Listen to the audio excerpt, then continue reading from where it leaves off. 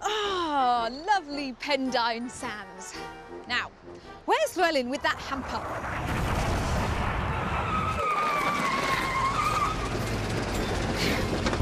Sorry, Lise. M4 was murder.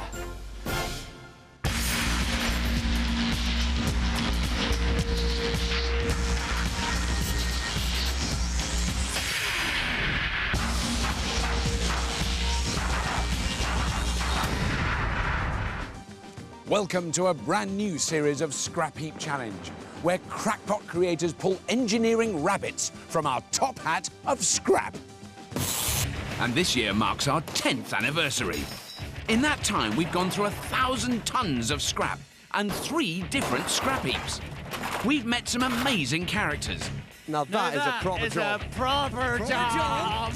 Created all manner of machines. There's brute force and ignorance on board that vehicle. And set over 100 unbelievable challenges. Oh, it's a double, really? Not only that, but we've taken the whole shebang on tour with our Scrapheap roadshows. And even taken to the skies. So well done, us. This time round, we've upped the stakes with 100 tons of extra scrap and another dozen mind-mangling challenges. And as ever, we've provided state-of-the-art tools. And we're off to a high-octane start for our new series as we attempt to break one of our own records.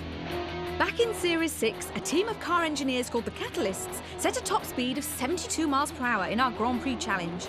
We'll be asking our teams to beat that in our very own scrap speed record attempt. And where better to do it than historic Pendine Sands? The marble flat sands of Pendine have hosted record attempts since the 1800s. In 1927, Malcolm Campbell raced his famous Bluebird along the shores, reaching 174 miles per hour.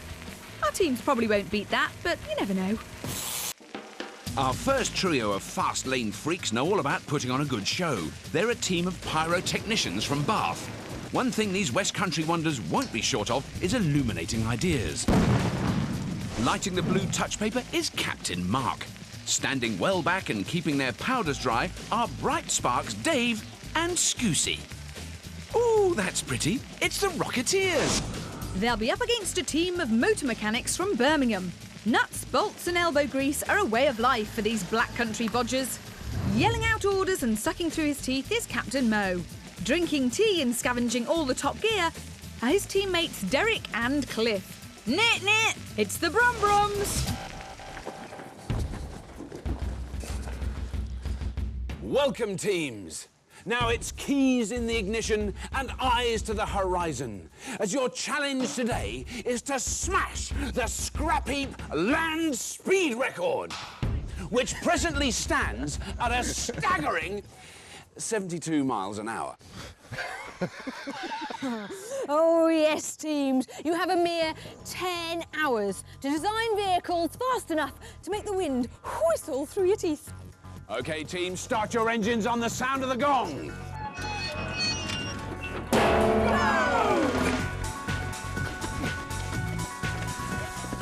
So what do you think then, guys? Land speed record, that's a good one, isn't it? Yep. What are we going to go for then? We need something with a big engine. Lightweight frame, we'll go for a rear engine, yeah? Definite. You're talking dragster? Got to be like Peter Perfect off the Bucky races. Yeah, definitely. Need some box steel to get a frame together. Our teams seem to have grasped the task, but they may be in need of some roadside assistance. So we've brought in the experts.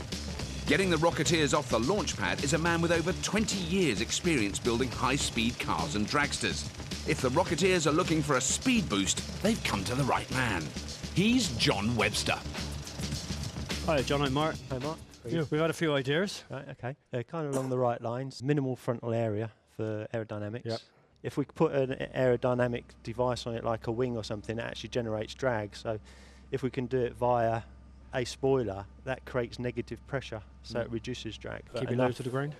Well, expert and team seem agreed on a classic land speed vehicle.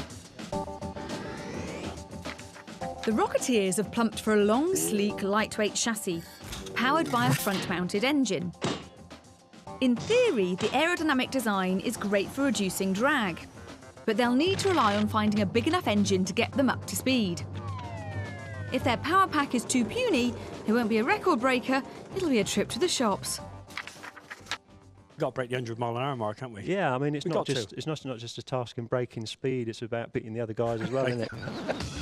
But keeping those other guys out in front is a man who runs a company prepping supercharged race cars for the track. He's gunning for pole position today, so there'll be no idling for the Brumbrums. He's Steve Howard. Hi lads, what you got? Right, what we've got is normal stretch box chassis, rear wheel drive. Yeah, kind of along the same lines I was thinking of as well. Okay. Same layout, basically, but engine choice, go for a big engine. You're going to need it. You're going to need plenty of power there. So I was thinking along the lines of V6, probably turbocharge it. Yeah. Get some decent power there. The Brumbrums vehicle will be an altogether more brutal affair. Like their opponents, they're looking for a meaty power plant, which they'll mount on a box chassis and give it extra grunt with a turbocharger. Power won't be a problem, but with no aerodynamics, they'll need all of it to get ahead.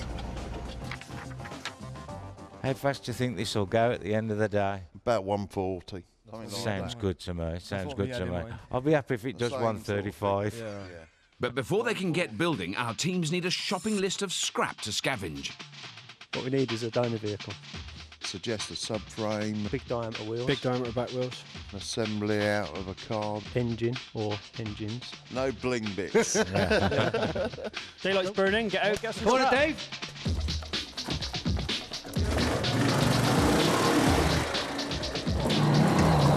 So it's a guided missile versus a power cut. That sounds like a recipe for some high-speed shenanigans. Yeah, but a recipe needs some precise ingredients. And will the Brumbrums find a big enough engine? And will the Rocketeers find a pointy-nosed car? In 1997, Wing Commander Andy Green drove a rocket car at 763 miles per hour. Here, back in 1902, Léon Zeppelin, a Frenchman no less, managed 75 miles per hour. But that's still 3 miles an hour faster than any vehicle built on Scrapheap Challenge. So this week, the challenge is simple. Our teams have to beat that record at historic Pendine Sands in South Wales. Over there. Get out, get some Go on, scrap. Dave. Time to go shopping. Let's get on.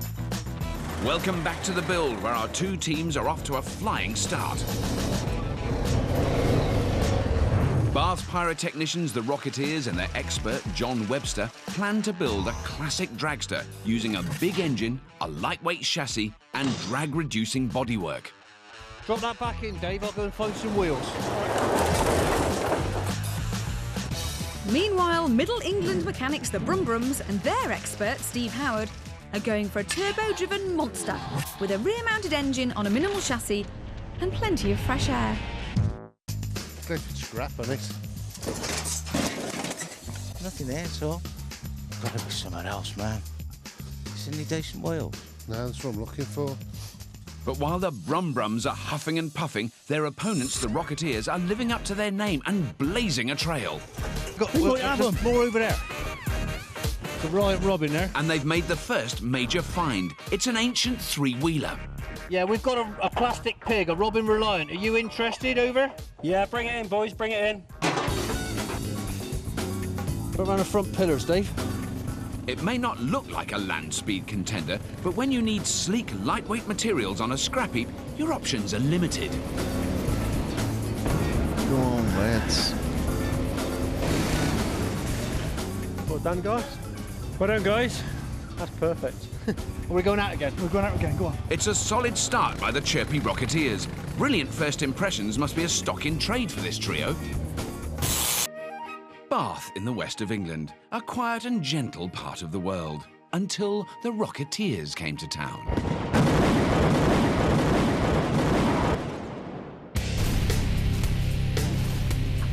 Leading this happy band of pyrotechnicians is fireworks designer Mark.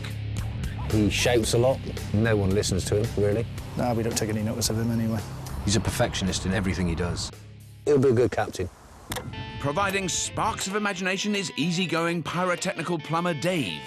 His head's always full of ideas, different inventions. Dave is very methodical and very precise at what he does.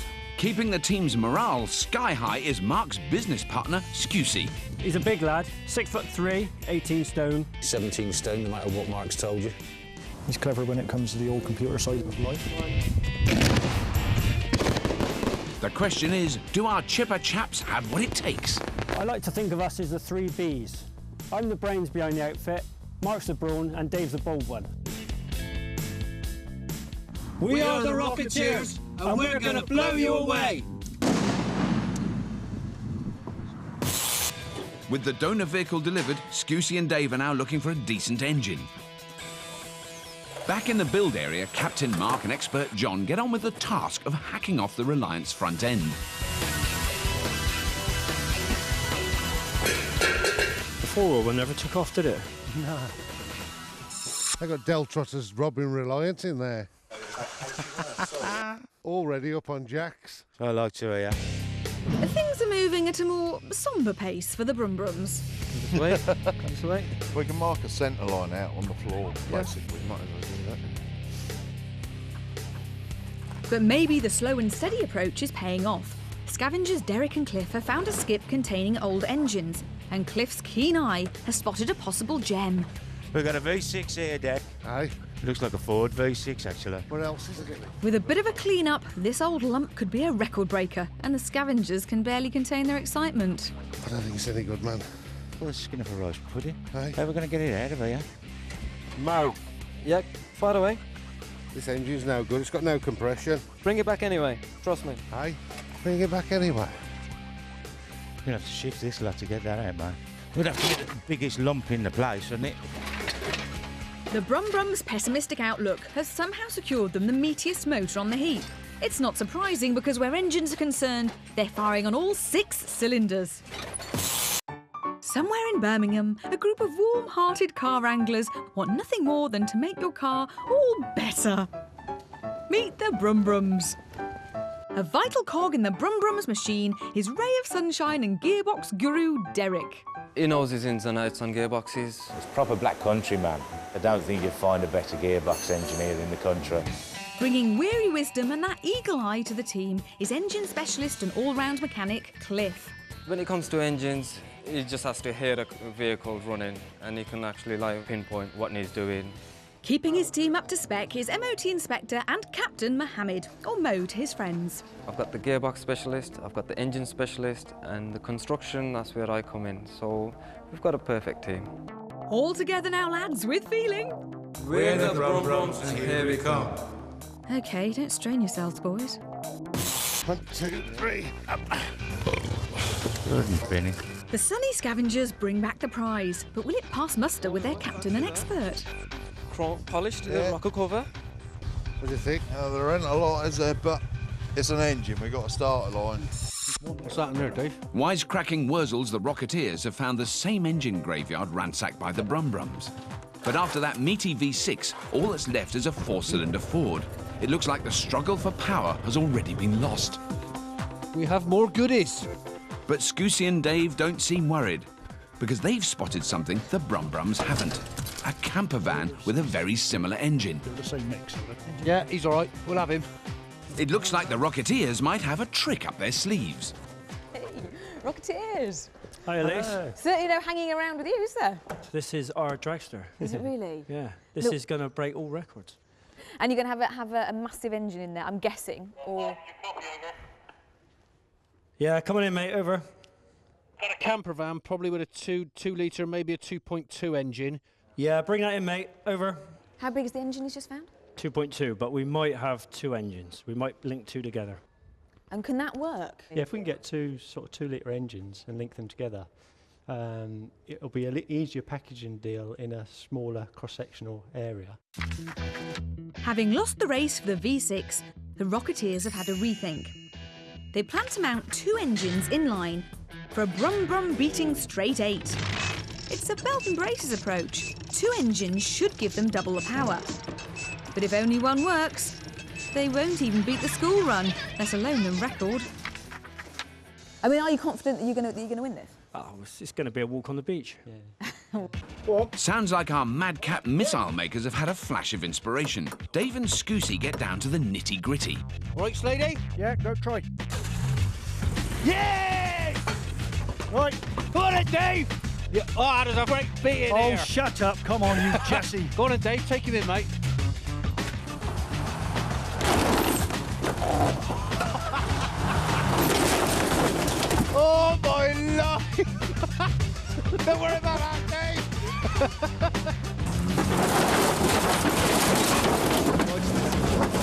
Blimey, Scutey. Bit battered and torn, but look at that. What's going on then, Dave? It's the best one I could find. What happened to the back? Say again? While the Rocketeers are running out of room, in the other build area, their opponents, the Brumbrums, are stuck with a solitary engine. No. Oh, this is a nightmare. But Cliff and Derek's morose approach may be about to improve Captain Mo's mood. That's what we want. That's it. And the axle. Box, axle, leaf springs. You've got your shaft assemblies, your back brakes. These will take the weight. This upturned Volvo could be the Brumbrums' dream come true. It has a gearbox, rear axle, rear suspension and brakes all in one unit. The Brumbrums reckon this could provide the entire back end of their V6 monster. A very welcome shortcut. But getting it all out is no easy task and could cost them serious time.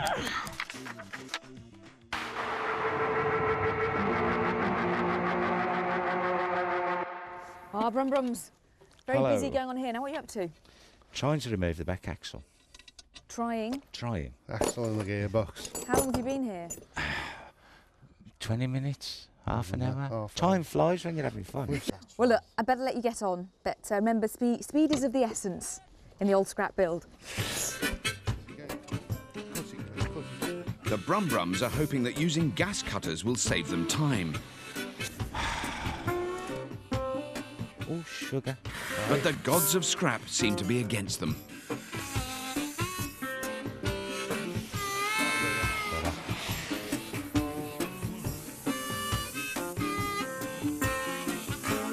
So with things finally hotting up on the heap, it's time to meet the man judging this week's efforts. And let's just say he's qualified for the job.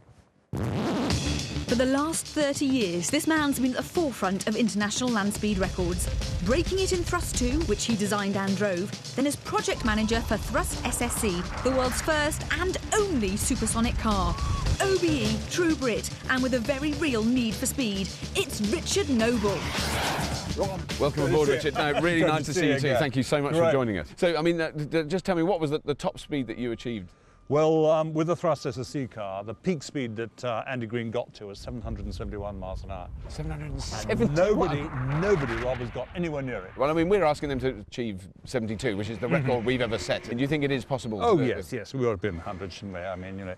Well, they're taking quite different approaches. I mean, the Rocketeers are going for 2 engines. Now, the use of 2 engines is really interesting because what it means is that he's got a long, thin engine, and that means he can reduce the width of the car, what we call the cross-sectional area, and that has a direct effect on the aerodynamic drag. But he's going to have a lot of problems actually linking those 2 engines up, because if he doesn't get it quite right, they'll fight each other, they'll fight the coupling, few problems there. So that's an interesting one. Brumbrums, on the other hand, are going for super simple V6. Now what they've got is a good solid S6 engine there, which they're planning to turbocharge it. And that's good because everything's about power in this game.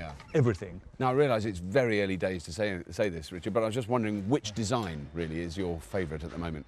The Brumbrums, well, these guys basically can get the power. That's where they are. So I'm with them at the moment. You're going with the Brumbrums? Yeah. Well, I won't tell them. I don't want it to go to their heads. So our judge likes them and things are finally looking rosier. But what was meant to be an engineering shortcut has eaten up valuable build time. One way of doing it. See what's next now. What do you think to this then, Steve? Looks good. Gives us our rear suspension and rear drive. Teams, you have 6 hours remaining. 6 hours remaining, teams. Thank you. With time running out fast, West Country wags the Rocketeers have been busy finding an ex-Army Land Rover trailer with 26-inch wheels, ideal for their Del Boy dragster. John's happy enough with his new wheels, but now it's time to get serious. Right, John? Hey, Mark, what do you think of this? This is the input shaft out that other gearbox. Yep. To link the 2 engines together, what I'm proposing is if we jig the bearing support up on the flatbed. Centre it, yep. Yeah, and then we weld it. Yeah, and then once they're linked together, but this is going to be our primary drive, so if this fails, we've always still got 1 engine. 1 engine, but brilliant. It should be good, I think. The Rocketeers have already decided to combine 2 4-cylinder engines to create what's known in the trade as a straight 8. But they've reached a crucial part of the build. it's time to connect the two engines. John's hoping the link will be strong enough and straight enough to harness the dual power. Without the strength, they'll be down to a single four-cylinder. And without perfect alignment, the engines will fight each other and most likely blow. Either way, they'll be going nowhere in record time. Oh, afternoon, gents. Wow, Hi, look Rob. at that. Wow. Yeah. That's an engine, and it's coming out. Yeah. Slowly. So you got this? Is this your second? Have you got one engine already out? We've got one engine already. Right. This is our second, which we're gonna bolt the two together. But then, how do you actually join the front engine to the back engine? We've got a flangey bit. A flangey bit. A flangey bit. This is what we're looking at, hopefully. So that is basically it's this bit that will join the two engines together. Yep. Yeah, and then the two will be. Well, that looks pretty chunky and solid. That's the weak spot, though. We can't have no play in it. No. Otherwise, when we're zooming down the sands at 100 mile an hour, the engine's going to go pop. Yeah. While Dave steps up to the task of getting that crucial engine link built, Scusi and Mark have found the front axle for their dual-engined dragster. Trouble is, it's still attached to an old Austin Metro. Can you drag it back easy or not? Take a bit of work, but I can get it done, yeah. That worked. With their customary sparkle, the Rocketeers lay claim to their vehicle. But have they been too hasty in their choice? What do you think then, John? It's not exactly what I envisaged. Make the most of a bad thing. Yeah. While his team debates the merits of buying British, Dave knows his engine coupling will need more efficient engineering. German, good and tight. Elsewhere on the heap, their opponents, the Brumbrums, have been slow on the scavenge, but now they've found a bit that will definitely give them a boost. Mo, Go ahead. found a turbo on a 405 diesel. We're low on compression on this engine. We definitely need a turbo. Well, it ain't going to be a 2-minute job, Mo. But it's clever Cliff to the rescue again with another time-saving idea. Mo, Cliff? we're going to drag it out and bring it back up to the build because we think the front suspension's going to be okay, plus the steering, plus the turbo. With the arrival of that vital turbo in the Brumbrums build area, both teams have ticked all the boxes on their engine wish list. Want the whole Be thing all right. straight on? And this way we can get at the turbo as well now. Well, the teams seem to agree it's all about the power. Both teams are loaded up with engines and ready to build their beasts. Can the Brumbrums cram a V6 and a turbo into their Mad Max power cart? And can the Rocketeers finally achieve liftoff with their double-engined dragster? This man drove a car at 633 miles an hour. Then he led the team that designed and built a car that went at 763 miles an hour and broke the sound barrier. All we're asking our teams to do is break our speed record of 72 miles an hour. There's a catch, though. They've only got 10 hours to do it, and they've got to make it out of scrap. Pendine Sands, the spiritual home of British land speed record attempts, awaits our teams as they go head-to-head in a high-speed challenge. Bath firework designers, the Rocketeers, and their expert John Webster have begun building a dragster using an old Robin Reliant and not one, but two engines. Their pointy-nosed speedster is slowly taking shape, but they're still missing what many people would consider vital bits of their build. You didn't want brakes on it, John, did you? Once you go in, you ain't stopping, mate. Yeah, we can dump all that. Birmingham mechanics, the Brumbrums, and their expert Steve Howard are keeping it simple with a turbo-driven engine on a ladder chassis. A slow scavenge has given them an engine and a rear axle. The rest of their components, including the front axle and that all-important turbo, are still sitting outside their build area, inside a Peugeot 405. How you getting on, Cliff? You ready? Slow, mate, slow. Wouldn't, Benny. Aye. But after much huffing and puffing, Cliff has finally disconnected his team's turbo. One turbo. A turbocharger works by using exhaust gases to power an air compressor, which forces more air back into the engine. This allows more fuel to be mixed with the air for a boost in power. But if the turbo's too big for the engine, the extra air pressure will cause the fuel to explode before it should, damaging the engine. And if it's too small, it can't compress enough air to feed the engine and simply blocks off the exhaust, causing it to lose power. Do you think it's going to be worth it, or...?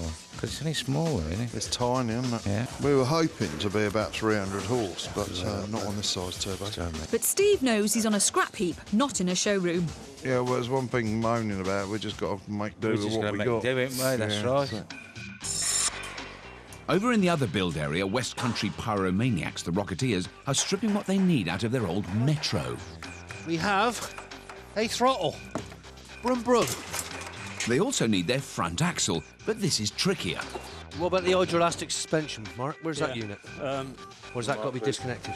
On a Metro, the axles are linked by a sealed system of hydraulic fluid. Remove either one, and there's only one outcome. Pressure in there. All right, mate?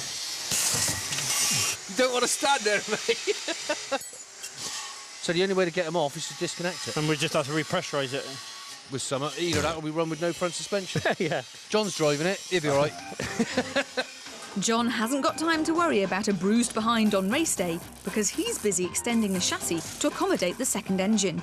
Both of them have got such a lot of complicated problems to solve. I mean, the Brum-Brums with the turbocharger, which I just thought, oh, they'll take that off that and bolt it on that. Two problems with the turbocharger. One is that basically it's taken up an enormous amount of Steve's time. The second thing is he's got a V6 to drive. That turbocharger comes off a small car, so it's going to have to work really hard and George will really boost that big 3-litre engine. Right. Could it actually work against them then? It certainly could. It certainly could. It could actually throttle the engine. Right. But then the Rocketeers lining up two engines, I just think that's... Now, this is very high-risk strategy, it really is.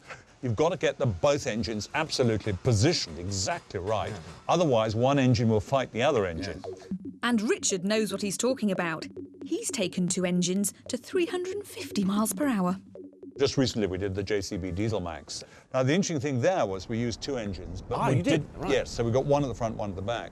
But we didn't take the risk of trying to couple the engines up. Right. So each engine has got its own 6-speed transmission. So we avoided that risk. Yes. But now, have you changed your mind at all about your favourite? Well, at the moment, basically, I'm with the Brum-Brums. I think they've got a practical and reliable solution to this. So coupling two engines was considered too risky by a world beater. Have the Rocketeers learnt the lessons of history? Oh, I'm a Rocketeers. Last time we spoke, you were going to have two engines bolt them together. Is that still happening? Yep. Yeah, we're trying to get them mated together in a way that we hope they're going to survive. So, have you had them both running? We've had one running. We know one's really good. Rocketeers, I'm really pleased to see you've still got smiles on your faces. You have got such a lot to do, though. I'm going to leave you to get on with it, and I really hope you're still smiling at the end of the day. Great. Good luck, guys. Thanks very much. Cheers, thank you.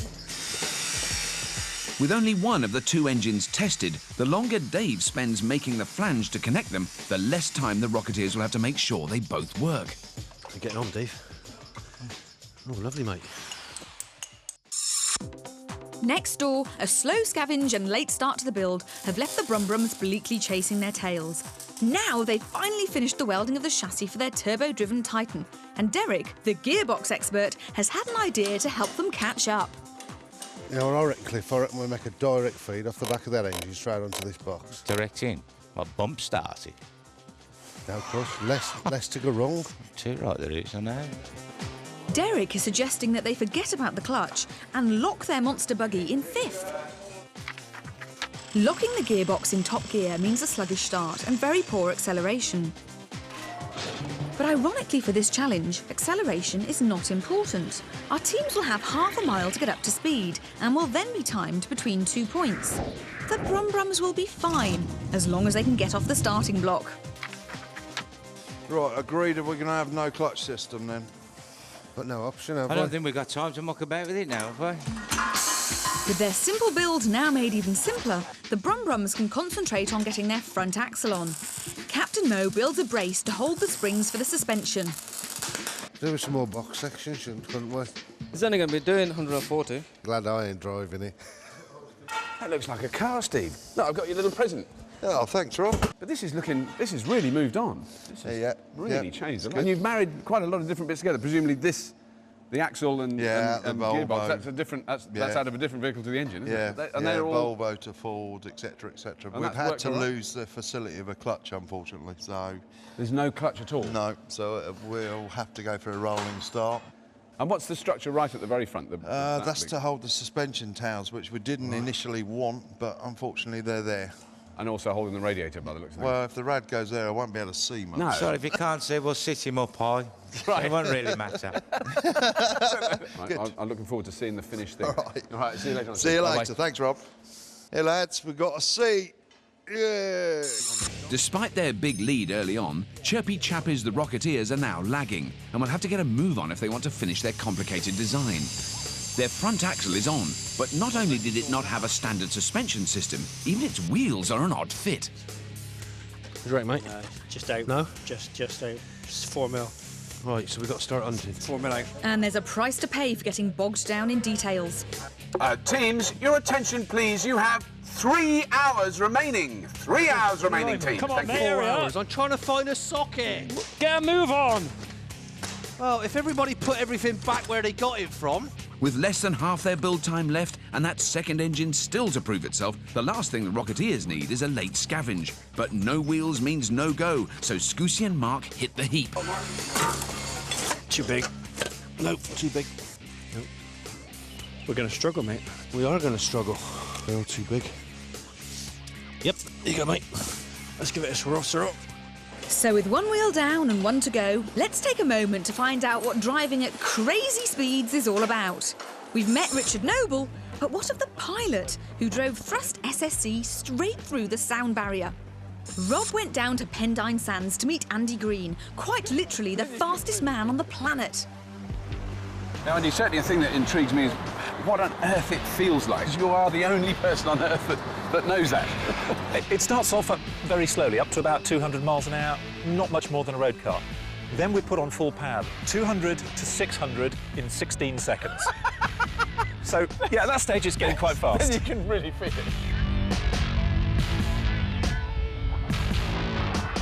So how do you get the opportunity to drive the fastest car on the planet? When Richard decided he wasn't going to drive the car, he basically put an advert in the paper, shortlisted 16 people, a whole variety. We had some drag racers, some civilian pilots, helicopter pilots, and of course the military fast jet guys. Over a series of weeks we got down selected until eventually he finished up stuck with me. Right. Now, one of the unusual things about the design of the car is the fact that it's got rear wheel steering. Why is that? We had to make that choice. We had the twin engines, the intakes at the front, there is nowhere to put the steering gear. We also have 34-inch 300-pound wheels. The gyroscopic forces are so huge that you just can't turn them. We couldn't find a way of solving that problem.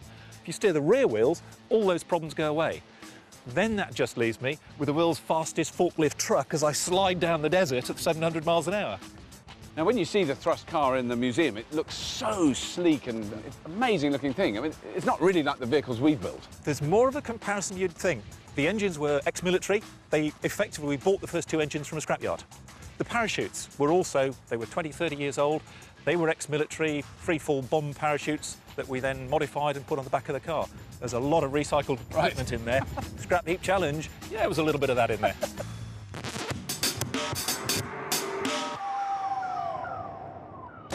Back on the heap, night has fallen. Like Andy Green, Bath gag merchants, the Rocketeers, have also had their feet on the accelerator, looking for a second wheel to fit their non-standard front axle.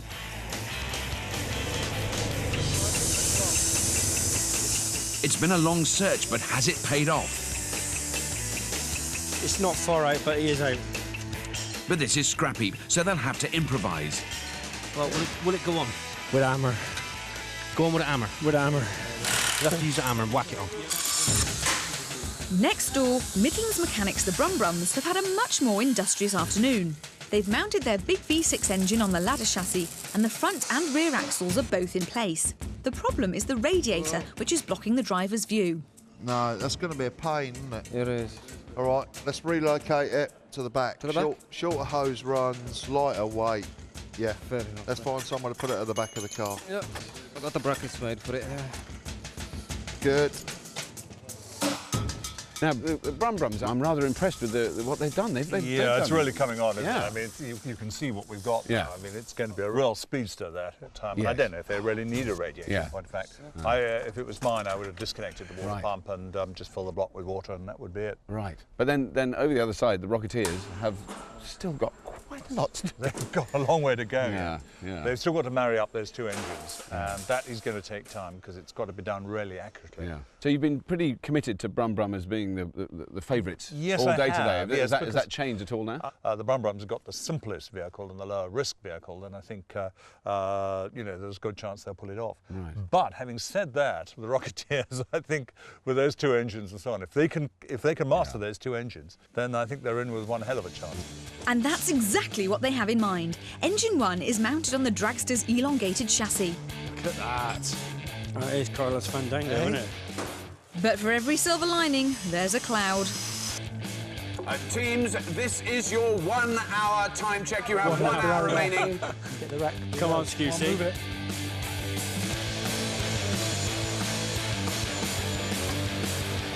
Engine 2 slots into place without a hitch. And Dave's delicate flange fabrication marathon is finally coming to an end. Come on in, boys.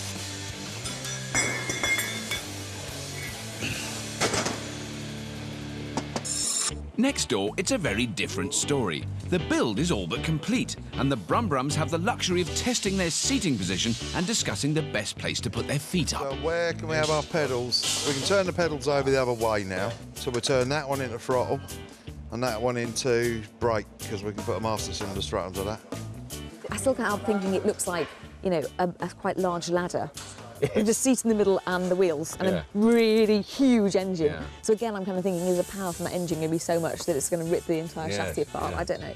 And no clutch. So not exactly a smooth start, probably, from the standing start. No, they have got some suspension, though, which is an advantage, yeah. At least I'll be able to see the crabs walking across the sand. John, I can't wait to see you roaring down those sands. Those Rocketeers, they're clever, you know. They've got both engines just about fitted in, and they're going to join them together. It's a scrap classic. It is a scrap classic. And everything about it is great because it's all just about going to be thrown together at the last minute. And have they tested their second engine? No. It's a scrap classic. The Rocketeers have now lined up their second engine accurately and are making sure it won't budge. I should have been a welder. And they're even turning their attention to the aerodynamic nose section to fit around their new front axle. Hey, steady. How's it going, lads? Nearly there. Nearly there. Yeah, excellent. Next door, it's just a matter of making the pedal position permanent, and for Steve to make sure they've not made the oldest of scrap heap mistakes. Hey, we're there. We've got an engine that turns over. We still need some sort of fan belt. Those usually tights, Dick. Aye? Those usually tights. We're not in Birmingham now. As the final seconds tick away, the Rocketeers have got their nose section on, but in their haste, they've left those engines unconnected and one of them untested. They've given themselves a huge amount of pressure for tinker time. OK, teams, your time is up. Switch off your engines and step away from the build area. Oh, that's good. Well done, Dave. OK, teams, you've certainly been caught speeding today, but how will you fare tomorrow? Yes, you'll need to get some rest, gentlemen. You have a testing time down at Pendine Sands, where you'll be making an historic attempt in our Scrap Speed Record Challenge. Well done, teams. Yay! Turbo's there. There's only a couple of pipes. Tinker time. 10 minutes. Job done. It's been a supercharged start to the new series, but who'll be fastest over the finish line tomorrow? Will the Brum Brums turbo-driven monster get the revs they need to win? Or will the Rocketeers reach escape velocity with their twin-engine dragster? Our two teams, the Brum Brums and the Rocketeers, are hard at tinker, having spent all of yesterday building their souped-up speed machines. They're looking to smash the Scrap Heap land speed record. And the rules couldn't be simpler. We give each team half a mile to get up to speed. Then we'll measure their time between these two posts. After 2 goes, the team with the fastest single run will be declared the winner. But there's a tinsy-wincy problem. Didn't realise it was going to be an underwater challenge, Richard. Yeah, it's looking that way. Makes me feel like King Canute here. Yeah, I'm sure. No, push it back a bit further. So it's actually a lovely spot for the teams to work. They can actually see the track they're going to have to drive on. Absolutely. It brings it all home, doesn't it? It really does. Midlands mechanics, the Brumbrums, have attached the all-important turbo to their V6 monster and are putting on a final coat of paint. The worries with the turbocharger was that it was too small for That's the right, we've got engine. a 3-litre engine here, Yeah. and the problem is the turbocharger's come off a 1.5-litre engine, so it's got to work twice as fast. So if it works, it works, but if it doesn't work, it's going to strangle the engine. Yeah. The Rocketeers, well, the looks are really good. I love the big... Well, we've got the fin on the back fin now, on the which back, is great. We've got the two engines linked up, and it's very ambitious stuff. It is. It really is. Bath Fireworks designers, the Rocketeers, are adding an aerodynamic shell and go-faster stripes to their twin-engine dragster. Now you've seen them, what do you think? Have you changed your mind at all about a favourite? Well, I'm still with the Brums, but basically the Rocketeers are coming up fast on the inside, you know. That's a sign of misspent youth, isn't it? Yeah, right. Look at that. That's better. As the tides recede, our teams head out onto Pendine Sands for their historic encounter. First up, it's the Rocketeers. Expert John is having the first go, and 72 miles per hour is the figure to beat. Rocketeers, the Scrapheap land speed record awaits. Start on the sound of the horn in 3, 2, 1.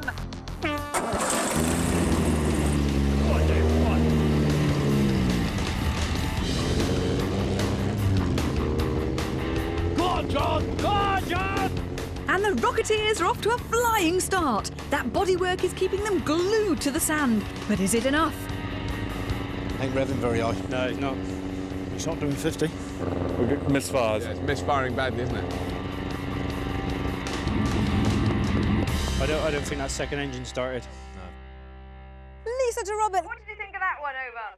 Well, it was a very, very good start this end, but it did sound like there was a bit of a problem once he got up to a certain speed. Which explains their, I have to say, slightly disappointing speed of 44.2 miles per hour.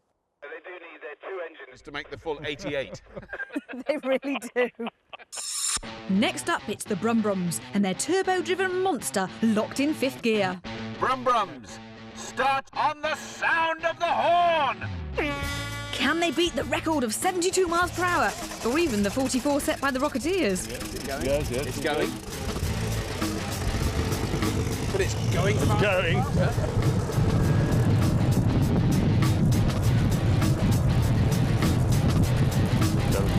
Is it slow? It's lost the gear. It's slowing. That was 50. Blew it out. Hey? Just blew it out. It's that turbo. What a disaster.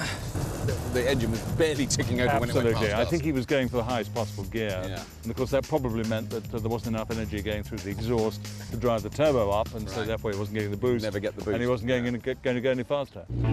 So after a disappointing first run, both teams' worst fears have been confirmed. The Brumbrums' Tiddly Turbo has knocked them back to a pedestrian 29 miles per hour, while the Rocketeers' Dicky twin engines have kept them barely ahead at 44, which was a new land speed record in 1899.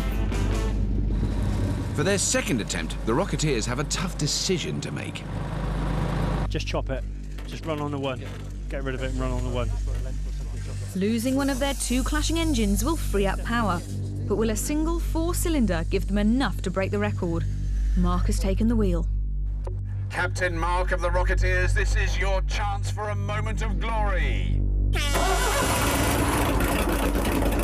Clear it! Dip the clutch! Sure it was a front engine? I guess it was the other engine then, John. I like the way the fin waggled, you know. If we got up and sprinted now, I think we could probably catch it. Oh, he stopped. He ain't even made it.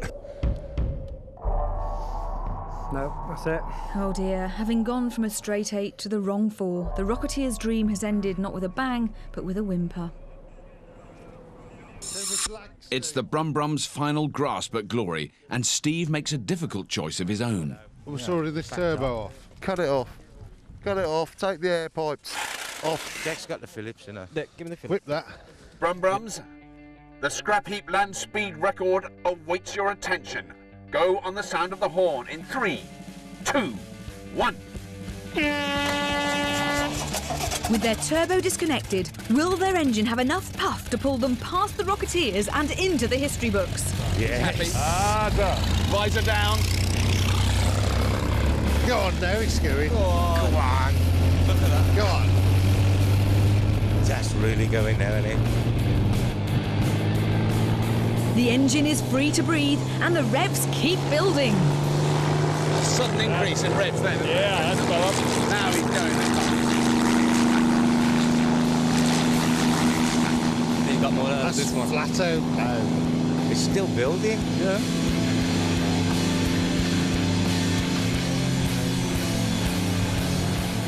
Oh, brilliant! Thrust to it, your heart out. All good. In fact, I think we're going to set a record there of ourselves. Oh, yeah. Yep.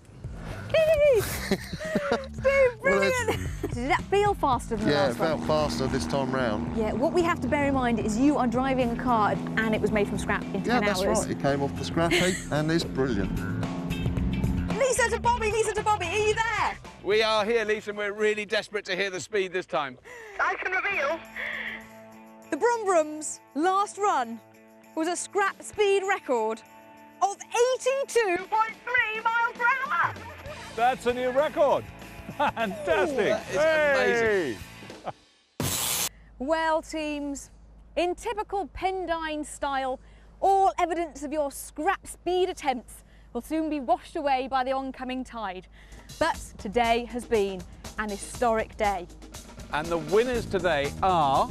Brum Brum! Yay! Well done, guys. Commiserations. Get the champagne open. Go on. Cheers. Well done. Congratulations. Oh, nice. And if that got your revs redlining, then join us again next week when 2 more teams throw caution and more to the winds. We'll see you then. We go flipping crazy next week as a team of hot air balloonists from the Wirral take on a trio of aquarium builders from Weymouth in a scrap heap style shootout.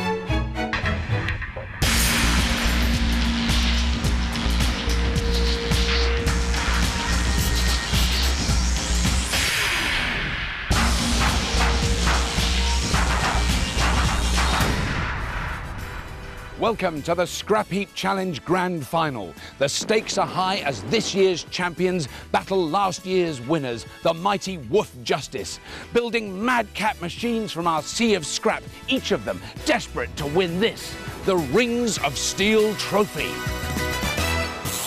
They'll have to construct machines like these, amphibious vehicles. But as this is the grand final, there's a sting in the tail. Engines are banned. First up are this season's winners, and these military machine enthusiasts from Berkshire are crazy for camouflage. Shouting the commands falls to Captain Bob, while taking the orders on the heap will be Paul. And his fellow scavenger, check. Hetage on! It's the Rusty Regiment! Aiming to pierce those guys' armour are the reigning Scrapheap Challenge Champion of Champions. They're a trio of police dog handlers from Newcastle who know a thing or two about dealing with tools. Leading these canine coppers is Simon, while sniffing out vital scrap falls to Neil and Jeff. They're not barking, they're Woof Justice. Welcome to the grand final, teams. You must build amphibious machines, vehicles that are as happy on land as they are in water. Not water again. But be warned, these babies must be human-powered. Teams, you have just 10 hours. Go on the sound of the gong. Wait for it, guys, wait for it.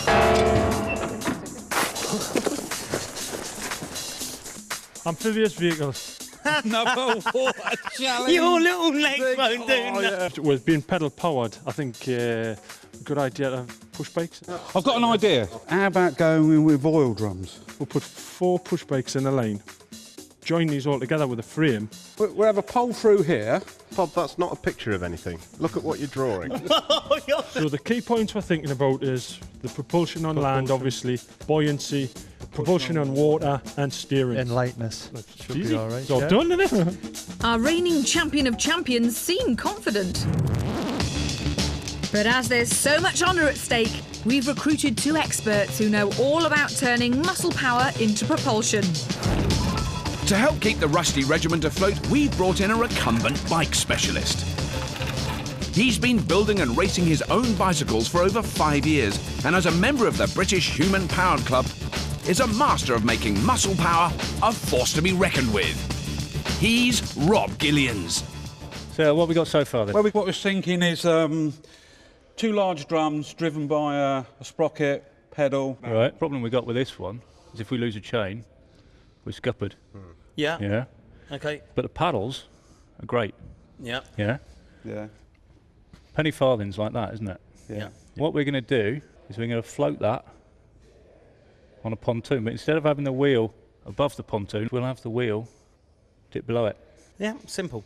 Yeah. So expert Rob has stripped his team's paddle-based plans down to take a more simplistic approach.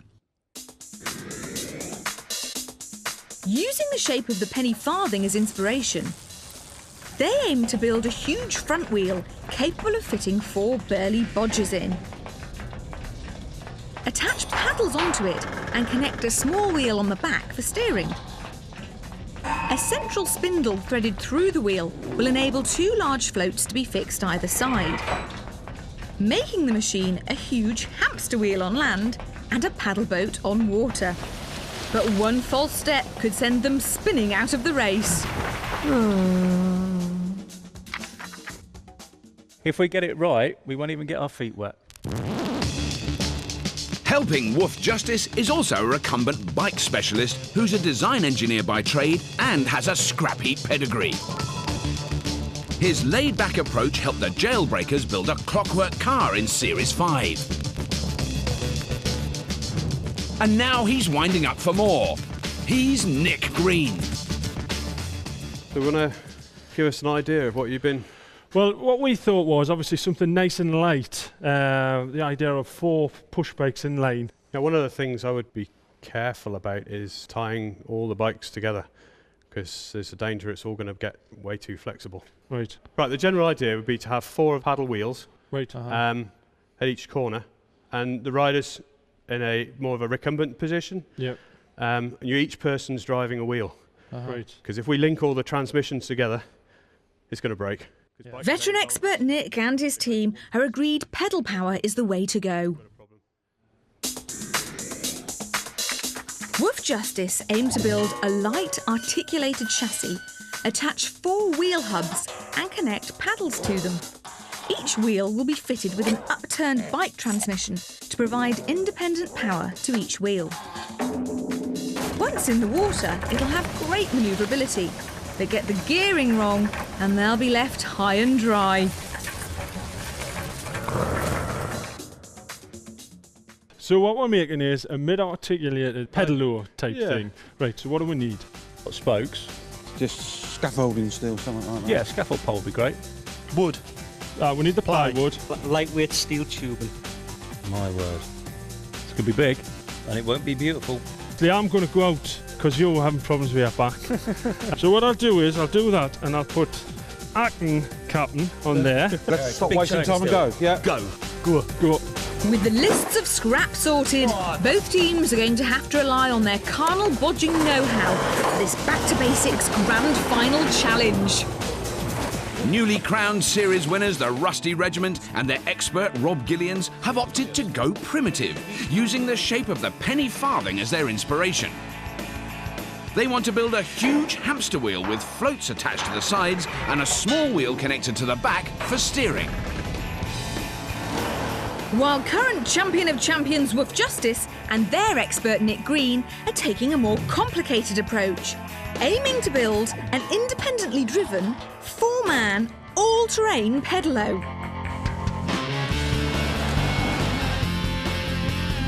Check. Yes, mate. Look for things. With less than 10 hours to build these amphibious machines, each team is on the heap in search of vital scrap. No, go right round that way, go round the heap that way, I'll go round the heap this way. Sniffing out the first find is Geordie Canine Copper Neil. Simon, there's one bike across here. That should do. But they need 4 separate bicycles for their all-terrain pedalo. Luckily, Neil's making light work in finding them. Which is good, as his fellow scavenger is newly demoted Captain Simon, a rookie on the heap. Woof Justice, welcome back to the heap. It's lovely to have you back. You happy to be back? Yes, yes. I'm a bit strange about being out in a scavenging out here, I was going to say, Captain's crossed out, somebody's written scrounging on the top. What's going on with that? Jeff's got a bad back, so Oh, is he? I've given him a little bit of a respite in there. Talk me through your idea. You're going to have this as the buoyancy aid. This is the buoyancy aid, which is going to be underneath. Then we're going to have wheels made out of push bike wheels, 4 people driving, 4 separate wheels, articulated in the middle, and big paddles on the wheels. It's not an easy one, I have to say. No. When you said amphibious vehicle, I was over the moon, until I missed the bit about amphibious. Well, look, guys, it's a really big old challenge. You've only got 10 hours to try and do it. Do you want to hold on to that Rings of Steel trophy? Oh, of course. Of course. So it looks like these police dog handlers from Newcastle haven't lost any of their old scrap heap sparkle.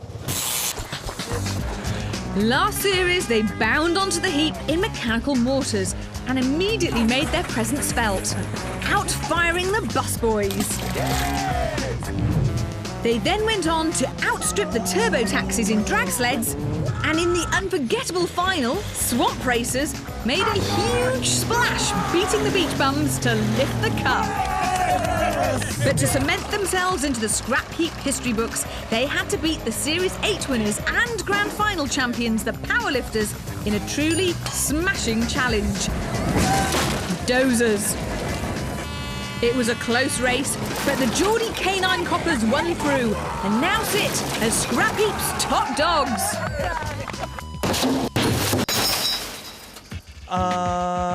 Hoopy, we got to make a big circle up. Back on the heap and snapping at Woof Justice's heels are the Rusty Regiment. Oh, it's a big bit, isn't it? They've found an old steel support for an ornamental glass roof, which could make ideal rims for their giant hamster wheel. Hunt for some more of this. Okay. If not, we have to put it back in the heap. Okay. Paul? Yeah? Got another one. Bring it over, chug it with that one then. I've got another one. Have you? Yeah, another one here. Bob, I found some bits of hoopy steel, 1.5 inch by about 3/4 inch. Yeah, that'll do. Bring it in. Just bring it in. Bring it in, Paul. Fantastic. Good find. The Rusty Regiment have never had it so good. These military vehicle enthusiasts from Berkshire have had to fight tooth and nail for their scrap heap title. In the Rusty Regiment's first challenge, powerboats, they had a tough time. But amazingly pulled a boat out of the bag, which sailed them through. That is what we've been wanting on Scrap Heap for 10 years, a boat that goes fast! To beat the supermodels, they had to dig deep. Come on, it's sinking! In another water challenge, marine salvage. Come on, Rusty Regiment, you can do it! But it was in the final, land tugs, they really pulled together. There's a lot of smoke coming from the engine! They snatched victory over the Dark Riders and were crowned Scrap Heap champions.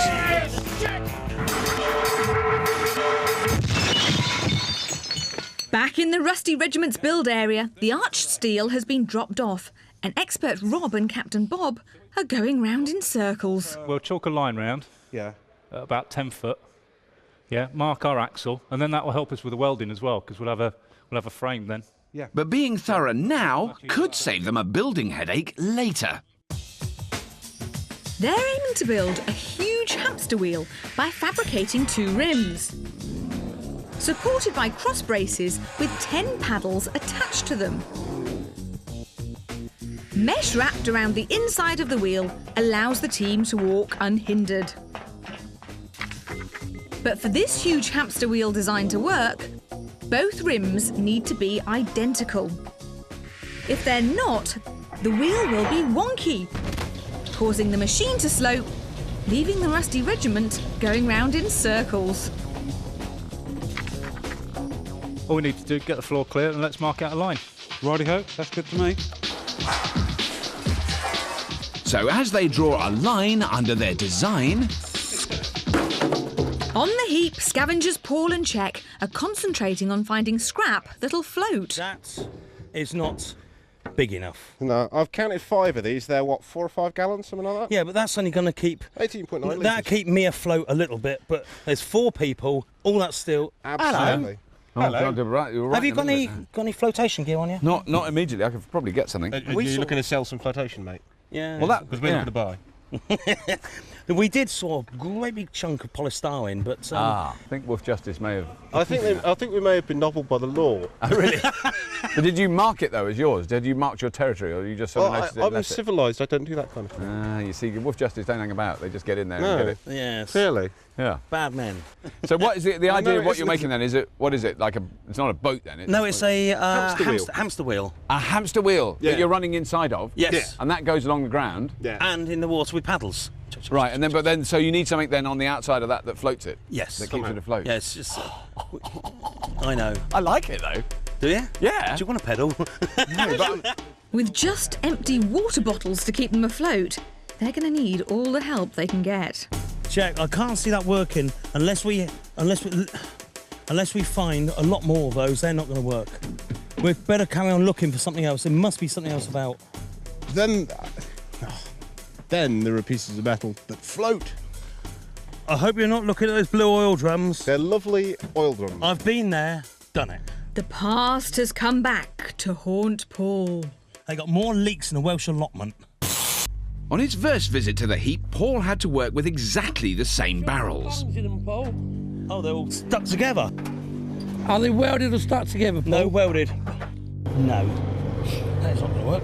And he had an absolute nightmare. I'm not playing unless I really, really have to with them. I don't like them. Okay. So as the rusty regiment scavenge stalls, by contrast, there's no stopping Wolf Justice. Neil, go ahead. What's that? Is that ply on the side of that horse box? Barking the orders is demoted Captain Simon, who just can't help himself. See if you can knock them out, Neil. But it's paying off. They're stripping the heap of plywood, which is ideal to make the wheel hubs and the paddles for their all-terrain pedalo.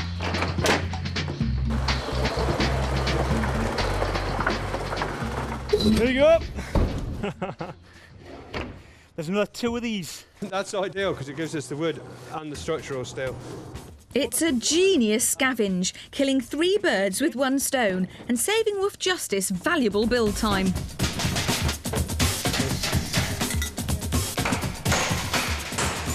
Whilst Wolf Justice's mood is positively buoyant, next door the Rusty Regiment are struggling to keep their build afloat. Floaters. Well, actually, that's all the flotation I can take. There's no polystyrene. The feeding dog handlers has nicked it, swiped it. They have. I just can't find anything. While Paul groans to deaf ears, Ace Scavenger Check is still scouring the heap.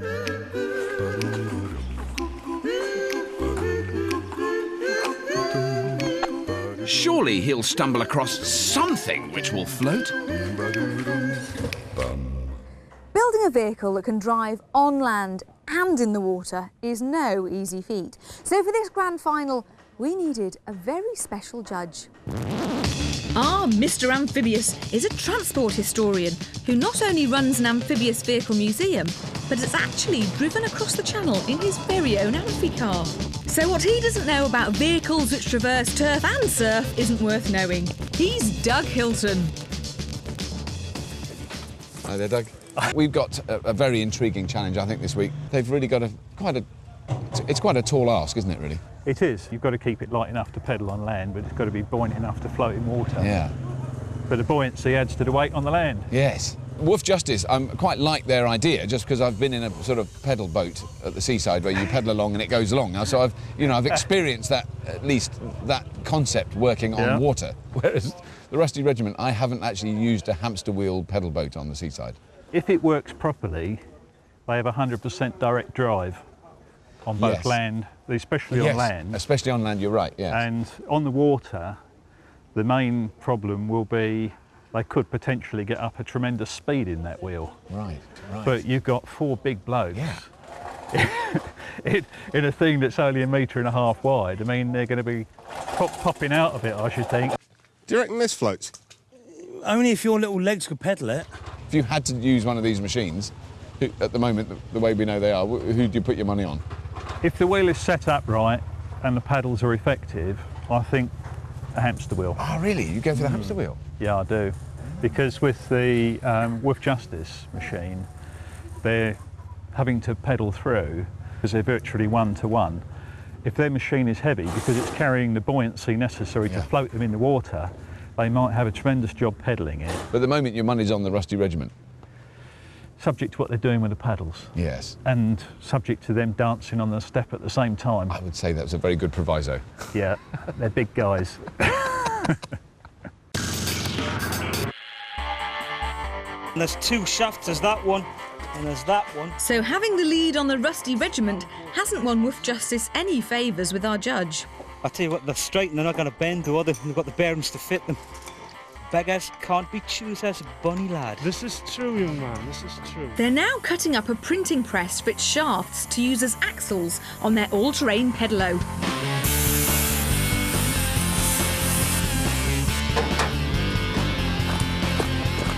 Although the weather has turned against our reigning champions, there's no sign of it holding them back.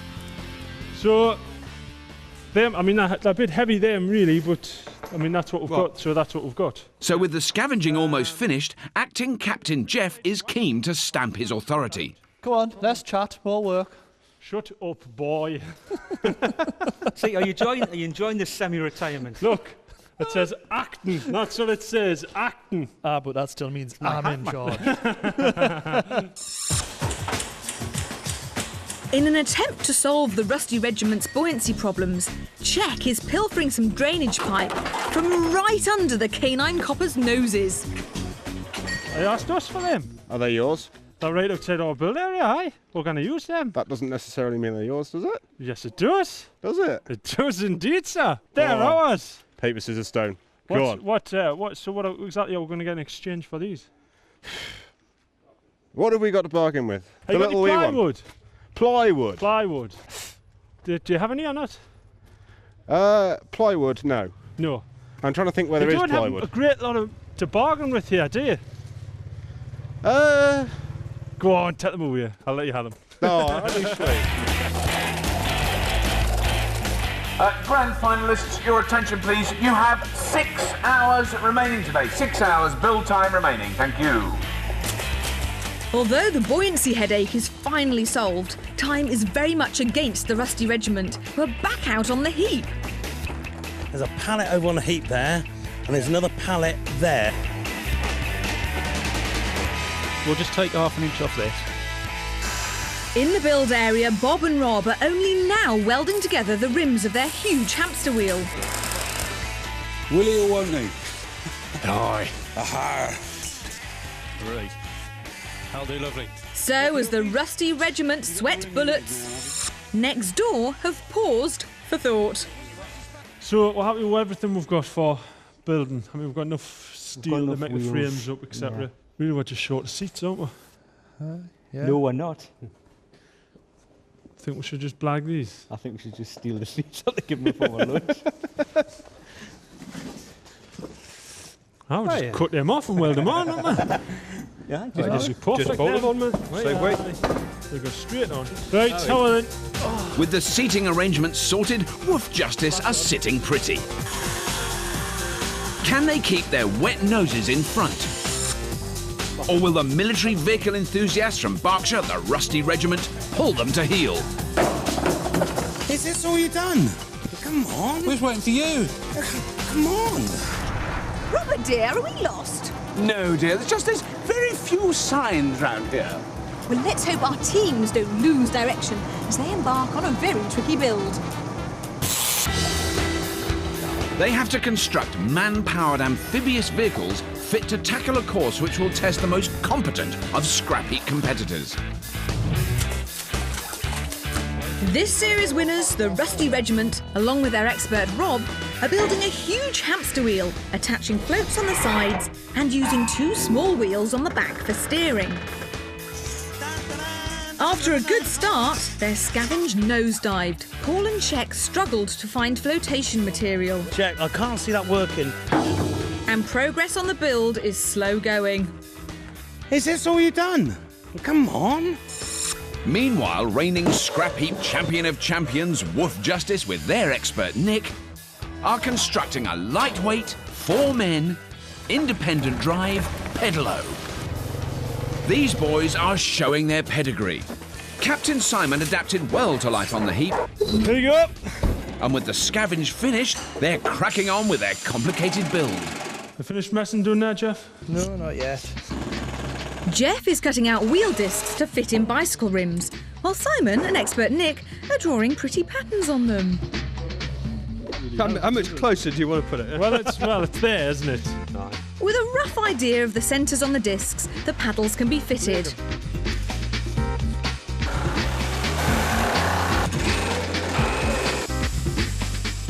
So, there you are, mate. Oh, brilliant. Oh, look at that. There's going to be enough push on that, isn't there? Well, Despite a good work rate, the intricacy of Woof Justice's build means they still have a lot to do. But at least they're getting on with it, which is more than we can say about the Rusty Regiment. Okay, you want thin pipe, don't you? You don't want heavy pipe. Scaffold tube's too heavy. too heavy. They need a load of steel to make a pontoon which will support their large hamster wheel once in the water. So, lots of steel. I'm not hanging about with you losers anymore. Get on and do some work. So with the Rusty Regiment still out scavenging and Woof Justice deep into tackling their complicated build, how does our judge see each team progressing? Now, Doug, as a casual outside observer, I'm witnessing Woof Justice, really tight professional team one side, and on the other side, the Rusty Regiment. They haven't really done that much yet. No, I'm not sure. Their design seems to be getting heavier and heavier all the time. Because they've got to get so much flotation on that because it's such a heavy machine. They're going to be nigh on a tonne in weight. They've got at least a cubic metre of buoyancy that they've got to put onto that. Right. Our judge has hit upon the testing challenge, which each team must overcome. It's obvious an amphibious vehicle needs to float. But to work effectively, each machine must have the correct buoyancy. If they float too high, the paddles won't hit the water. Too low, and there will be too much water resistance on the paddles. Oh dear. Now, Woof Justice seem to be working together really well. Very smooth indeed. They all know what they're doing. Their machine is just so lightweight as well. They're building a machine which I think is going to be at least a third of the weight of the Rusty Regiment machine. So Woof Justice at the moment have got your 50p. I think Woof Justice are creeping in advance now, definitely, yeah. But obviously we see what happens. The Geordie canine coppers are going to need all the encouragement they can get. As Jeff perseveres with the wheels, the rest of the team embark on constructing their complicated, lightweight articulated chassis. Simon, I'll tell you what to do. A couple of bits of gas steel down the outside, tack it together where we want it, then we'll build a pivot while it's tacked together so we know what's going on. Ready? Yeah. Would you not agree? Oh, it's a bridge. It is. It's a swing bridge to go across the Tyne. We're not actually going to paddle in the water, we're just going to just bridge the water. Yes. Can you explain it to me though? Yeah, we'll get the chairs. Amphibious vehicle. We'll get the chairs. Do you put chairs in? There. Okay. Are you all facing the same way? All face forward, yes. Wow. sitting here. It's a wheeled pedalo, apparently. Push bikes in front of it, pedals. Right. Giving it this. Yeah. Wheels here. Yeah. What Jeff's been making. And then when we come to turn, we'll have a big T-piece on the back here. Yeah. Neil, jump up a second, please. So when he pulls on that side, and that turns it. And it turns it there. Fantastic. Grab hold of one side, because I'm not 9 foot high. With all of their components back, the Rusty Regiment can finally begin some real work. Except time is not on their side. Teams, you might like to know you have 4 hours remaining. Hey, plenty of time. Fantastic. What we're going to have to make sure Yeah. is these first couple go on straight. Right, back that way a bit, Chet. Lift that up so that bar's parallel. I'll tell you when to stop. Keep going, keep going, keep going, stop. It's not going to be 100% right. Having all hands to the pump seems to be paying off for the Rusty Regiment as they piece their giant hamster wheel together. Well, that's fine for me, that's fine for me. Rusty Regiment. Oh, hello. Afternoon. Hello. Just This in is time. definitely looking like a hamster wheel. Is there going to be enough room for the 4 of you in here? No, there's only going to be 3 of us in there now. We have a steering person too. Ah. Steering So, person. Paul, you're going to be on the little wheel at the back. That's what they said. Okay. So, what else do we need to do to this? The orange stuff we got down there is going to be an A-frame which we build onto the pontoons. So the pontoon goes right the way round, and then I stand on the back and I steer it and... With a kind of ruddery Tee-hee. type thing. Wait. Yeah. Okay. I'll let you get on with it, Rusty Regiment. Thank And you very I'll come and see you much. at the end of the build. Well done. Thank you. Okay. Bye-bye. Oh, there's going to Hey, be a pivot. There's going to be a canny pivot on that, mate. Next door, the complexity of Woof Justice's lightweight articulated chassis is eating up valuable build time, but Captain Simon is still not satisfied. Have a look. There's loads of play on that joint. And I mean, we're quite happy with a little bit of play on that. Better to be safe than sorry, these meticulous canine coppers decide to test the strength of the vital pivot. Hey, would you dare for me and Jeff to get on there at all? Mate, it's real. Go on. If we move forward onto nearly onto the pivots, we're not going to... Just move a foot length forward.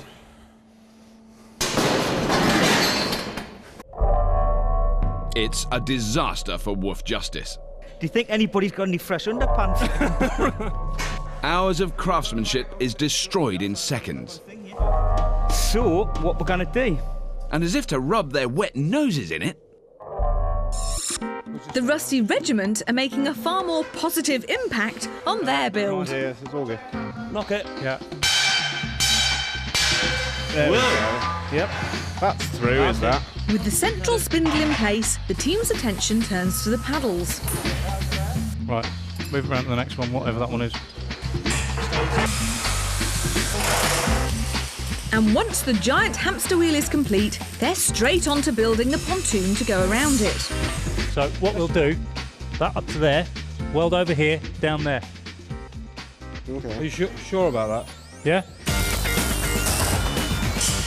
The Rusty Regiment have proved all series they're masters of pulling a vehicle out of the bag at the last minute.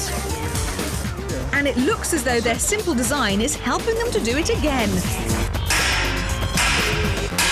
But is this relentless pace proving too much? No, don't go up underneath, it goes up the side. Well, that's where the... No, that's just something they cut in. That's where it is. That's where it is. That's exactly 99.5. Yeah, but you can't have that lower when that side's higher, can you? Bob, I'm putting it there to lift it up in the air to weld it. Oh, right. You didn't say I can't hold tape, balance talk to me. Talk to me. I just did Talk that. to me, and I will hold it for Bob, you. I will... OK, will you hold that, please? I'll go and sort everything else out.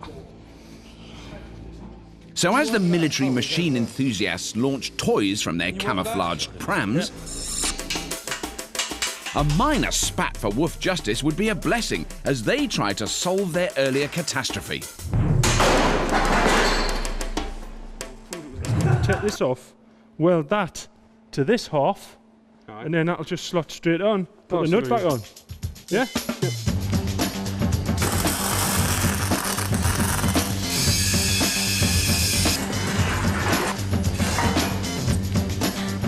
Rebuilding the vital pivot from scratch means time is against Woof Justice. Another setback now could spell the end of their challenge.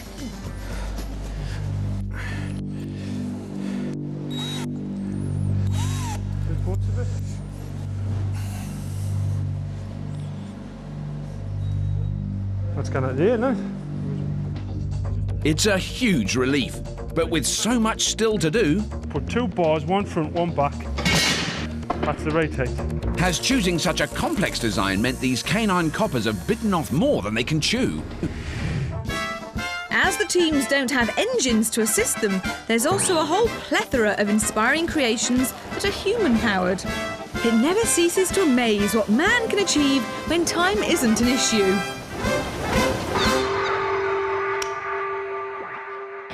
Teams, your attention please. I have a bit of information for you. You have 1 hour remaining. The Rusty Regiment have quit quarrelling and their build is a blitzkrieg.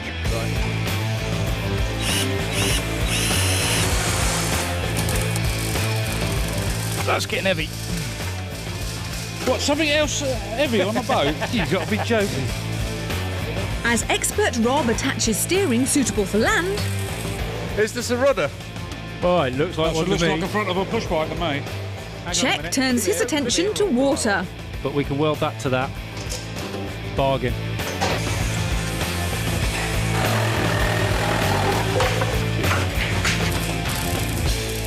That's perfect.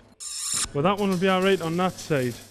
By contrast, Wolf Justice's complex build is bogging them down. Just put your heel on it. It's supposed to be slightly bent, isn't it? Yeah. It's the right sort of position. They're tailor-fitting each and every bike transmission. That's not bad. Yep. Next, who's sitting next to me? You have to admire this show of dogged determination by Wolf Justice, but finishing their build on time is looking doubtful. Now, it seems to be today, though, that the Wolf Justice have been in the lead in terms of the build all day. But, I mean, the Rusty Regiment have caught up a bit. Well, they've caught up tremendously. I mean, theirs is a much more simple engineering concept. Yeah. It's like a sort of bad Huckleberry Finn acid trip. I don't think I'd take this down the Mississippi, mate. The Wolf Justice, we're doing an awful lot of bits and pieces and sprockets and chains and wheels, which take a lot of time and fiddling about. But they seem almost to have slowed up now. They're actually fitting it onto the machine. Who would you put your 50p on now? If the wheel works and the wheel works properly, it could still do a very good showing. But I think Wolf Justice will do it because I think they've got a more manoeuvrable machine. Right, we need a framework for here. It's difficult to see Wolf Justice manoeuvring anywhere as their machine is still in pieces. Bear in mind the tyres is flat. Whilst the military vehicle enthusiasts from Berkshire have only the finishing touches to complete. Right, to get myself a nice city down chair job. Now, these Rusty Regiment have been working very, very, very hard, and they have almost finished their machine. I mean, like, really almost finished their machine. Yeah. I'm astonished. So you was a Boy Scout, was you? Yeah, I was. If they had to go in the water now, it would work. It's absolutely extraordinary. Completely astonished. Yeah. Oh, mate, I'm going to be like the main man. The poor old woofs, because you know their pivot broke. Yes, yeah, that must have been a bit of a setback. Yeah. Whoever's designed this must be a monkey mind. Yep. Just the building the wheels, I think they completely underestimated how long that was going to take. Is there anything here that actually works? Yeah, that is a great shame, isn't it? I mean, it's so much more complicated machine. Right, there's one of the paddles is slightly too long. We'll just cut that paddle off. Yeah.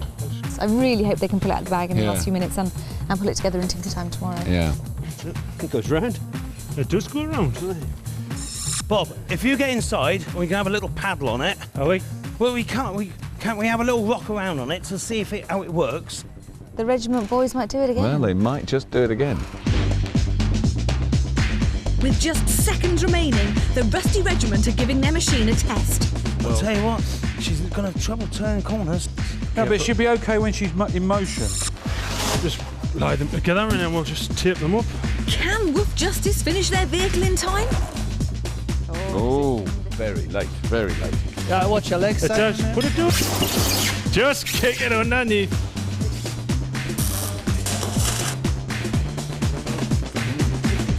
I think that works. Yeah, that'll do. That'll do. Yeah. Oh, yeah, that'll do. OK, teams, hold it there. Your time is up and work on your amphibious vehicles must now stop. Let's hope you're ready to sweat and strain as you push your human-powered vehicle to the limit in tomorrow's Grand Final. Well done, teams. Hey. Cheers, buddy. Cheers, mate. So are we supposed to power this as well? Or do they get someone else? No, they get little men in to do that. Oh, well, that's all right then. This grand final will be an intense head-to-head. The first part of the race will be on land and involves crossing this tricky speed bump. It has just enough space for one amphibious craft to cross, so it's guaranteed to be a squeeze. Once safely over, each team must take the plunge and, using all the muscle they've got, drive across our body of water. Then they'll race back to pick up the coveted Rings of Steel trophy. Sorry, I'll put a tape around here while I'm here. Aye, I'll lift it up for you. Both teams have the obligatory 1 hour of tinkering time, and the current champion of champions, Woof Justice, are chasing their tails. So we're quite happy with that for the right height. Yeah. Because obviously we don't want to be too low in the water, do we? The Rusty Regiment, on the other hand, finished their build. Whoa, whoa. It works. It goes. And having wrapped mesh around the inside of their giant hamster wheel, have only its aesthetics to worry about. It's surprising what you can do with paints, really, isn't it? Covers a multitude of sins. It might be hard for a lot of people, Doug, to understand how exciting these machines are, because they don't look spectacular in terms of their kind of streamlining. They're really back to basic scrappy. Backyard mechanics, sort of at its very, very best.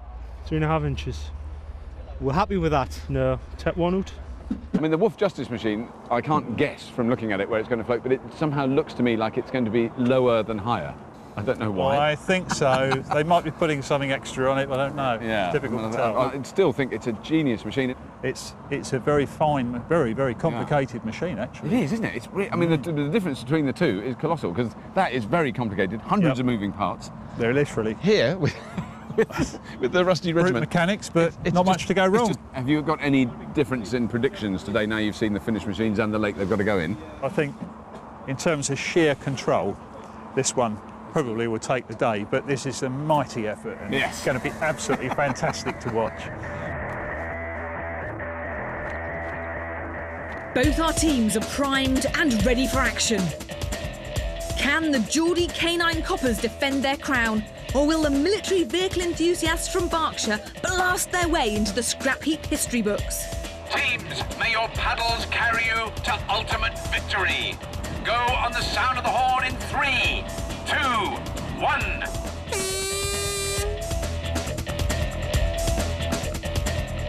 Woof Justice bound into the lead. Steady, we're in front.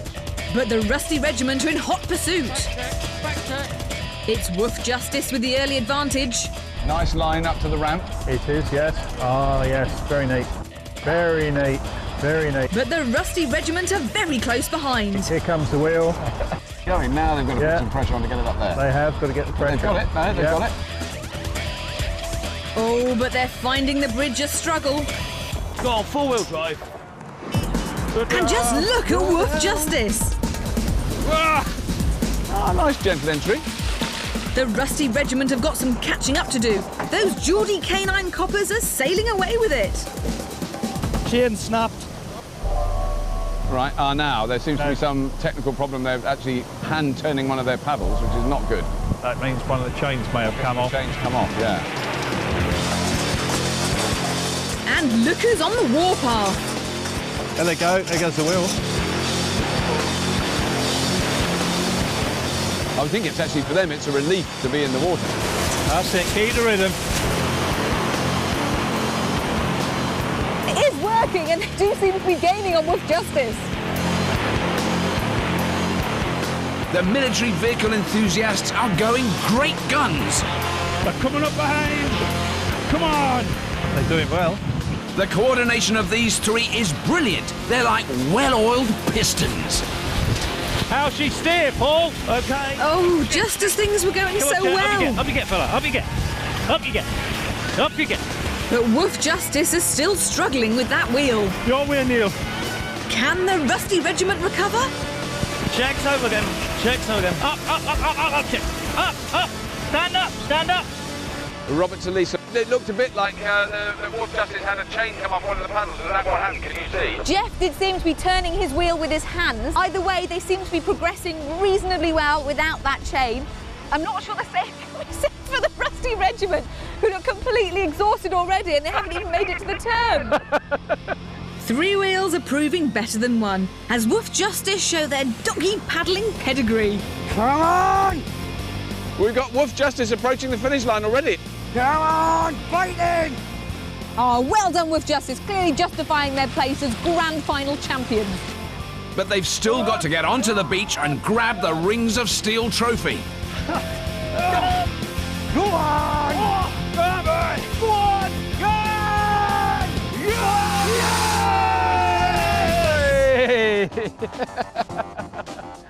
Woof Justice have done it, but you've got to hand it to the Rusty Regiment. They're not giving up. Nearly there. Come on! Come on, you giant green hamsters. Hold it, Bob down, hold it. He's doing the hamster routine. What a truly valiant effort from the Rusty Regiment. Cheers, chaps. Now we were sure that Amphibious machines you weren't going to be able to do, but yet again you have proved us wrong. You made 2 machines that both worked beautifully, so it's fair to say there aren't really any losers this week. Well done, teams. So this year's Grand Final champion of champions are the amazing, the incredible Woof Justice!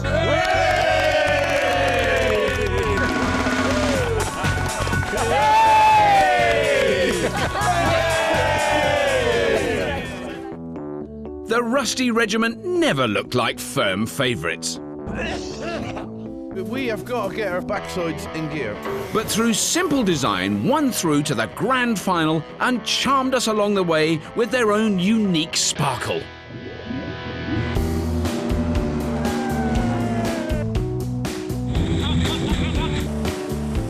But it wasn't to be, as Woof Justice proved with dogged determination their best in show. And one thing is certain, it's going to take a titanic team of tinkerers to overhaul these top dogs.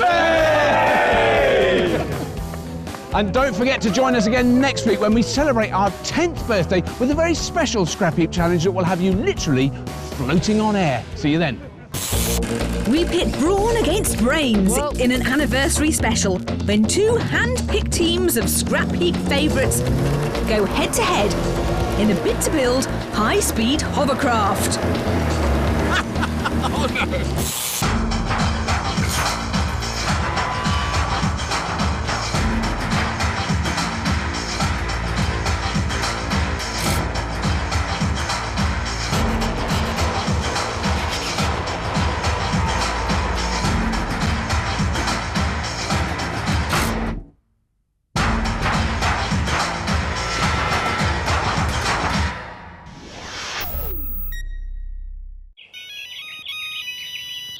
Hello, Rob.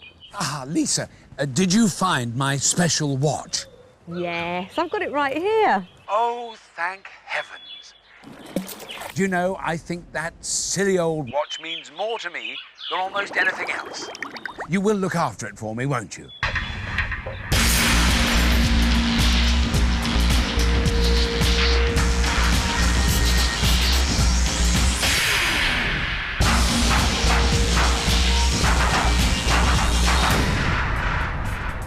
Welcome to Scrapheap Challenge, the show where an ocean of indigestible scrap is transformed into a fabulous feast of delicious innovation.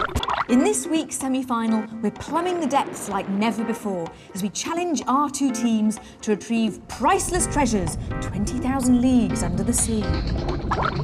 Well, all right, they're only 6 metres down.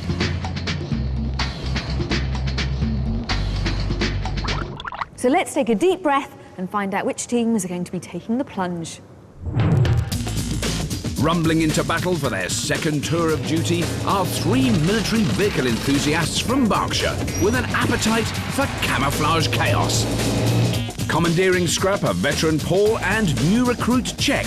Giving the orders is Captain Bob, so get your oil cans ready for a revamped Rusty Regiment.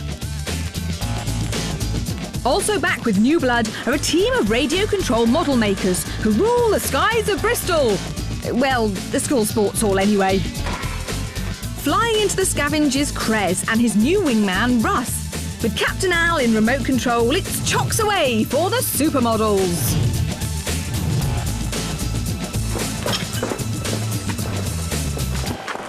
Now listen here, you land-lubbing layabouts. Some thieving bilge rat has plundered my best galleon and sent her treasure overboard. So, my task for thee be to dive to the depths and bring back my booty. Har, ha, ha. What he's trying to say is that for this semi-final challenge, we want you to build underwater salvage machines. Oh, that's cool. And you have just 10 hours to make them. So unsheathe your cutlasses. Ah. And go on the sound of the gong.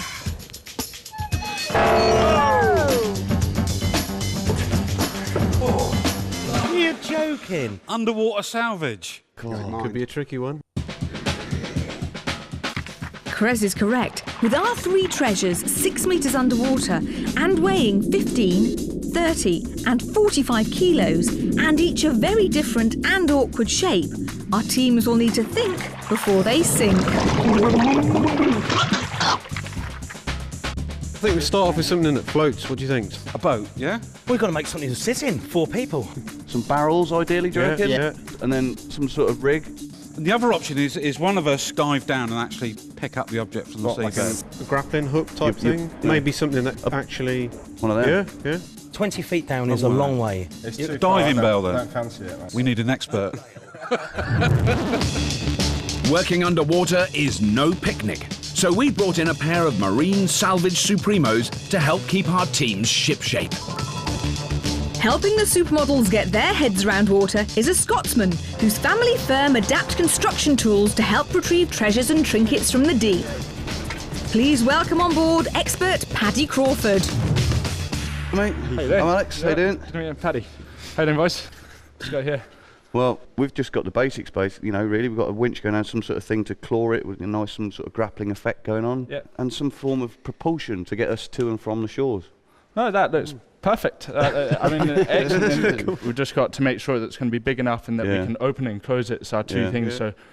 What about winching it out? Are you thinking motorised winch or no, hand? I think hand, just keep it nice and simple. So I think hand like we could use maybe car hubs.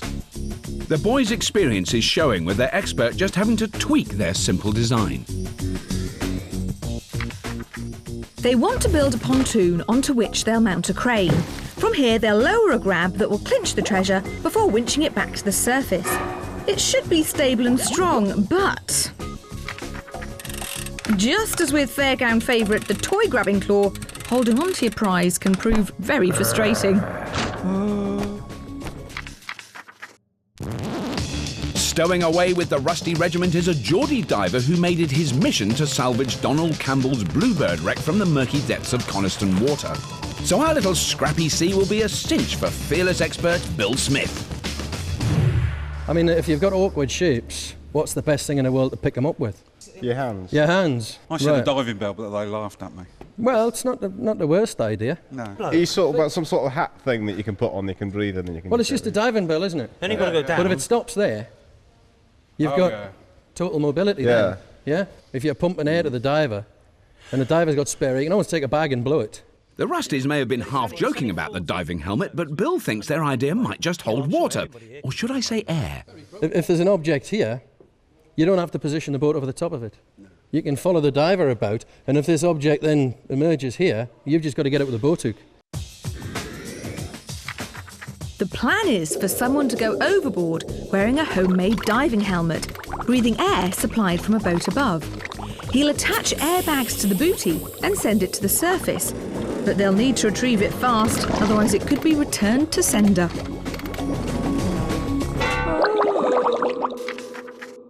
So we need a shopping list. First thing we need is something to move some air.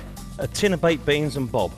Yep, that'll do. For the boat, piping of some sort with drums. We're going to need something I can stick my head in, dumpy gas bottle or something we can blow one end off it. Oh yeah, we need a few pulleys, don't we? Something with 2 rollers on it or something, you know, like so an engineering block. And see if you can find some neoprene rubber. Any sort of steel framing, but as long as try and keep it lightweight as possible. Yeah. Clock's ticking, lad. Let's go for it, eh? Right. Go on! Let's do it. Come on. So it's all-terrain anchors away. But which crew will salvage a place in the final? We've challenged our semi-finalists to retrieve 3 trickily shaped treasures from our 6-metre deep mini-ocean, and they've plumped for very different solutions. Bristol Supermodels and their Scottish expert Paddy agreed on a remote control contraption.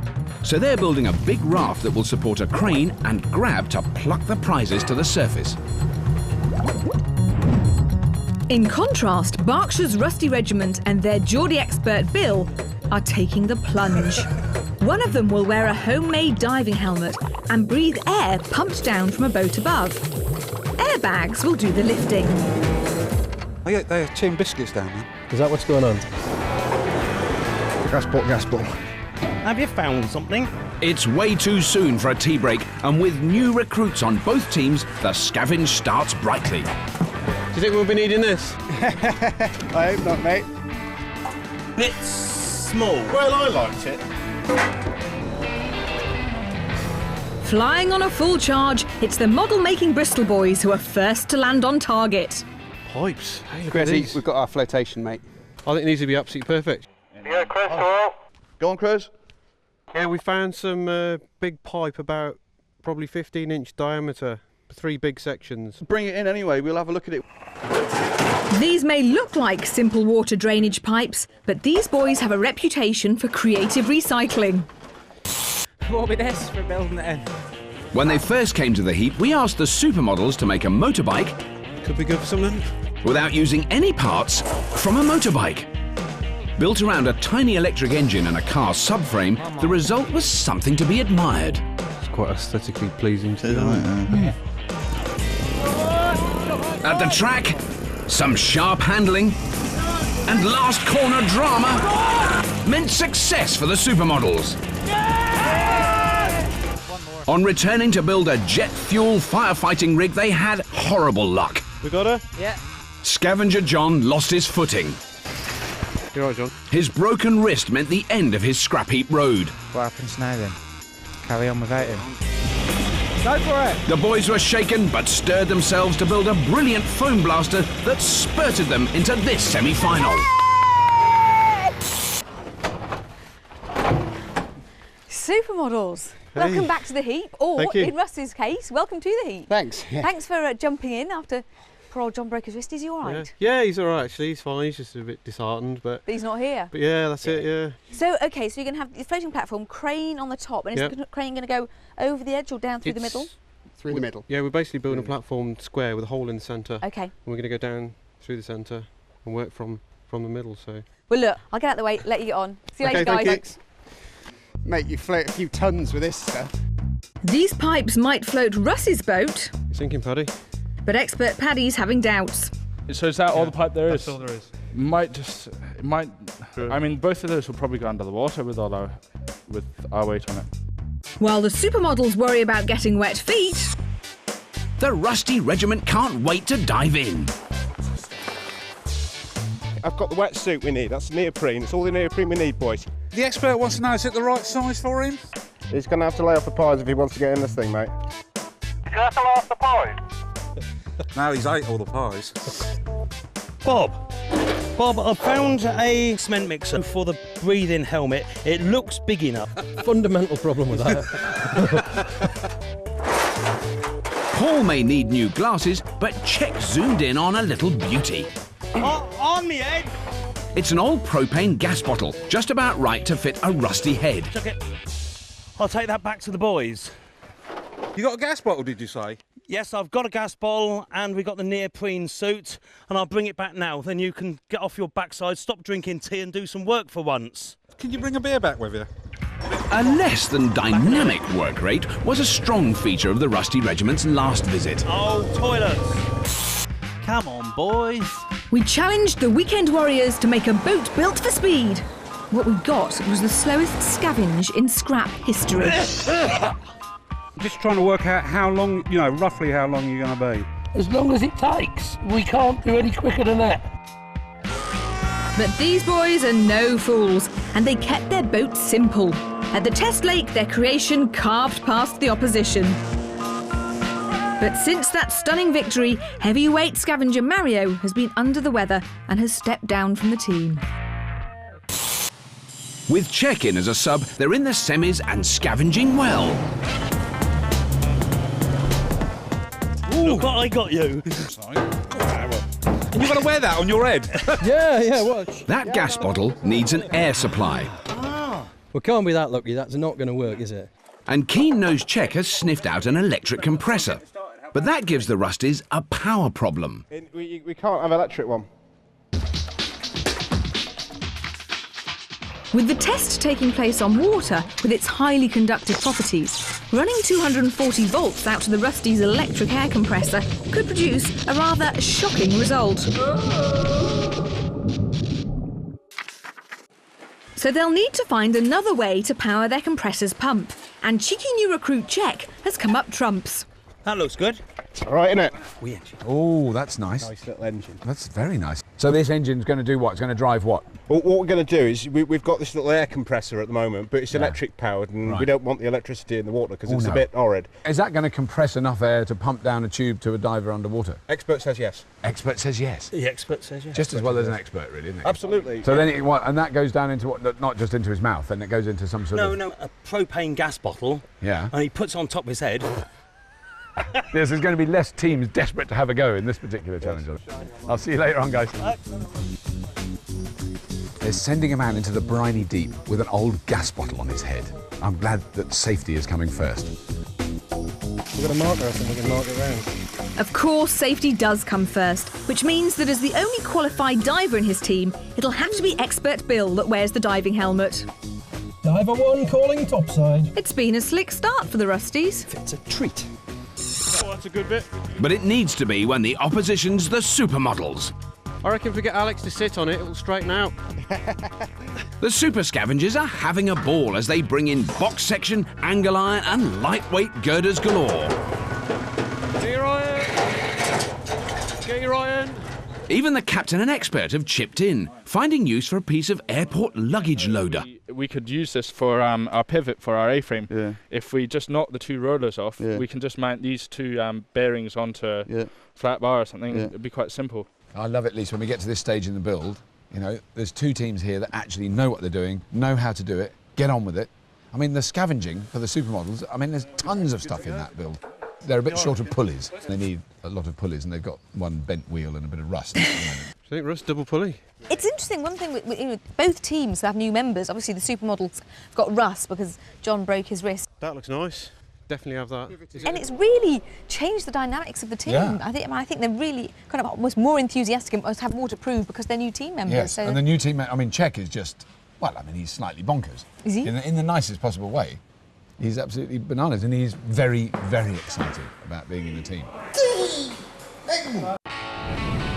The excitement is more focused in the supermodel sanctuary as their raft takes shape. No, it's perfect. It should be strong enough. Yeah. Take the weight. Hey guys. And the scavengers have hit the pulley jackpot. What do you think? We're a bit concerned they might be a bit heavy. Oh, that's the boy. Those pulley blocks may be low tech, but they're a crucial find because it's these that will boost the power of the supermodel's grab. Oh, that's awesome. Well done, guys. Pulleys are a way of giving ropes gears. Each time a rope is passed between the two pulley blocks, it shares the load it has to bear. So, 3 loops means a 6th of the effort, making the winch winder feel 6 times stronger. Paddy wastes no time stripping those pulleys apart, so he can start on the super's grab. Even though it's only that grab the boys are sending to the bottom, any time a challenge involves deep water, we have to be on full danger alert. So we've brought in one of the most experienced salvage and diving experts in the business to be this week's judge. Keeping a highly trained eye on our two teams is an ex-Navy diver who once held the world record for a simulated dive in a compression chamber. He's judged a diving challenge before in the early days of Scrapheap, so it's great to welcome back Dr. John Bevan. Welcome aboard, John. It's been a long time, hasn't it? 8 years. Gosh, goodness me. But now, what I love about this particular challenge is, we just said, there's stuff at the bottom of a lot of water, you've got to get it back. And they've gone for completely different approaches. Oh, that's the one, isn't it? That's it. The supermodels certainly seem to have rushed ahead in terms of the equipment they've got in there. They've got a lot of stuff.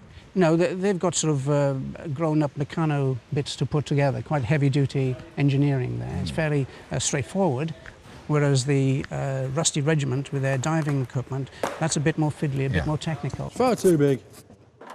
Now, with the airbags that the Rusty Regiment are going to use, I'm not quite sure I understand that. It literally works like a balloon, does it? Is that how the idea? Exactly. Hello, Bob. I've just struck gold with the old tarp, mate. I think we've got everything we need and more for our airbags, mate. It's those airbags that will do all the hard lifting work for the Rusties. To lift an object with a submerged weight of 1 ton, an airbag needs to be filled with enough air to displace just over 1 ton of water. As it then slowly ascends, the water pressure around the bag decreases, allowing the air bubble to expand, providing even more buoyancy, accelerating the process. You can have bags of any size. You can have 1 ton up to 20 ton. Wow, that's extraordinary. But a cubic metre of water weighs a tonne. Exactly. That's the beauty of the metric system. Yes. It's so easy to convert from volumes to weights, to measures, to lengths, etc. There you go. This is one of them. Is that the sort of size you got in mind? Yeah, that'll get it shifted. If you had to use one of these machines to salvage something important, who would you go with? At this stage, my money is on the supermodels. Right. They can get in there, get the grab down, bring everything up straight to the surface and get it back theoretically more quickly. Yeah. If they have any problems manoeuvring, then they'll be at a disadvantage because the diver doesn't need to be precisely located. You can just drop it in and he'll wander around and do the job. Yeah. But he's got more work to do. He's got lifting bags to attach. He's got to inflate the lifting bags. The lifting bags have got to be brought to the surface. The treasure's got to be transferred to the boat. So there's a lot more jobs involved in their bringing it to the surface. Yeah, it's a boat. I'm not a boatologist, but I reckon it's a boat. The judge might not rate the regiment's chances, but he doesn't know the Berkshire battlers have found a little river runabout, which will hopefully float the Rusty crew and kit. Although, judging by those holes in its hull, it was scrapped for a very good reason. I'll grind that up and stick a patch on there. No. We get all the guts out of the electrics, and then what I've seen they do. Bob and Paul are tackling the tricky business of how to couple the little petrol motor to the compressor. Take him off to start with, let's have a look what we got. Then we'll offer that onto there. They've decided a mini drive shaft is the best way to join the two components. If we go direct drive... That's what I'm Yeah, but if we go direct drive, we've got to have it absolutely smack on. Scavenger Paul knows just what to do. He's realised a car's steering column has just the right size flexible coupling for their mini drive shaft. And after a brief and fiery attack with the gas axe, the superheated car part is recovered. Don't mess that one up. Ow! I said don't mess that one up. You wouldn't know it from his teammates' chuckles, but poor Bob has a nasty burn on his fingers. So it's off to see the scrap medic. Oh, pain. Now it seems Bob's pain may be in vain, as expert Bill's got a better idea for joining the engine to the compressor. I would be tempted to get a pulley that'll go on there. We can put a weld on it so it won't come off. And we've already got a pulley on that one. We've got a frame on here. We can put a couple of bits of box on, stand it on the top. And we're in business. I'll go look for a pulley. Find a little pulley and a short belt. Right, we'll see you soon. You won't. We're better. We're running out of time. Go on, get your finger out. So a man down, and now an unscheduled redesign means Paul is back on the scavenge. Can't get at anything. They'll be hoping their opponents are in similar disarray. Ow!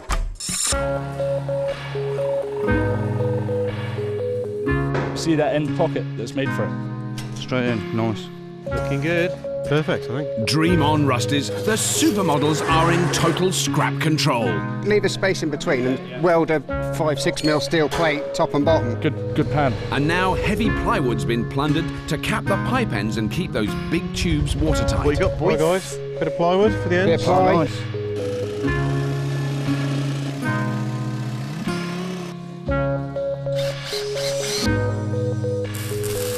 Supermodels! This is starting to look like it's taking shape rather nicely. Yeah, it's getting there. Yeah. Do you think you can have enough flotation to keep that Paddy's afloat? done the maths. Yeah, I'm pretty confident we should have around 2 tons of buoyancy. Do you think your team are all right, Expert? Yeah, no, Be I'm honest. delighted. I mean, young, energetic guys, I mean, what more could you ask for? Got all the parts here, and we've just got to put them together now. Happy, smiling supermodels. It's good to see. Thank you. Cheers guys. Bye.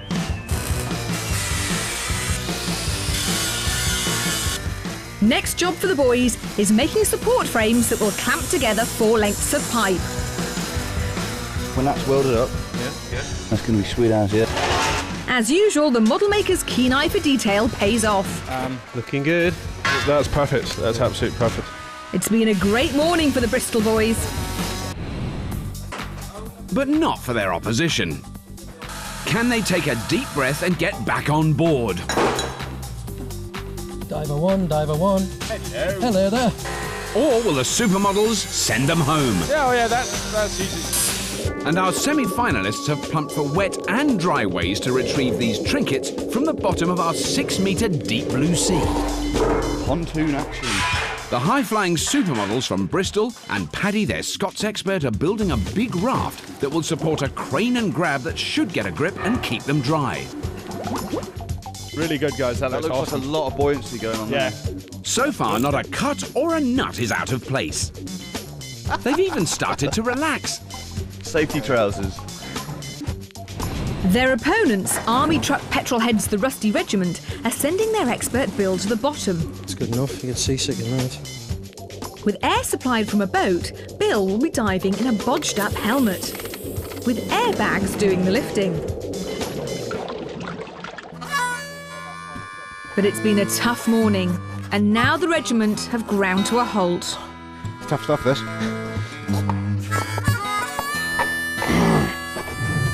Captain Bob was laid low after burning his hand. And Paul's struggling to find pulleys for their compressor's drive. I'm not a happy bunny.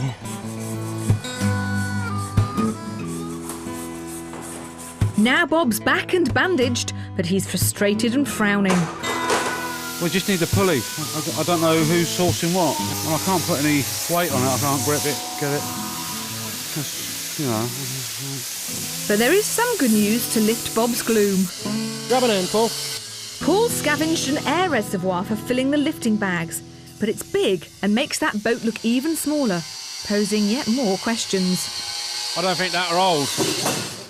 Now, John, one of the mysteries for me of the Rusty Regiment is I can understand how the diver goes down and how he fills the bag up with air and how the treasure comes up to the surface, but how do they get the treasure from the sort of floating airbag into the boat? It's a potential problem because it's a relatively small boat. They're going to be lifting a very heavy item over the side, so if they're not careful, they're going to capsize the boat and land on top of the diver. Break out the flares. The supermodels, they're doing very well. Right. The boat itself, I was a bit concerned about the boat from the point of view of enough buoyancy there. So they've doubled up on the tubes, I'm glad to say, and it is now looking structurally strong as well as sufficiently buoyant. Like a glove, mate. Now, I mean, it seems to me that although the technical difficulty of the grab is obviously their big challenge, it's fairly basic mechanics, isn't it? It's not that complicated. Well, it's a very clever design of grab because the trick with the grab is that the heavier it is, the tighter the grab holds it. So what we're needing is a wee eye actually to go down on this end for the rope to be fed through to go onto this first roller. I've got so it's going to go through there, round that roller, round this It's just that rope running through the pulley blocks, along with gravity, that makes Paddy's ingenious grab the biceps of this beefy build. When the control rope is slackened, the grab's own weight will open up the arms. When the target's in position, tightening the control rope will pull the pulley blocks together, with the stiff steel links forcing the arms shut. Then as it's raised, the weight of the load adds extra tightness back through the steels, tightening the control rope, locking the grab shut.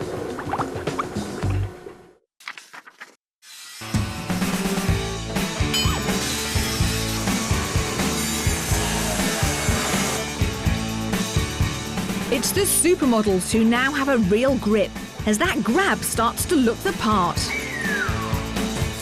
The crucial crane pivot and its bearings are being fixed into position. With winch wheels being made from a pair of mini wheel rims, the build really is storming along.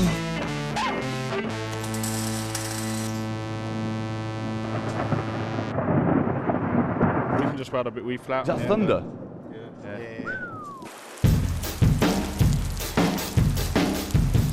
The rain brings welcome relief for Geordie Bill. But not for his team. Paul's finally found some pulleys on an old road sweeper that are ideal for their drive connection, but they're stubbornly staying put. Got a hell of a hold, that. With a place in the finals slipping away, it's now or never for Captain Bob.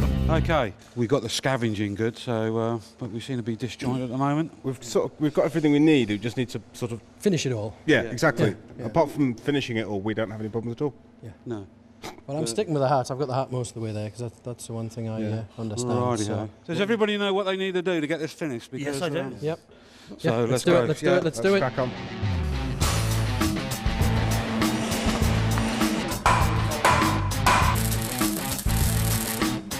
That's got to be drilled out then. Yeah, that's what I mean. It may have burnt his fingers, but with no pulleys scavenged, Bob is giving the mini drive shaft a second chance. So he sets about engineering a union between engine and compressor.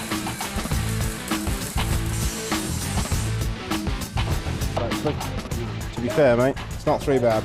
I'll never get my hat on with this, unfortunately. Bill hasn't turned hat maker. He's making a collar for his diving helmet out of wetsuit neoprene. That's crucial to making the helmet work well underwater. If Bill goes underwater wearing just an upturned gas bottle, the moment he tilts his head to look up or down, the air will start leaking out rapidly, letting water in.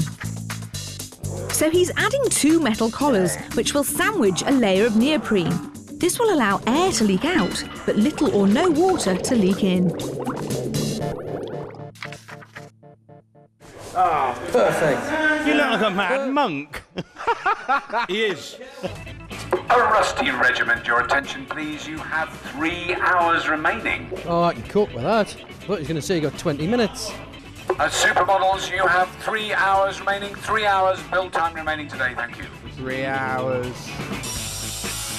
So both teams are now marching in step, but with more than 2/3 of the day gone, they'll need to stay disciplined. Honestly, trust me. Not pretty, but that'll do.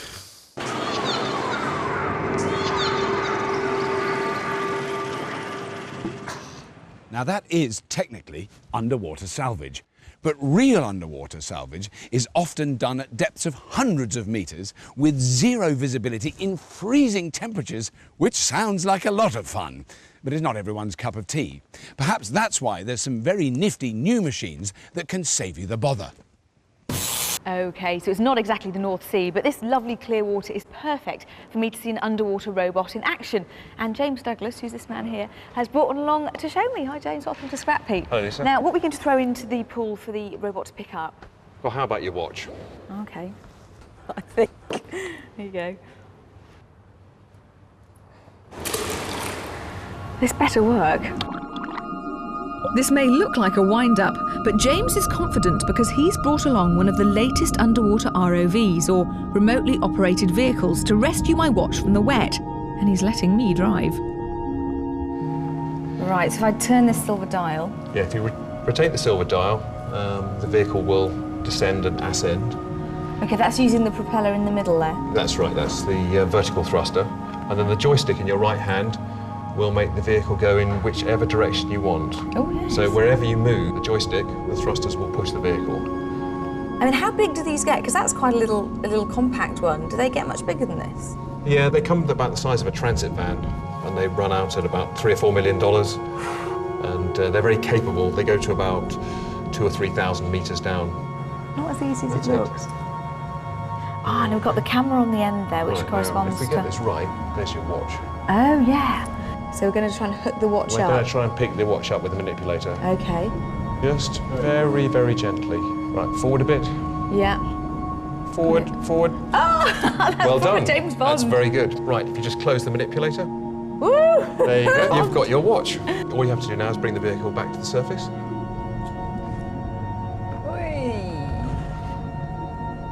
There you go. Ah, so it's going to come to the edge. There's your watch. There it is. Look at that. That's amazing. There you are, Lisa. And it's still working. Very lucky. Let's hope the teams can do as well.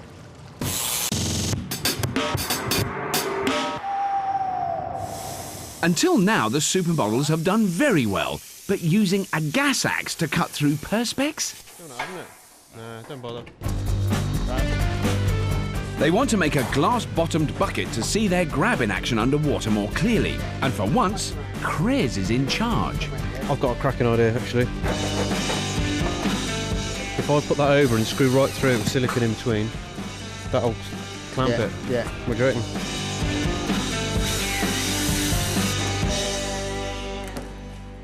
Now, John, the supermodels do seem to be doing very well. They seem to be on time for the build. It looks like they're going to finish well within the time. Yeah, not only that, they seem to be able to build fancy accessories like their glass bottom bucket. Oh, that's right, yes. It's looking down there, that looks great. That's a lovely little twist, that. Yeah. You know, nice little accessory. Not bad. The supermodels machine is looking very, very solid. Yeah. I mean, it's got to be quite heavy even before they pull anything out of the water. It's a massive piece of engineering, that. It is grown-ups Meccano. They've really beefed it up. Very rigid, It's a solid isn't it? Yeah. job. It'd be interesting if they can get it out of the door. And also the big grappling hook, because I think I envisaged a thing that was sort of like this size, you know, like a little thing, but it's huge. I'm just a shade worried about the geometry. Right. When I look at it, I think, well, will that actually grab something or will it slide out? On the other side, though, the actual diving helmet itself that Bill's been making is beautiful, isn't it? I mean, that looks amazing. That's going to be a real bit. I think that's going to look really good as well. Do you feel confident that the Bill is safe down at the bottom with that helmet on? Is he going to be all right, yes. you think? Yes, he's going to test it, obviously, before he dives in anger, so to speak. The way they've got the air delivery system is rigged now is very good. They've got two separate sources of air, one for himself and a separate one for the airbags. Right, the left tank's plumbed in. So they should be able to inflate the airbags quite fast, then once they've got it ready, it will blow up fairly quickly. Yeah, yeah. That's the last of the airbags, boys. Hey! Now, earlier this morning, and I asked you which team you'd like to use to recover valuable treasure. I think you were going with the supermodels then. Have you changed your mind at all? Now that I've seen their grab, the geometry isn't exactly what I was expecting, so I have some concerns about that, but I still think they have the edge. I think that's pretty good, actually, boys.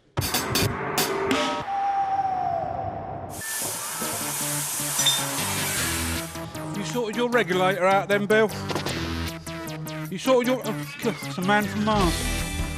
Teams, your attention please. The night is drawing in and you have 1 hour. Build time remaining, 60 minutes remaining today. Thank you, teams. As hours turn to minutes, Rusty Paul has finished some, shall we say, rustic paddles. If I made no prizes. Oh, that's all good. Naturally, the supermodels version is super slick, but then they barely put a foot wrong all day. Wow, supermodels. This is looking like a supermodel. It certainly is, yeah, it's coming on. It's getting there. So basically, you've got all the parts together. Yeah. You just need to just put the jigsaw together and there. that's it. Yeah. Do you reckon you Put the don't ropes have up. much time left? You're going to have time to have a little go with this before the end of the night? In fact, actually, we're looking for someone or something to lift up, maybe. Krez, you know, normally more than happy, but unfortunately, I've promised Robert I'll go and have a chat with him about you later on. Yeah. Maybe tomorrow. All right then. 6mm little washers, just like penny washers. So it's just details now for the supermodels. But there are rather more crucial concerns about the Rusty's retrieval system. Now, have you discussed as a team how you get the treasure from the ocean's depths into the boat? I go, ha lads, get it over. Get it over. What I love is the fact that it looks like one of the cleanest builds we've had, and yet you've managed to get completely filthy. I can't resist it.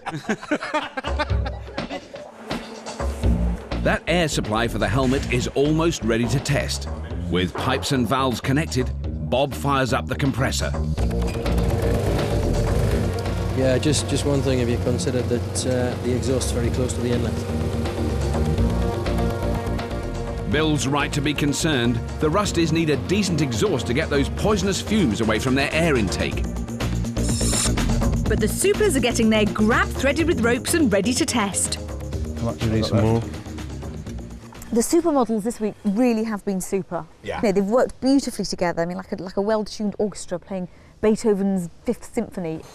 Well, over the other side, over there with the old Rusty, they have done it. I mean, actually, they've done a really nice job. You know, for all the... Against all the odds. Yeah. With seconds to go, the supers try out their mighty grab. We're going to go for this conventional grab? Yeah, let's go for this.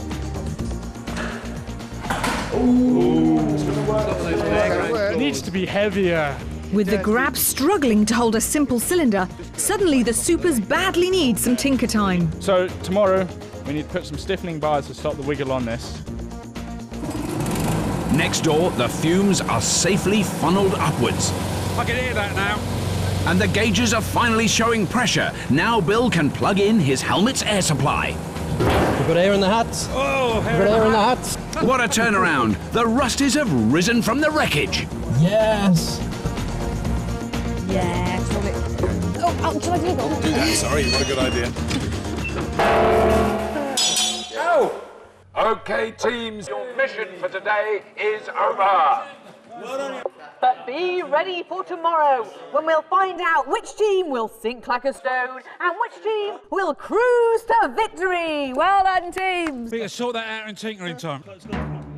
The task is to retrieve our 3 pieces of maritime treasure lying 6 metres, that's nearly 20 feet, below the surface. The clock starts when they disembark over there and will only stop when they dock over there with all 3 artefacts on board. Of course, tinker time is frantic as the Rusty Regiment cover their dive helmet with scrap lead to give it neutral buoyancy, and the supermodels give their grab extra bite. Yes, the supermodels and Paddy the Grab realise that the geometry isn't quite right. It's a very two-dimensional grab, and now they're increasing the base of it by putting on horizontal bars. Right. So it can pick up a bigger variety of shapes now. Right. The lightest one, the urn, yes, sort of looks like it shouldn't be that hard for them. I think the cannon barrel, I would say, gives them a little bit more of a... That's going to be a real tough one. Yes. And that could just slide out every time they try and grab it, if they get it wrong. Yeah. Now with the wheel being the heaviest thing, the airbags are going to be under their maximum strain, aren't they, lifting that? Well, yes, there's no shortage of air with this compressor. That'll pop to the surface. But once it's on the surface, it just needs relatively small leaks in the airbag. Right. And it loses buoyancy and just come down again. It should be very annoying, particularly if you're standing underneath. It's dangerous. First to go are the supermodels. After an almost faultless build, can the boys from Bristol make it 3 wins in a row and take their place in the final? And Rob and the judge will see how they do from their brilliant underwater window. Suddenly, John, it looks rather deep. Yes. When you're standing at the top, you can't really tell the depth, can you? Supermodels, get ready to make a grab for scrap heap glory. 3, 2, 1. And they're off. Oh, look, actually, it's quite scary, the giant grab coming down. Yeah. Wow, look at that. Not wasting any time. No. What are we doing on the depth? What are we seeing? I think we're still okay. Yeah. Right, go on, guys. Latch it on. What would we like height-wise, do you reckon? Yeah, no. Your side? No, just Trace, you go. Yeah. Now they're closing the grab. They're closing the grab. Come on, guys, close the grab. Guys, I think we've got it. Got it. Okay, take it careful. Take it careful. Watch those brakes. Fantastic! Paddy's already got the hang of the grab and it's working like a dream. Hopefully. Or it's cleanse it in. There we go. Well done, guys. Right. Lisa to Robert, they have their first piece of treasure on board. I just want to tell you, I'm really glad I'm not a fish, seeing that giant hook grappler coming through the water. It does look quite scary from down here. Both forward. Okay, you ready to drop? Yeah, both forward, a bit more. It's like a fun fair, isn't it? All right, they've got it. What are we seeing? Got something. You all right? Yeah, got a hand? heavy. Got a hand? Oh no, the giant jaws have got greedy. They only want the barrel. You don't want that. Just get the barrel. Hang on. You all right, mate? Yeah. I think we've got it. Slip back and slip Oh, the cannon's out. Ah, that was the problem. Look at that. That was exactly the fear. That was exactly what you said. Just calm down, boys. Yeah. Let's just leave it. Yeah. This modified grab is much better than their first model. That's working. Oh, yes. Perfect. The supermodels are keeping cool. It looks like a brilliant recovery. I think we've got it. Yeah. Now, is it going to stay in there? Yes, I think they've got it this time. Oh, that's brilliant. Mind you, it's got to get out of the water. It could all go wrong. Yeah, go a bit more. Right, you let your slack. Let your slack. Oh, got it, that's amazing. Watch your head a bit, Russ. Yeah. Okay. We couldn't have gone better, really. No. On the second attempt. Yes. Yeah. Right, whoa. They're back on track. Now there's just the wheel to go, which should be straightforward. We need to go to the left a bit, but parallel to the left, really. It's taking their time getting into position with this one. Yeah. Is it on top of the Keep going, next to it. Russ, go on, keep going. They're having problems lining it up over that last piece of treasure. And shimmy us over to the other bank, Russ, sideways, like. I think that's an official nautical term, to shimmy. Okay, we'll spin around on you, Russ. Keep going. We're going to be sideways on, but it doesn't matter. The supermodels are definitely finding that cumbersome raft hard to handle, but they're getting closer. I'd lower now. Yeah. Stop. Right, get on the paddles. They've got it! Now it's just a sprint to the finish. Come on! Woo! And they're back! Stop the clock! Well done, supermodel. Good one. Well done, guys. The supermodel's winch and grab system was awesome, but they did have problems, especially manoeuvring into position. Even so, the clock stopped with a terrific time of just 7 minutes and 32 seconds. So as brave diver Bill dons his gas bottle helmet, it's the Rusty Regiment's turn to try and book a berth in the final. Rusty Regiment, it's time to bag your booty from the bottom. 3, 2, 1! Oh, there he is. There's Diver Bill. This, I think, is the only colour gas helmet in the world. He's had to put a lot of lead, as you can see. To hold it on, because there's nothing actually strapping it to his body, is it? It's just the weight of it holding it down. It's 20 kilos of lead just to keep it on his head. Right. And now he's got the first airbag connected already. That is fast. Oh, yes, but now he's giving him a tug. There it goes. Well, this should happen quickly. Wow. There it goes. Whoa! Bob, get your hook. Right, they've got their grappling hook. Yeah. This is interesting because they're doing two jobs at the same time now. One, yeah, he's already ready with the next bag, isn't he? Yep. Lisa to Robert. The Rusty Regiment have got their first piece of treasure. And we saw that the boat didn't seem to tip too much when they pulled it in. They're doing a very professional job so far. Bill's already at the cannon and asking for the air to be turned on. Right now, the Rusties are easily beating the supermodel's time. Have you already got the cannon coming up now? He's working so fast. There's the cannon. Get the hook on it. Yeah. In no time at all, Bill's onto the wheel and it's on its way up. So this is the big one. Yeah, up it goes. No trouble. Wow. The wheel's ready to be salvaged, but the Rusties are still struggling with a heavy cannon. Bill's done such a good job, they can't keep up. Come on, boys. Right, well, that can't stay there forever. If they've got any leaks at all, that's just going to come back down again. Come on, it's sinking. Disaster. Just as the judge predicted, the wheel's sinking and Bill's already surfaced. Is it gone? It's gone, mate, I think. No, I don't believe it. Bill's putting the helmet back on and he's going back down to get the treasure again. This is always going to be the problem. If there's any leak in the bag, if you don't get it out straight away, it'll just lose its buoyancy and lost it. The Rusties had all but finished. Now Bill has to struggle to refloat the wheel. He looks fine, he looks very happy. He's doing a sort of nice, delicate ballet step as he moves around. I love it. Bill's almost there, but could a leaky airbag have sunk the Rusties' challenge? He's got back up, it's coming up again. Oh, yeah, we can see it, it's up. Come on, Rusty Regiment, you can do it. Right. Come on, paddle. Come on, Rusty Regiment, start the clock. Well done, guys. Well done. I think I just had triplets. What a fantastic effort by the Rusties, but Diver Bill's sheer speed ended up costing them time with that second dive, so both teams had successes and failures. But who is it that salvaged their way to a place in the series showdown? And the team that will go through to the Scrapheap Challenge Final for 2007 are the Rusty Regiment!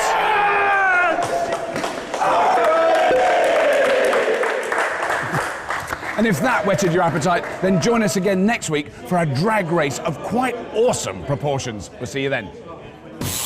Our Rusty Regiment take on other semi-final victors, the Dark Riders, when they move a mountain of metal in a jumbo-sized challenge.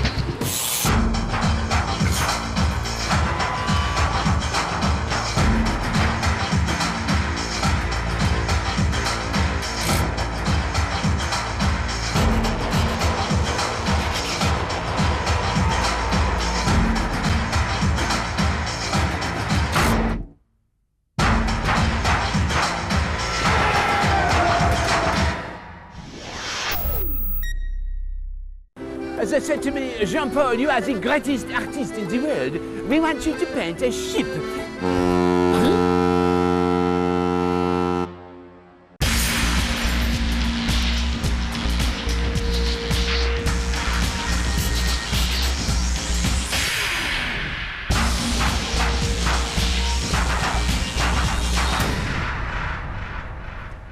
Welcome to Scrapheap Challenge, the show where bodging boffins turn hunks of junk into well-oiled wonders, using heaps of talent and piles of scrap. And it's a decorator's dream this week, as we're asking our teams to build mobile painting machines. Our teams will have to paint the Scrapheap Chalet, 6 metres high by 7 metres wide. Accuracy is paramount, as they'll be penalised for any paint that strays over windows or doors. And if that wasn't enough, they'll have to complete the whole job from the other side of the picket fence, 4 metres from the chalet wall. So our teams will need to think outside of the pot if they're going to reach over the top of the fence and under the apex of our scrappy roof without getting any on the windows. We'll certainly need some chirpy chappies for this challenge, but who's going to risk getting spattered? Well, it's a family affair this week. First up is a brotherly team of robot builders from Bognor Regis. Hydraulics, servos and evil empires are nothing new to these high-tech hotshots. Trying not to blow his circuits is Captain Sai. Taking over the Scavenge are Sai's brother Gaza and their mate Mikey. Exterminate! It's the cyborgs. They're up against a family of stock car racers from Edinburgh. Putting old bangers through their paces is all in a day's work. Bashing heads together is Captain and eldest son Jamie. Going round and round in circles and asking, are we there yet? A dad Kev and younger brother Fraser. Shake your sporran, it's the Crash Bang Clan. Welcome, teams. Now, don't get too emotional.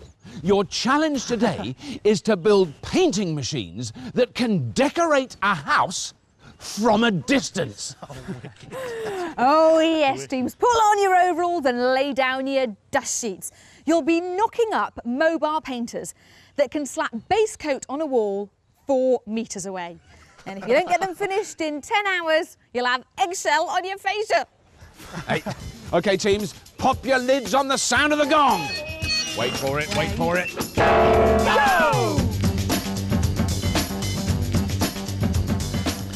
What do we do? Roller, paintbrush. Could be a nozzle. Jet nozzle. You're not wanting a spray gun, you want a big emulsion brush or a roller. Nice little boom. Long arm, an arm. They build a vehicle, something small and nippy really. Well, that's your department. It's got to carry paint. So they try to dunk it in and then up and onto the boulder? Yeah, that'll work. Our teams seem to have a base coat on already, but to help them with the gloss, we've brought in some experts. Keeping the cyborgs from overload is a Scrapheap veteran who's been both an expert and a judge in the past. His long stint in the Royal Engineers means he can turn his hand to anything, which is just as well for this out-of-the-ordinary challenge. He's Richard Little. Hi, Richard. What have we come up with so far then? Basically come up with the idea of pressure feed the paint up a boom. Okay. And obviously, have a boom that goes up and down, small vehicle, so it's nippy. Yep. And then just compressor to pump some air into get the paint up. Like the idea. Now, say compressor, what about hydraulics? Using a hydraulic pump? Yeah. Possibility then, we could actually use a ram to control our arm, and we've got the pressure at the actual nozzle. You can have 3 or 4 nozzles if possible, give us a nice sort of spray, and at the pressure of the pump will give us all of that and give us some hydraulics to make this moving. Sounds good? Expert and team seem to be painting from the same palette. To reach up to the eaves from over the fence, they're building a boom arm mounted on a vehicle. Paint will be delivered via an adjustable spray head. 2 hydraulic systems will provide power to raise the arm and spray the paint. A spray means good, quick coverage. But hydraulics is a complicated science. One leak in the system and they won't just be hurting, they'll be in a world of paint. By using this, we don't have this big bulky construction on the back. Just keep it nice and tight. Helping the Crash Bang clan drive a straight line is another engineering all-rounder with special expertise in bespoke fabrication. His last project was building a cage for a 20-ton excavator. With an eye for the unusual, it's Rue Victor Trott. Hi team. Hi, how you doing? Jamie. Jamie. How do you do? Pleased to meet you. What are your ideas, gentlemen? I was thinking about a roller on the end of a retractable boom. Counterweight sort of boom? Yeah, aye. Retractable, so you just pull it in, lock it with a pin.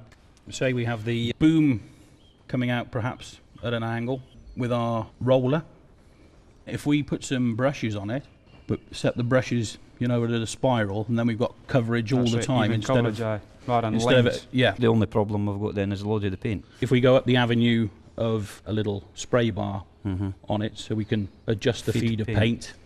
Like their opponents, the Crash Bang clan have also got a good idea. It's a far more simple approach. They too are building a boom arm on the back of a vehicle. But the arm will move with the help of a counterweight. And an electric pump will feed the paint to a motorised roller. This method is both consistent and accurate. But without a powerful paint feed, they may as well be painting with a toothbrush. What do you think on those sort of lines? Yeah, that would work.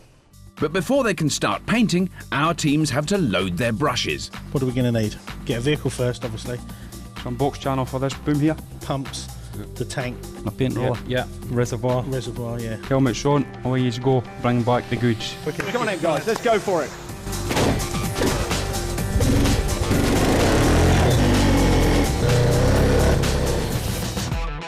This week, the teams must build machines that can drive round our Scrapheap house and paint its wall from the other side of the picket fence. Bognor Regis robot builders the Cyborgs and their expert Richard Little plan to build a mobile spraying machine using a vehicle-mounted boom arm and an adjustable spray head, both powered by hydraulics.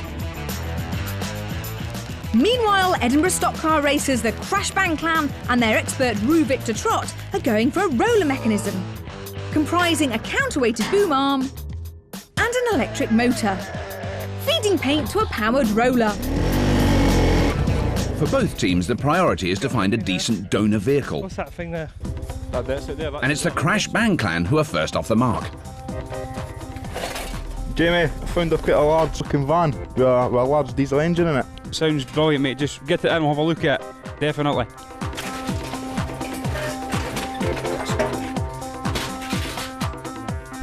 Yes! Well, try and get it rocking, Fraser, back and forward. Sounds promising, doesn't it? Is the wheel straight? Making a lot of smoke rather than any progress at the moment. Keep going! Need a van or a car or something. Meanwhile, Cyborgs, Gaza and Mikey are on the lookout for a vehicle of their own. Look at that thing. Have a look at that. What about that red one? Pretty mashed. Gary? Yeah. What's wrong with that van? What van? That white thing. Yeah, we'll have that instead. Sod it. Si? We're going for a white van, sort of transit size. Perfect. Oh, excellent. White van, man. Wicked. Now do that. Yeah, all right. Leave it with us. Cheers, mate. While the scavengers salvage their base car, Captain Si and expert Richard get busy with housekeeping. Okay, we've got 2 power supplies. And as so often when you're having a tidy up, you find something you didn't know was there. A bit more flexible. Well, that prop shaft looks pretty cool down there. Yeah. Si reckons this prop shaft could be a pivotal part of the Cyborg's design. Well, how tall are we going? Well, probably, yeah, that's all. It's just something to give us a little stability. I need to do something, so I'm going to cut this up. The build area is ready to receive visitors. Start it up. And it's just as well. Listen to this, baby!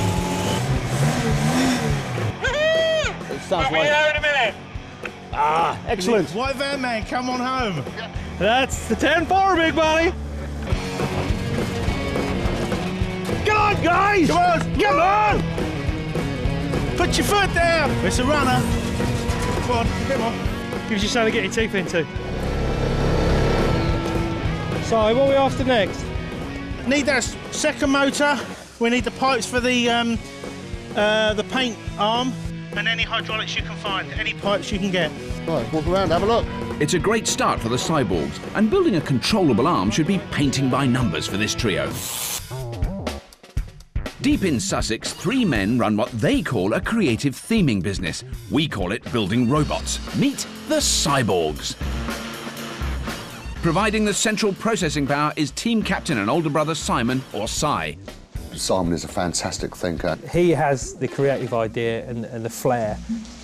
Gunning the servos is Si's sibling and business partner, Gaza. Excellent with engines. You've yet to find an engineer you can't get working again. He's probably the best right-hand man you can have, because I do all the thinking, he does all the getting and the building. Assimilated into this family unit is engineer and precision freak Mikey. Mikey's like the wisdom.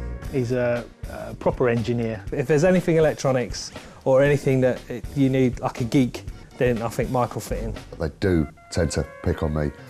I have got quite a thick skin. He's the runt of the litter, basically. So how do our engineering androids think they'll face up to our challenge? Well, I've watched Scrapheap Challenge for years and years and years, and I just want my chance. We'll get the job done. We're the cyborgs, and resistance is futile. The world quivers in fear.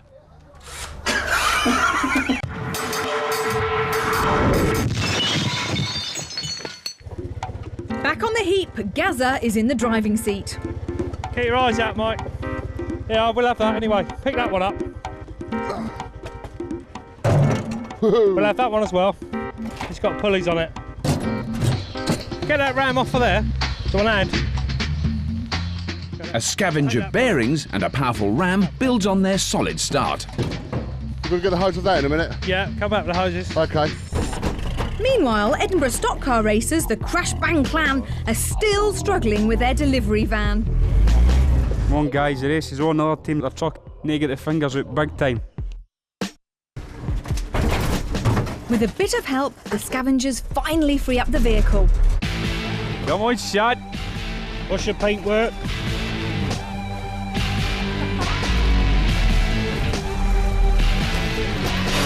Come on, lads, we gotta get on. Having spent a good hour getting the van out, scavengers Fraser and Kev are looking to pick up the pace. Jamie, I've just found a brush type object with large fins on it that would be ideal for probably painting. Right, bring it in, mate, we'll have a look at it. Sounds perfect. It's an ex-local council sweeper used to clear footpaths, but there's a problem. Metal, and the brush is running at an angle across the roller. Yeah, the brushes are running at an angle, but the roller is made off like cardboard. Cardboard? Cardboard will what, mate? Cardboard will just absorb the paint, it'll just 40 bits, I think. Just bring it out, I'll have a look at it. Right, get that back down. Careful. A cardboard core is far from ideal, but expert Roo knows that on a scrap heap, outsized brushes are few and far between. It's the job that is, that's going to do the trick. It's made of cardboard though. It's got cardboard like, but I think it'll be alright. With no time to lose, Fraser nips back out to find some springs for his team's boom arm. They'll do it. Clearly, there's no going slow for this trio. The east of Scotland is not a place for noisy people. But tell that to the Andersons. This family team of stock car racers call themselves the Crash Bang Clan. The bedrock of these weekend wacky races is builder and proud father Kev. He can weld, he can put things together. He's just one of the lads, he's very young at heart. Bringing bodging skills and sheer speed to the mix is car wrangler, race driver and younger brother Fraser. You'll probably hear him shouting rather than anybody else. Definitely the quickest member of the team. Heading up this family of panel bashing nuts is joiner and eldest son Jamie. I think he'll make a good team captain because he's got a good level head in him. At the end of the day, he'll keep us in tow if we're not achieving what he wants. So how do these bodging bampots rate their chances? But as a team, I think we're definitely going to take this cup back to Scotland. We're the Crash Bang Clan and we're racing for the checker flag.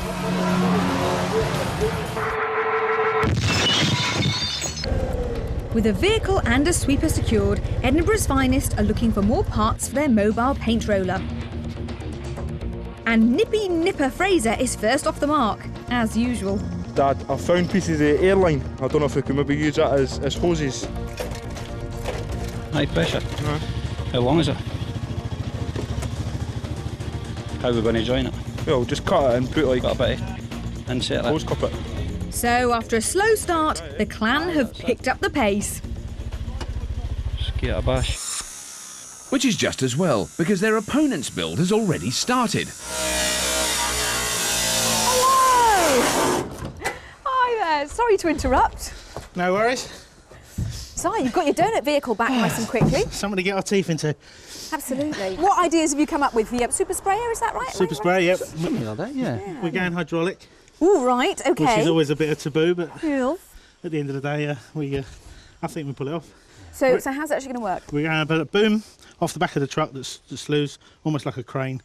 And on the end of the boom, we're going to drop like a head down, so that actually the paint sprayer actually moves up and down the house. So obviously the hydraulics are going to cause the spray to go through the jet. And how are you actually going to control the movement if you're controlling it from down in the van? Use hydraulics for up and down, and then we can physically realize it on a pivot point, and we can actually just move it backwards and forwards. So you're actually having 2 sets of hydraulics? No, one. So having 1 set of hydraulics? We're going to run it all from the same system. Yeah. Hydraulics work by forcing a viscous fluid through a sealed system of pipes and pumps, and are strong enough for all sorts of heavy lifting. The Cyborg's design originally called for 2 separate systems, one for the arm and one for the paint. But now they're combining the 2 to form one system and replacing the hydraulic fluid with another viscous solution entirely, the paint itself. They're hoping that the pressure built up lifting the arm can then be used to spray the paint. The problem is that hydraulics rely on a system being sealed. The Cyborgs have to hope that by releasing paint from their system, they don't lose too much pressure. Paint is going to be your hydraulic fluid? Yes. Wow, has that ever been done before? Probably not. But yeah, we're going to give it a go. We like thirsts on Scrapheap, we really do. We like a bit of bravery. Well, look, I can't wait to see this working. I can't wait to see the painter's hydraulic fluid. You're a brave man, Si. I'll come and see you later. Cheers, guys. See you later. Okay, thanks. Right, back to work. Okay. Without further ado, Si and expert Richard set about turning their transit into a tourer.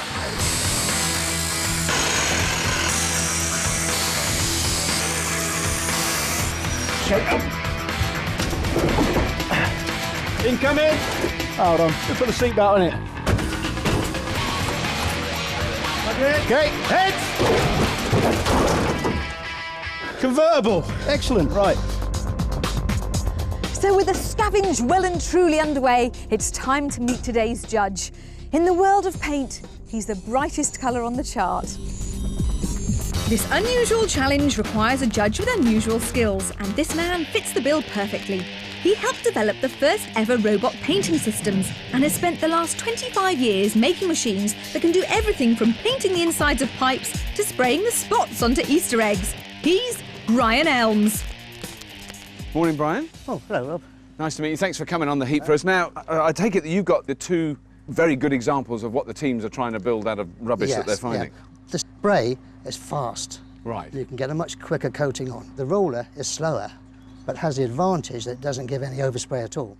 It covers a big area, doesn't it? Yes, it does. With each. Yeah. Wow. You can see it would take seconds to do 15 seconds, 20 seconds to do yeah. something that size. Right.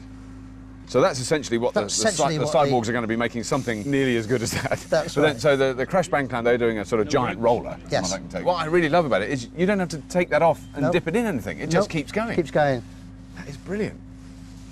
Now I know the Cyborgs have got. I mean, they're really going for gold here because they're breaking all the rules because I know they're not only using the paint to spray on the wall, but they're apparently going to use the paint as the fluid that drives their hydraulic system. You have to have the hydraulic fluid as clean as you possibly can for it to actually pressurise through the pump. Whereas in paint, of course, the paint has got pigment in resins and all sorts of things. Suspended in a fluid, right? So it's a very different type of liquid. It is, yeah. It sounds a great idea, an opportunity to use the one fluid for 2 things, but I'm concerned about the actual practicality of it. Yeah. So based on what you've seen so far then, Brian, who's your favourite team now? I've got to say my favourite team at the moment is the Crash Bang Clan, because of the simplicity of their method and because I do know that rollering is less troublesome than actually spraying. Still hard to scavenge, Clansman Kev has found some box section, while Fraser thinks he might have a use for this old fuel tank. The question is, will his captain and expert approve? Steel tank. Counterweight. Tidy. What are we doing for the likes of a pump to pump the paint? Do you like a caravan pump? You know, like the little pump for the water on the caravan? Submersible, something like that we're after. Or a windscreen washer pump, something like that. You any ideas for a pump doing it there? I was just speaking to Rudy now about the pump, Dad. We'll get to you in 2 minutes with that. I can get my hands on a windscreen one, but I don't think it's got the capacity to pump out paint, to be honest with you. They might have the judges' vote, but without vital parts, expert Rue's vision of a giant roller is starting to slip. I want some rose-tinted spectacles, I think. Not steamed up ones. And the news just keeps getting better. Cyborgs, Crashbang Clan, you have 7 hours remaining today. 7 hours build time remaining today. Thank you, teams. How long? 7 hours.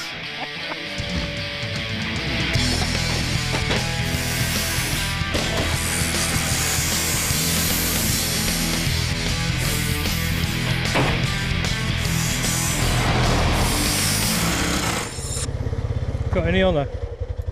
With a little more time on their hands, Bogner Bodgers, the Cyborgs, are sniffing out ingredients for their team's super sprayer. It smells of things, Gary. It smells? It itches. Does it itch with bits? Well, it's fully hydraulic. There's got to be some stuff on it. Mikey's nose is twitching around a dilapidated beet harvester. Well, this has a pump. It's driving from there, though, isn't it? This is the hydraulic pump, right? Yeah. But without the motor. There's the drive there, yeah? There's a solid, and there's a plate 12 volt. There's a 255 bar.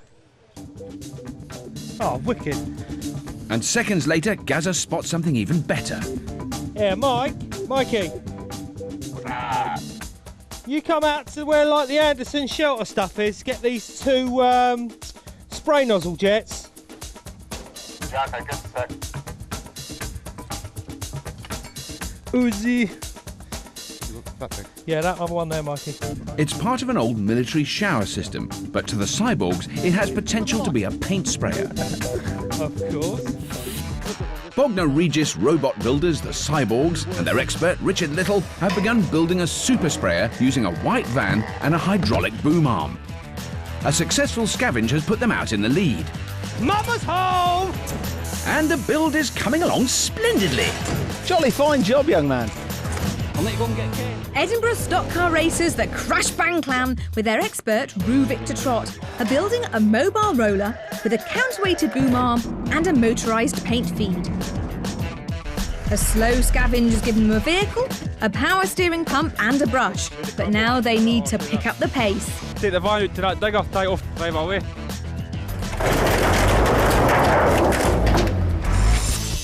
The Cyborgs look like they're unstoppable.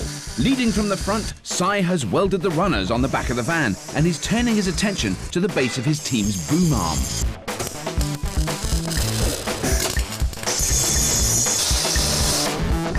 Okay.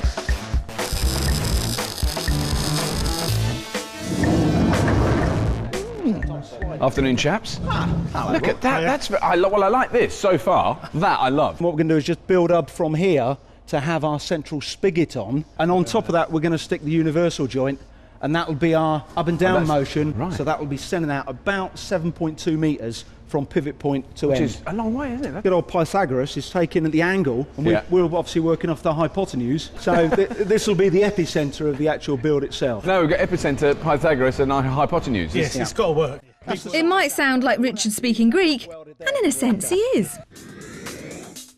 According to Pythagoras, in a right-angled triangle, the square of the hypotenuse, or longest side, is the same as the combined squares of the other 2 sides.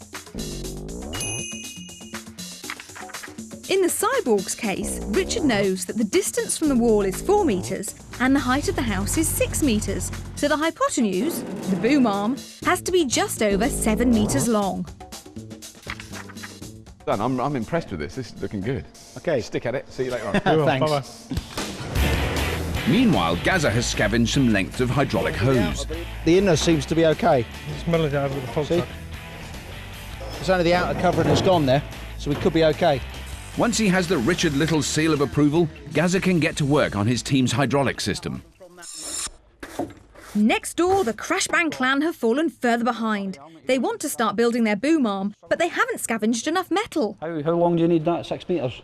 6 metres from the pivot, really. Struggling, like. They need 3 6-metre lengths of box section, but they only have enough metal for 2. So that's going to basically be the size of the boom, innit? Yeah? While their mates scavenge more metal, Rue and Jamie can only make a start on the boom arm's base. Yep. That's more the ticket, boys. You need us to do build or scavenge? If you can get some of that chopped up, we need another 6 metre length, and then we'll lattice her up. Yeah, we're going to, lattice her Crashbang clan, you're right there. How are you finding your team, Rue? Yeah, good. We've had a little bit of trouble, sort of like locating a few bits and bobs, and as you can see, a lot of the steel around us is bent and welded back together. But we've finally got there, So we've got our main lengths that we're after. You still have got an awful lot to do. If you have got all your parts, I have every faith in you. You'll put it together and we'll have a beautifully coloured wall tomorrow. Definitely. Yeah. All right, take care. See you later, boys. Thank you. With everything they need for their boom arm, the team can finally get building. And Rue cracks the whip. You want to cut like 6 at 700? 6 at 7. And then the rest at 500.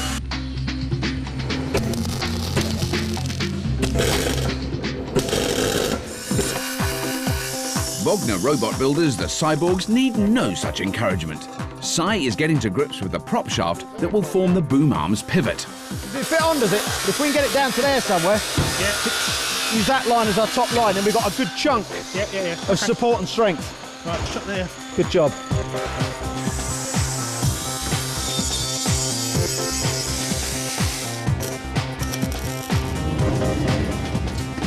Eyes. Eyes.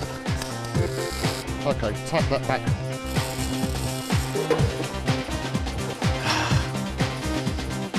With the movement of the arm sorted, Gazza has connected the old army shower units to the hydraulic pump, and it's time to test the cyborg's delivery system. Here, guys! Hey! Wicked. Job's a scorcher!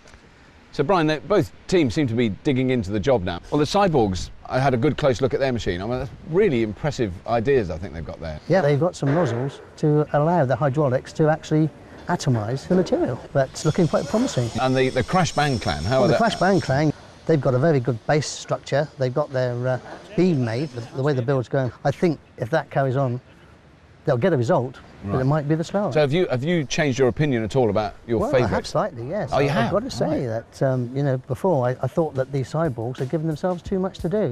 Could be they might prove me wrong. Oh, yeah. They may have fallen from our judges' favour, but the Crashbang clan have certainly been busy. They've attached some casters to an old aluminium frame and are building a set of runners around it. Is that what you're thinking? And then... But hang on, that trolley won't stand still. It looks like expert Rue might have had an idea. Just running up and down to make sure it works all the way. That's nice, that's running okay. As the clan's boom arm reaches up the wall, its fixed radius means it moves away from the house and their roller loses contact. Because of the exclusion zone of the fence, they can't simply move the van forward to compensate. The solution is to put the boom arm on a trolley and move that instead. This allows the roller to keep in contact at all times, saving the clan vital seconds. But rather than a sleeved spigot like the cyborgs, Edinburgh's finest are going for an A-frame fulcrum. Finally, they're ready to put their components together. Is that all you've done? We've got to get rid of that. Hey lads, I've just been out there, seen their vehicle. It's just bare. Just bare? Just bare, there's nothing in it. So it looks like we're doing all right. Really? Yeah. But the simplicity of the clan's design has let them mount the entire unit, containing runner, trolley and the A-frame, in one piece. Okay. Little do the cyborgs know, but with a crash-bang wallop, the clan are back in the race. We've got 2 metres at the back, so it's going to give us plenty of Plenty of dangle there, I think. Crash Bang Clan Cyborgs, you have 3 hours. Build time remaining today. 3 hours, that's correct, gentlemen. 3 hours left. Okay. The last thing the no-nonsense cyborgs are thinking about is the time. There's a boom arm to be made, and 2 lightweight lengths of box section later, and a length of pipe for the control system, and it's done. Ready to go. That's it. That's it. That is close enough for me. Next, Si turns his attention to the focal point of the Cyborgs build, the spray head. So you just want them braced together? Half and half, 150 apart. While Si joins the shower pipes together, Mikey makes the frame that will allow them to slide. Frame's done. Both teams are now busy building their giant painting machines, safe in the knowledge that they only have to spruce up a house. But let's take a moment to see how they do the really big jobs. I went down to Falmouth to see a man about a job that can only be described as huge. Falmouth Dry Dock is a one-stop shop for ferry MOTs, and Ian Robinson is the ferry company's man in charge. Hi. Hi. Now, how on earth are you going to paint this? Well, if you'd like to come along, I can show you. So what are we actually painting then? Like a lot of white and a little bit of blue, is that? Well, unfortunately, I've got some rain forecast, so I thought I'd show you some painting down in the dock bottom. Oh, down underneath? Underneath the ship. Let's have a look at that. Yeah, by all means. I mean, how much does it weigh then, the ship we're under now? 26,500 tons. It's quite heavy, isn't it? Yes, Quite big, but also a huge area to cover in paint. Now, how many litres does it take to cover a ship like this? In weight, 15 tons of paint. Oh, you don't even bother with litres, you go weight. Now, this bit here we're next to is different colour from the top bit. That's right. This has a special type of paint which is used for anti-fouling purposes, so we don't get the barnacles and the marine growth. So what about actually putting paint on? I mean, is that a very high-tech thing as well? That's quite low-tech, and would you like to see how we do this? Oh, yeah, let's have a look, yeah.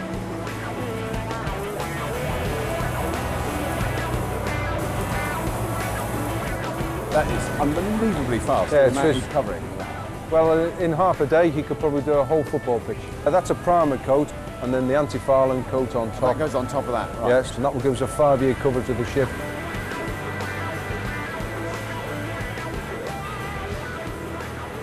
That really is just like a roller, like you'd use on your ceiling at home, isn't it? I mean, Yeah, it's very, very basic. Yeah. How many people then will be working on painting the ship? To paint the ship overall, 40 men, about 3,500 hours. It's all on such a huge scale, isn't it?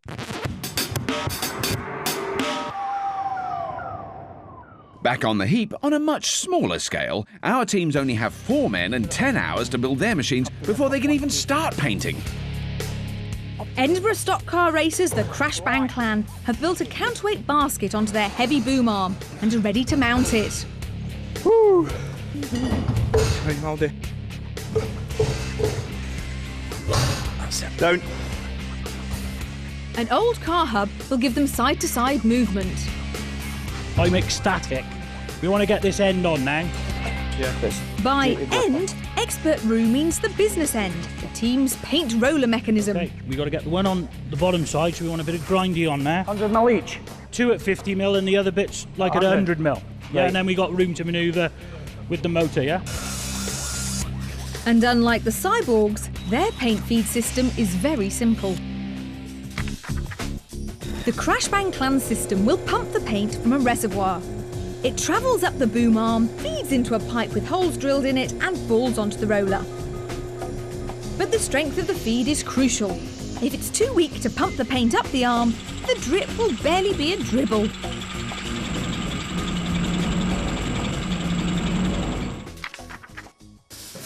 Dad, crimp one of the ends. I could do that, I bash it one high. So, Brian, the teams are certainly working very hard now, but it does really look like the cyborgs are leaping ahead, aren't they? They have. Even the swivelling spray head on the end of their arm is genius, little bit of engineering, isn't it? It's lovely. Yeah, it is.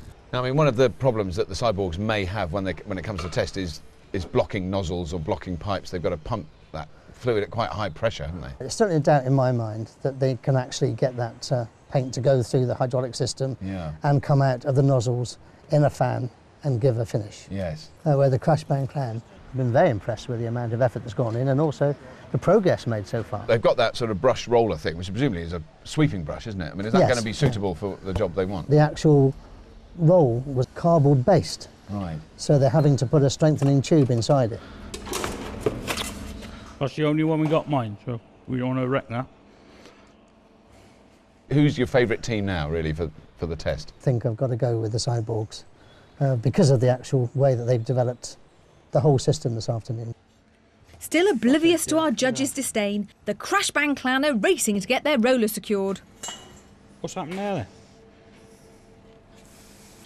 Sexy 80 here. 685 at us. Just knock one of them off and... In their haste, Kev and Jamie have got their measurements wrong. And this is not the time for mistakes.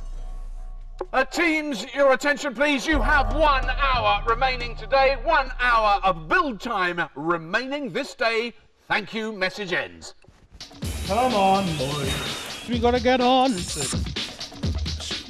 In the opposition build area, the Cyborgs are mounting their spray unit with its adjusting slide mechanism. Get that tack on there. Ready? Yeah. Those Cyborgs, they're very happy lads. They're all working together really well. They've got this huge machine. They've got a pump, they've got a paint container, they've got hydraulics that are all joined together. They've got an arm that they can move up and down. They've still got bits to do. They're not finished, but they're very, very close. Well, over in the Crash Bang clan, they've built this enormous arm. It does seem enormously heavy. Which is hugely heavy. Yeah. They've got this little box they think they're going to put all the counterbalance weight in. Right. It looks a bit like a part of the Forth Road Bridge. Ironically Quite enough. a large part of the Forth Road Bridge. I think they're going to use every last minute of their Tinker time getting that going. With no more time for mistakes, Roo checks the positioning of the motor for the roller mechanism. Now you want to start at the front, Dad? Yeah. While Fraser and Kev run the paint lines up the boom arm and tie them off. The Cyborgs are making the final connections to their paint delivery system. Down about there. Yeah, that should do, because that would give us the pressure then to feed through. I'm going in. Gazza has fitted a nozzle to his team's barrel and welds it in. Perfect. Couple of tacks, Jim. And next door, while Jamie attaches the pipe for the paint drip feed... Taped on the other night. All the Cyborgs have left to do is to run some cable to the spray head and add a wheel hub to control its movement. Get it, man. Right. As the final seconds tick away, the Crash Bang clan fill the basket with scrap metal. Right. But the weight still has to be calibrated, and the roller and paint delivery systems are yet to be tested. Tinker Time is going to be busy. Okay, teams, put your tools down and the kettle on. Your time is up. Today we've seen the broad brushstrokes of your efforts, but how will it all look when the paint is dry? Oh yes, teams, you'll need masses of masking tape tomorrow when you take part in our Scrapheap Challenge Decoration Dash. Well done, teams, great build. That is wicked. You happy? I'm happy. That is wicked. Yeah. No, that's wicked build. It's been a blistering build day, but will tomorrow be a whitewash? Can the Cyborgs prevail with their giant super sprayer on wheels? Or will the Crash Bang clan come from behind with their mobile paint roller? A veneer of teamwork won't be enough for this challenge. Our families will really have to work together to win. Our teams will start at opposite ends of our Scrapheap chalet and move to the edge of the picket fence. They'll have 20 minutes to paint 2 sides of the house, after which we decide who's got the fanciest finish. Doors and windows are off limits. Painting them means a door or window-sized area will be deducted from the team's total coverage. We'll also allow each team a 5-minute timeout for essential repairs. Well, it all looks very pleasant now, doesn't it, Brian? Certainly the Crash Bang clan's mood seems to have lifted somewhat. Absolutely. What about the actual roller, though? Because they were having a lot of trouble with that. They're discussing about which way it should rotate. It could work, but or it could be flicking paint all over the place. That's right. You could have paint going everywhere. Yeah. But of course, the Cyborgs, their arm has got to be lifted by their hydraulic ram, and who knows if that's going to work. They tell me that it actually goes up and smoothly, but it has to come down under its own power in steps.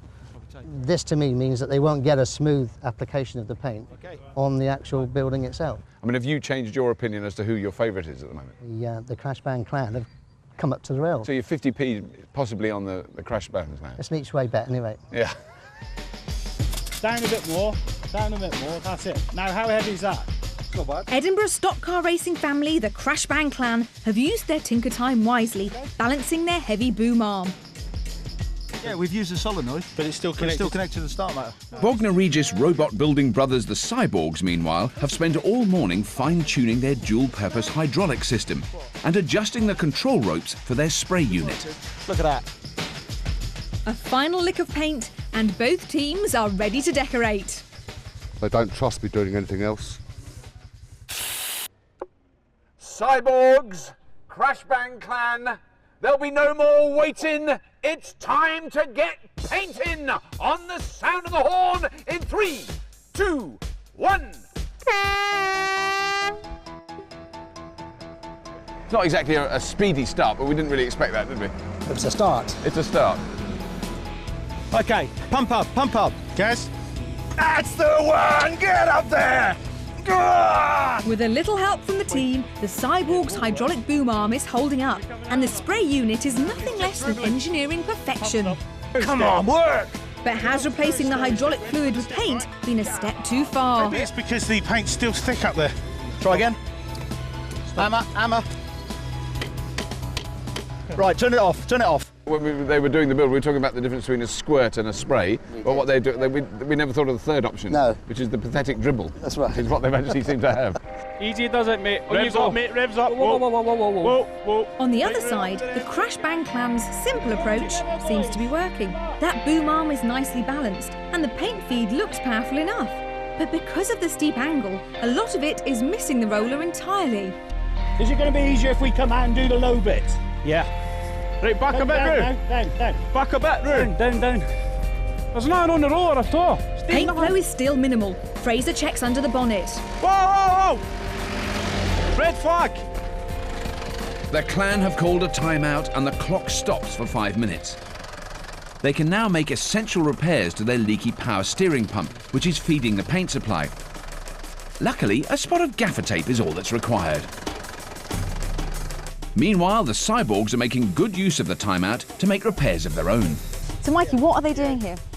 We're actually putting the pump back together. When we put the paint in initially, we didn't have it watered down enough, so thick paint went to the bottom, clogged up the filter. So you've taken the filter out altogether now? Yeah, there's no warranty on this anymore. So. With repairs complete, the teams are back on the job. They're off again. Let's get it over that wall and then start pumping. Yeah, we've got spray coming out. Despite losing their filter, the Cyborg's pump is struggling with the viscous emulsion. There's just not enough pressure to atomise the paint, so the spray unit is disconnected. Left without a directional control system, Cy resorts to pointing the spray by hand. But in a remote painting challenge, surely this move is a flagrant breach of the rules. Gently back the way, nice and square. But the Crashbang clan have got their paint feed working properly, and the steady Scots are stippling away. You get this rocking. Down, Dad, down. The actual movement of the arm is working. They're pushing it backwards and forwards as they lift it up and down. That's operating rather well. But the mechanical aspect of it is pretty good. Yeah. Right there, right up. Good lads. Get the other side now. Other side of the door. Yeah, let's go to the side. Having doused the front of the house, the Cyborgs are moving to the end wall. It'll scare the opposition if nothing else. Their method may be crude and even against the rules, but it is effective. Spin her out, mate. Mama, she wanna paint! But the pressure is building up in all the wrong places. I love it! While the Cyborgs desperately try to reconnect their explosive hydraulic system, the Crashbang clan's steady roller approach is paying dividends. They've also moved on to their end wall. Are we happy with that, boys? Are we happy? Hold on. Robert to Lisa, the clan, they've really got the hang of this very long arm painting system. They're covering large square meterage with a sort of lovely stippled effect. The house looks very attractive now. I think it's increased the value of the property no end. Down. The Cyborgs are now using their boom arm to aid in their single jet of paint. But without proper controls, they're going to need a lot of masking tape. They'll run down the wall. Down. Okay, teams, your painting time is up. Return to the finish line on the sound of the horn.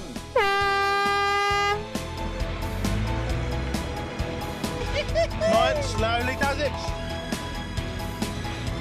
Whoa!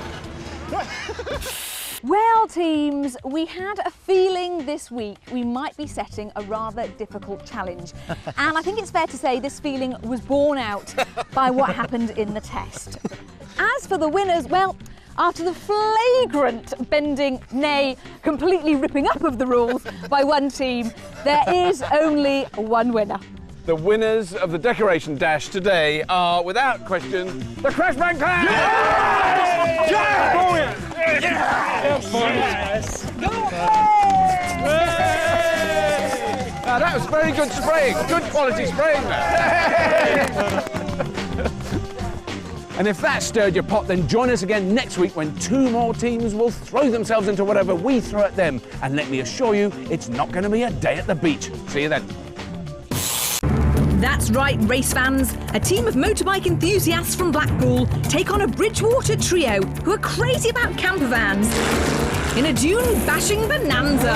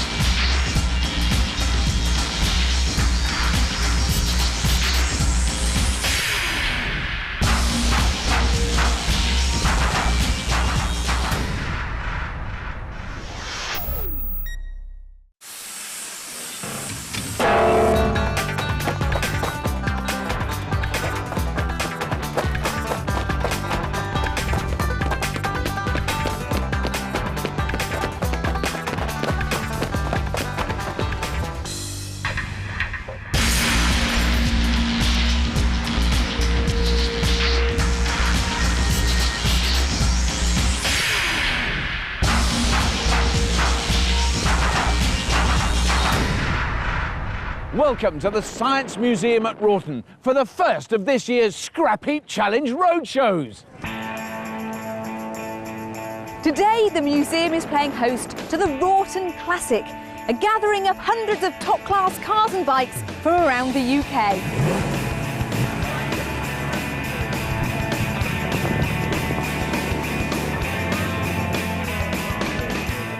And it's here that we've gathered 16 teams of backyard bodgers to take part in a high-speed race where engines have been replaced by ingenuity. This, ladies and gentlemen, is Scrapheap Challenge Juice-Free Drag Racing! 5 weeks ago, we invited teams from across the land to come up with designs for vehicles that could race down a drag strip at great speed without the use of an engine. We told them to plunder the skips and scrap heaps of the land for the parts to build all manner of green speedsters. These ingenious engineers have been burning the midnight oil, conjuring up a mind-boggling array of crazy contraptions. From petrol-free peddlers to recycled rubber band racers, no form of energy supply has been overlooked. So it's no wonder they've built 16 of the craziest juice-free dragsters the world has ever seen. And now they're here.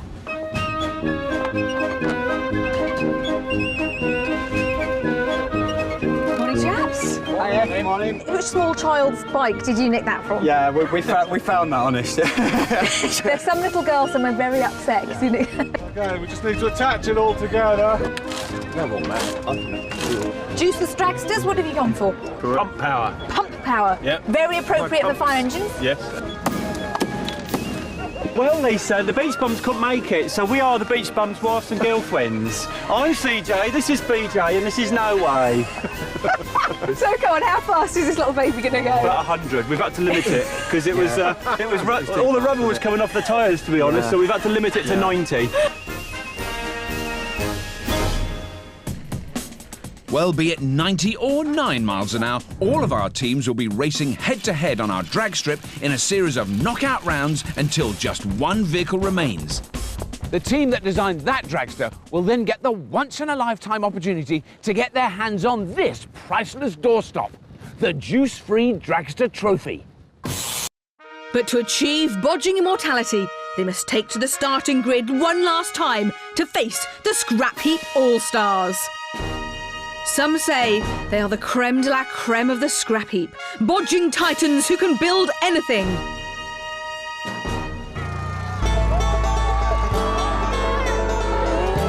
In truth, the All-Stars, in their various guises, have a rather unimpressive record in previous roadshows. Have played 3. We've got a technical itch here, I don't know if that map's working. Lost 3. It's not looking good for the All-Stars. So, who will be attempting to redeem the good name of the heap?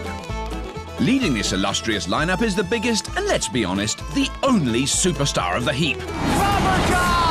This madcap farmer and captain of the barley pickers has been ever present in the All-Stars run of defeats. We be here! Surely it's only a coincidence. He's Andy Barnes. Team member 2 is big in name, big in stature, and big in ideas. Renowned for his harebrained designs whilst leading the cops and bodgers, you could always rely on him to come up with an eccentric solution to a challenge. He's Big Andy. And completing the dream team is a force of engineering nature. No task is too daunting, and when the going gets rough, he doesn't mince his words. Just calm down. Another time. In fact, he's so tough, they named a wall after him. He's Hadrian Spooner. Yesterday, the latest All-Star lineup were bundled into the back of a van and brought to the scrap heap to face one of their toughest tasks yet. That's it, proper job. Welcome, All-Stars.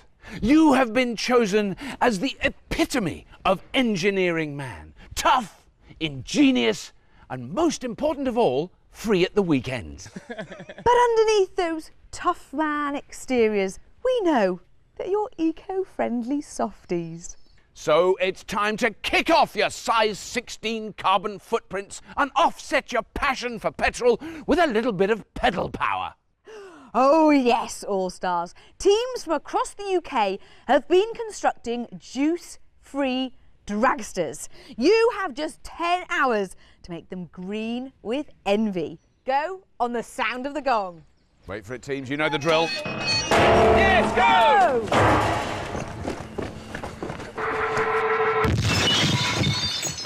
And we'll be catching up on the progress of the All-Stars build throughout the show.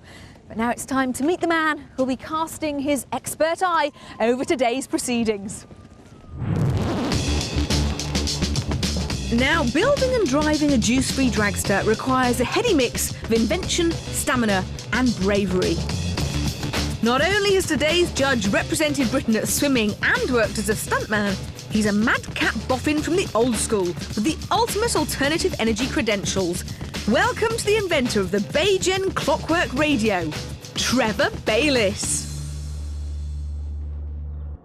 Oh, Trevor, it's very kind of you to join us here today on this slightly windswept runway.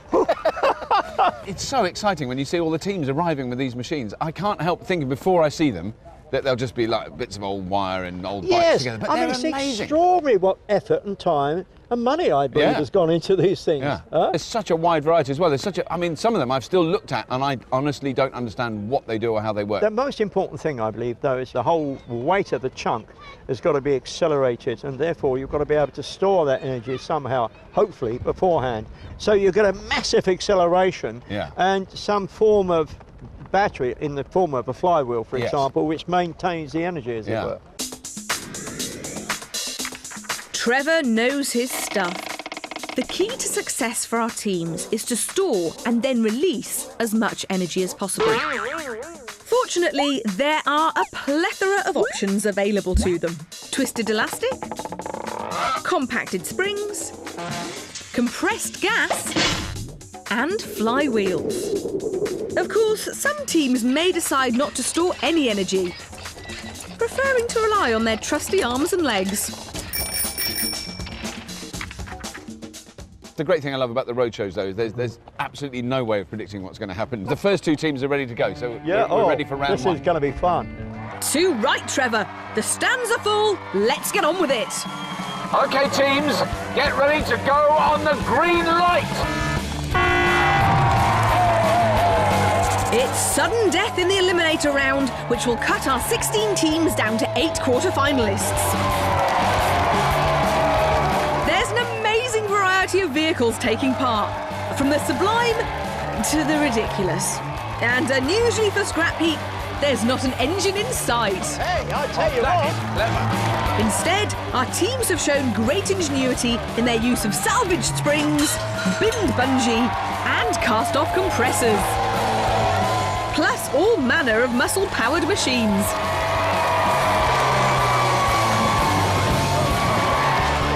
We've seen an amazing array of dragsters, propelled by all manner of eco-energy. Some teams missed out by a matter of seconds, others by a little more.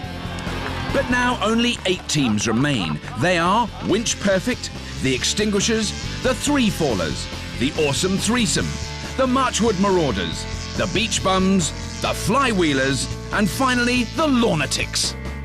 But only one of these teams will reach the final and take on the Scrapheap All-Stars, who yesterday were set the massive challenge of building a juice-free dragster in 10 hours.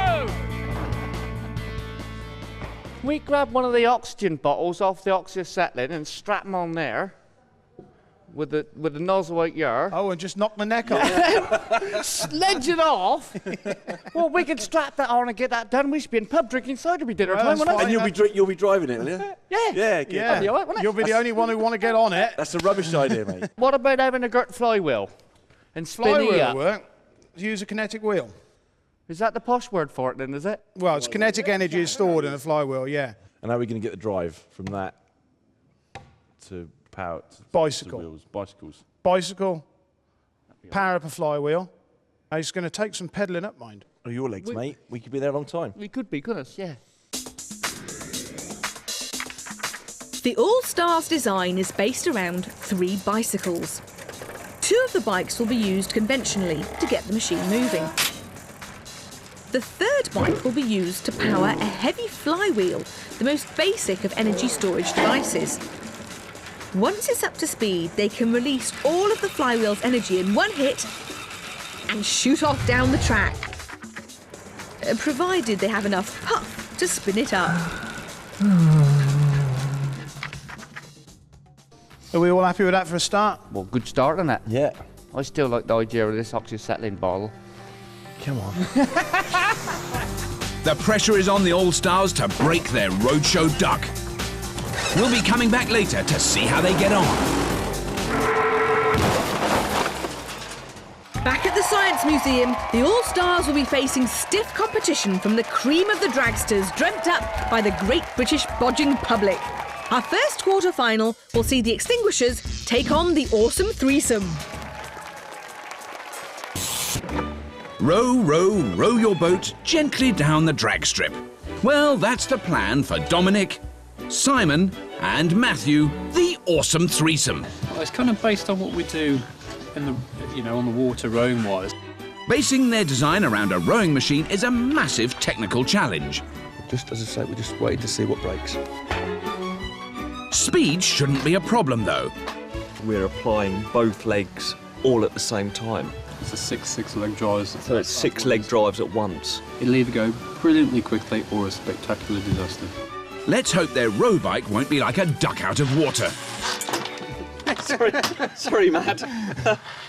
Did you think you'd get this far? Last night, no. That's very honest of you. Last night. Really, so your kind of first test was this morning. Well, look, you've done really well to get this far. Very best of luck. Let's hope we see you in the next round. Well done. Thank you. But to get to the next round, the Awesome Threesome will need to get past Scrapheap's favourite fireman. From the firefighting capital of Norfolk, we give you Simon, Peter and Bob, the Extinguishers, who skated all the way to the semi-finals of last year's Scrapheap Challenge. Earlier on, you had an idea of the old style pumping handles that move up and down. You said what we could do is if we had a handle, pivot point there, okay, and we'll make a crank. So we'll have some sort of conrod that goes down, turns what would normally be the bike wheels. The chaps don't seem to have lost any of their old ingenuity with their hand-pumped quadricycle. Try steering like that, that'd be easy. But they haven't quite grasped the reality of a roadshow build. This is a bit where the expert comes in anyway, isn't it? Yeah. It tells us how to actually build it. As you can see, we've put barrels out, thereby making the lanes narrower. Do you think that's going to be a problem for you? No problem. Best steering machine here. You reckon? Yep, undoubtedly. I'm loving the confidence. So what do you reckon, Trevor? Who's your favourite on this one? I think, yes, Fireman. Yeah, the extinguishers. I think you might be right, yeah. The crowd are on the edge of their seats and expecting a really close race in this battle between arm and leg power. Awesome threesome, extinguishers, prepare to burn rubber on the green light.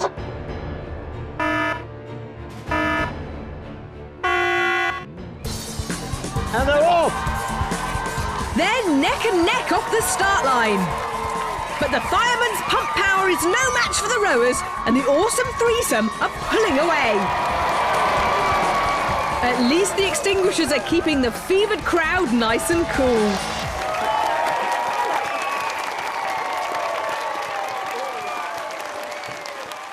What a brilliant machine. That was fast. That's the fastest we've seen so far.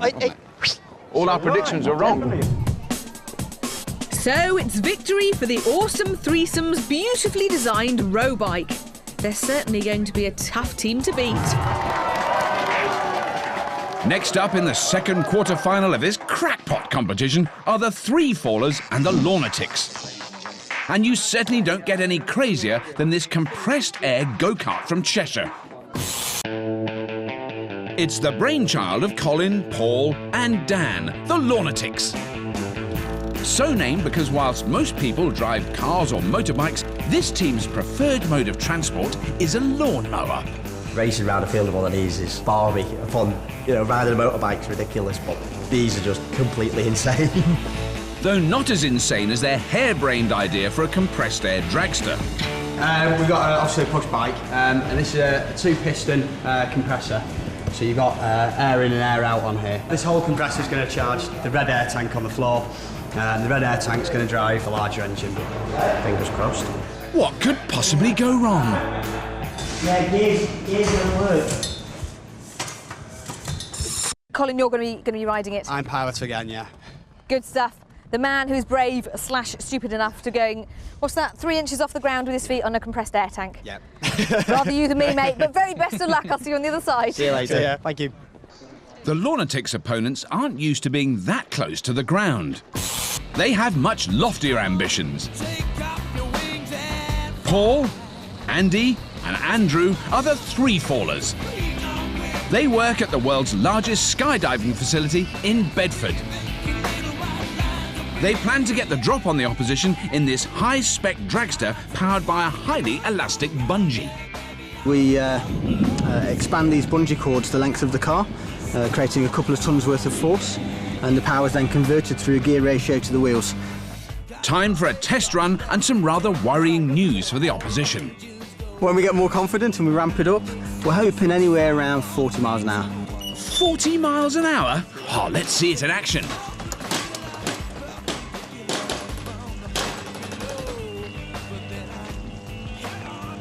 Yeah, I think more bungees.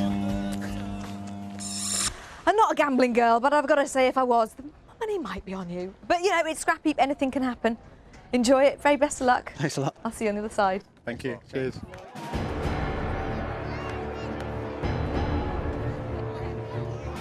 Three-fallers, lunatics, I want you to start when that light turns green.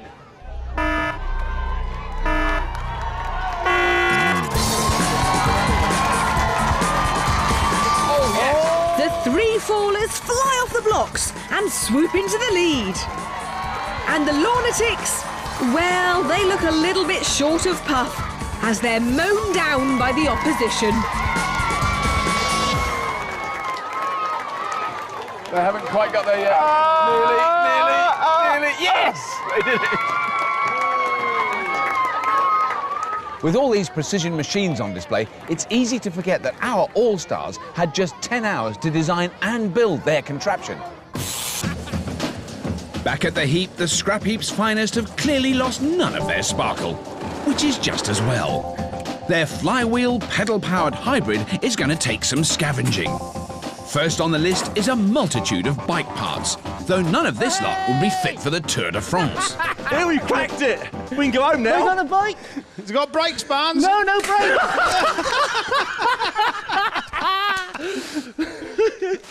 Well, he did have brakes somehow, didn't he? Yeah, I think it was your foot, mate. Righto, carry on going for a Let's while. see what else has in mind. Of course, pedals and chains are only half of the jigsaw. Hey, frustrating, me old son. Andy's just found the proper job. He's found exactly what we want. How do you know it's exactly what we want? Yeah, 100% sure it is a hell of a job, this. This is a proper agricultural job, this is. For those of you who don't speak country, Andy has found a flywheel. He got a girt rim on him, and he's exactly what he wants. I knows tis. I can feel it in me water. And Hadrian is very pleased. Tidy. Just as a battery stores electrical current, a flywheel does the same job mechanically. It's basically a very heavy metal disc, which takes a huge amount of force to spin, but once it's spinning, it's very hard to stop due to its weight. In the case of the All-Stars, they'll be able to pedal their flywheel up to speed prior to the start of the race. Once the race is underway, and the two All-Stars pedaling the traditional bikes begin to tire, they'll be able to transfer all the energy from the flywheel to their axle, giving them a turbo boost. Well, if we start messing about with it, we could break that. So we just will left it alone, innit? Because we can make enough cock-ups without looking for any more. Without breaking something? Yeah. Back at the Science Museum, the crowds are eagerly anticipating the third quarter-final. All right, guys. So what do you think of it so far? Very exciting. Is it? Now, which one has been your favourite machine? The lawnmower one. The one where he's lying on his front? Yeah. Yeah, it didn't do so well in that last round, though, did it? No. And Dad, which has been your favourite I machine? think the one with the parachute on the bungees, that was the best one. Yeah, it's certainly looking like the fastest so far. Do you reckon there's somebody else that's going to be able to beat them? I don't think so. Probably no. It's definitely the quickest on there. Our next two quarter-finalists might beg to differ. First up are a team who are no strangers to the heat of battle. Dan, Richie and Andy are the Marchwood Marauders. These Southampton-based army mechanics take no prisoners. We'll win. I think we'll win, yeah. On paper, it's a good car. But as you'd expect from the military, access to that blueprint is on a strictly need-to-know basis. Yeah. Top secret. Top secret. We'll keep that one to ourselves. But under interrogation, they crack. Sort of like how a mousetrap works. Pull the, as you tension a mousetrap, the spring will tighten onto itself. Sounds dangerous, so who will be earning the Victoria Cross and driving their mousetrap-mobile? I'm the lightest, so I'm driving, and because I'm stupid as well. Not stupid, Richie, brave. At ease, Marauders. Now, what do you reckon's your opposition? You've had a little look-see over there. I think they're a bit slower than us. Do you? Yeah. So you're confident of going through to the next round? You reckon, boys, yeah? Yeah, that's why I like a bit of confidence. So look, very best of luck. Hopefully see you on the other side. Cheers. Cheers. Aiming to break the steely calm of the soldiers are a team of bravehearts from Scotland. Winch Perfect are Gordon, Brian and Darren, and they have a passion that may not be everyone's cup of tea. Winches. Winches. Winches. Winches. Winches. OK, we get the picture. It surprises you how many different applications there are for winches. Well, it seems one application is a juice-free dragster. Flywheel was actually off the winches. It's got quite a bit of weight in it, so we'll get the momentum to spin it and keep it going after the injection system. And to get off the line, Brian can expect one hell of a kickstart. And no, we're not winding you up. Ooh, rather you than me, Brian. Now, those guys over there reckoned that they were going to be faster than you. I'm not so sure. What do you reckon to that? Well, we'll just wait to see at the finish line who's there first. Yeah, you'll let your machine do the talking. None of all that. Can the Scots make the army boys eat their words? OK, teams, it's round two. It's all to play for. Go on the green light.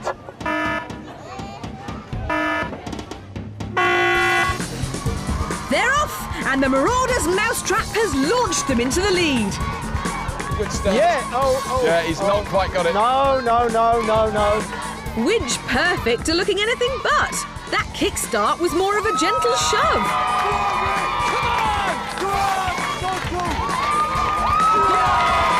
It's a resounding victory for the Marchwood Marauders. And if that got the crowd excited, the decibels are about to go through the roof. The All-Stars are here. And their adoring public don't seem to have noticed a lineup change. All-Stars, All-Stars, All-Stars, All-Stars, All-Stars,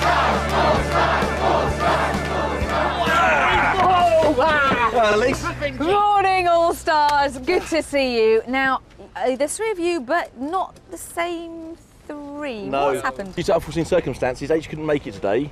So we asked for a nice, athletic, live person to help us with the weight distribution. They couldn't find anybody. We got Bowser, that's it. We need ballast. And this engineering heavyweight is just the man for the job. Well, I think that looks pretty good myself. Bowser is practically Scrapheap royalty, having been a fixture on the heap since the very first series. The first of this year's Scrapheap Roadshows has seen 16 teams compete in their juice-free drag races. With one heat of the quarterfinals remaining, the teams already through to the semis are the Marchwood Marauders, the Awesome Threesome, and the Three Fallers. In the last of our quarterfinals, we have a very interesting matchup. The Flywheelers take on the bizarre cross-dressing Beach Bums. Now, I have to ask, what do you think of the interesting beach bums who are dressed as characters from Baywatch? Yes, different to say the least. Lovely shade of pink up there. Yeah, were you impressed by them? Yeah. Yeah, good boy.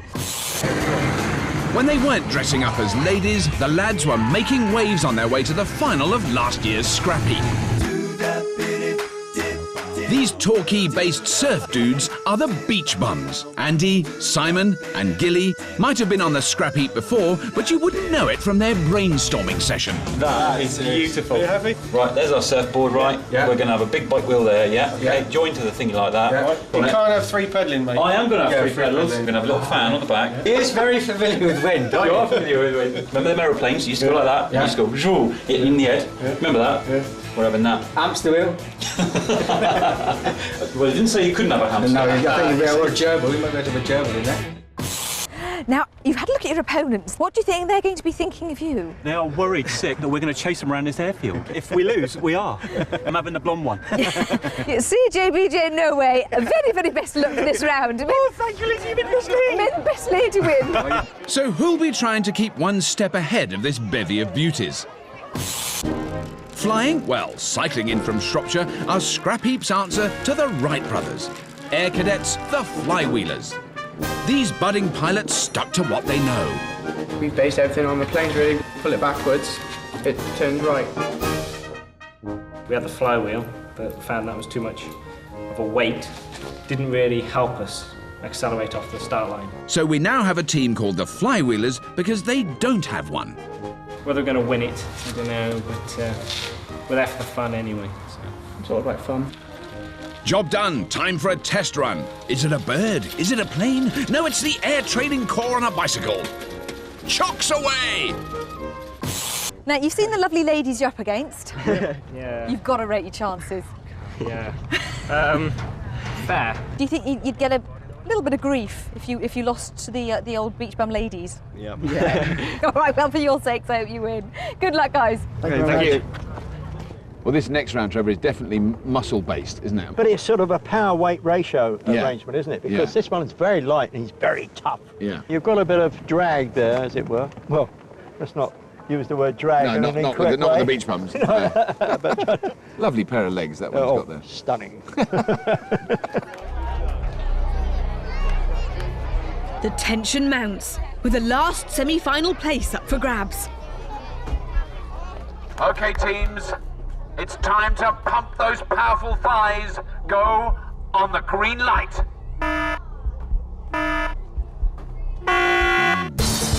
Oh, they're off. They're neck and neck, and both teams are pedalling furiously. My word. But it looks like 4 legs are better than 2. God, you forgot your makeup bag! The Flywheelers escape the clutches of the beach bums. Bad luck, ladies. That was your fault. That was your fault. We're down to our last 4 teams in our knockout competition to find out who will be up against the Scrapheap All-Stars. Now, these guys had just 10 hours to build their vehicle. Here's how they got on. Here we cracked it! We can go After a shaky start, It's got brakes, Barnes. No brakes! the All-Stars have scavenged most of the key components for their juice-free dragster. Now comes the hard part. That's our basic layout that we've got to achieve. Yeah. Well, we've got to try and work out where we actually need everything, haven't we? Their speed machine is going to be pedal-powered with a Flywheel turbocharger. But mounting the antique Flywheel isn't as simple as they'd hoped. Yeah, it's going to be a big bearing to go around there, isn't it? What a nuisance. Oh, darn. Modern industrial parts don't seem to match it too well. It might be time for a more old-fashioned solution. Wood. Bit of hardwood. There's a staircase over there. It's got some chunky wood on it. It's not going to be hardwood, but... A staircase? Yeah, it's got some chunky wood on it. I think that's the only option now. Yeah. So... All Barnesy needs to do is drill a hole in a piece of wood. Simple. Well, it's a bit slack. Did you actually read the size on the hole saw? We did. You did? What did it say? 38. Well, Dougal said there's a 38. Oh, yeah, it says 38. Dougal said it was a 38. 44, you wally. Do I cut another tree down? Off you go, cut another tree down and get it right. Well, this oak's splitting. This is third time, I'll have you say. Yeah, but it'll be a fourth. I think I've murdered a small rainforest trying to do this job. Hear that? You hear that, Andy? That's Barnes's wallet. With Barnesy's carpentry marathon complete, the All-Stars dragster is starting to take shape. On You're there. going to be about like that. If we go sit a bit further forward. Yeah, so you're all right with that? Yeah. It's all coming on in age. Look at that. Something's happening, Nearly mate. done. How much more have you got to get? Is there still quite a few bits? Chain. Chain for that. For that, and sprocket. Oh, that's it? And a gearbox. All right. And... How's the other team doing anyway? They're nearly finished. Are they? In fact, they've all gone home. It's not one of the most glamorous looking machines yet, but I know it's going to be. It's got potential. It's got potential. I reckon it would move very well without the flywheel. Right. Because, you know, it's just hardly any weight. Actually, 3 of you pedaling it, yeah. So the flywheel's just got to give it a bit more room. It's got to. Yeah. See you tomorrow, won't we?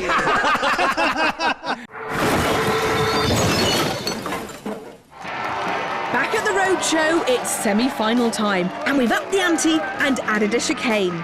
As the remaining 4 teams tinker with their human-powered speedsters, the All-Stars are checking out the opposition. Good luck to you. See you in the final. Yeah, hopefully. Going head-to-head in the first semi-final are the awesome threesome in their row bike against Army Engineers, the Marchwood Marauders, Mousetrap Motor. Have you got a favourite for this, do you think? I think the oarsman. The awesome threesome? I think so. That machine is beautifully made, isn't it? I mean, that's really clever. When you examine it, you see the number of gears. Yeah, and the chains and transmission. They've done a tremendous job on it. Incredible job.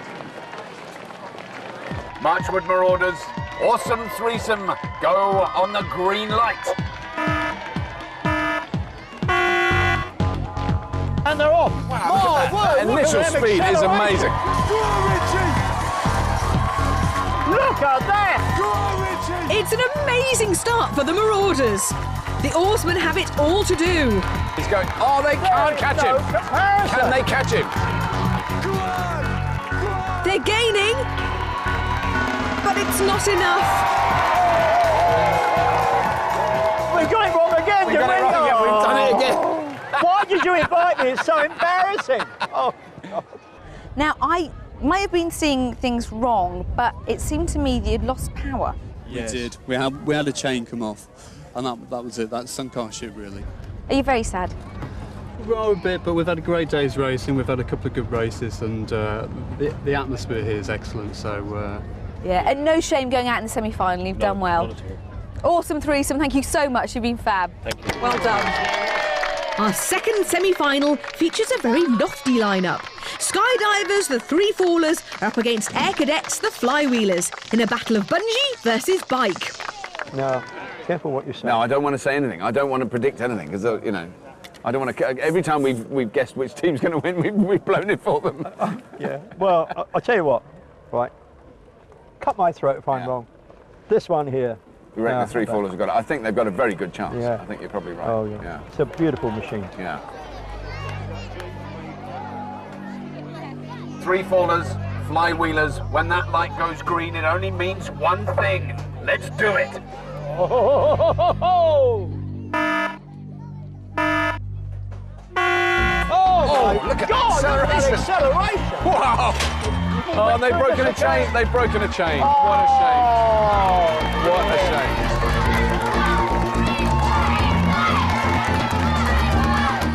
I've got a feeling he might win the championship. I think they've got a bit of a chance. Feeling we might have got it right this time, perhaps. That broken chain for the Flywheelers makes our second semi a procession for the Three Fallers, who will face the Marchwood Marauders for the right to take on the Scrapheap All-Stars. Oh, good afternoon, All-Stars. Good afternoon. Look at you. You look very, very resplendently smart. Thank you. Wonderful. And confident. Not You're still confident because you've had the chance to see the opposition. There's some pretty impressive machines there. Yeah, really good. Yeah. There's some worryingly good machines. Yeah. Yeah. Couldn't be ever so close, but we got a fair. We've got weight behind us. Well, you've definitely got weight. I mean, because having seen your machine come together, it's probably the heaviest here by quite a large degree. Yeah, well, I think we can take out most of the opposition in one swipe. Well, if you hit them, they're finished. That's it. You'll just feel a small bump as you go over them. That's our tactic. Well, you all seem really confident now, but let's see how cool you were when the clock was ticking on build day. Oh. All-Stars, I know you're busy, but I just thought I'd tell you, you have 3 hours remaining. 3 hours. Well, that ain't too bad. It's only sticking together now, isn't it? Yeah. Yeah, be all right. Hadrian is right to be anxious about the build. The All-Stars really need to step up a gear. And gearing is where the real problem is. Their dragster will be weighty, so they must get those ratios right. They also need to find a way of controlling the power of the spinning flywheel. And Big Andy may have found the solution. What have we got? Oh! What do we think? Gearbox! Oh, tidy. Gearbox! Happy? Light? Yeah. Nah, it's very heavy. On a motor car, the clutch is the link between the spinning engine and the gearbox. When you release the clutch, it steadily engages the power of the engine, moving the car off. The All-Stars design will work in the same way. With the clutch off, they can spin the flywheel up to high speeds.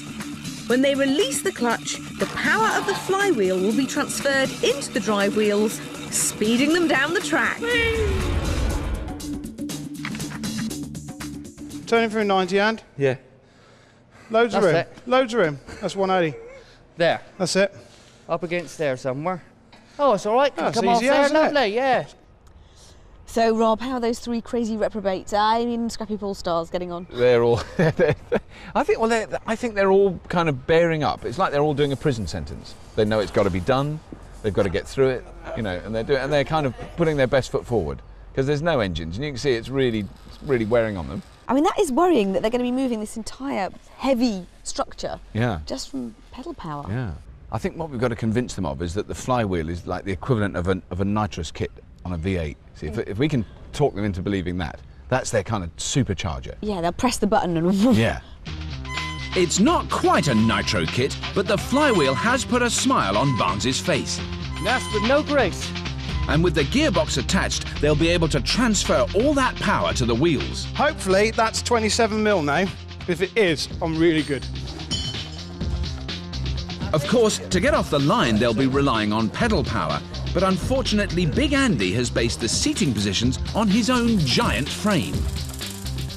They weren't proper welded up, mine. Now you Go hell, I can't reach the pedals, man! We're just one race away from finding out which team will take on the Scrapheap All-Stars. And whilst the Three Fallers and the Marchwood Marauders get ready to race, the All-Stars are taking an opportunity to bribe a bit of support from the crowd. They'll need every last bit of backing. Both our finalists have top-drawer dragsters. The Marauders machine enjoys a quick getaway courtesy of a mousetrap-inspired spring, which spins their wheels up to a furious speed. After their turbo start, they can rely on a bit of pedal power to get them across the line. The Three Fallers design relies on the stored energy of bungee cord stretched along the length of their vehicle. It gives them great acceleration, but after a short burst, the energy is spent. So we might have a bit of bad news for them. Oh dear. So Trevor, now we've just extended the course by 20 metres.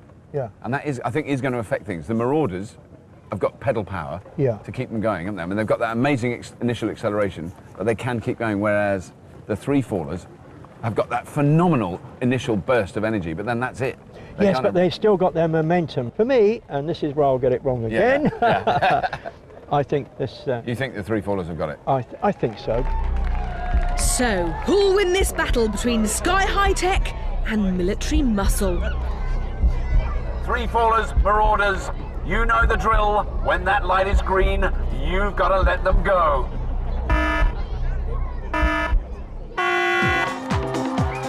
And they're off. Wow, that is close though. Close. Good. Look at that speed. The Three Fallers have got their noses in front, but have they got enough twang to last the course? Well, look at him pedaling. He's pedaling like mad.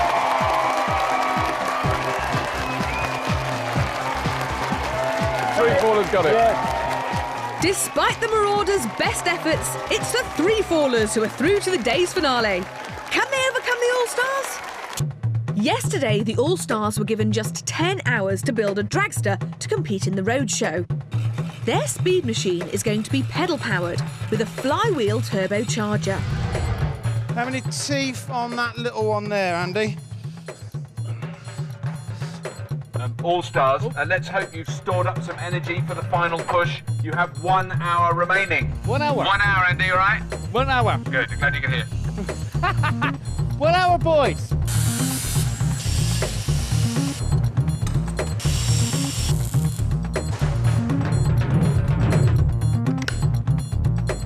How are they getting on now? I mean, most of it seems to be on there. I mean, the flywheel's on the gearboxes, on the all that stuff. Looks amazing. I mean, they've done it really well. Yeah, it is beautifully Very made. tidy, isn't it? Yeah, really good. And it is just a case of connecting it up. So it's got to come off of here, put the sprocket on there somewhere, back onto this one here. And then it's just a drive for the bicycle, which I suppose, really, we need to get in here somewhere, don't we?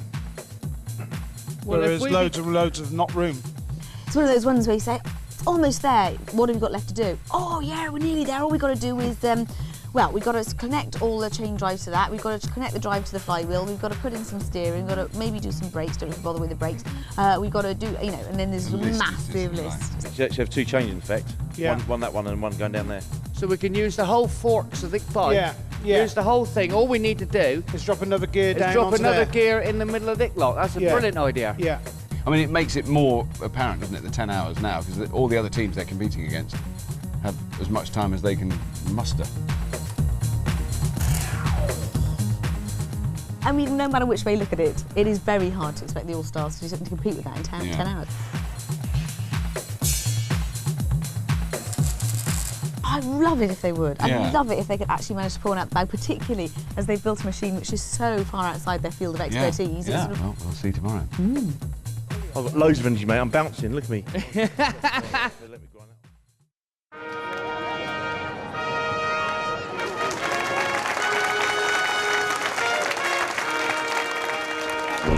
All-Stars, this is it. It's the moment of truth. Unveil it. Hooray!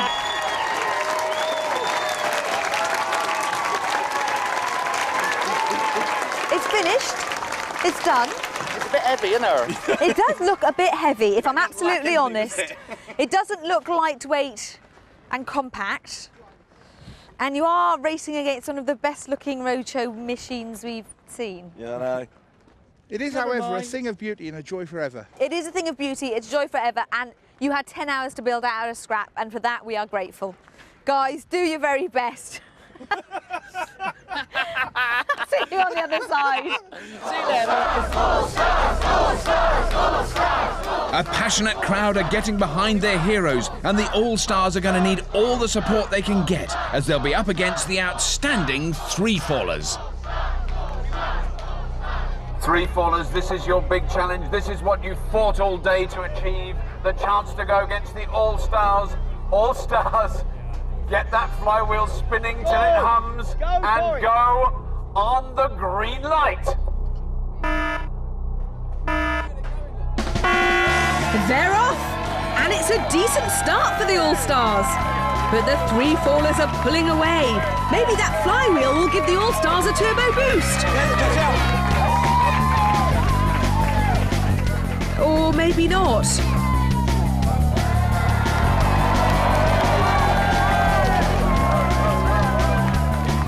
I don't know that can fairly be called a race. Hardly. It certainly was a stroll for the ultra-modern three-fallers, who'll be crowned roadshow champions if they win the next race, whilst the All-Stars need to squeeze some extra oomph out of their agricultural dinosaur. When was that one made? About 1926? It predates the steam age. Yeah, I think so, yeah. But once it gets going... Yeah, once it gets going. But it just needs a lot of getting going. It's do or die time for the All-Stars. Remember, it's the best of three, so they must win this race to stay in the competition. What can the Heat's finest possibly do to save their reputation? All-Stars, three-fallers, this is it. A go! No, wait! Now they've gone! They've resorted to cheating! Instant disqualification adds insult to injury as the All-Stars sink to a new all-time low. Look at that! Rocketing ahead! And despite the illegal head start, the three-fallers still beat them. Oh, the shame of it all. No, it's score marks though. Hey, what fun! Well, teams, if there's one thing we've proved today, it's that making dragsters without engines is very difficult. But the winners today of this fantastic roadshow are, without any question, without any hesitation, the fantastic three-fallers. And you deserve 3 bottles and a trophy.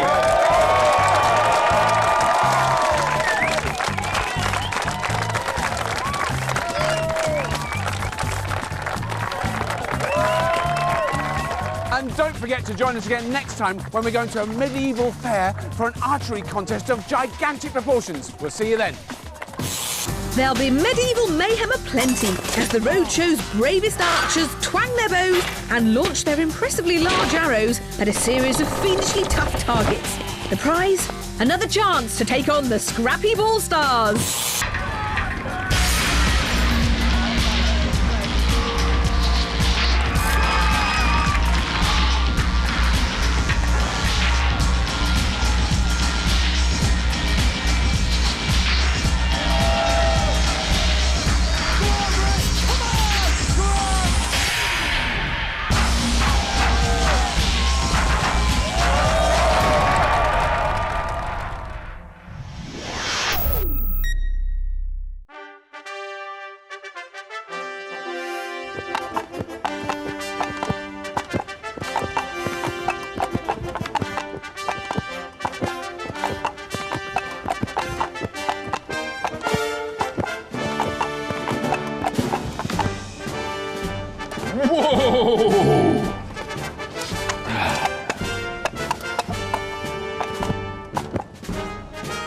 Should we get a cab then? Yeah, all right.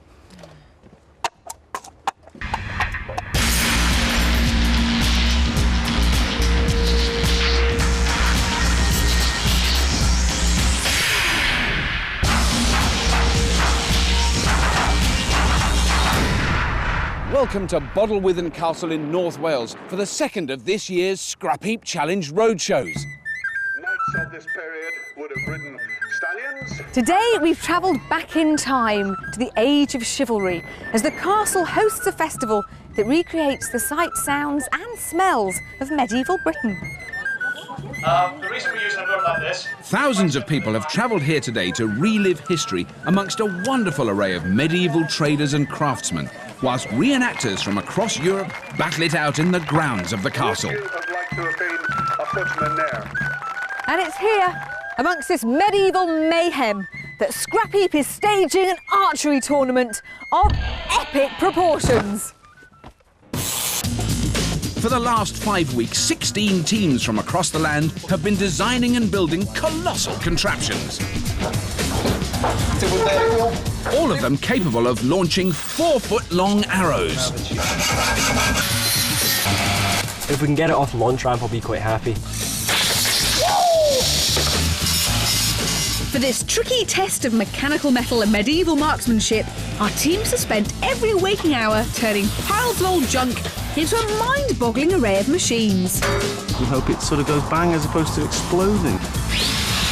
They've built crossbows, spring cannons, motorised launchers, and well, I'm not entirely sure how you describe some of them. Toilets are underrated as far as archery is concerned. And now it's time to separate the Robin Hoods from the Robin Reliance.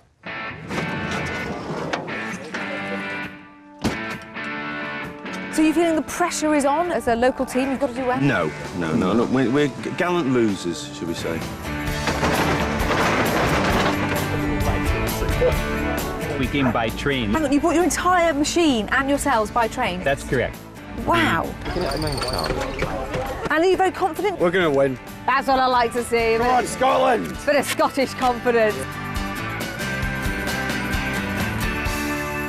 The rules couldn't be simpler. The roadshow's finest archers must twang their bows and fire their impressively large quarrel at a series of fiendishly tough targets until there's only one team remaining. This final team then faces one last Herculean task to win the prize of all prizes, the holy grail of bodging brilliance, the Scrapheap Golden Arrow. To return to the Shires with this magnificent trophy, they must beat the Scrapheap All-Stars. It's not really gold, is it? Nah. I didn't think so. But who are the All-Stars? They're a dream team featuring 3 of the greatest contestants of all time. And in each of their previous lineups, they've been humiliated. They took a spill in Sofa Speedway. It's not looking good for the All-Stars. Were pureed in tomato chuckers. Given the boot in welly wanging, and most recently ran out of puff in juice-free dragsters. So to restore some much-needed pride, we've called in the big guns. 3 Scrapheap veterans who know a thing or two about lobbing stuff. Team leader, and adding some well-needed glamour, is a true Scrapheap legend, whose beard and brawn has been a fixture since the very first series. Ah! Oh yeah! It's Bowser. Team member 2 may be blonde, but she's also the brains of the operation. Come on, you guys, move your butts. A ballistics expert, she has appeared in no less than 3 different teams, regularly beating the boys. She's Nikki Woolmore. And completing the dream team is an artisan of the archaic. If you didn't have a beard, I'd snog you. Who has built some of Scrapheap's most ingenious flingers. He's Todd Todashini. Yesterday, we set these valiant warriors a quest of epic proportions. All-Stars, it's time that you earned your spurs. In this challenge, you must defeat the finest archers in the land in a tournament of gigantic proportions. Are you game? Yes! You have just 10 hours to construct your massive mechanical missile machines. Once more unto the heap, dear friends. Once more. Wait for it. Go! We'll be back to see how they get on later. At the medieval fair, it's time to meet the man who'll be casting his expert eye over today's proceedings. Our judge today is an old friend of the show. A world-renowned expert on the science and history of the bow, he gets to design and build weapons for Hollywood blockbusters like Robin Hood, Prince of Thieves. So he won't have any trouble spotting whose aim is true and who's headed way off target. He's Master Archer Stephen Ralphs. When I first saw the machines this morning, the first one I saw had what was recognisably a bow. with string, but then I saw one that had recognisably a toilet cistern, and I went, this is going to be quite bizarre. Yes, it's a British eccentricity at its best, isn't it, really? There's some Scott sleds with some sort of water-powered system. There's bicycles, spinning wheels, there's standard crossbows. It's fantastic, it's great. Now, I mean, the one thing they've all got in common is this is their arrow, which is terrifyingly big. I mean, it's just a broom handle with a nasty spike on the front and a bit of fletching. Well, yes, if you compare it to the standard archery arrow. That's an arrow you'd fire from an ordinary bow? Yes. My approach would be just build an enormous bow. But then you see it's bigger, better, and it's not. There's a couple of machines there that they're so minuscule, and you think, how can this size something compete? that big? Yeah. I think we'll be surprised. Right. I do think we'll be surprised. I think we should let those quarrels fly. Under the watchful eye of our expectant crowd, each team must launch 5 giant arrows at our scoring targets. The 8 teams with the highest scores will go through to the next round. Start on the sound of the horn.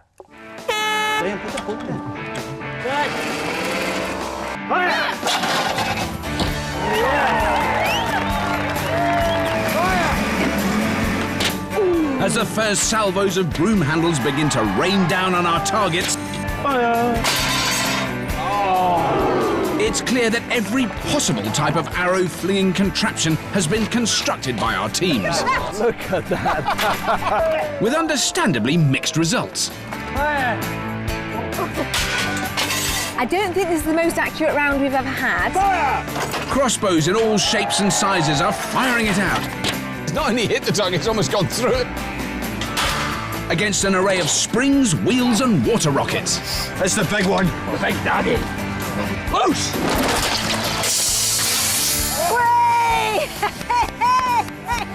That's definitely the most dramatic arrow so far. I'm loving it. Alarmingly coming towards us. What's coming slightly this way? But only 8 teams will win through to the next round.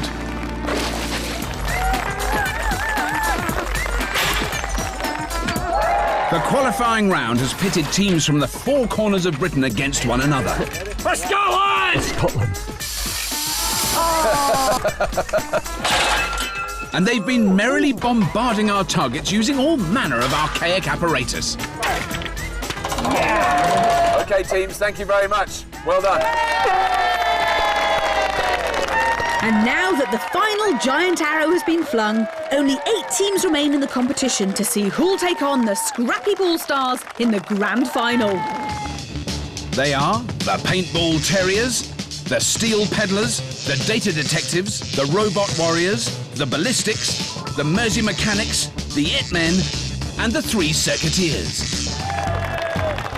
Our team's next challenge is much tougher. They must take part in our royal hunt. They have just 7 giant arrows to bag themselves a stag and a boar before they can take aim and pile up the points on our bullseye target. The 2 teams with the highest scores will go through to the next round. Now, Steve, round 2 already we can see very, very different challenge for all the teams, really. There's 2 balloons, so we've got movement left to right now. So as before, they had to adjust for their trajectory, up or down. Now they're doing up, down, and left and right. This could probably favour the more robust machines. So the lighter machines maybe won't have the advantage here. Right. Now, is there any sort of particular machines that really caught your eye? I mean, certainly some of them have caught mine. Without a doubt. I mean, the IT team, I just love the look of the machine, you know, with the bicycle tyres, and it does work. You don't expect it to work, and it works. There was definitely when I expected to see an arrow fall out of the front of it and drop. No, it went really well. The first 2 went over the target. They're fantastic design. They've definitely got the range, haven't they? Our judges' favourites are an unlikely set of warriors. Tucked away in Hull, immersed in the world of computers, Mike, Ian and Mark are the It Men. And their weapon of choice for this contract is really interesting. The whole device is powered by a lawnmower engine, drives the wheels so that they're contra-rotating, which allows an arrow to be pulled through and race along the channel. It's shot out the front and travels about 150 metres. But will it launch a broom handle with deadly accuracy? I'm not sure. No, I am sure. It will work, definitely. Bicycle weapons always have at least 1 weak link. I'm very nervous about the chains on this, very nervous indeed. Sadly, it's their engine that lets them down. Luckily, before the big day, they found a more reliable power source. Ian on a bicycle. It Men. So you're through to the next round. Now, it's a really interesting machine. It doesn't really look like any of the others. What do you think the hardest thing was in the first round to get right? judging distance and speed. Distance. One human power is quite a difficult thing to judge distance. Hopefully, we were only about half speed last time, so this time we're hoping to get a fair lick out of it. And you're pedalling again? Oh, yes. Yes. we bank on one Ian power. One Ian power, exactly. While the It Men rely on one Ian power, our next team follow the motto, one for all and all for one. Reg, Robert and David are the three circuiteers. These warriors have ransacked their circuit board factory for their dueling machine. So it's got two motor-driven rubber-tied wheels. The actual broom handle will come up through here and push down to the front. The results are frightening. The motor speeds are 2,700 RPM. If they reached full speed, they would leave here at 90 kilometres an hour. 90 kilometres an hour, that's fantastic, but there's some bad news. We haven't been able to check on accuracy. No need to worry about that, unless you live next door. IT men, three circuiteers. This is your chance to get through to the semi-final. Go on the sound of the horn. The competition proper is underway. This is incredible. I love this machine. I love it. But it does work beautifully, you know, it's amazing. How do the circuiteers match up? Yes! How's someone had? It's first blood to the circuiteers. That's 2 in 2. Now they can concentrate on the high-scoring target. The accuracy of that beauty is frightening. But the It Men are still without a strike. Okay, up to 30, stepping on the frame. Is the head on the IT bike, is that their sight? I think that must be it. Secret weapon. Go! Go! Yes! Take that! Good shot, the IT team. They need more strikes, though, and they're running out of arrows. Okay, get ready. This time. Come on, Ian. Say when. Go. Go. Oh! Oh, they've had a misfire. Misfire. Came out the side. Stop. Dropped. It's a disaster for the It Men. And to rub salt in their wounds, the circuiteers are hitting targets for fun. They're piling on the points. It's the It Men's final arrow. Really feeling for the chap in chainmail who's having to do the cycling. Must be exhausted. Go. Yes! Yes! Their pride is restored, but it's all in vain. They were no match for the circuiteers' super sharp shooter. What fantastic teams. Give them a big round of applause.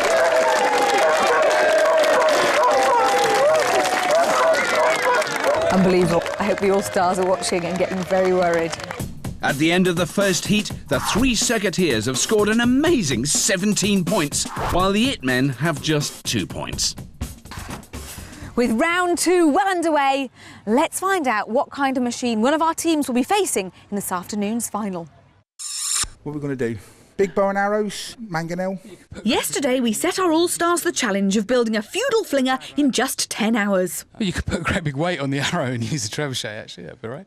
But bad on accuracy. Yeah. What about something like Roman ballista? You know, the old one where you've got ballistas are good. You've got the bits of rope and the arrow and the arm sticking the bits of rope. Shall I do a slightly more enlightened drawing for you? I did go to art school. So if we start with a frame and you've got your twisted columns of rope. I can see you went to art college. I did go to art college, yeah. I know exactly the right shade of red to put with green as well. Now, as a last thought, because I've just had one. A few months back, I saw an old line engraving. All right. And it's very similar to a ballista, but I haven't quite got my head around the details of how it works. Back at the build, we're at the planning stage. Bowser, Todd and Nicky have decided on a unique crossbow design known as a springgold. But Todd has only ever seen one in a medieval brass rubbing. So basically they're making it up as they go along. But it was kind of, for want of a better term, an inside-out ballista. What you would expect to see with a ballista is the cords of rope here and the arms there, yeah? But the longer we can accelerate the projectile for, the better we are. Yeah. Now, the thing I saw had the cords of rope here. Yeah. And the start position, these were pulled all the way around, so the bow arms were here. And in that instance, you're getting 160 degrees of travel. Yeah. Yeah. That means a hell of a lot more power. I like that.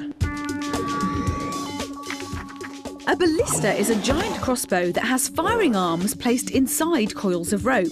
As the arms are pulled back, the rope is twisted to become the powerful spring that will shoot the arrow. The All-Stars' harebrained idea is to turn the arms the other way round. This will allow them to pull the arms back much further, which will propel the arrow for longer, giving it more power. But pulling back those arms is going to be a mighty challenge. What do we need to build it with? Steel. Rope. I don't know much about rope. What matters is how long it is, because you can't put knots in it. Some wheels. Brilliant, let's go then. Let's get on with it, come on.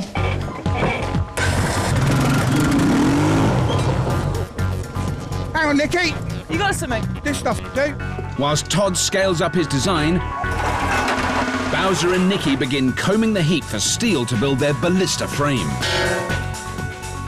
Well, it's only heavy for you. I know. You're just showing off. Bowser doesn't do small. It looks like he's intending to build the 4th bridge. I think you got most of the scrapyard here. We might have another present for you if you're lucky. As long as it's pink and fluffy, I'll have it. It's a surprise. They're racing through the scavenge. Could you have got something cleaner? This looks like an all-star team that could actually win a roadshow. You wanted wheels? You park that like my granny. I drive like her too. Yeah. Right. Bowser, Nicky, welcome back to the Hello. heap. It's lovely to have you back. Thanks very much. Now, chucking things. I'm thinking about previous Scrapheap outings. Of course, you had the sheep throwing. Yes. OK, we smashed the window and it didn't go very far. Oh, they've lost the windscreen. But Bowser, I seem to remember your giant archery on Scrappy Races was somewhat more successful. We won that one, that was yes. However, the previous one with rugby balls wasn't quite so clever. It failed miserably. Bottom one's gone. Snapped, innit? To be honest, Todd's had a few failures in the past as well. Now, you probably know that none of our All-Stars have actually won a Scrapheap Road Well, show. it's the first time for everything. There is a first time for everything. Do you think this time you can break the mould and do it? Oh, absolutely. Definitely. Oh, I'd love it. If this works, it would be pretty lethal. It'd be I really good. don't think any of us suffer from underconfidence.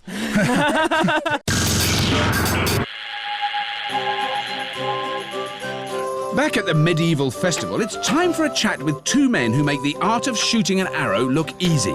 Steve and Mark are world champion longbowmen. Morning, gentlemen. God, look at that. This is the proper stuff, because, I mean, we've got all these teams making these weird machines, but these are, I think these are beautiful. Basically, this is the longbow of old, really. Right. It's designed for one purpose, and that's to kill people. Yes. I mean, It's a weapon of war, It is, isn't it? yeah. Do you want to try that one? Go. I'll have a quick go. But well, if you draw it, don't let go of the snap. No, I won't. That is genuinely quite tough. You're pulling them right back like that? Yeah. You've heard of the saying, put your back into it. Yeah. Well, that's where it comes from. Right. If you can manage to pull the bow up to where your nose is, at that point, you stop pulling and you just rotate your shoulder and use all your back muscles in your shoulder. So you're pulling back so that you're last bit. transferring all the weight onto your back, and your Yeah. back's much stronger than your arms will ever be. So. And then but the people who were bowmen trained, what, from pretty early age, though, didn't they? Yeah, they start from 6 or 7, but when they had to practice by law, it was from 14 to 65 every Sunday. Wow. So, I mean, The only person who was exempt was the clergyman, but he had to be there in case you killed somebody. Right.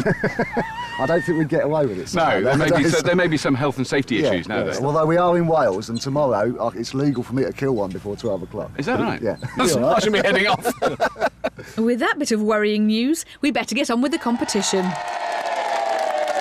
Next on the firing field are a team from Carlisle, who will certainly remain calm in the heat of battle. These guys are at their happiest when they're under fire. Stuart, James and Paul are the paintball terriers, and they plan to swap paint pellets for giant arrows by supersizing their airgun technology. Lift you off your feet. That should work, man. I've got 100% worth of thing. Yeah, I'm definitely working on it. So did Welsh you were. Their idea is to compress enough air to fire their arrow using a giant syringe, but it's less medical and more mental.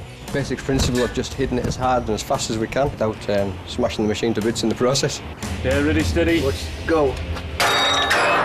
Fantastic. So, paintball terriers, you made it through to the next round, which you've got to be pleased about.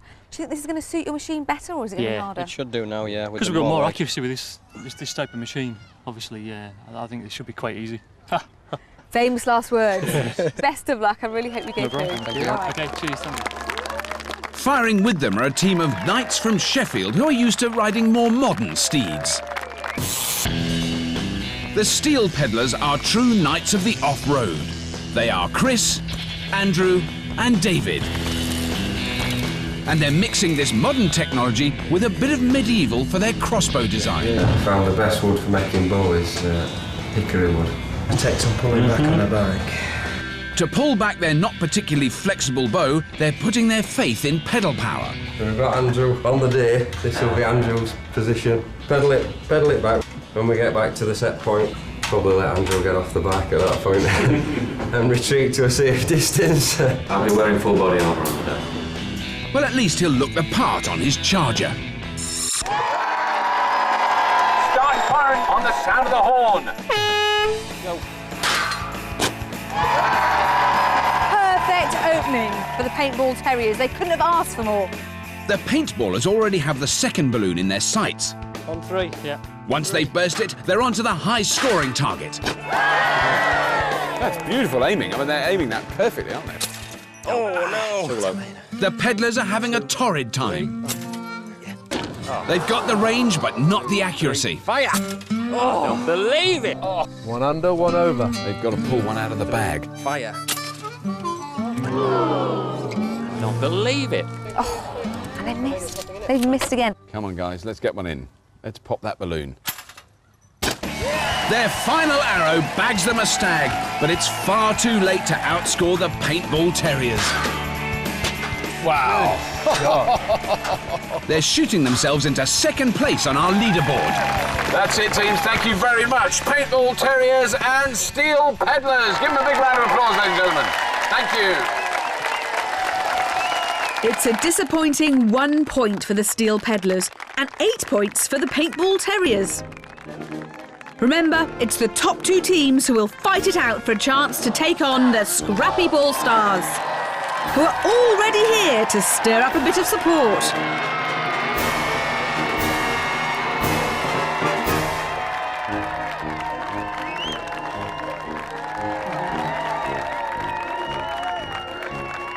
Now, you've eyed up the competition. Yeah. Are there any teams you're particularly worried about? I think in the first round we were looking at the Circuiteers. That was good aiming, really fast, powerful. They're strong competition, definitely. Anybody else? Also data detectives with the sort of the shelving unit crossbow. Superb. Lightweight, looks like it's going to fall apart, but it's just not. Boy, that worked. Arrows flew out of there. Do you think you'll be all right against them? Definitely. We're really confident. I mean, we've got enough to do it. Yeah. Definitely. All-Stars with confidence in their machine, yes! The crowds are gathering to sample the atmosphere of medieval life and watch our battle of the barbed broom handle. You join us halfway through the second round, after which we'll be left with 2 teams shooting it out for a chance to take on the Scrapheap All-Stars. Next on the firing line is a small but serious challenger from Sussex. Environmental campaigner John and his sons JJ and Zaki are the Ballistics. To keep down his carbon footprint, Father John has designed a crossbow using recycled super springy skis. This is about getting something that we know has the ability to shoot the arrow far enough. After that, we work on getting it more accurate. I didn't hear any breaking glass, so let's hope.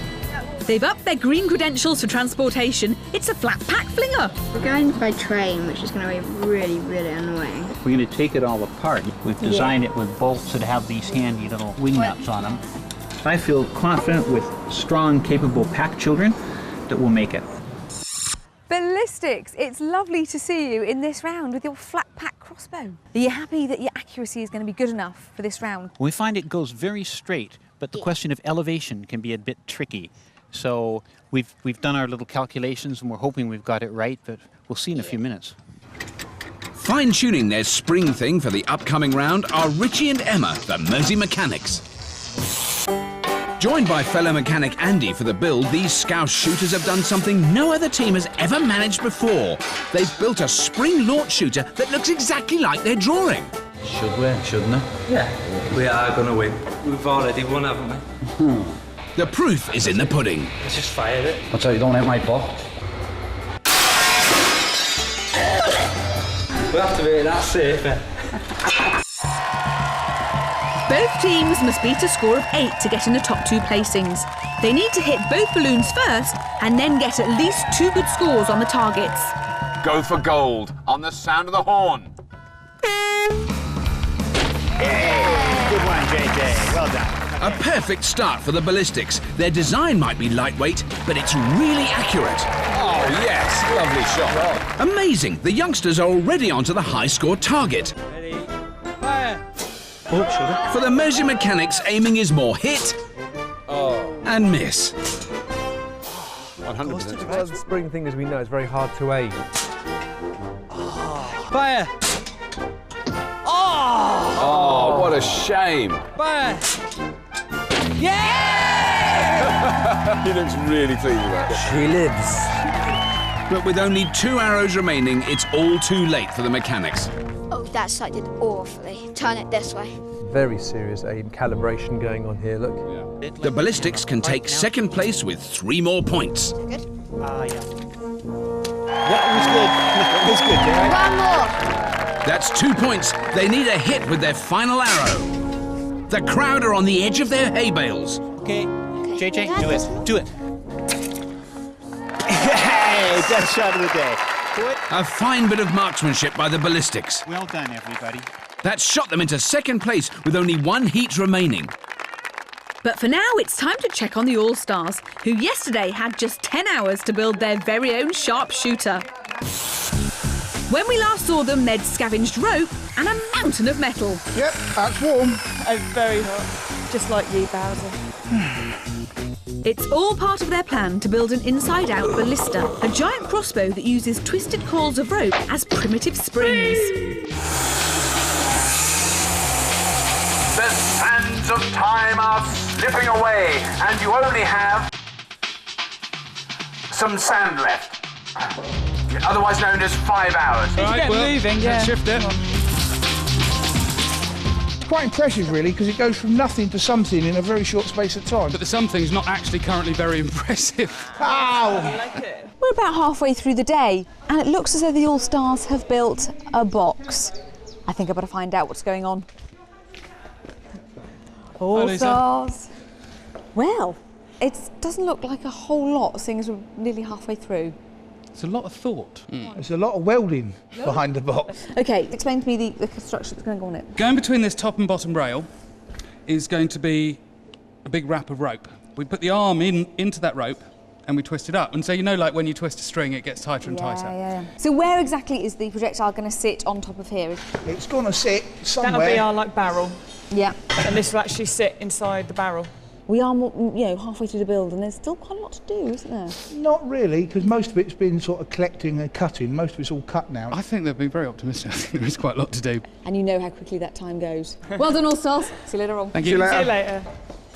Todd's right to be concerned. The All-Stars still need to address the key component of their design, the twisted rope springs. And you can basically get 3 guys on the end of a 6-foot bar and you can pull it to your heart's content and you think there is no way you can get any more power in that thing. Not even with Bowser. Not even with Bowser. The power of a ballista is dependent on how much twist can be put in the rope. In medieval times, this would have been done with a hand crank and elbow grease. It's a slow process and a tough job. But Todd has a modern solution. We need, at the top here, a crank system for tensioning it up. Now, if we bring these ropes up here and we slip a hydraulic ram at that point there to our lovely hydraulic pump unit. Todd plans to swap Bowser's bulging muscles with a pair of hydraulic pistons placed between the rope and the catapult frame. When the ballista is in the firing position, they will engage the hydraulics, and the pistons will stretch the rope, tightening the twist below the bar and increasing the power of the bow. They can then repeat fire to their heart's content without breaking a sweat. But Scrapheap hydraulics have a checkered past. Undeterred, the All-Stars are quick to rip the innards out of a pair of forklifts. Todd, I've got hydraulics. I don't know how you do with the piston.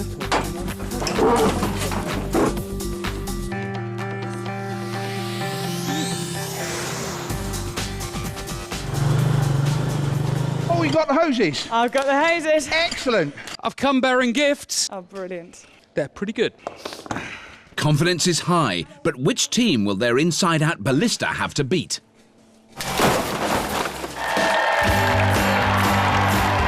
Back at the medieval fair, the competition has reached the final heat of the second round, and our two remaining teams must beat the ballistics' impressive score of 11 to secure a place in the final.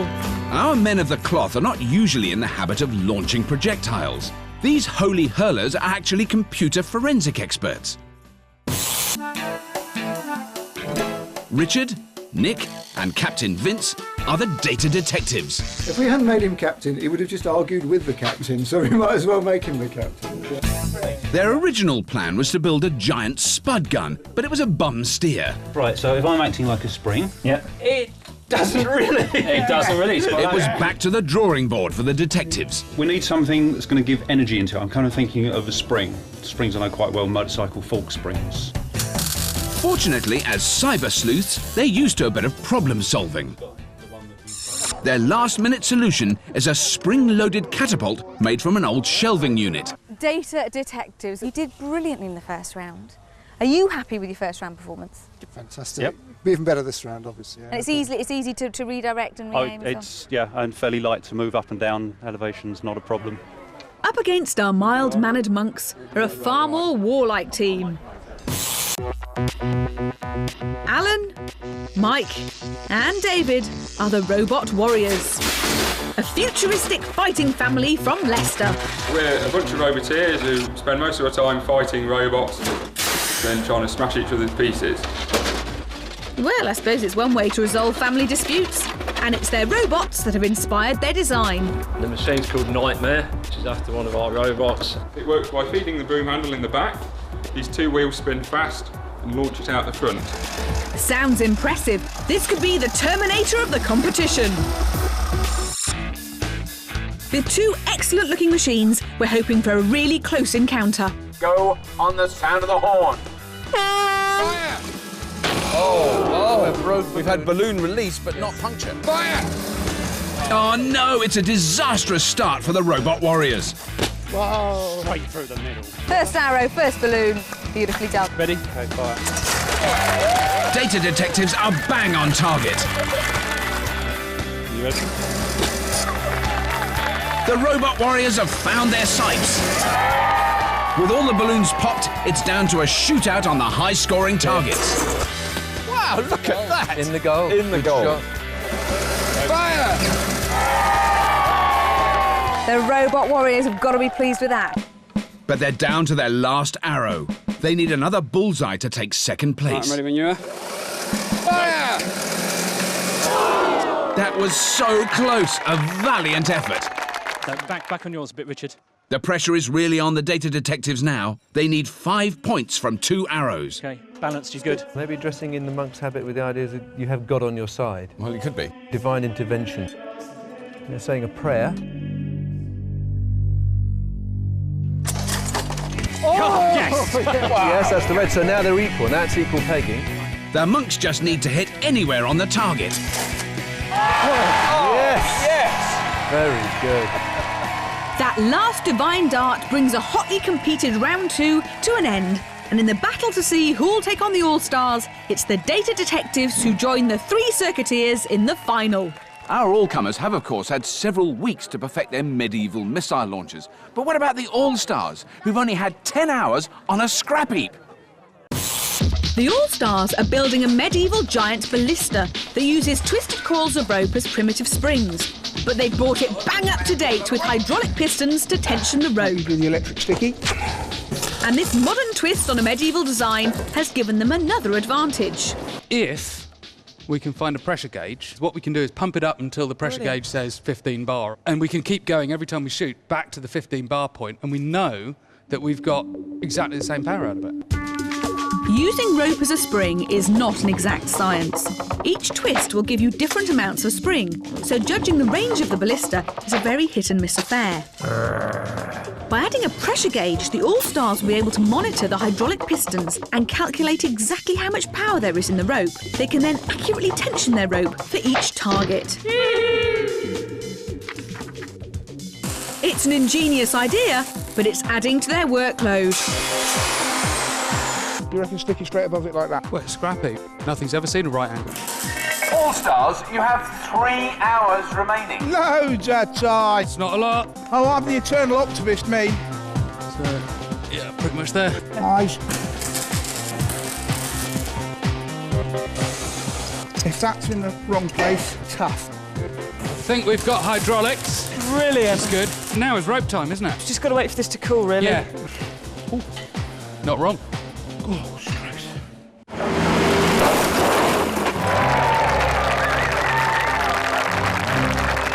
We're just 1 round away from finding out which team will face the All-Stars in the final, and the nerves are beginning to show.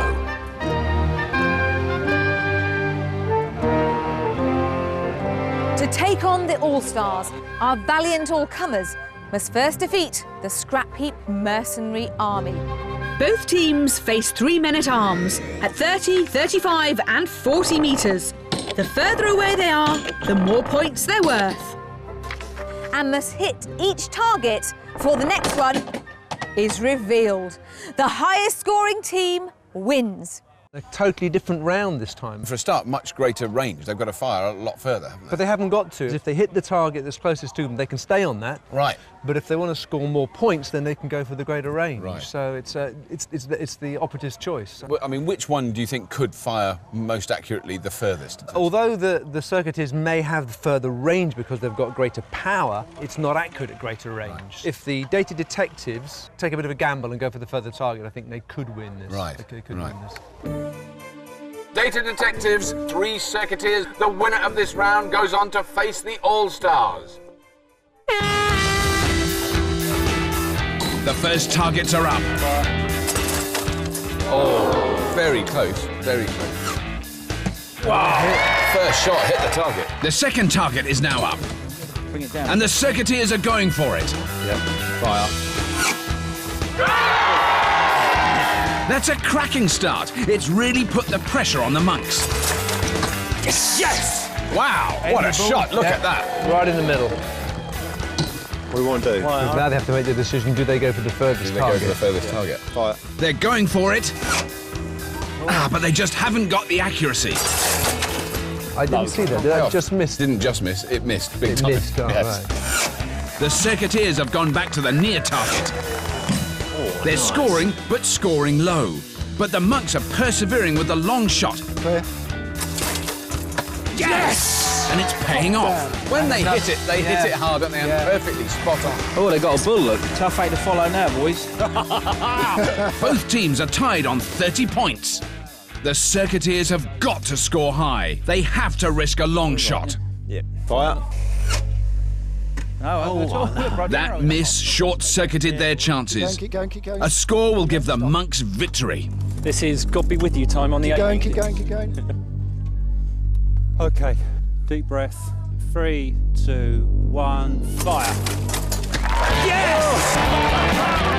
What a divine shot by the data detectives. They've won the right to take on the mighty Scrapheap All-Stars in real style. Will the grand final be as close as that? Well, our All-Stars don't have a great record when it comes to hurling inanimate objects. Let's hope it's third time lucky. Yeah, no problem. The crowd aren't confident, and just 24 hours ago, nor were we. The All-Stars are getting themselves in a tangle. They're building a giant ballista with twisted coils of rope as primitive springs, which they've brought bang up to date with hydraulic pistons to tension the rope. That feels really good. Right. Hello. Oh, it's all done now, just like that. Well, yeah, sort of. Now, that's where we want it. We want that much tension on it when the jack's in that position. Once you've twisted it that much, there's not that much pawing in it now, is there? No, but once you jack that up, it will... Sexy piston. It will increase the pressure on it. Yeah. Should we do the other one? Yep. So you've got both arms in now. I mean, what is the next step then, Todd? Well, basically, we've got to get the chain on, the string, to the right length. And then that's the chain that will actually fire the arrow up the channel once that's in. Right. Yes. And then once the trigger's in, that tells you where the barrel needs to go. Right. So then you put the barrel into that position. Right, come on, let's get on with it. We'll sat here all night. I'll see you later on, guys.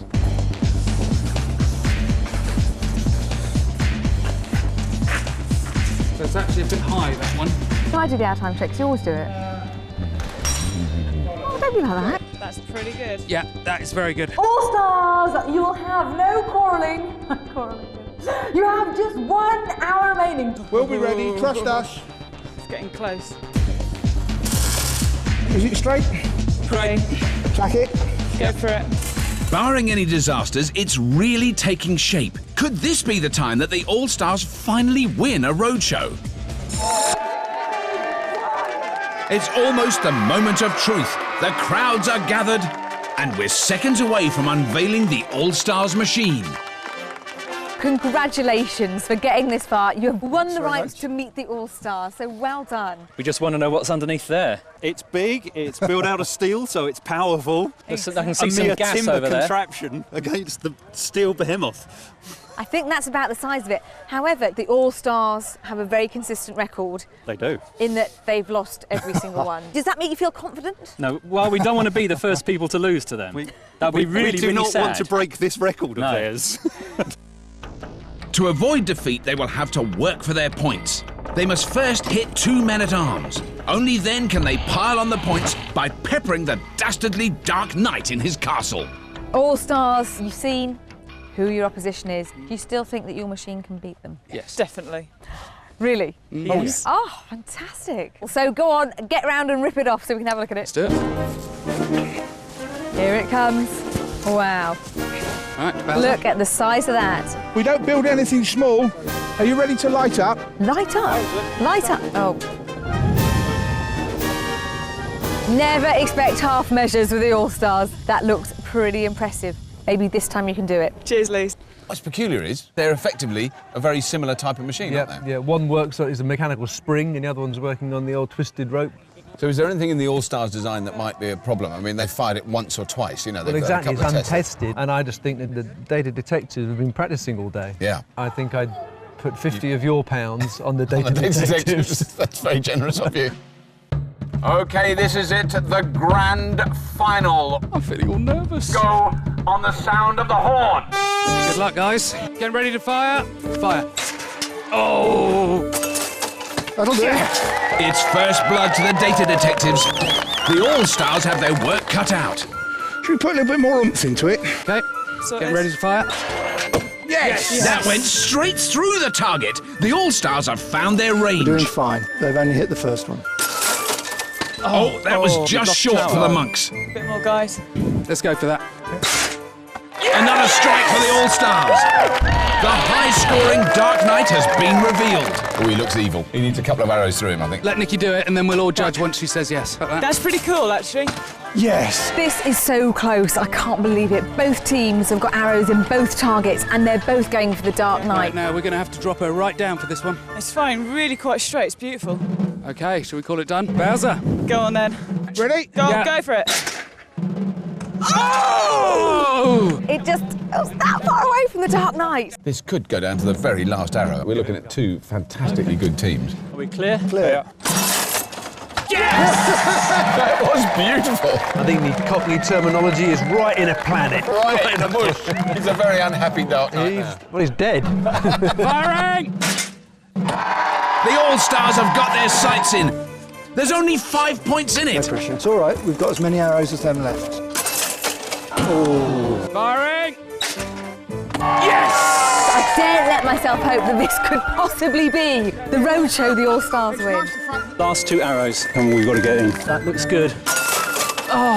Each team has 1 arrow left. If the data detectives hit and the All-Stars miss, the data detectives win, and vice versa. 3, 2, 1. What a shot! The monks are ahead by 5 points. This is it. It all comes down to the All-Stars' final arrow. If they hit the Dark Knight, they'll win. We all ready? Yeah, on you. Go on. Firing! Fire! Firing! Yes! It's in! Yes! The All-Stars have hit the night with their final arrow. What an unbelievable final! That is good. Well done. What a good team. It's been a wonderful day with an array of amazing machines. And a grand final that will live in the memory. Yes! Teams, that has got to be the best roadshow final we have ever had. But the winners by 1 arrow are, to the amazement of all of us, the All-Stars! Guys, commiserations. Well done. Yes!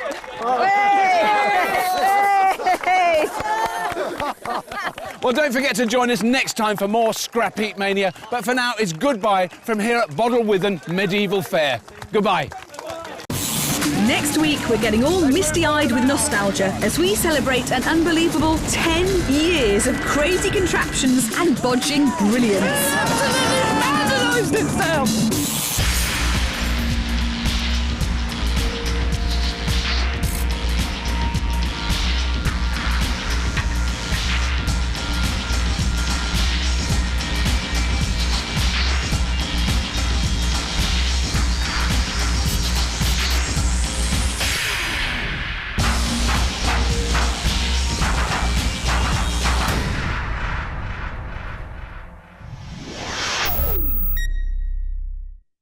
So, Rob, this is your 10th year of Scrapheap. Yeah, that's right, Lisa. Yeah. And how do you feel you've changed over the past decade?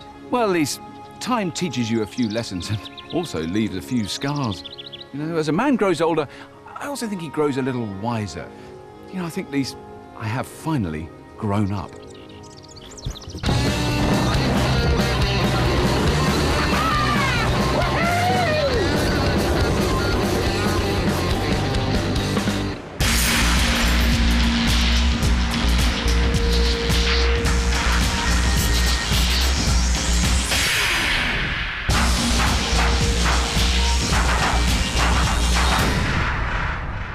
Welcome to a very special episode of Scrapheap Challenge, celebrating a decade of ingenious bodging, which has seen teams from across the land displaying the mechanical Midas touch, using nothing but scrap. In our very first episode, we asked 2 teams to build hovercraft. The results were pitiful at best. Only 1 team made it round, and they had to be pushed the whole way. To celebrate our 10th birthday, we've decided to recreate that inaugural challenge. But this time round, our teams will have to cross land and water whilst carrying all 3 team members. Hovercraft are notoriously difficult to get right, so we've gathered the cream of the contestants from the last decade to take on this most difficult of challenges. Let's hope that a decade on, we have a little bit more success. Our first team represents the intellectual side of the scrap heap. These boys have so many letters after their names they could be confused with a Welsh village.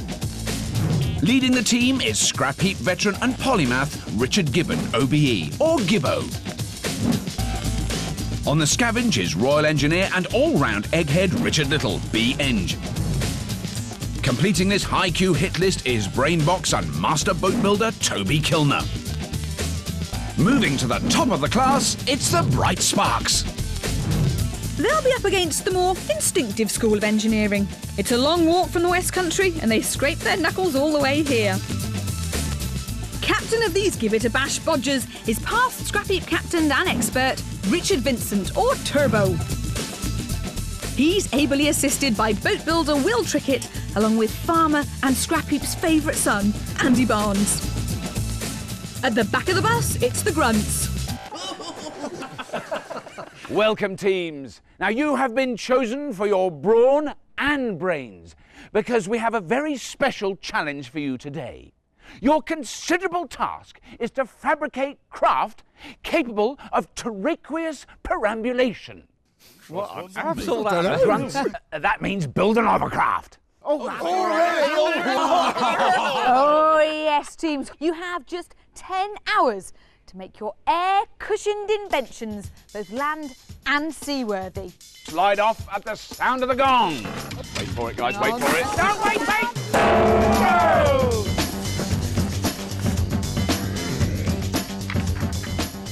Go! When building a hovercraft, our teams will have to bear 3 things in mind. Power, to help them up and along. Lightweight materials, to keep their weight down. And most importantly, some sort of skirt to hold an air cushion. Hovercraft. What about that then, boys, eh? Come on, Captain, what do you know? Right, so we're going to have some sort of base. Yep. Which has got to float off the ground. Engine in the middle. Another one at the back. Which is the back? But how are we going to get it off the ground? Big engine, V8. Fan. Well, our teams seem more or less clued up, which is just as well, because this week there are no experts to help them. Confession time, Toby, come on. Oh, I'm 17.5 stone, which is 107 kilos. I'm around the 16, but we're about 100 kilos. By the time we stick an engine and fan, we're looking at 500 kilograms here. Yes, we quite are. a bit. And if we're happy to go with a single engine and get away from the twin engine, because obviously we're possibly reducing weight as well. So wooden construction, if we can find enough wood out there, would be ideal. And we want some sort of a skirt. Lots of little skirts. Lots of little skirts. The Bright Sparks are doing it by the book. They're planning a classic hovercraft. A lightweight hull will support a single engine, providing both upward lift and forward thrust.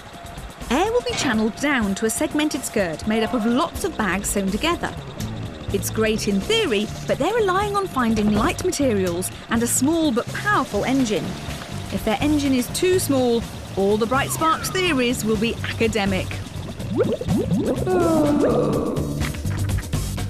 We're going to have to do a lot of sewing if we're going to have to make these bags. So we're looking at 96. You're going to be sewing for quite some time. The Grunts plan involves less brainwork and more bodging. We'll bang our engine in here. Yeah. With a girt fan on the bottom one. Yeah. And on the outside we will put our cushions. On the back here somewhere, Right. driving another girt fan. So what we're saying, that's going to be the motorbike engine on the back there then, Andy, is it?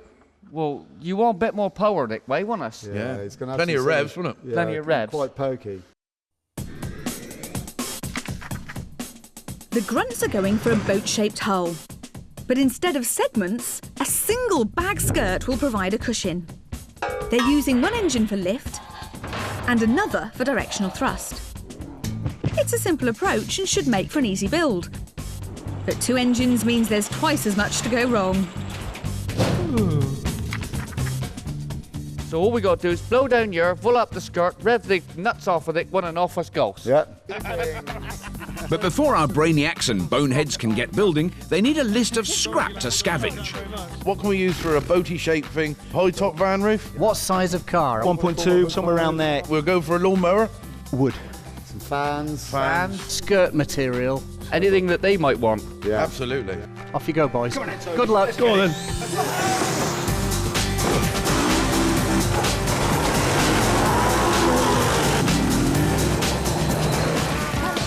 10 years ago, building hovercraft proved a step too far for our teams. Let's hope our hand-picked Scrapheap veterans can do better this time around.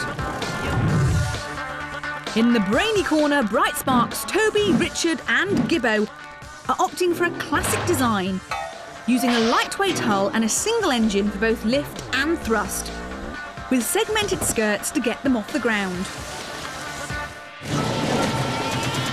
At the back of the class, Grunts Andy, Trickett and Turbo are going for a floaty, moving vehicle with two engines, a van roof and a bag skirt.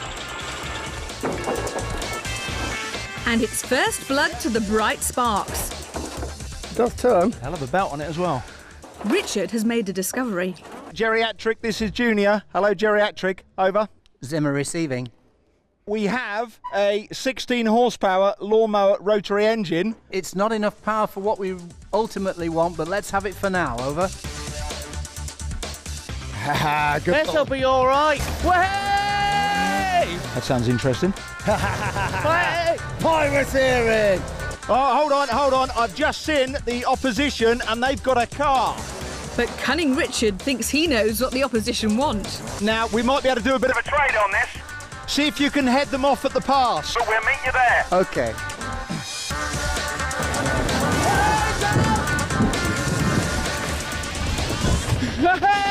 We got what? Which bit do we want? Does there seem to be a little bit of trouble here? Yeah, no trouble at all. It's just that we found this lovely 16 horsepower lawnmower engine. Yep. And you've got a car, and I think that might do our build a little bit better, and the lawnmower might help you out. I think we should just get on with it a minute. Yeah. to see what happens, because there's other things that they might get of ours, and then we'll be in a strong position for borrowing. Round 1 to the grunts. The racy car engine has been claimed. And the bright sparks have to make do with a 16 horsepower wooden spoon. Hello. Bright sparks. Welcome back to the heap. Very kind. So talk me through your design. How are you going to make your hovercraft? We're aiming to have a single engine, so we need quite a powerful engine to do the thrust and the lift. I did see a little contretemps going on outside their build area. What was that all about? Well, we were hoping they'd use old beaten up lawnmowers. Is that ideal for what you want? Not for the design that we've gone with, so the car will be the better one. So we're just finding a few more things they might want and then possibly do a bit of bartering later. You're not normally out here on the heap, are you? You're normally in the build areas as an expert or a captain. Yes. It's pretty stressful, I can tell you. Is it? And I have a feeling the other boys are much better than we are. Yeah. Well, Toby may well be right. This is not a team of hands-on grease monkeys. But that doesn't stop them being world-class contestants. Richard Gibbon, OBE, was the chief engineer at the National Railway Museum. He's the man we call on as expert or judge whenever there's steam involved. But in today's star-studded challenge, captain will have to do. Because Gibbo's right-hand man as he goes into battle couldn't be better qualified. 23 years in the Royal Engineers gives Richard little experience that countless Scrapheap teams have thanked their lucky stars for.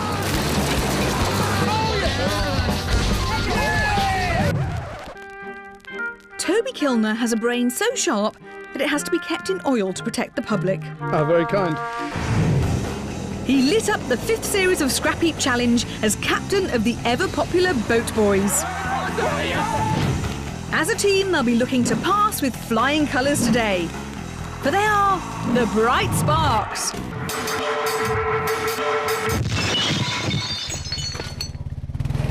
Well, let's grab that tarpaulin. Yeah. So you might be able to use the skirt on that. That is a very good idea. For Richard and Toby, there are opportunities everywhere. There's enough truck canvas here to make skirts for their hovercraft. This is useless, this one. Ribs in it. Taking it. Yeah.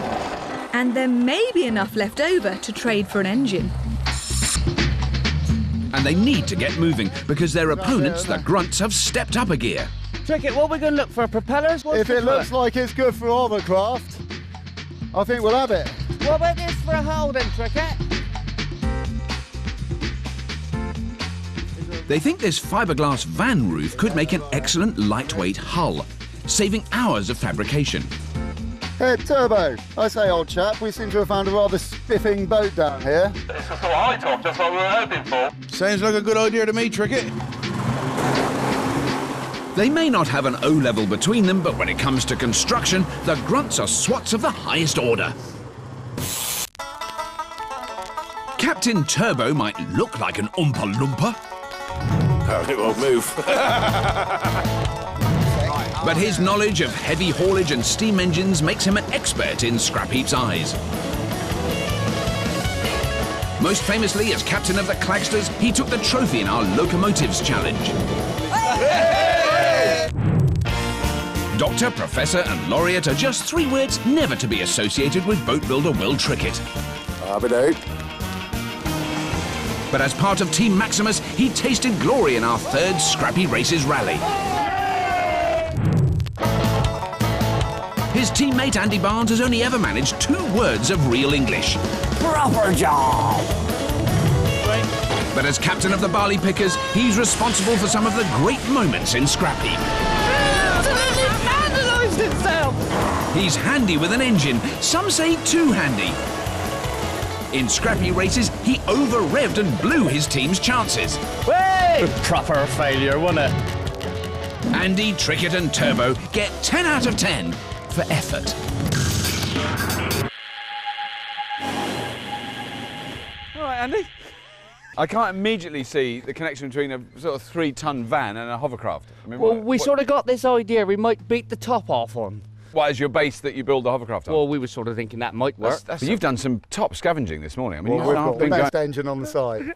Have you got enough to get going with then? Because you've got so much stuff now. Not really. Oh, No, really? What else? we need that for a start. Right, you just want the top, don't you? You don't want the rest of it. No, we just thought I it'd think be quicker back the yard, but Yeah. we're probably going to have to do it here. Yeah. And even though you've more or less scavenged the entire heap dry, I'll let you carry on. Isn't it nice to be one up for once on Isn't them it boys? just? Yeah.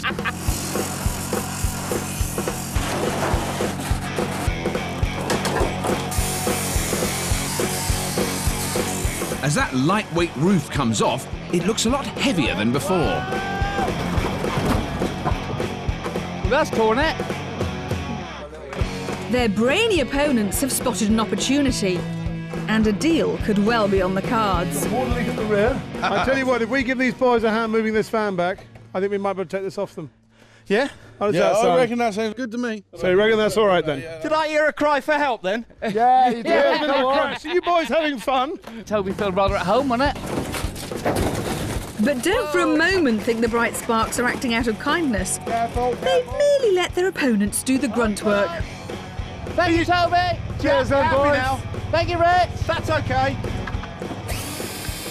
I love it when a plan comes together. Not only do they get the engine, but that van's walls are packed with wooden panels. They're not called the Bright Sparks for nothing. Turbo. How you doing? All right, you come to for pick your my car up? car, yeah. It only remains for Gibbo to pick up the motor. Richard, you are now the proud owner of a Peugeot 205. Good man. The Briggs and Stratton's yours. We'll come round and get it in a minute. You do. Happy motoring. But why is Turbo smirking? Flat out in reverse. Come on, give it some style. Turbo, he couldn't. No, he wouldn't, surely. Would he? Come on, Richard, show us what you're made of. Come on, let's go. Yeah. Come on, Richard, let's have it then. Let's go, let's go.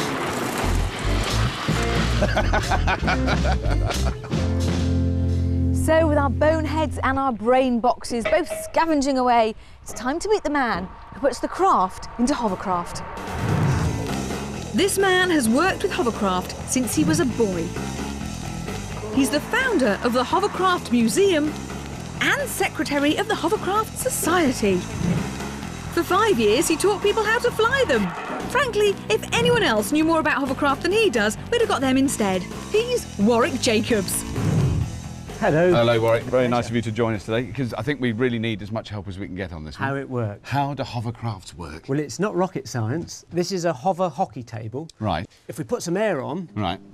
as we've got here now, this puck starts floating with a cushion of air. So it removes all the friction that it was having before. It's just- Totally. And if you increase the surface area that's getting air, we can carry a load as well.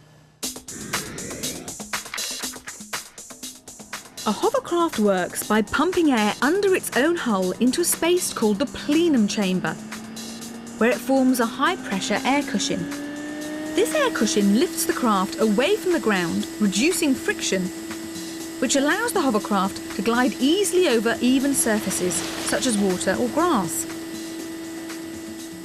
A rubber skirt keeps the air in place and stops the cushion deflating too quickly, while the incoming air acts as a secondary seal. There is a difference between the airbags that the teams are thinking of building. The grunt is very basic. It's just a rubber surround and just blowing the air under the hovercraft and using another prop to push it along. Right, so they'll have two engines and two separate props. Simplest approach, really. Right. But the Bright Sparks have really tackled it well. They're ducting the air all round the craft through fingers, and that should hold the surface, contour the ground. They're sharing the air for the lift, sharing it for the thrust, and I think about 2/3 of it's going to go out the back to push themselves along, and hopefully that third's going to be enough to carry them. If you were going to start using one of these hovercraft commercially, which one would you choose at the moment? At the moment, I think I'm going to go for the Bright Sparks. Right. So the Bright Sparks have our judges' vote. That's fine. Excellent. They now have a large enough engine, but Richard and Toby have hit a small snag. There's a couple of fans, but they're going to be no use to us whatsoever. As much use as a chocolate teapot. But with Gibbo's meticulous planning, there shouldn't be a problem. My God, it's twice as big as I thought it was going to be. Oh, wow! Now, you know, Gabelle, I've brought in some odd things for teams over the years. This is the first time in 10 years I've ever brought in a sewing machine. But I imagine this is going to be quite useful, isn't it? We've got 90 bags to make, and there's a lot of sewing in each bag. What do the bags do? That's the bags form this sort of skirt around the edge, so they've got to be sewn from huge amount of tarpaulin. sewing. Yes. Richard's driven a hovercraft. He's driven one, right? I've looked at postcards of hovercraft, and that's about it. I don't think Toby's had a lot to do with hovercraft. Toby just doesn't do that sort of thing. But he's very good at wood, so he's going to make the whole happy frame. with all the wood. Luckily, there's plenty of wood. But Toby's carpentry skills will be sorely tested because it's going to be a big job. And their opponents are not messing around. Andy, have a look at that. Oh, you're a fan there as well. Turbo, we found a couple of fans. Hold on, we'll be in a mo. These fans from an industrial aircon unit have seen better days, but they'll make excellent propellers. And 2 minutes later, Trickett scores his hat-trick. Beauty! Drive belt, extra shaft, the works. Good boy, Trickett. His teammate Andy has gone one better. What a peach. This old motorbike engine will have enough horsepower to hoik the grunts well into the lead. Ahead in the hunt for bits, the grunts can work on their layout.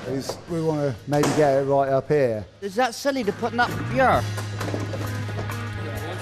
What we're going to do is put the fan in the front. We'll put a girt sheet of polystyrene in there. Yep. I've seen a block of that out in the yard. Yeah. Right, that's the decision then, is it? And if we get The grunts have now completed their scavenge, with one notable exception. We need some heavy canvas type stuff. I'm after a bit of skirt. That's what it is. Bright sparks, grunts, this is your 7-hour call. 7 hours, teams, that's all. 7 hours. Bright Spark Gibbo is stripping his team's engine, but not quickly enough for Richard. You're not got the engine out yet? It's something he knows all about, in theory. I've just cut everything. You've cut? No. First rule of disconnection, never cut anything. But with the added pressure of time, Richard has to forget about the rules and get on with his own work. I'm just going to work out a template for these bags. OK. Richard's plans for the airbags could all be hot air. Because the grunts have all the propellers. And out on the scavenge, Trickett has sniffed out a large source of tarpaulin. In the last place the grunts should be looking. You know what they got in their shed? What's that? They got a massive pile of canvas. A plan is forming. It's got to be a fair swap, isn't it? To get enough canvas for their skirts, the grunts will have to offer the one thing they know the opposition haven't got. Ah! There you go. That's what you boys need. So we want all of that lot. Yep. And we want that lump of aluminium that I know you've got. Cue some hard bargaining, West Country style.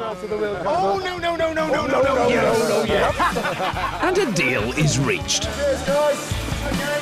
You have a nice day now. Hope you lose. Our team members are building giant hovercraft that will race over land and water whilst carrying all 3 team members.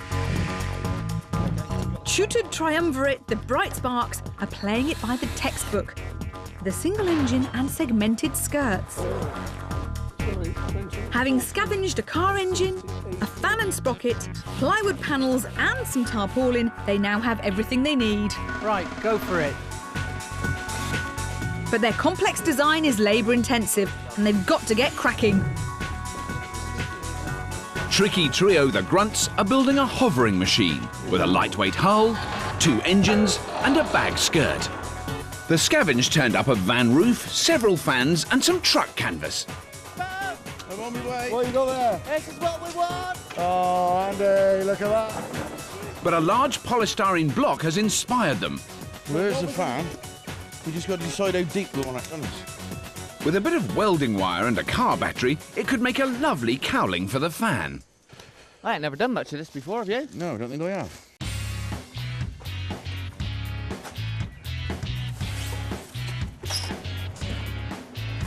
Hold on, I'm going to trace him around with this. That's it.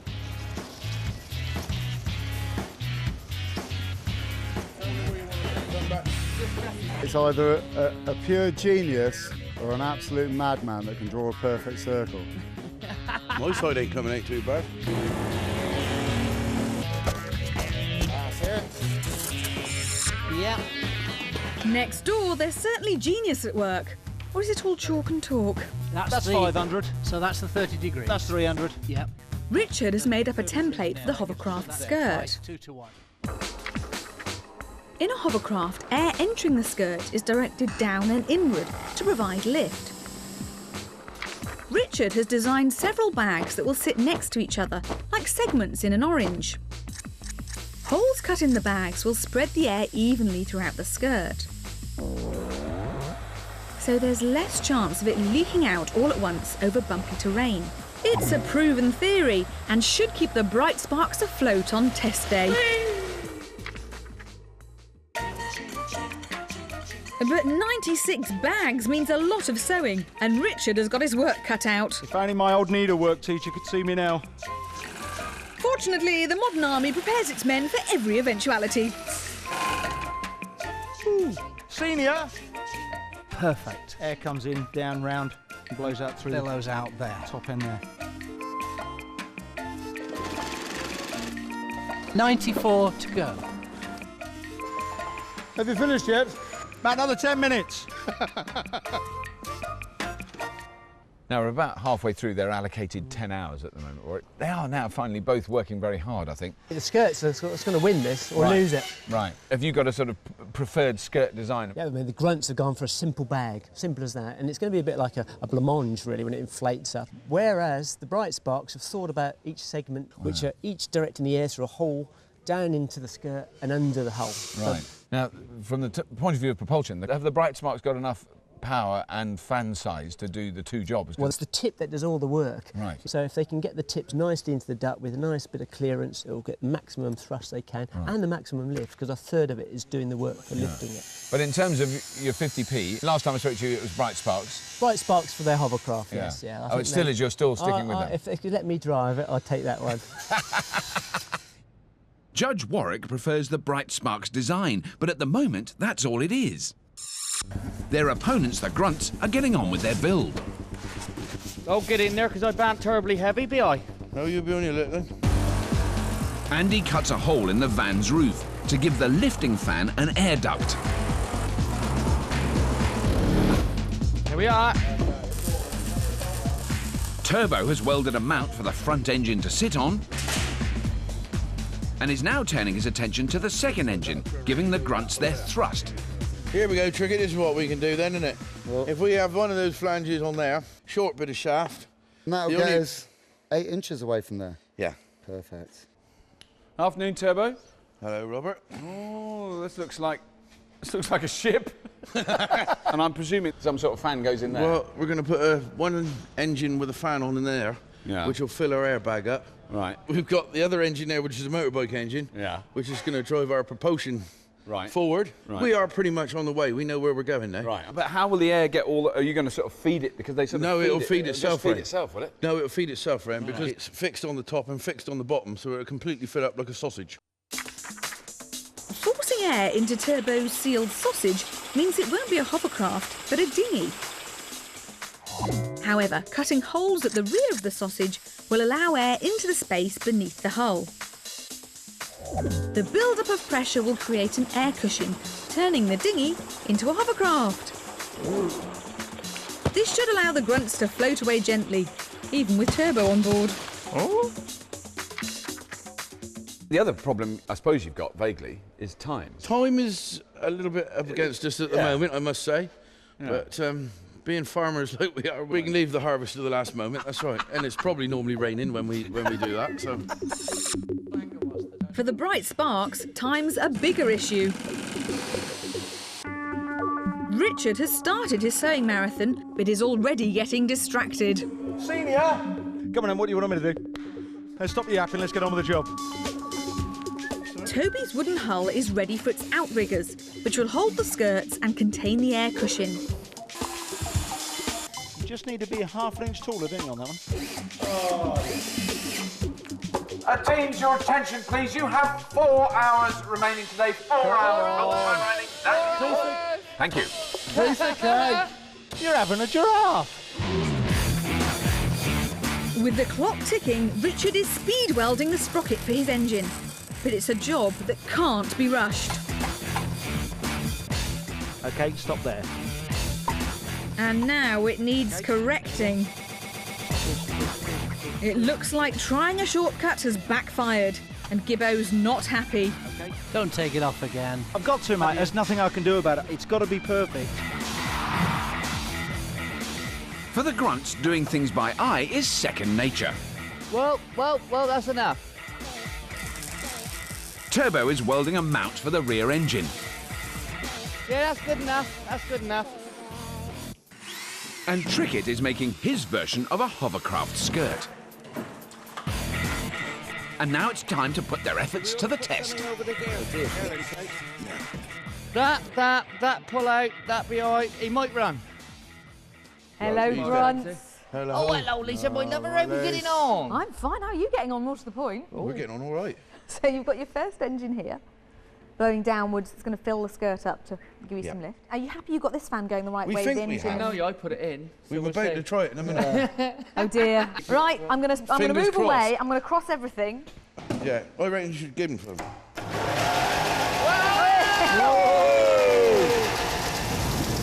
we are.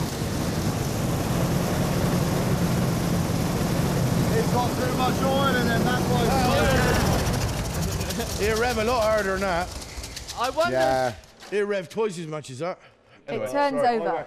Now, you're all very laid back, like it's all fine, but I know. So come on, let's be realistic. What have we got left to do? We've got to get the back engine mounted and running, and we've just got to finish up off the skirts. Okay. Turbo and Andy get on with it, the only way they know how. What's that between my hands? 2 foot. That's 2 foot. Have you been calibrated recently? Yeah. Again. Something the Bright Sparks just can't seem to get the hang of. No, she's broken again. Oh dear, it's a pain this, isn't it? As the Bright Sparks' giant brains go into meltdown, let's take a closer look at what they're trying to build. The hovercraft was invented in 1956 by Christopher Cockerell, and early models had solid hulls. But a skirted version crossed the English Channel in 1959 and paved the way for an industry.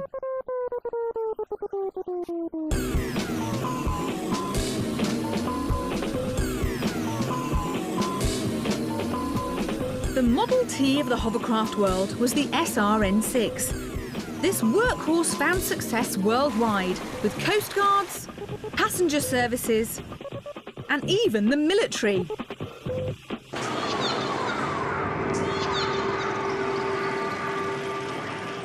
Hold there. Another military museum piece, Richard Little, has finally knuckled down to his sewing session. Toby has been building his precision hull all day, but now his razor-sharp brain is flagging. And Gibbo has no sympathy. If you get this wrong, You're in the brainy you. team. I You're know, in the but- brainy team. You should have. Oh dear, we seem to have confused clever with posh. Have you got your radius? No. What's Come half on. of 11.96? Oh, come on. Teams! You've only got 2 hours remaining! Only 2 hours! That's all! Will you shoot him or shall I? It's a wake-up call for the Bright Sparks. They need to get their fingers out.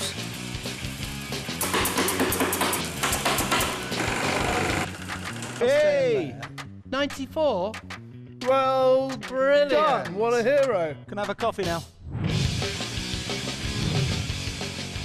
Oh, the Bright Spark, what a team. Yeah. They've done nothing but argue all day. Add 598 to 598. You can I surely can't do that. I'll do it on come this. on, and it should come. No, come on. I was really shocked to find out they still haven't got their engine mounted, which they were talking about hours ago that they were It's about a to do. textbook hovercraft, though. I mean, It is. They've got all. They've now skirt's got all made, isn't the it? skirt's all made, isn't it? Yeah. They've just got to attach it. Yeah. Which And sounds keep it complicated to me. If there's 96 separate bags, that 96 means of them. 96 separate fixings, Yeah. which is quite a lot to Yeah. do. But you know, in contrast, the grunts. Do you think their skirt's going to work? It might work on land, it might not work on water. Ah, really? They're different vessels when you Yeah. change surfaces. So that's going to be interesting. Yeah. Has your opinion changed at all on which one is your favourite now? And we've got two peculiar hovercraft, one textbook and one comic book. You've been sticking with the bright sparks all day, pretty consistently. Yeah, if they can finish it and get it all done, they've got probably the best chance. But on getting a craft finished, it could be the grunts. Go with the grunts now, Joel. I'll go with the grunts. Break, just for this time.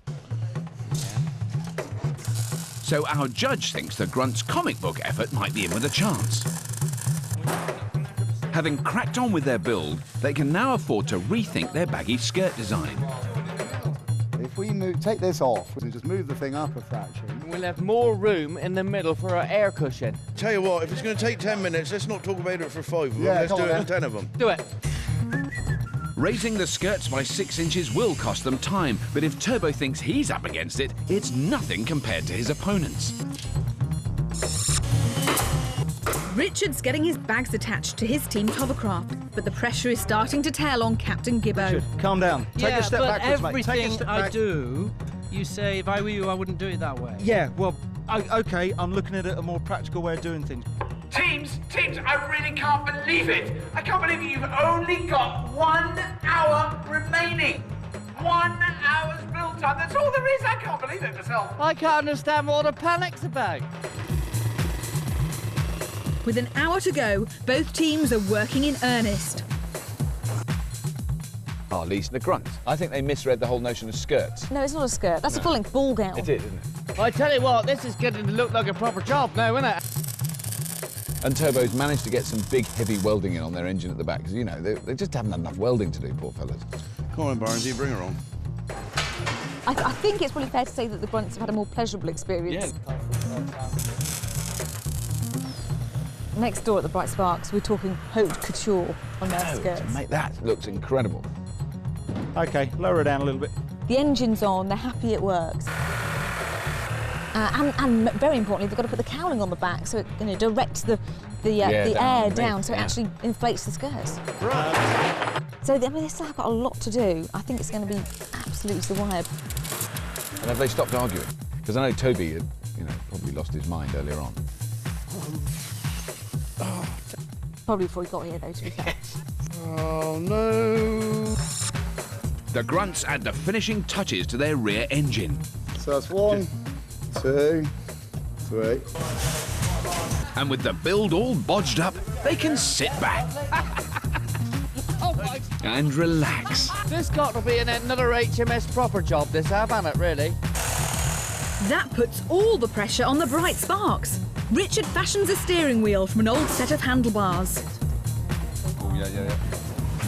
With moments to go, the Bright Sparks slide their engine cowling into position. Put it central, just put it central. It's all right, don't worry about that.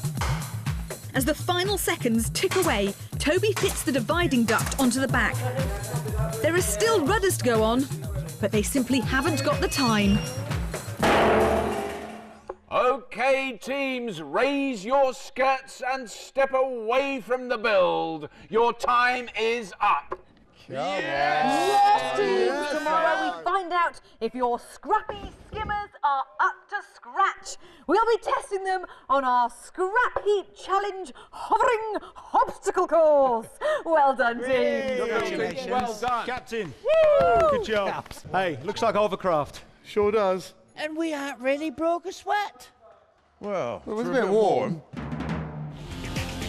Our teams will start on land and race across the lake in their hovercraft to the finish line on the far shore.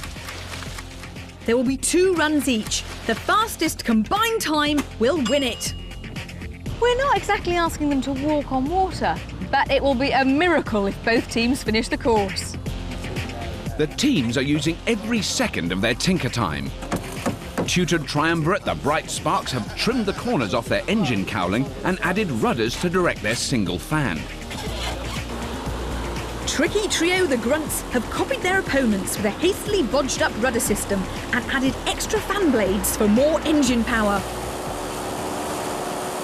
Now, Warwick, tinker time today has been extremely busy. From the point of view of the grunts first. They've really paid attention to the skirt. They've nipped it in, pulled it underneath, so hopefully it'll get more air in and under, which is quite essential. I mean, the Bright Sparks machine, leaving the skirts, look very impressive. Superb skirt. Yeah. At the end of the day, really, it's going to be how they drive the two machines. If the Bright Sparks, they've got their skirts right, they stand a good chance. Do they? Right. Although their hovercraft are designed for 3, in the interests of health and safety, both teams will carry just 2 team members on their first run. Right, Sparks. Yes. How did you decide on the 2 men you were putting in? Ballast. It gives us a bit more trim, shall we say, around the boat. Well, look, guys, it's a beautifully made craft. Thank you. Let's hope it performs as well in the water as it looks good on land. Thank you.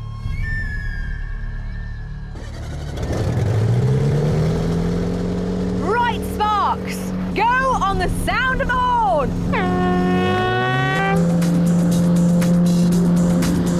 Come on, get out of the way.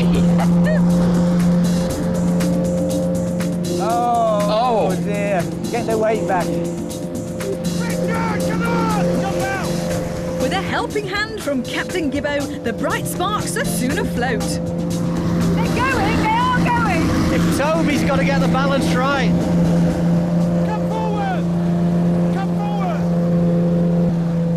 And not more than they've climbed that bowway.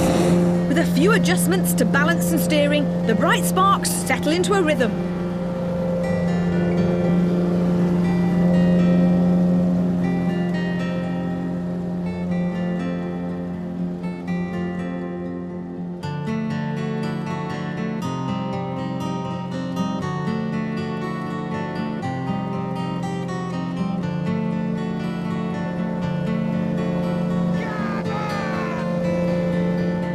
One's out. Whoa!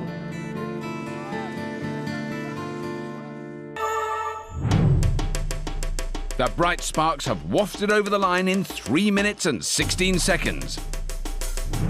Like their opponents, the Grunts are going to play it safe for their first try. Grunts, the moment of truth. You We're feeling worried. slightly unnerved by how that one went? Well, we're going to take it a little bit easy. You know, we've got a slightly dodgy motor on the back. Oh, really? And we've tweaked the, whatever the expression is off of this one, haven't we? Yeah, we have, yeah. Oh, Barnes, you haven't let Barnesy tweak your engine. Yeah, we've got the he's had to go with the little governor down there. Oh, no. We'll be all right. Flat out is the order of the day.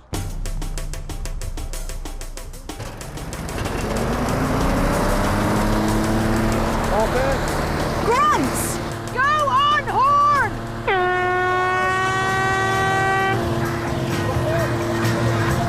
Here they come.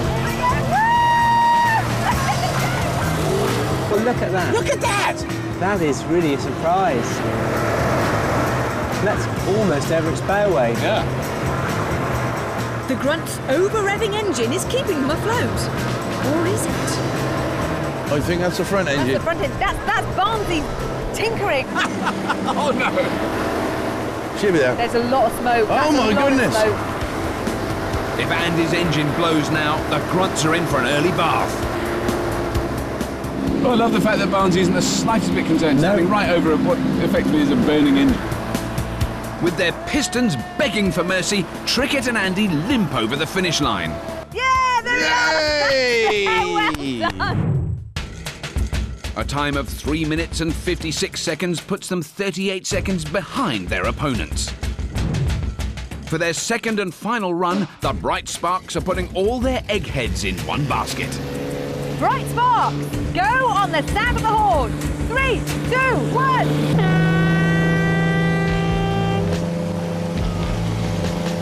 That's a better entrance though. Oh, they've jumped on! Well done. Hey, you're kidding. That is going better, I swear.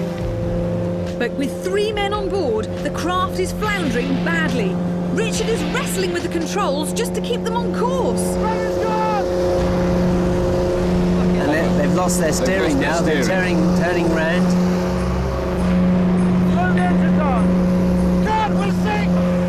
It's a disaster. The steering cable has snapped and the Bright Sparks are out of control.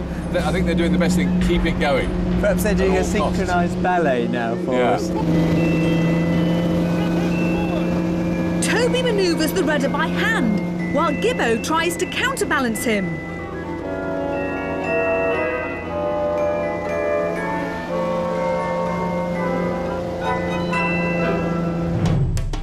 It's a great crossing, but that dying swan impression slowed them down. The Bright Sparks have a combined time of 5 minutes and 18 seconds. It's the Grunt's final attempt. To win, they'll really have to rag it, but that engine is already under incredible strain. You ready? It's no bother! Get on your hover! Go on the sound of my horn! Come on, Grunt! Now, I don't quite know who's in that. Looks like Turbo running alongside. He's jumped in. Oh dear. Not quite such an impressive entry into the lake as last time, I think it's fair to say. I think the front is too far down. I think they need to go back a little bit. Turbo is providing solid ballast. Now we've got some air coming out the front. Yeah. Yes, and it is going faster, isn't it? Yeah. And it looks like the extra weight has actually worked in their favour.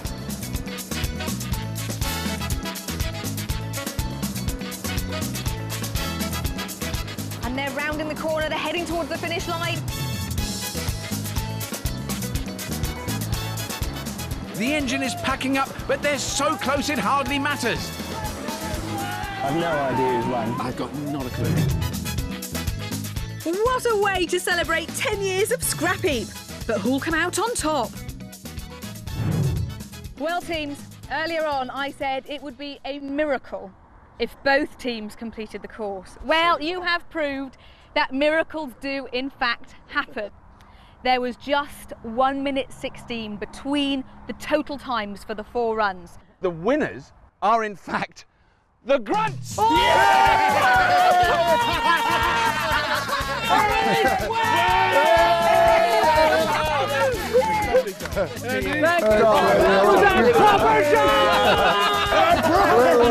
And don't forget to join us next week when we take Scrapheap on tour. We're having a roadshow. We'll see you then. We'll be pitting 16 teams of backyard bodgers against each other in a drag racing duel with a difference. No engines are allowed. The team with the top juice feed dragster will take on the Scrapheap All-Stars.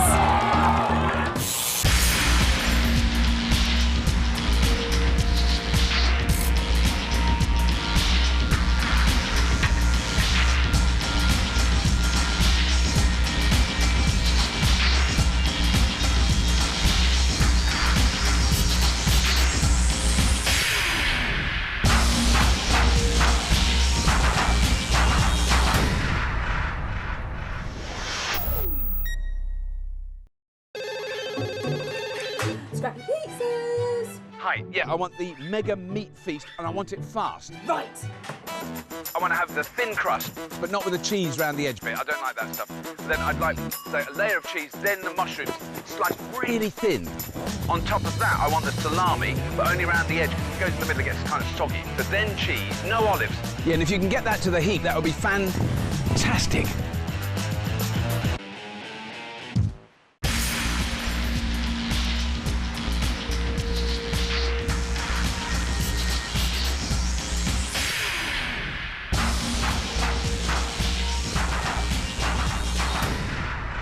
Welcome to Scrapheap Challenge, the show where we construct the most marvellous mechanised masterpieces from scrap. This week's challenge will see our teams going full throttle as they battle to build splendidly speedy super bikes. These lean, mean speeding machines will fight it out for the checkered flag as they negotiate the twists and turns of the Scrapheap circuit. First onto the grid is a team of model-making mentalists from Bristol. These masters of miniaturisation should be up to the scale of this challenge. Their captain is Al, and riding alongside will be scavengers Krez and John. They are the supermodels. Our second team are a trio of roadside recovery technicians from Birmingham. These breakdown bodgers make a living from rescuing expiring autos, so the heap's moribund motors should prove no problem. Their captain is Sean, and seeing him safely home will be scavengers Elvin and Dave. They are the rescuers.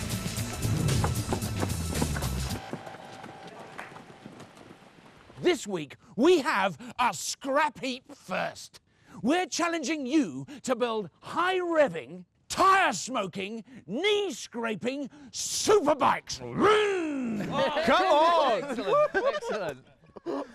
Nice one. Don't expect to be rushing out onto the heap and bolting together bits of old bikes, because this week you are banned from using any bits of old motorcycles. It's going to be the ride of your life, as you have just 10 hours to build your two-wheeled wonders, starting on the bong of the gong. Okay, teams, wait for it, wait for the gong. Here it goes. Go! It's the challenge we've always steered clear of, and there are some very good reasons why. Building a motorcycle from scrap is an engineering nightmare. Squeezing non-bike bits into a bike-sized frame could prove a real challenge. On top of this, with only two wheels, they have to get the balance spot on too. An unstable superbike could end in disaster on the track. Sweet. Brilliant, man. Superbikes, yeah. Get a car, cut it in half. Now you've got a bike. Job done. What do you reckon? Well, it's got to be lightweight. Do we want gears? One gear. What about an auto box? Is that an option? That's a good idea. Yeah. Bit damn devious, this test, isn't it? Yeah. To make sure that both teams keep their wheels firmly on the tarmac, we've enlisted the help of two high-performance professionals. Steering the supermodels in the right direction will be a custom bike maker with Scrapheap form. Last year, he helped propel the diggers to three-wheeled victory in monster trikes. Come on! He's Paul Di Davis. Morning, guys. What have we come up with then? Well, lightweight is a must. Definitely. Good tyres, because that's basically your last resort to the tarmac. What about alternative fuel? Something like electric motor? Simple drivetrain. Yeah, very simple drive. Nice bit of fairing. Yeah, something nice and pointy. Polish it up. The beauty of an electric motor is its simplicity. There's no need for complicated gearboxes and all the gubbins that come with a petrol engine. They just hook up the power and away they go. However, a large electric motor will need big batteries, so their super bike could end up being super heavy. I don't think it's going to be pretty, but I reckon we can make it work. The rescuers won't be stuck in neutral with the help of their expert. He cut his racing teeth at the famous Isle of Man TT and now runs a company that specialises in making performance bikes go even faster. He's Andrew Smith. Hi guys, I'm Andrew, I'm your Hello, expert. Andrew. So, engines, what do you think? Something light. The difficult thing is the transmission. If we don't have any gearing, we're in trouble. Okay, so we definitely need the gears then. Yeah, it's the way to go. What we'll concentrate on, getting some wheels that work, getting a small air-cooled engine. The rescuers are opting for a traditional bike design. They plan to use a small petrol car engine with a gearbox to drive their bike. This should give their machine the pace to race that squeezing a car engine into a bike frame will make for a monster build and a beast of a ride. I'm a suspension specialist, Okay. so we're not going to have any. Sounds like a cracking plan. We're going to keep it simple. Right then, team, so shopping list. Motor, I reckon. A light air-cooled engines. Good tyres. Tubing for the frame. Keep an eye out for fairing. Lightweight. Okay, go, guys, Let's go go. and get it. Come on. Let's go! Let's do it! Come on!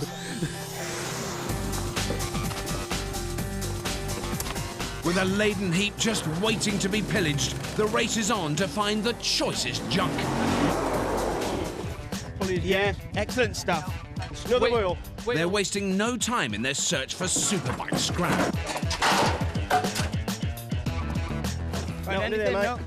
Back. Elvin. Although perhaps they shouldn't be so hasty in removing this massive lump. Yeah, we found something that looks a little promising, bit agricultural. It's an old handheld plough. 1, 2, 3.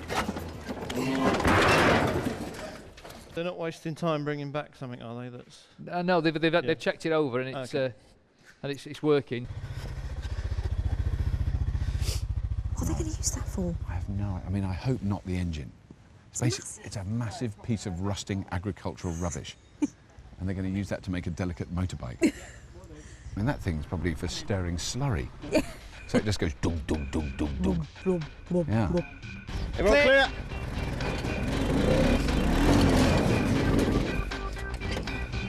While the rescuers labour away at that gargantuan piece of farming scrap...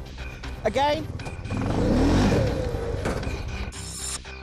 The supermodels are grabbing anything that catches their eye. What with this for building it in? I know it's a bit of a train track, but it's going to be straight, isn't it? It's going to be straight. But fortune favours the foolish, and their freestyle approach may have paid off. Let's have a look. Look at this, John. Oh, she got a little sprocket on her and everything. This electric motor would normally be found harrowing an invalid carriage to the post office. Yeah, do you reckon that's beef enough? Yeah, let's get it back. It might be a bit too dinky for a superbike, but for this trio, small has always been beautiful.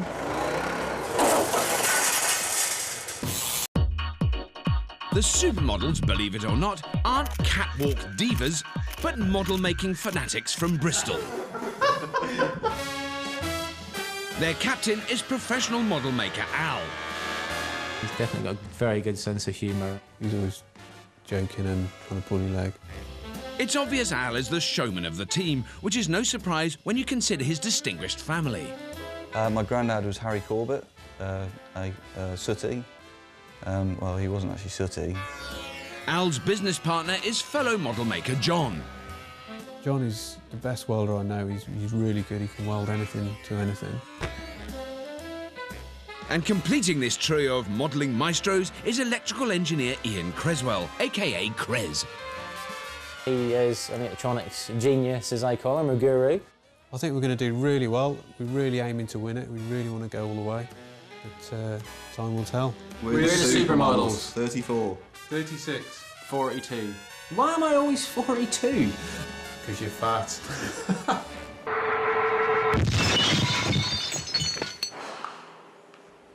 think they're wasting too much time trying to Yeah, get they to are. the thing they've got. They're wasting too much time trying to get something out. Back a bit, Elvin. In search of something to make their bike go, rescuer scavengers Dave and Elvin are still straining away at that lumbering plough. Elvin, if it's heavy and you're struggling to get it out, you might be better moving on and getting something else. Bin it. Bin it. Scrap it. Let's find something else, mate.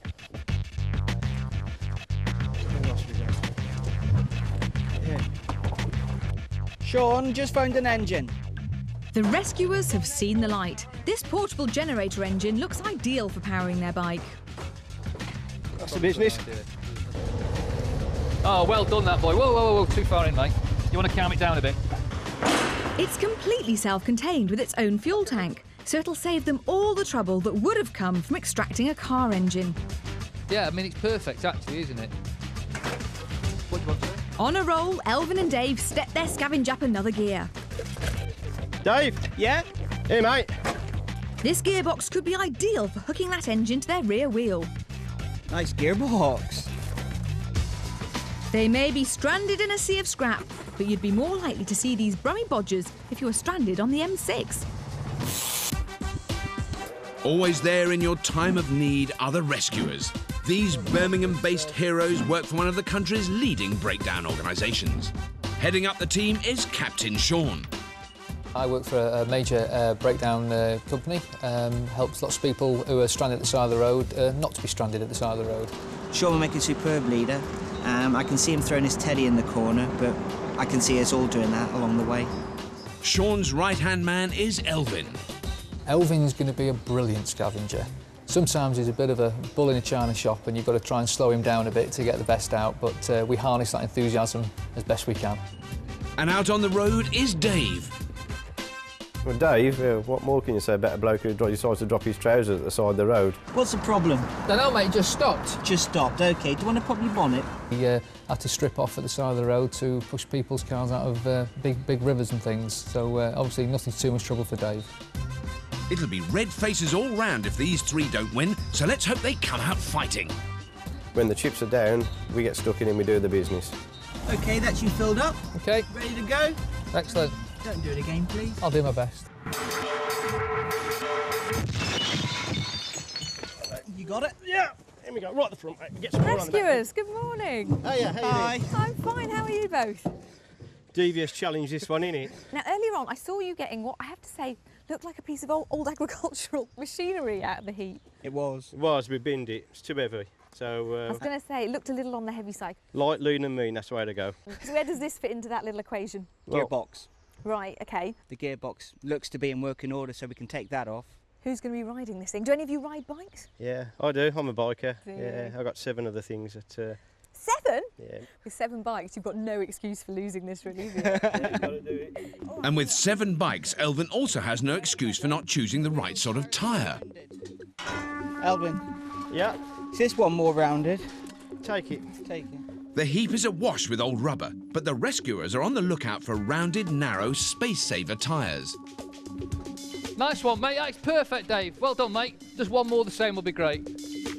A motorbike has to lean when it corners, which is why they have rounded tyres. The curvy profile allows the bike to maintain a constant line round a corner and increases vital contact with the road surface. Normal squared-off car tyres are a no-no because they would stop the bike banking into a turn with disastrous consequences. A modern space-saving spare tyre, however, could well be the answer to their cornering conundrum. Yeah. Let's get that back to base, mate. Wheels, John.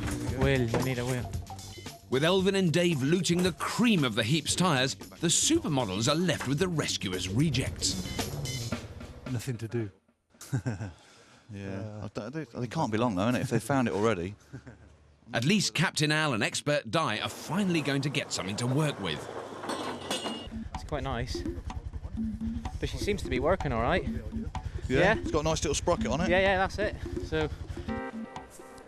Unfortunately, a teeny-weeny motor and one wheel does not a superbike make.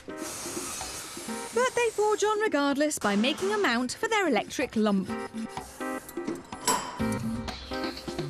Afternoon, chaps. Afternoon. Oh, afternoon. That's not your electric motor, is it? It is. It is. We think it is. We think it is. It's really tiny. Yeah. I was imagining a thing like, some great big... No. God, that's minute. Is that strong enough? We're hoping so. That motor should give us about 10 horsepower. You've only got one wheel in evidence at the moment. Do you need another wheel? Well, oh, there's a wheel there? Well, yeah, we're not sure about that one. We might have to... might go and have a word take with them a next trip door. to Have they got some spares? They might have a spare one round there. Oh, they're very nice. They're very generous guys. Oh, it looks like we've got a tray load of stuff coming in, Andrew. Look what we've got for you. With that gearbox in the build bay, Rescuers Captain Sean can get to grips with connecting it to their engine. Tell you what, I'll do a drawing. I can feel a drawing coming on. We get the gearbox with basically pulley to that, and then at the back end of the gearbox, you've got your other pulley going to your back wheel. Yeah? Which is all, the back wheel is then all in line with your centre of gravity for your... Expert Andrew, however, doesn't seem quite so confident with a bulky box of cogs. I really don't think it's worth it. Why not? Because it's such a big, heavy lump. It's not motorcycle-esque at all. If he's going to rethink his design, he'll have to come up with something fast. It'd be difficult to make that work. You reckon? Yeah. I thought it was quite simple. Hello, Rob. Hello there. Is this your power unit? And not quite. We're not using this power unit. We've got a small generator engine over there, which we think will be more useful from a power unit perspective. The design is 7/8 sorted out, but we haven't settled on a gearbox yet. We're not really sure. We could run without one at all. Right. Yeah. But it would be a better vehicle if it does have a gearbox. So that's your gearbox. That's your power plant. Yeah, there. this is what we're planning on using at the moment. Anyway, it's not one of the more powerful engines that I've seen in a superbike. It's not V8, is it? No.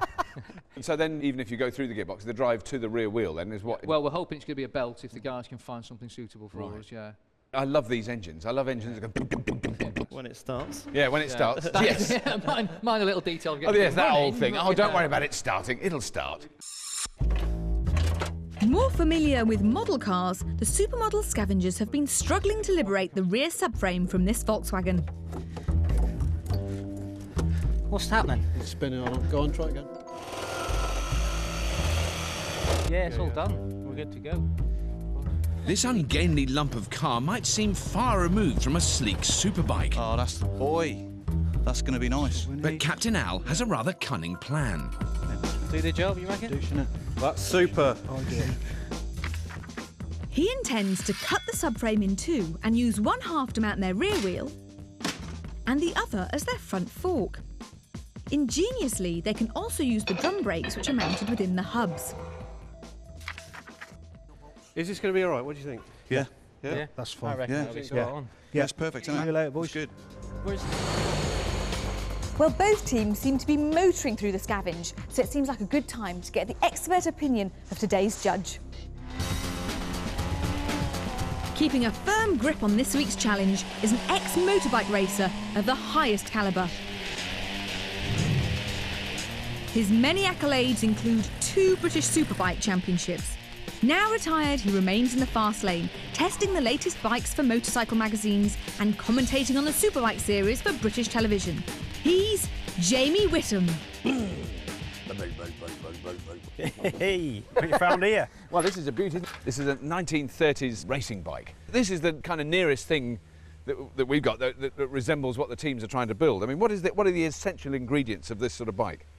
Well, the essential ingredients of any bike is an engine, a gearbox, and some wheels and a frame to hold it all together. That is essentially what it is. That's and it doesn't come a lot simpler than this. I mean, this is really straightforward engineering in this one, isn't it? It's very simple to understand. Now, the rescuers, I mean, their concept seems to resemble this really closely. Yeah, they're going about it exactly the way I would go about it. They're going for simple 4-stroke engine, no suspension. Now, the other team, the supermodels, they're going for an electric solution. Problem with that is they're going to need batteries, and that in itself can be fairly problematic by way of how long is it going to last, you know, are they going to have the power, is the engine going to have the power to do it? And at the moment then, it sounds like your money is going to be on the rescuers. I want to see how the supermodels get on with the build and what it looks like when they're getting on with it, but at the minute I'd say my money would be on the rescuers. Fair enough.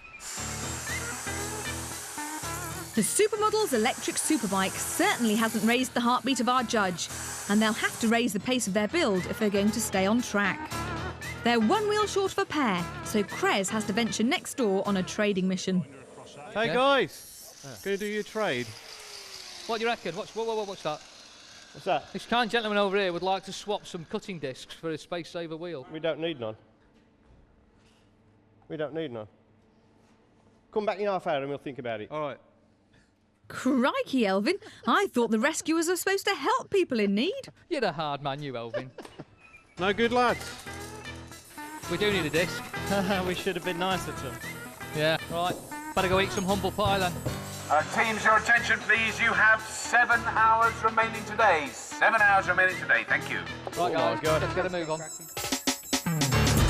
Rescuers Captain Sean has cracked the whip, and work begins on their front forks. There you go, chaps. Enjoy.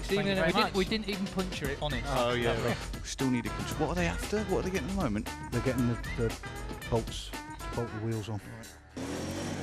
The supermodels have stalled. They might have 2 wheels. Wheel bolts. But they haven't got anything to hold them on with. How are we looking, John? Next door, the rescuers are about to make matters worse.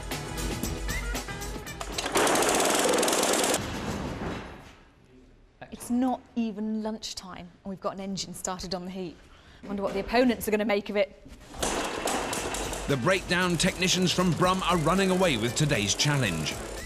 But with half the day still to go, there's plenty of time for the modelling mechanics to hit the slipstream and cruise to victory. This week's challenge sees our teams battling to build high-revving motorbikes capable of racing each other around our scrap heap circuit. Guys, cool. I've got your wheel nuts. The only hitch being they're banned from using any original motorcycle components. Okay. Yeah. Sprockets and chain then. Yeah. Bristol-based model makers the Supermodels and their expert, Di Evans, are opting for an eco-friendly electric bike with a super smooth aerodynamic fairing. They got off to a great start by scavenging this dinky little electric motor. But so far, they only have the back end of a Volkswagen Golf to play with.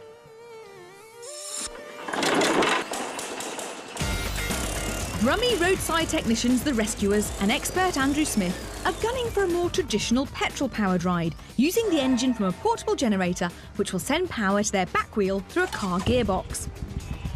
Let's crack on with some. They've had a great morning. Not only have they fired up their beefy little engine, they've also made a good start on their frame and forks. Slight adjustment there then, haven't we? Yeah. However, there's one cog in the rescuers' finely oiled machine which hasn't slipped into place. Gearbox would be good, wouldn't it? I think we need one. If they don't fit a gearbox, their bike will stall when it's stationary. Expert Andrew poo-pooed this one because it was too bulky, and finding a box small enough to fit in a superbike is proving to be a problem. This gearbox is a no-go, really. The only ones that are here are too heavy, and we'll be spending hours trying to get them out. With the rescuers struggling to get in gear, it's time for the supermodels to get busy. Captain Al is working on the steering by bodging a headstock from an old car hub. And work has begun on their lightweight frame. We'll have a frame top bar as well. Yeah. It's vital they get this right. A crooked frame will not make for a great superbike. But those meticulous model makers are on the money.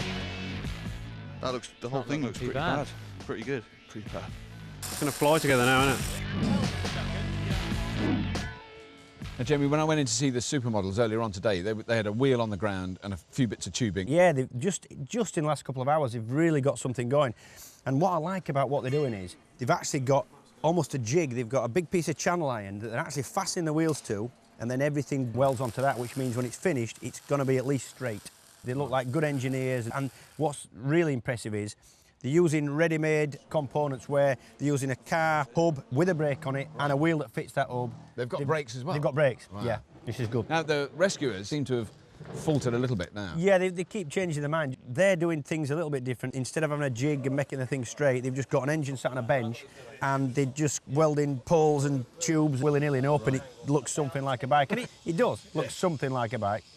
I think their big problem is going to be working the gearing out. You had your money on the rescuers earlier on, and I know you're a four-stroke engine man. You don't like that electric whiny thing. I don't. I still think if these guys, the rescuers, can get the thing to the track, I just think the engine and the drive system's going to be faster than theirs, I think. Right. If we don't find a gearbox, we've got to have something else we can do. So if we put an idler shaft or something of that sort in, maybe use this chain at the Rescuers Captain Sean has decided to put some of his roadside know-how to good use. He's come up with an ingenious way of replacing the hefty gearbox with a pulley-driven clutch. So what we've got is a big pulley and a small sprocket. Because a petrol engine is continually spinning, the rescuers need to devise a way of disengaging their engine from the rear wheel when their bike is stationary. They plan to do this by adding a large pulley between the engine and the rear wheel, with a slack belt connecting it to the drive shaft. When the checkered flag is dropped, the belt will be tensioned, transferring drive to the rear wheel, sending the rescuers on their way. The wheel needs clearance from that. No, the wheel will go in there. There'll be a shaft there, won't there? In there a bit. With their design finally settled on, the Brummy bodgers can concentrate on getting their build together. You're going to drop down like that. Yeah, that's it, an angle like that as well. And up the front. No, the back chassis. Their approach to frame construction, however, appears a little more hit and miss than their model-making opponents. Yeah. You have one plate on, and then we'll line the other plate up to that plate. Yes. By the way, why are we putting them on the outside? Wheel alignment is a key element in the construction of a motorbike, and a pair of wibbly-wobbly wheels could end their superbike challenge before it's even begun. We're not. Something's not right here, Andrew. Is the wheel falling over? Do we need to go away? And their decision to build their forks from scratch certainly won't help the situation. That's as good as you're going to get, mate. What's clunking? Teams, your attention, please. You have 3 hours remaining. Only 3 hours build time remaining today, teams. Thank you. Right, guys, 3 hours left. Got a lot to do. Let's get on with it. The supermodels are on fire. Using that jig has paid off, and their superbike is flying together. What's that look like from the side then, John? Looking good, yeah. Really I good. reckon. Yeah. Right, let's go. Oh, yeah. What do you mean, without the battery? Ace Welder Die has made light work of their frame. Could be good for something. They found a really good toner for their handlebars. How's that look from there? It's not too bad. Yeah. And so confident are these masterful modelers that Captain Al is already thinking about their fancy aerodynamic fairing. Are you sure? Fairing-tastic. Supermodels, how are you doing? Well, I don't need to ask how you're doing. You've literally got a bike here. It's looking super, isn't it? Yeah. So you've got a nice comfy seat to go here. Can I sit on here? You certainly can, yeah, go for it. Now that's a proper riding position, It isn't is. Come on. And are you sticking with your electric motor? We are. Yeah, definitely. Yeah, we haven't tried it yet. How fast do you think this baby's going to go? Well, 40 mile an hour, something like that. 4, maybe 5 miles Roughly. an hour. 5 miles an hour? If that bike goes half as fast as they work, it should fly around our track. Next up on their supersonic build is to get that little electric motor in position. That's perfect. What's that looking like? That Looks sort of wicked. lava, if you It's know what I really mean. cool. Hope it's not going to be too powerful. They're going to connect their motor directly to the rear wheel using this simple sprocket and chain. Yes. That chain will take the power easy, won't it? Our team seem content beavering away on their bonkers bikes, so let's just take a moment to see what makes a super bike quite so, well, super. The other day, I scooted over to the Scrapheap track to see our judge, Jamie Whittam, put the type of machine that he used to win his 2 British Superbike championships through its paces.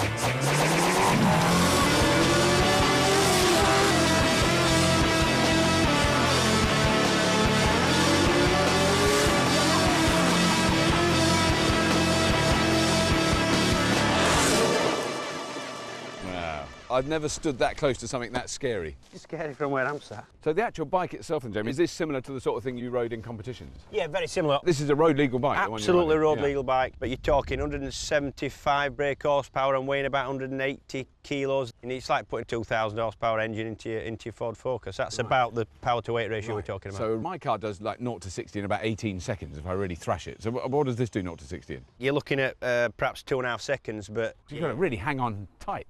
Yeah, they're quick now. That's why they got these now. Yes. Stop you sliding off the bike. Well, when you were going around here, this thing was almost on its side. I mean, that's the miraculous thing for a non-motorbike rider, to see how you do that. Obviously, you've got your knee sliders on here. That is... Yeah, that's chamfered off because it's hit the road, and when it's worn out... You put a new one on? Yeah. The speed you go at, there must be a buzz. That's why you do it. Yeah. I mean, there's nothing like sat on a grid with 40 other riders on 190 horsepower bikes, Yes. I'm going to say.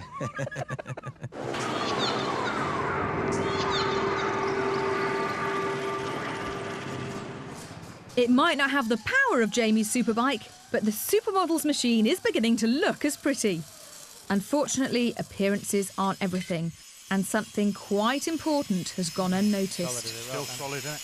Let's just take it off, innit? Their back wheel has seized. We'll try and get it off the jig in a minute, see if we can get that hub free. Perfect. Without actually taking it apart.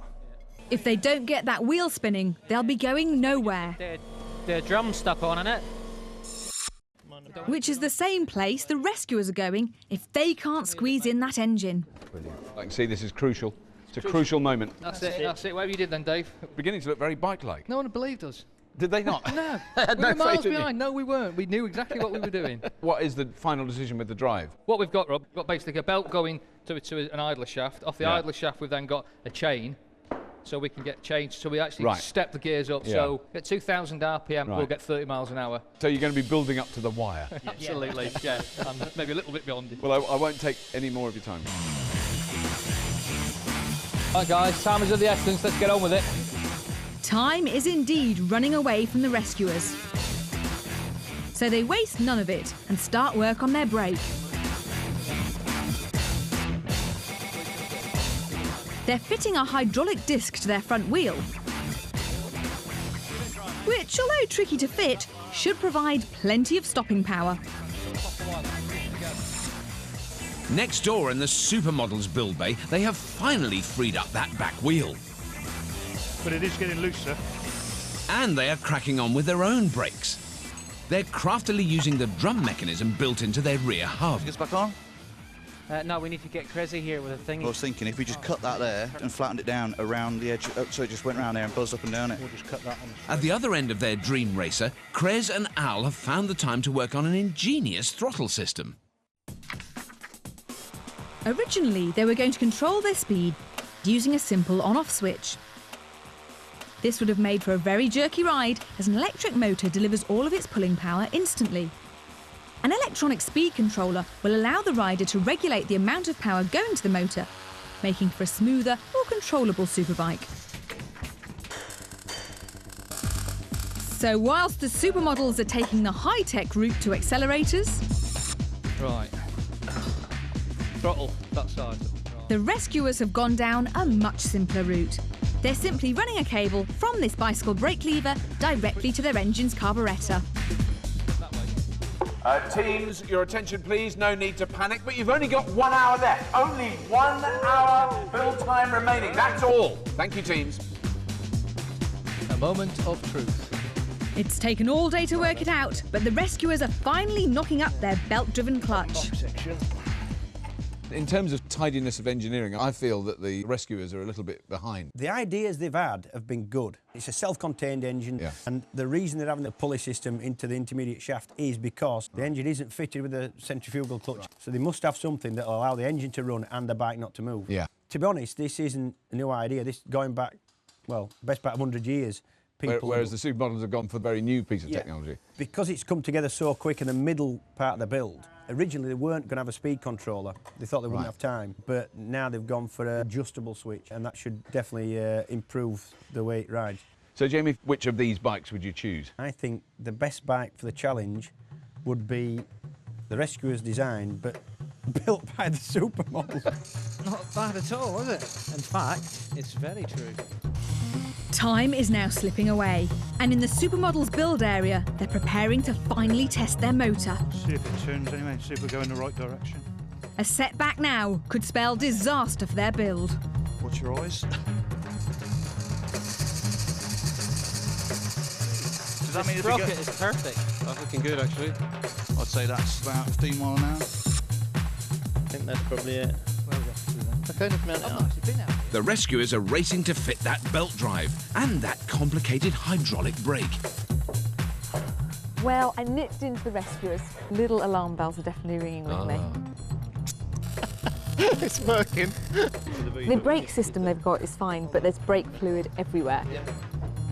They also have to fit on the side of the frame, essentially what is the clutch, which is what pushes down on... They still haven't done that? They still haven't done that. Maybe we'll just go with it, Andrew. It's this time of the day. I don't think we can afford to mess about, can we? I've got a funny feeling it's going to be a lot of tacking together and a lot of tinkering for the rescuers.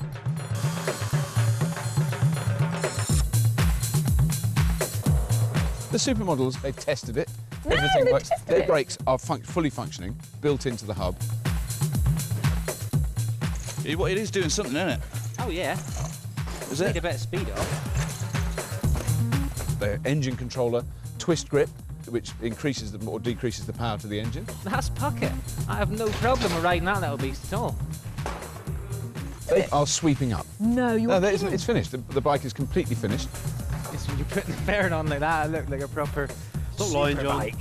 Serious. I think it's one of the most beautiful machines that's ever been built on Scrapheap. Wow. And I don't know how fast it's going to go. It's going to look quality sprayed up, I reckon. Nice tea. Beauty. Oh. It's quite aesthetically pleasing to you. Yeah. Right, sorted.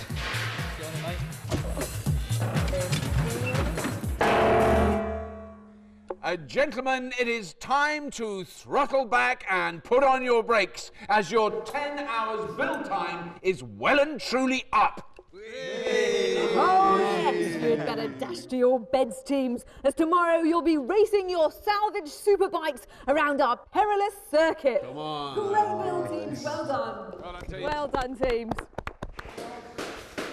Nice one, lads. Cheers. Nice one. They said it couldn't be done, but by Jove, they've done it. The electric racer flew together with time to spare, whilst the petrol engine bruiser went down to the wire. But whose rag and bone racer will take the Scrapheap crown?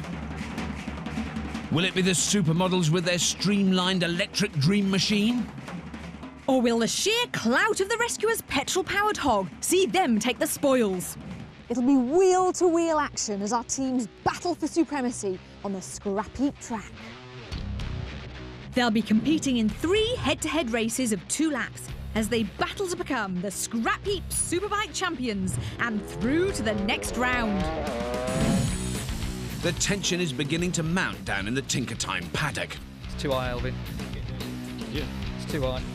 The rescuers had a hectic build and are now doing their own roadside recovery by hastily tweaking that last-minute belt-driven clutch. That looks pretty damn straight. The supermodels, who had practically completed their bike by tea time yesterday, are finishing off their machine with a coat of Go Faster emulsion. Need to know how fast we're going. Jamie, I think we're really lucky to have this track. This is fantastic, isn't it? It's such a good circuit. It's a belting little track, yeah. It's good. And as soon as you get here, you go, oh my, it's got to go around corners. Yeah, there's a really slow chicane down the front straight, and this chicane here, that the bikes are going to have to change direction, and they're also going to have to have some kind of braking mechanisms. Have you changed your mind? Because your money's definitely been on the Rescuers all the way through the build. And now I've seen the course, I think that the supermodels will have a big advantage in controllability. Right, so the 50p is now on the I believe so. Hedging my bets, not at all. It's showtime. The grid has formed and the countdown to the first race has begun. Supermodels. How do you think you're going to do compared? I think they might have us on speed, but we've got the handling. Really? Bounds, yeah. And Rescuers, this is a mean-looking red machine. I can see a few issues, but we'll... Come on, talk me through the issues. You've got a steering issue, little shopping trolley. It'll waggle its head like a bad wheel. Not ideal when you're going very fast around a track. No. It's David and Goliath on two wheels. Will the nimble agility of the supermodel's electric bike win out? Or will the sheer power of the Rescuer's petrol bruiser take the checkered flag? Rescuers, supermodels, don't lose your bottle. On the sound of the horn, open your throttle. Go! Oh, the Rescuers have stalled! Great start for the supermodels, but what a disaster for Andrew! Their belt-driven clutch has failed at the first hurdle. That electric bike looks fantastic, but can it hold off the petrol-powered challenge? He's catching up now. He's got going, isn't he? He's going to get hurt. Come on, Don't pitch it. Bit wobble. Got the pegs on the ground. Come on, Di! Come on, Andrew! It's like a proper superbike race. OK, maybe slightly slower. The Rescuer's bike looks like a real handful, but there's no doubting it's got speed on its side. It's all over the supermodels. But now, look at that, look at that. The Rescuers have overtaken. Just about. That's amazing. Oh, I think that's slightly cheating. Cutting the corner like that. A great race, but a rather dubious win there for the Rescuers. Di started so well. Did you think you had it in the bag? Might have been a different story if you'd have had to slow down for that chicane. That's it. We're going to have to see what the... Miles ahead. It's made no difference whatsoever. I'm not getting involved in this argument. I'll let the judge decide that one. No fighting. All right, boys. So, Jamie, you're the judge. It is your call. There was a little bit of a corner cutting right at the end there by the Rescuers. Do you think, should we let them go with that? Because Andrew tried so hard on the bike, I'm tempted to let him go. So Yeah. I think let it stand. I think so, yeah. The supermodels showed great early pace, but after a fraught start, the Rescuers machine had the grunt to power through to victory. We're just about ready for the second race, and it's all changed for the riders. The Rescuers have elected bike nut Elvin to ride, and the supermodels are going with Al. They're one race down, so the pressure's on their captain to keep them in contention. Supermodels, Rescuers, rev your engines, get in gear. Start the race when the horn you hear.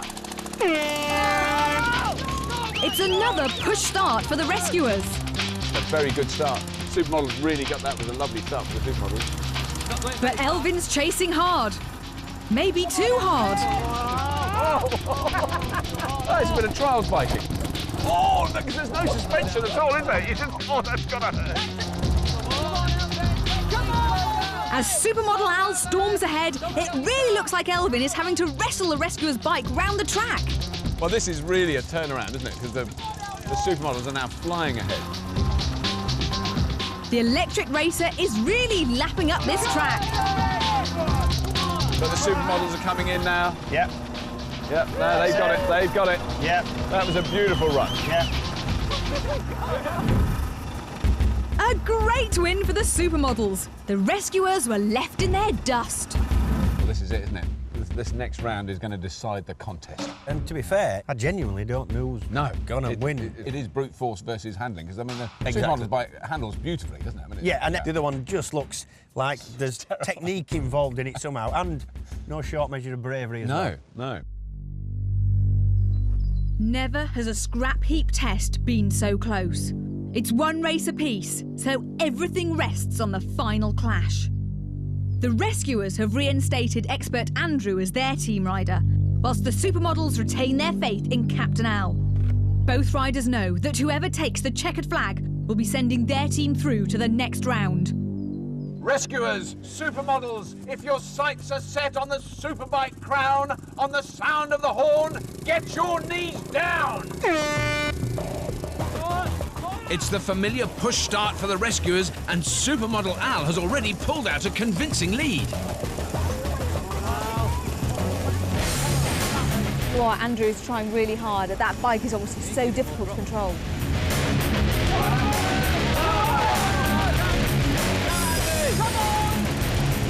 What is he going to do here? He's going to try and catch up at this point. Through there. You've got to get round that properly. Now he's taking it much slower, isn't he? Andrew's caught Al on the chicane. It looks like we've got a race. No, it's holding the lead at the moment. The rescuers are taking a while to build up now. Yeah. They're through. Oh, yeah.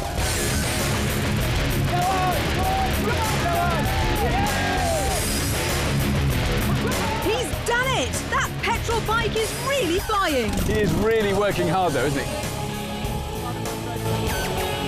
It really has all come together for the rescuers. No, he's got it, hasn't he? No, the rescuers are definitely... That bike is faster. The rescuers' bike. He's got to negotiate the chicane. Yeah. Oh! He's down! Unbelievable! On the last corner! The supermodels have done it!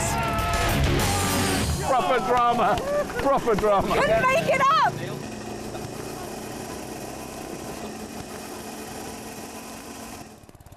He's doing his victory lap now. Fantastic. Rescuers Andrew had a great race, but that final corner spill handed victory to the supermodels. Captain Al kept his cool and steered them through to the next round. Teams, you gave us a superb challenge. The sad thing is, only one team can win. You've both been brilliant teams. Thank you so much for all the effort you put in. But the winners this week are the fantastic supermodels! Yay! Rescuers, commiserations. You've been fab.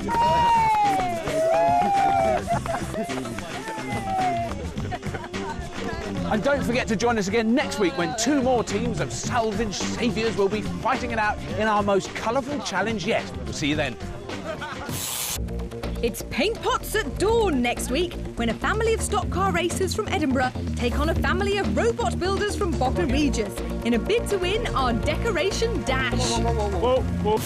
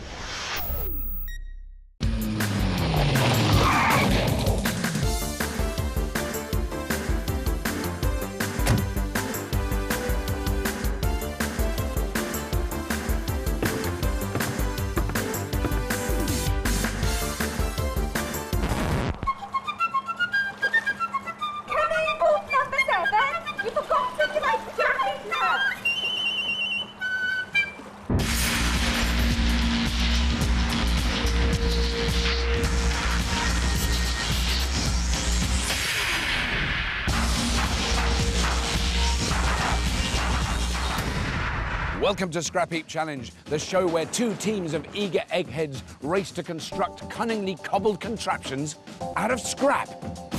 And this week we're challenging our teams to build wave-pounding powerboats capable of racing around our Scrapheap Lake. We want our teams to build scrap versions of these aquatic monsters.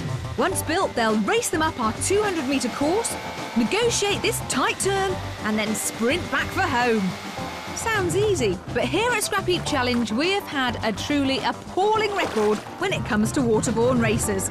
Our last endeavour was back in Series 8, when our fastest drag boat was blown across the line by a gust of wind.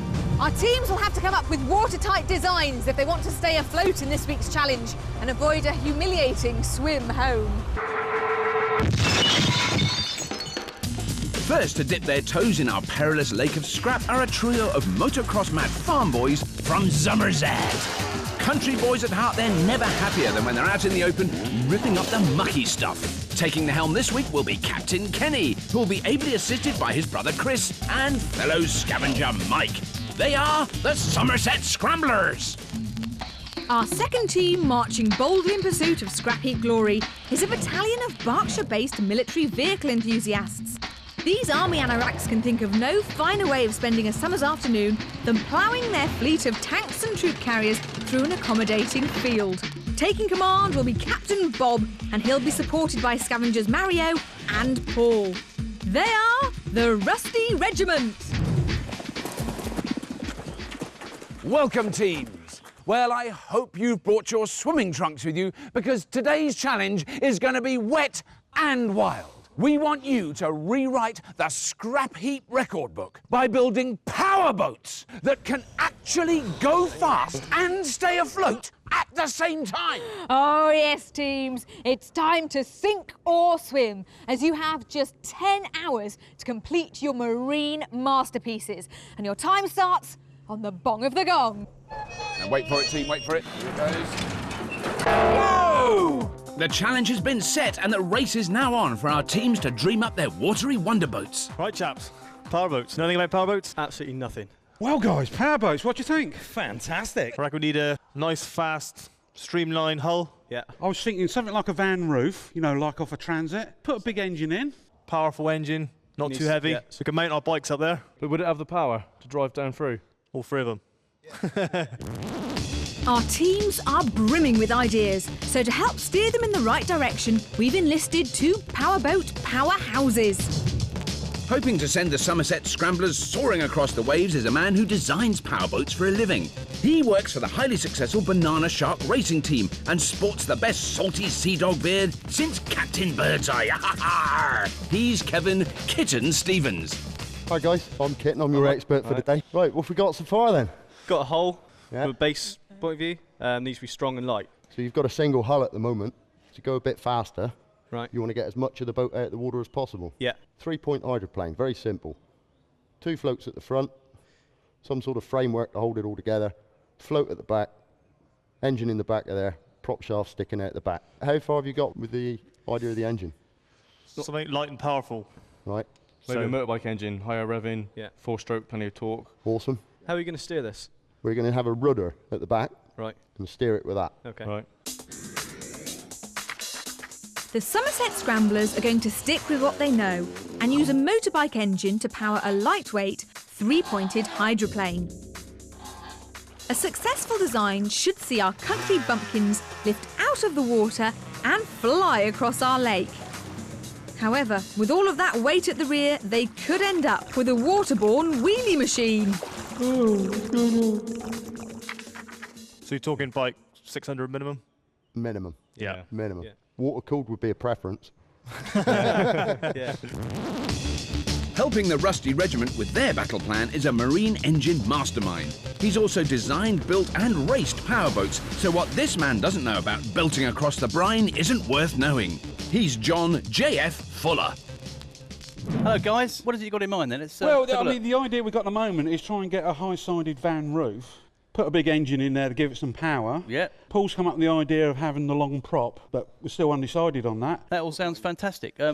Now, I definitely think we need to be going along the really nice, simple lines of a basic hull. We want to keep this as simple as possible because obviously we're very limited on time here. We need something that's going to plane and run along, skim along the water, which is half of the job.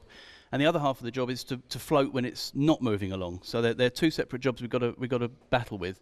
And what I reckon we should do is we should effectively have a bundle of 45-gallon drums, big oil drums. This running surface, which will be on the bottom of this, needs to have very sharp edges on the bottom. You can't allow it to have the round sides of the boat because it'll suck itself into the water. The water needs to be able to break away from the sides and the back of the boat. Like a ski. Exactly like a ski. The Rusty Regiment intend to build the scrap equivalent of a rigid inflatable boat, or rib to nautical folk.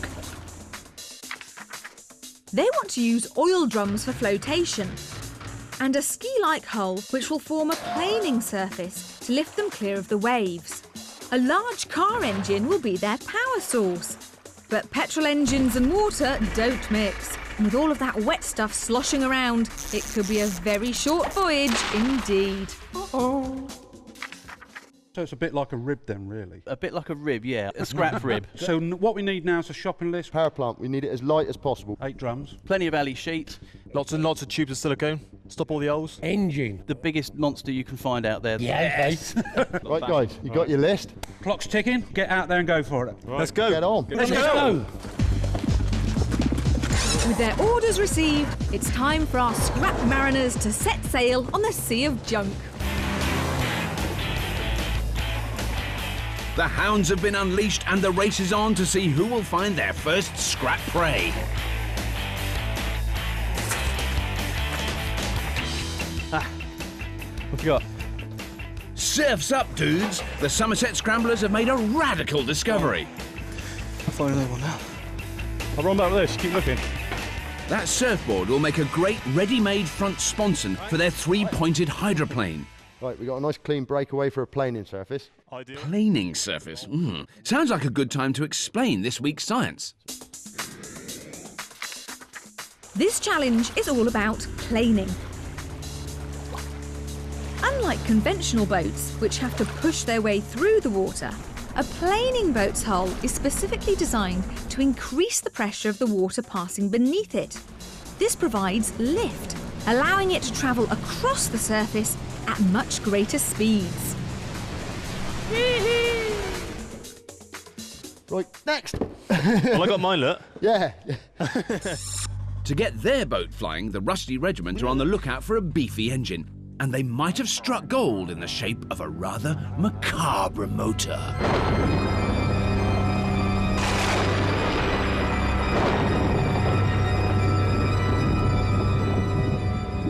We found a big black hearse of some kind. That sounds fantastic.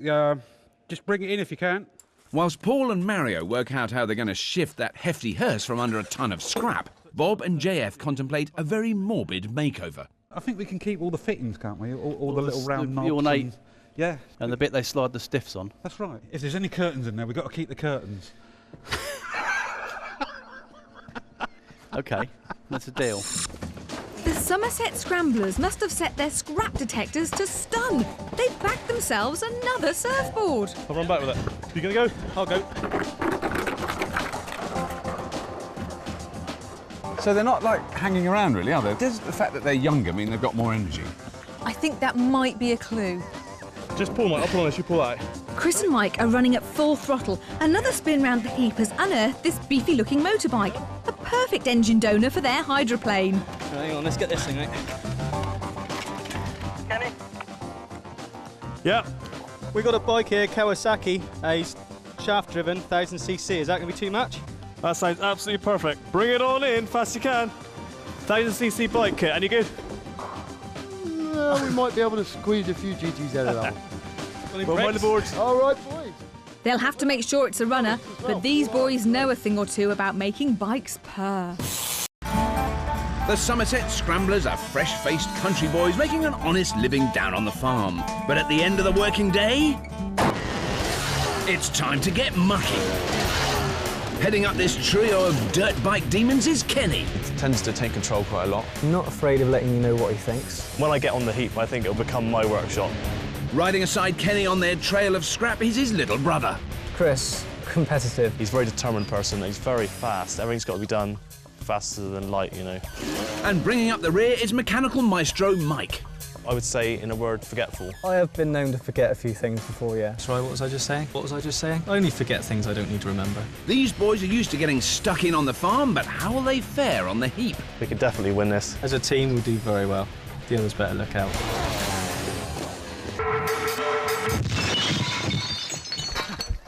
I can't keep up with you youngsters.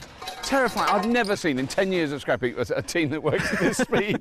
Looks like you've got nearly everything you need already. Yeah, no, yeah, it's just some Ali poles for the main frame. Right. You've got a bike already. Yeah, got a bike. You've got how many surfboards? It looked 2 of those, yeah. I love it. I love it that you don't even need the quad. Quad's just aren't fast enough for you guys. Well, no. It hasn't got the pace.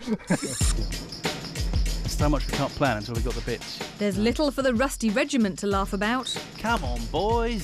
They're still struggling to dig up the remains of that hearse. It's not touching it. Are you receiving, Mario?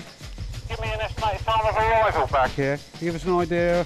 It's going to take as long as it takes. We will be as quick as we can, mate. I'm just trying to work out how long, roughly how long you're going to be. As long as it takes. We can't do any quicker than that. Okay, mate.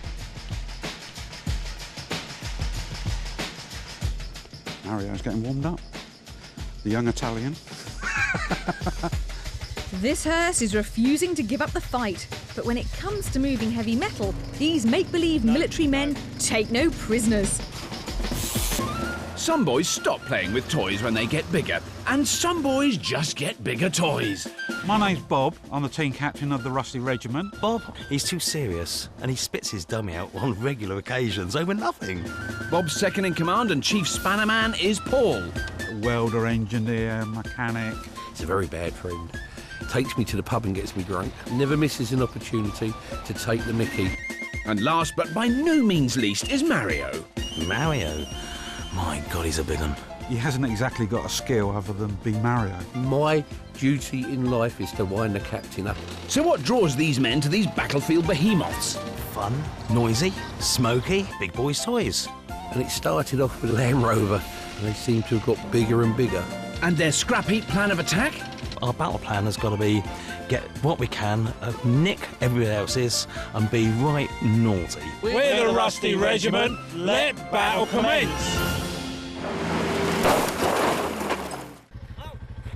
Rusty Regiment. Now, what are we up to here? What are you trying to pull We out? found a large V6 engine. A hearse. How are you going to turn a hearse into a powerboat? No, we want the engine and gearbox. Engine and gearbox, not the rest of it. It's automatic, so... Right. It works so you're going for big, meaty engine. Oh, yeah. V6. V6, Yeah. loads of power. Yeah. Have you spotted your opponents today? They are running around like men possessed. Young, fit things. Yeah. They won't last long. Tortoise in the hair. Bold words from the military men, but those West Country whippersnappers aren't flagging yet.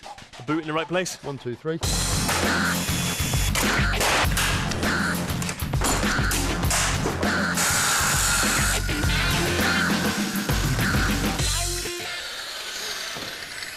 Hello. I am completely astonished. Hi, Lisa. Normally, when I come and talk to the captain, the expert at this stage of the day, there's sort of them and maybe one bit of scrap in the build area. What do you reckon to your team so far? The team are great. I mean, the guys out there on the thing, they're ferreting around. We can just hear them crashing about. And every so often you see a little bit of orange pop up, like a gopher, look around like this, and then straight back in the heap again.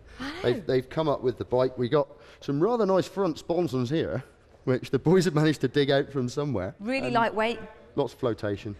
Now, I was going to say, usually historically boats on Scrapheap have been quite difficult builds. But the way you started, I'm not sure that it's going to be. I mean, do you think you're going to be able to break the previous records of Scrapheap and actually make this boat work? If anyone can, we can. We'll have the beers in by about 6 o'clock.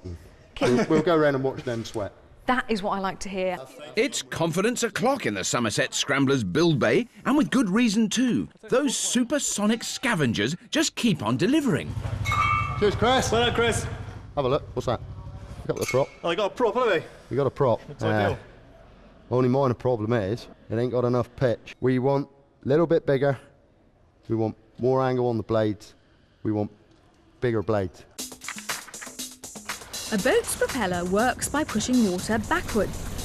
The size and pitch of the blades determine how much water is pushed with each revolution. For a prop to be efficient, it has to match the engine it's going to be attached to. Too small a propeller will spin very fast, creating a lot of foam, but very little forward movement. If the prop is too big, the engine could struggle to move the large amount of water, with disastrous consequences.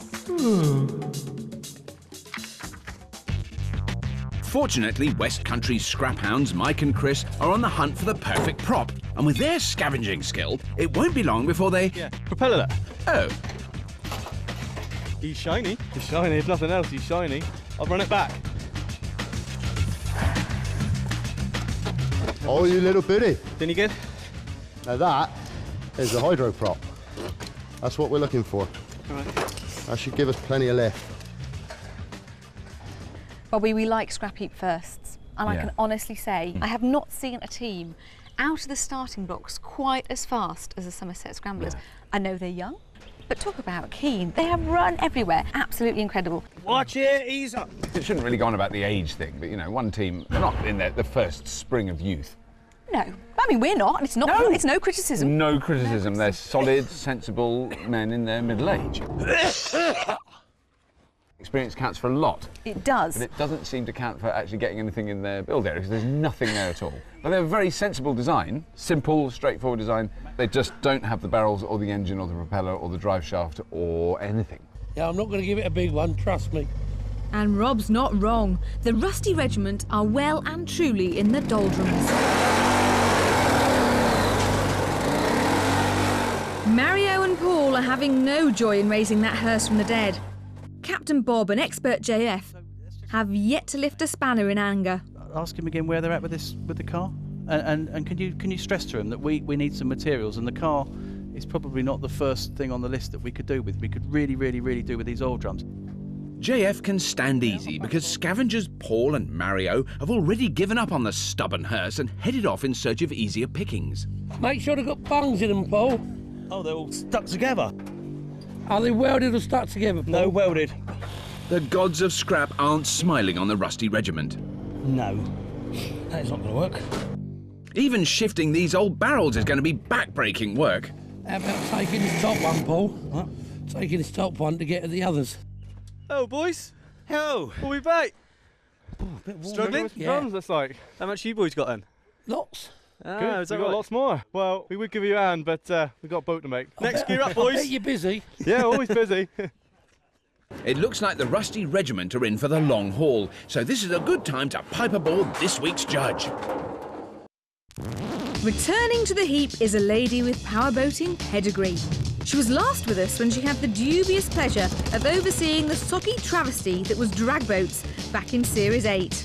She's held the women's water speed record and is the daughter of Donald Campbell, whose passionate attempt to beat his own water speed record unfortunately cost him his life. Currently overseeing the restoration of her father's fateful boat Bluebird, she's Gina Campbell, and she's brought along a very special guest. His name is Mr. Woppett. Actually, Mr. Woppett, I'm very pleased to meet you. So he was sitting under your father's seat on the day of the crash, so that's where he... He was my father's mascot, and when they were searching for Bluebird and my father after the accident, he was the only thing came bobbing up to the surface. So he was floating on the surface then? Yes. Right. So after the accident then, the craft was on the bottom of Coniston Lake for what, 34 years or something? It was approximately 34 years when a young diver from Newcastle, Bill Smith, took it upon himself to locate it. It was his boyhood dream. And so you found the majority of the parts? Oh, of it? yes. I mean, from the cockpit back, she's fully intact. She was submerged in the mud, and that preserved her. So the long-term plan then is to recreate it as it was. I mean, as a functioning. Oh yes, she will fire up and she will run on the lake. Wow. So we definitely have a very youthful and extremely fast team with the Scramblers. I mean, they've scavenged faster than I've ever seen any Raced team ahead, do it, yeah. raced ahead. No, I find it very interesting today that the Scramblers' design is so similar to the famous Bluebird K7 design here. Right. A hydroplane is a very, very tried and tested design. Right. But then we can't discount the others, can we? No. Well, the rest of the regiment, we're hoping, have experience on their side. They don't They have certainly quite look the like same. it, yes. Yes. They look like they've knocked about a bit. They certainly do. Let's Yeah. hope that they don't rust up. Yes. Now, Gina, the one thing I've got to ask you is because you've got to say which team you put your 50p on, the Rusty Regiment or the Somerset Scramblers. Two quite different approaches, isn't it? I'm going to have to stick with my love for hydroplanes, and I think the Somerset Scramblers could be our lads. Gina's faith in the Somerset Scramblers is well-founded, as scavengers Chris and Mike are currently laying waste to the sides of this refrigeration lorry. They'll use the fiberboard panel to build the rear hull of their high-tech hydroplane. Snap the last bit. Go now. Here we go! Hey! The only thing building in the Rusty Regiment Bay is frustration. I really want to get my teeth into this doing these drums bit now. Yeah. Because we look like we've done nothing. But finally, their waiting is over as the first barrels arrive. Well done, mate. Cool. It's a start, but unless they can haul that hearse from the heap, their challenge is still dead in the water. Oh, what's the pain? Oh, mate. Teams, your attention please. 6 hours remaining today. You have 6 more build hours remaining today. Thank you. OK. Grab it, take it that way. The Rusty Regiment will have to catch some favourable winds if they're going to sail past those youthful Somerset scramblers in this week's challenge. Half the day has slipped away and impetuous Italian Mario has decided to adopt a more direct approach to budging that creepy cruiser. It's coming. It's a roller. All that remains now is to take this hefty hearse to its final resting place. Lights are on, no one's home. Plus, we'll have some of that. Rub, rub, rub, rub, rub, rub. It's used. So, Expert JF is delighted with that beefy V6. This is a 2.8, I'm sure, which is good because they're 160 horsepower instead of 138. There's going to be a lot of hay they want then. Spirits are also flying high with the Somerset Scramblers as they're motoring through their build. With the back of that bike out of the way, Kenny can set about waterproofing their engine. These long tubes will make excellent snorkels for their exhaust system. But don't worry about it, we ain't got it. Scavengers Mike and Chris have been busy extracting a CV joint from a front-wheel drive car. Hey, Boyle! Hello. We brought 2, we only wanted 1. Good man. Kitten is hoping the double-ended joint will make a great way of attaching their propeller to their engine's drive shaft. Right, what we got to do here, look, chaps. We got to Afternoon scramblers. Oh, oh. Now, when I first walked in, I thought this was some sort of clever framework to hold something, but that's the exhaust. That's the exhaust. Yes. Yeah. That's nice. Because when the water's at this level, right, the smoke will still go away. So it looks like at the moment you're working on some form of transmission down to some form of. Yes. Well, we got a prop that we got to smack on the end of here. Right. But one of the problems is we want to get it as low as possible. So we got to tip the bike engine back, and then we're going to graft this CV joint onto about here, and then we stick the prop on the end of that. Right. Kitten wants to ensure that their prop sits lower so it doesn't mix air into the water, creating a foamy wake. This process reduces the pressure of the water that the propeller is pushing against, making it less efficient. A lower prop will be clear of the surface, allowing the hydroplane to rise out of the water without getting in a froth.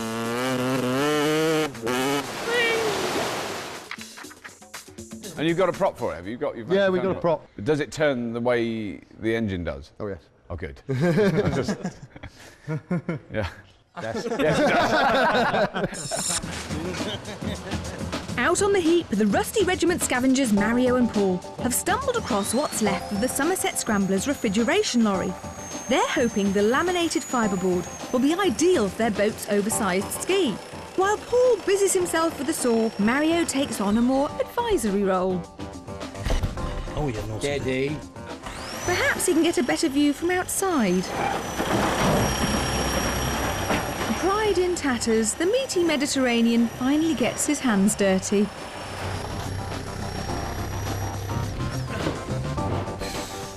Well done. Back at base, now they know the size of that V6, Bob and JF can start on the framework which will hold their scrap rib together.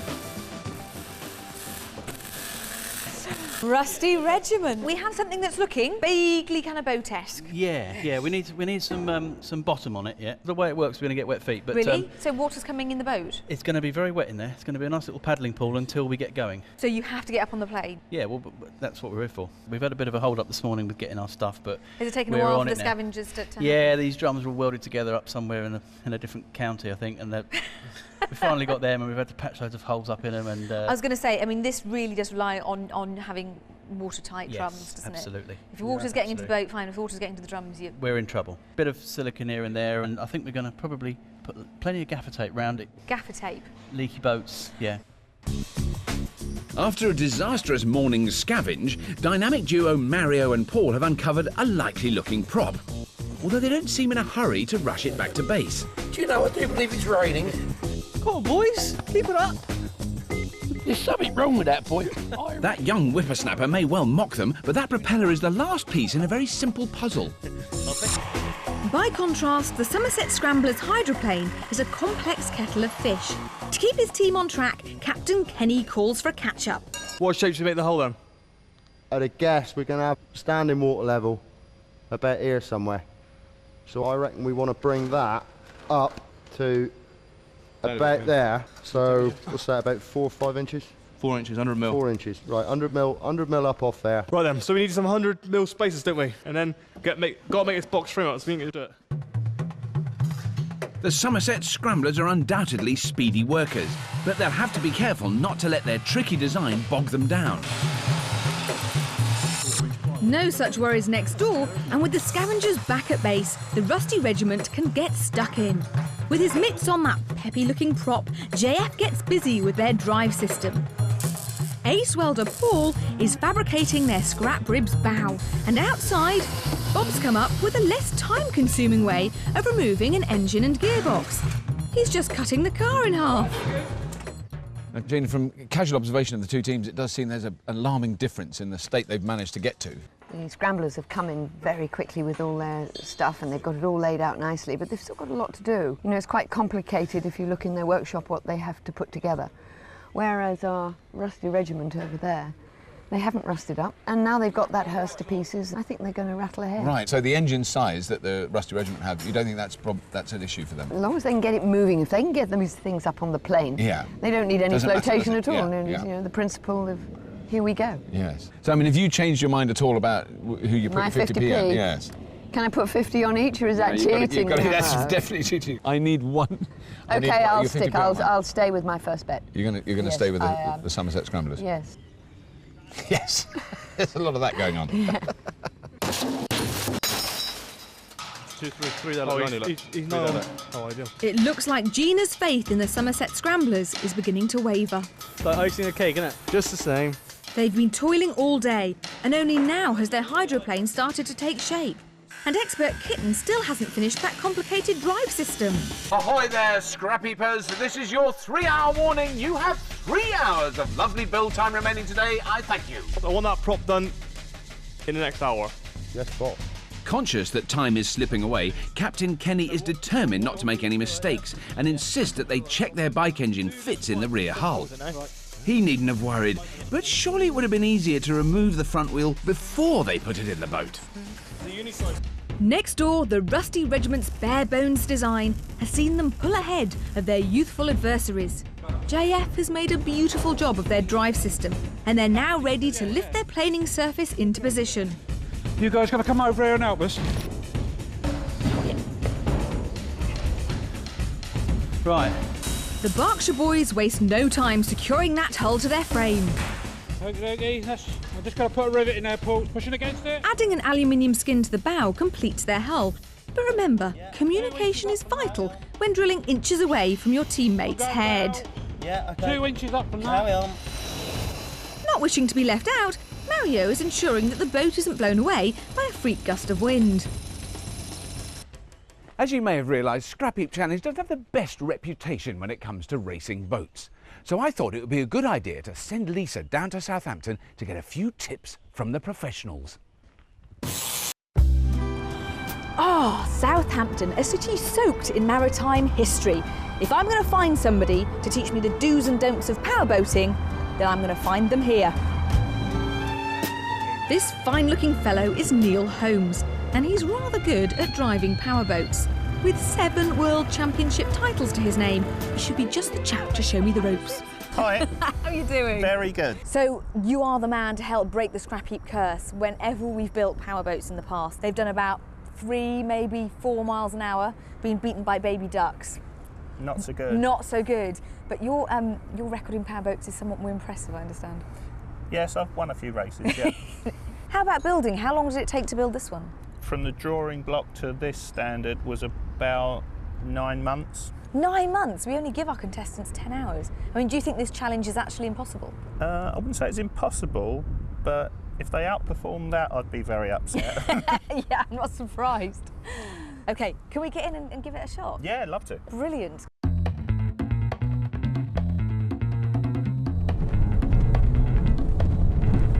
God, we're only doing just over 40 and it feels so much faster than that, doesn't it? Neil's training boat is a far cry from the rib that the Rusty Regiment are trying to build.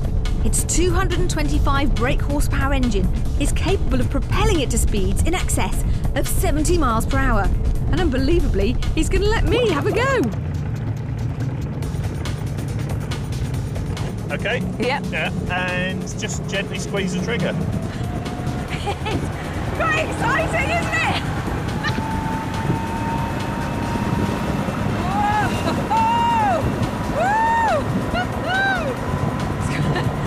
It's actually quite scary because I'm in charge of this thing.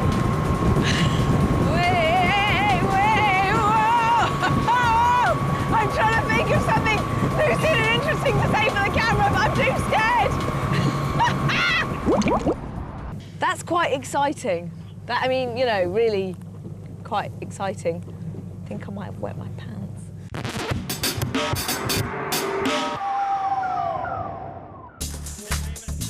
As the sun sets over the heap, both build bays are buzzing with activity. Teams, no need to panic, but you've only got 1 hour left. 1 hour, thank you. No problemo. The Somerset Scramblers have been relentlessly beavering away, but are still far from shipshape. Obviously they go that way on. Yeah. The water passes through. Yeah. But first thing, bend them round, pop ribbon to that, and then weld that to that, and bolt it through. With 3 holes to deal with, their fiddly build is making progress slow. But there's no such problem with the Rusty Regiment. That's right, watch your flick go. Go down. That's quite heavy, isn't it? It is. Oh, these towels are pretty. Can we get that one under then? Come on. The whole team is finally pulling together. And even Mario's found a good use for his spare tyre. 1, 2, 3. Right down. Rusty Regiment. It is a boat. I mean, you know, of type. It's getting there. Right, there's not much time left. How much have you got to do? I can see that the engine is attached to Yeah, we're the all prop. coupled there. We're coupled. We've got to put that rudder in. I'm just welding we've got a centre skeg on it because we've got to get around that turn quick at the top. We have got a lot of wires here. Is it one of those engines where you've got to keep all the electrics intact, otherwise it doesn't work? Yeah, unfortunately. And are you still having your idea that the water's going to be sloshing around the bottom of the boat? Yeah, we like that. Water and electrics, is that going to be? That'll be fine. Once we get going, all the water will spill out of the back, and So it'll be on water yeah, rolling a downhill. little bit of that, not too much, hopefully. And on the back there, we're going to put 2 hooks for water skiing if you want to have a quick go. Absolutely, that won't be a problem at all. Should we get it planing first and then worry about the water skiing we'll worry about that afterwards? later. Excellent. Right, I shall leave to get on with it. The Rusty Regiment may be on the home straight, but next door the boys from Somerset are on a frenzied scramble to finish their hydroplane.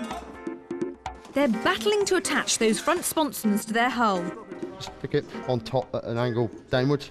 Meanwhile, Kitten is still toiling with their drive system. With Captain Kenny anxiously watching his every move, the pressure for him to finish the vital component is mounting. Now, I love this time of evening, Gina. Both teams have got machines that effectively look quite boat-like. I think you've got 2 very different sort of boats, and I think that's what's going to be interesting tomorrow. Looking at the Scrambler's boat, I mean, that is absolutely put together with a fine-tooth comb. It's immaculate. I don't think I've ever seen anything built on that to that level of I detail. think we're going to have a leather seat, you know. It's going to be that fantastic. With a logo on the headrest. Yes. No, it is. They're very, very, yeah, very careful builders. But it does seem to me like the Rusty Regiment is more of a ship in terms of its weight. I think it'll float, but I think it's achieving the planing thing, which has always been the challenge on Scrapheap. But isn't it up the wrong way? Yeah, I just wanted to know if it's going to go through the hole. No, stupid boy Pike. So have you changed your mind at all? I've got a feeling you're still fairly going for the Scramblers. I mean, I've always told you I'm a hydroplane person, so we'll see. And Mr. Woppett, he likes hydroplanes. Does he? Yes, that's been his life, you know. He must be getting tired now, Mr. Yes, he Woppett. is. He just wants a honey sandwich and... Is that what he has? He has a honey sandwich? Honey sandwich and he goes to bed. Right. So I think you better say All right. goodnight. No, Mr. Woppett. Whilst Mr. Woppett heads for bed, the Rusty Regiment are putting the icing on their scrap cake. They've added a simple rudder, and they're making sure that their automatic gearbox is a goer. Neutral. Looks like it's going to work. Of course it's going to work. We never would have predicted it, but the old-timers have joined the ranks of the Scrapheap elite and finished early. That'll be just dandy. Wet feet. Wonder if we've got any wellies handy. No time for joking next door. With only seconds to go, the Somerset Scramblers have thrown their drive system together. But they have overlooked one very important thing. They still haven't started their engine. The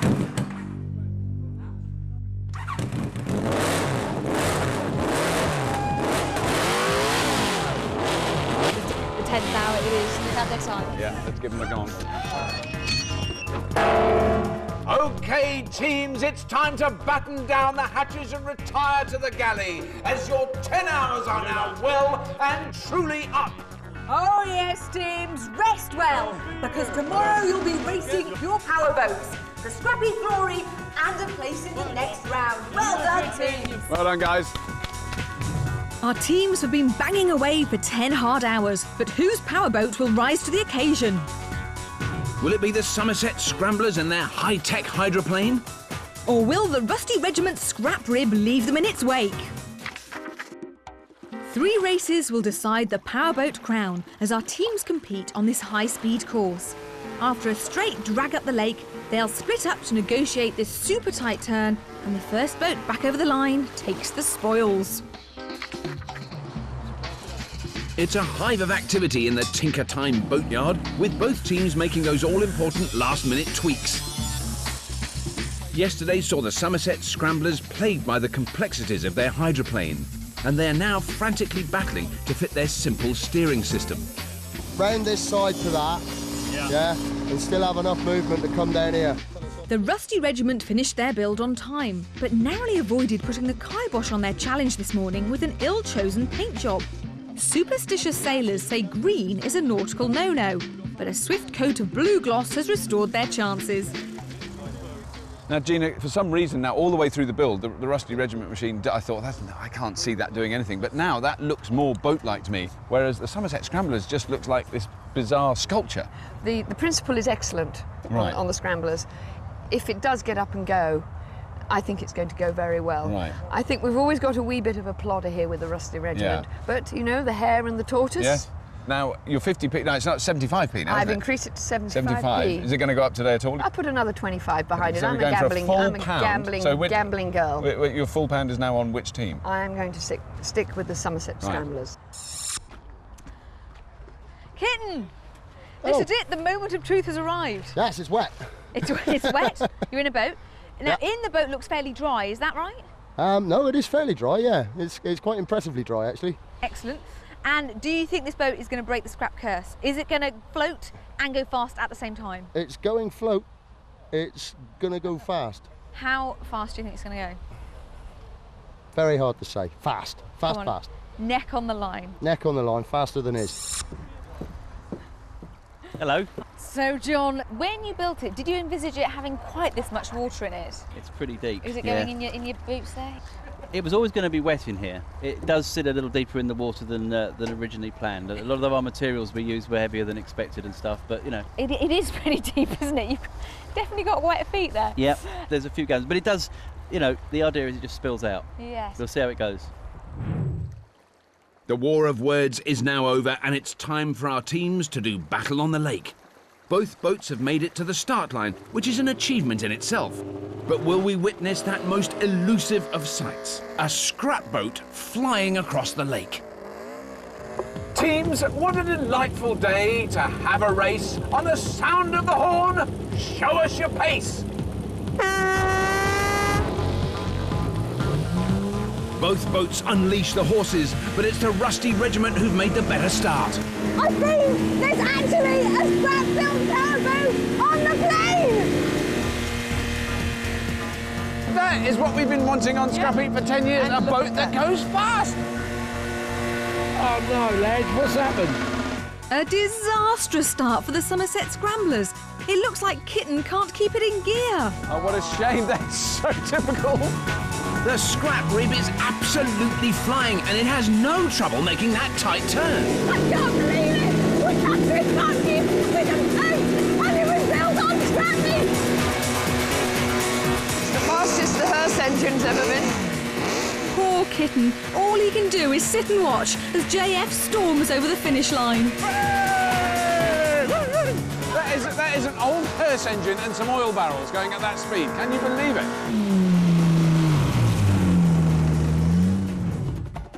Success! We've finally seen a scrap boat rise to the challenge and get on the plane. The triumphant Rusty Regiment flew around our course in a speedy 1 minute 4 seconds, whilst the Somerset Scramblers were plagued by a slipping clutch and eventually limped home in a time of 5 minutes 17. Lisa to Robert, there's nothing like a good close race. You're right, and that was nothing like a good close race, but it was fantastic. We could barely keep up with them. I just felt sorry for poor Kitten, who was definitely left. In the wake of JF. It's squeaky bottoms time. The Somerset Scramblers are aware that a second defeat will end their challenge, but they've repaired their clutch and Kitten is itching to show us what that hydroplane can do. The Rusty Regiment have put their faith in Paul to pilot their oil drum flyer. Rusty Regiment, Somerset Scramblers, go on the sound of the horn in 3, 2, 1. Go, Paul! He's off, he's up, straight away. And it wasn't just a one-hit wonder. Yet again, the Rusty Regiment boat is sailing. It's amazing. And it's just ticking over, really. Oh, it's gone, look. It's another nightmare start for the Somerset Scramblers boat. It's still sitting far too low in the water. Come on! Such a shame. We were all willing it on so much and it's just not really making any difference. With all of that weight at the back, it just hasn't got the speed to get on the plane. And it looks as though Paul is taking it a lot steadier than JF was, but I think he can afford to. And Lisa's not wrong. That hydroplane seems to be in all sorts of trouble, and the Rusty Regiment's boat is cruising home. It's taken them a while to get the confidence. Now it's really flying, isn't it? Beautiful. Woohoo! That second win seals overall victory for the Army boys, but Kitten is gallantly soldiering on.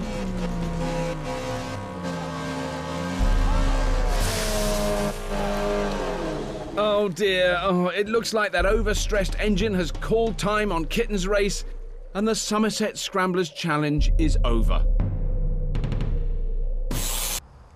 Teams, we asked you to break the curse of the Scrapheap waterborne challenges, and today that curse was definitely broken, but there is of course only one winner.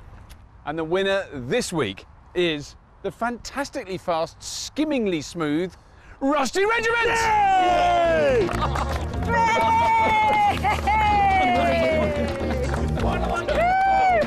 And don't forget to join us next week when 2 more teams of tenacious tinkerers return to the heap for a real blast of a challenge. We'll see you then. We'll be recreating the romance of rail travel once again when some West Country wisecrackers take on Birmingham's best bodgers in a thunderous drag race of thrustastic proportions that might just melt your mind.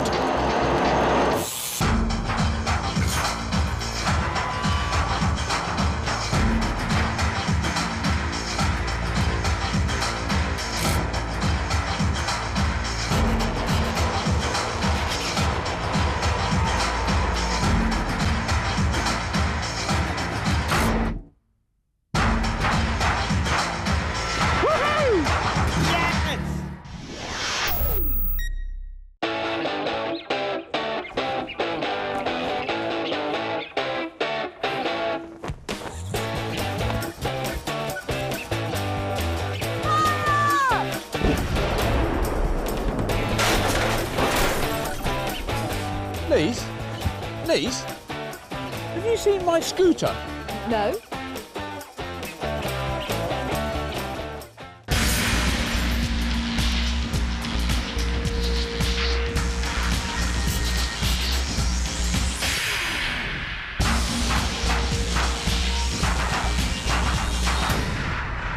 Welcome to Scrapheap Challenge, the show that demands 2 teams mix brains with brawn to fabricate the outrageous from just this.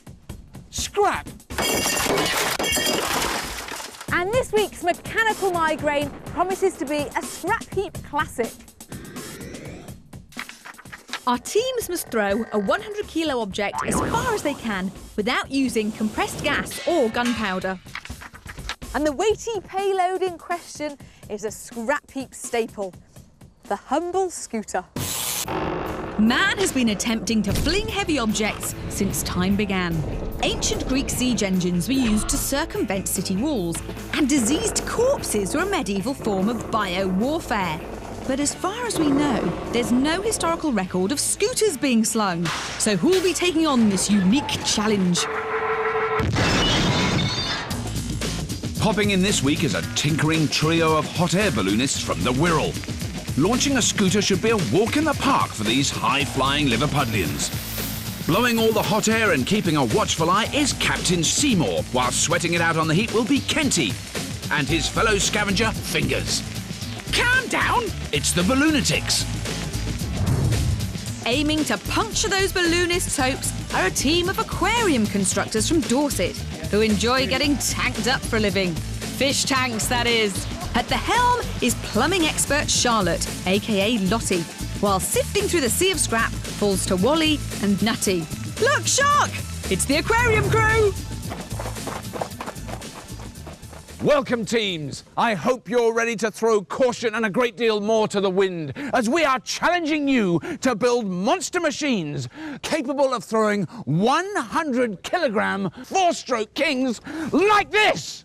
Oh, yes. But before you explode into action, be warned. You can't use compressed gas or gunpowder. If that wasn't enough, you have just 10 hours to construct these all-powerful scooter shooters. So, all hands to the throttle on the sound of the gong. OK, teams, wait for the gong, wait for the gong. Go! See what then, boys. That's not bad. Not a bad task. Shooting scooters. Without explosives. Without compressed air. So we've got to fling it. A long track with a cable. The front here can be raised. If it were for Julius Caesar's, why can't it work for us? We have a pivot here. Yeah. And then we get a cart and we drive it really fast into that. Bang, and that goes. That would go miles, wouldn't it? You've got to be able to do it 3 times, though. 3 cars. Yes. Well, to ensure our teams don't get too carried away, we've enlisted the help of 2 experts. Keeping the Balloonatics on the right flight path is a Scrapheap veteran. He's appeared 3 times on Scrapheap Challenge, and each time involving the mystical art of weaponry. As a munitions specialist, he loves anything packing a magnificent amount of muscle. He's Todd Toddashini. Hi guys, I'm Todd. Todd. So you know what it is? Yeah, excited. And? Excited. At the moment, we're sort of leaning towards a simple A-frame, just work out the weights, the measurements and what have you. Sort of trebuchet type thing. Trebuchet, that's the word. Right. On the history of Scrapheap Challenge, not one has ever worked. What does work, and has worked well, are crossbows. Ooh. Now, if you imagine a normal crossbow, you've got a bow up here, and you've got the stock down here. For that, you need a whopping big spring. Now, you're not going to find springs that big, so we can do something a bit like that. A string between the 2 tips of the arms. Made of what material? What are you thinking? It's got to be a steel cable or something like that. If we then attach some springs... What are we talking, suspension springs? Off suspension springs? Bigger than that, I think we want lorry ones. Expert Todd is proposing an unconventional crossbow. They aim to build a strong frame, attach 2 powerful rams capable of compressing 2 huge lorry leaf springs, which will tighten a steel cable. It'll certainly have the muscle, but will the machine be beefy enough to take all those stresses and strains? I would love to test shoot this at the end of the day. Yeah, we'll go with that. Joining the aquarium crew is another Scrapheap old hand. He appeared on the first ever series, and 10 years on, he hasn't changed a bit. A pyrotechnic coordinator who'll ignite any idea requiring a colossal force, he's Don Mansfield. Hi. Hi. I'm your expert for the day. What are you looking at doing? Well, we've got a chain flinger. Or some volunteer driving a car off a cliff, it looks like. Does Yeah, it? that was you in there. Oh, I thought it might be, yeah, on the 3rd attempt. Yeah. From my point of view, a trebuchet-based concept is the thing we're looking at. Right, okay. The problem we have is that what we're lobbing, scooter, is actually quite heavy. So if we're going to do something like that, we'd be really up against it, getting the weight heavy enough. I could sit in it. What I'm going to suggest is that we do a modern angle on an old idea. Okay. Rather than trying to sling it over the top, we're actually going to just use the weight to not throw it, but launch it. Turning 2,000 years of history on its head, the aquarium crew aim to construct an underarm trebuchet. They plan to build 2 tall A-frames, find a large steel container to fill with heavy ballast, and attach an arm. But get their calculations wrong. And which way will it go? Nobody knows. Using the trebuchet idea, we're just bringing it up to date. Underarm fling. An underarm trebuchet. Yeah. It's a girly throw. Before our scavengers can go anywhere, they'll need a shopping list of scrap. First on my critical list, I want stuff for the arms. Cross pieces. A couple of leaf springs, yeah? We need something with bearings. Things like a car axle. So you need to get out there and get hunting. Go get it now. Off you go. So with our challenge underway, both sets of scavengers will be desperate to get their hands on some prize scrap. See them A-frames on there? The what? See them A-frames for the arms. Right, let's get around there then. And it's those hot air balloonists from the Wirral who lay claim to the first find. Just stand it up so it doesn't go past. What are you doing with it now? Kenty and Fingers are hoping to save a lot of fabrication time by using these old, heavy scaffold supports as the arms to their huge crossbow. I'm out of breath. It's a run that dummy in. Yeah, you there, Stu? Yeah, go ahead, Pete. Yes, Stu, we found some what look like 15, maybe 16-foot A-frames. They're made up of 2-inch, maybe 3-inch diameter bar. Too heavy. Yeah, experts confirming it. It's going to be too heavy for us. It's a letdown for these Scouse scavengers, but it'll take a lot more than that to deflate these boys. The Balloonatics are a team of hot air balloonists from the Wirral. Certainly no basket cases, especially with Captain Stewart, a.k.a. Seymour, at the helm. You can understand why he's known as Seymour, as he's 6'7" tall, officially a giant. Good captain, Belly. He likes to lead, and we listen most of the time.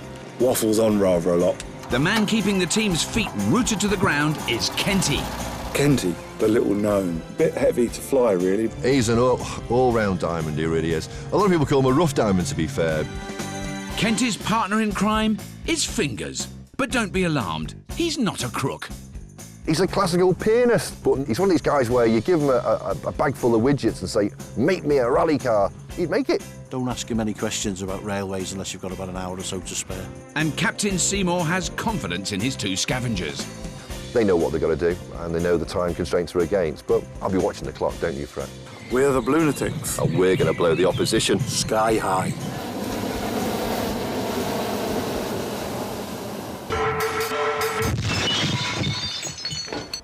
One. Oh, Balloonatics! Now, the idea with Scrapheap Challenge is you collect scrap and take it to the build area? We've had a quick word and they don't want what we've got for them. Really? What's the matter? Too heavy. Too heavy. Do you want to hold it? Yeah. I'd rather not. Go on, talk me through your design.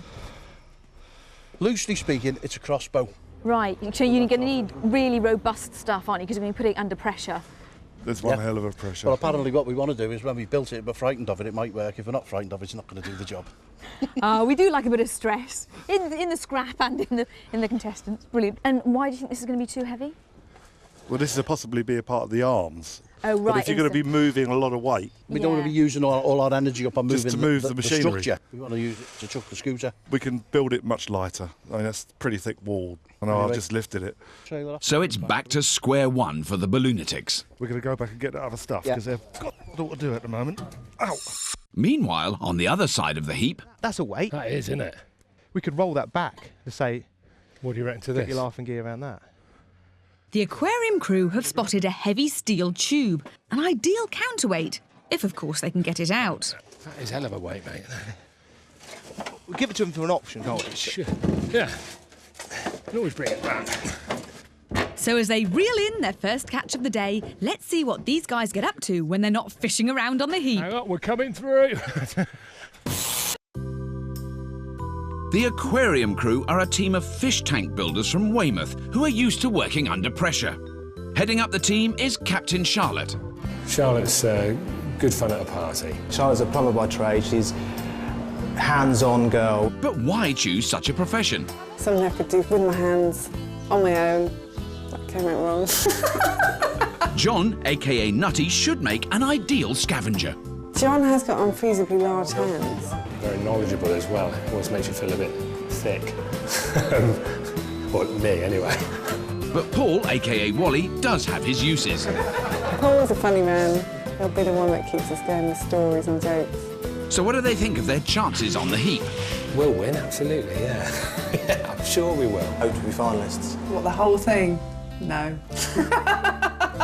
Don't stand a chance. And maybe Captain Charlotte has a point.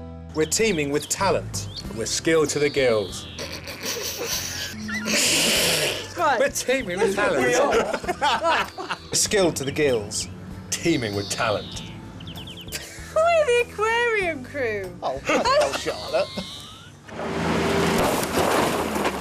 I reckon if you could get enough steel You in could there, feel that. cement Okay. mixer would be handy. We'll just fill it full of cement. Even though that steel tube is safely back at base, Captain and Expert have nothing to do. Hello, Charlotte. Hello, my lover. Right, lover. We found a big... A big, like, trailer. Do you think it's worth bringing in? Yeah, we reckon, yeah. It's got an axle on it as well. Brilliant. Bring it in then. Do you want to just have a quick feel of this down here, Paul? Because we mean you might be able to pull it up and over. Scavengers Wally and Nutty think the axle to this old agricultural trailer could be sturdy enough to support their heavy counterweight. Lift that up over there. So as the aquarium crew move into second gear, all is quiet in the Balloonatics build bay. Zero scrap and nothing to do is taking its toll on Expert Todd. What the hell were we talking about? Talking about a new idea for the beam, or the arm. We were going to lay out on the floor. We were going to mark out, and he said, "No, I've got another brighter idea." And it's not just Todd who's drawing a blank.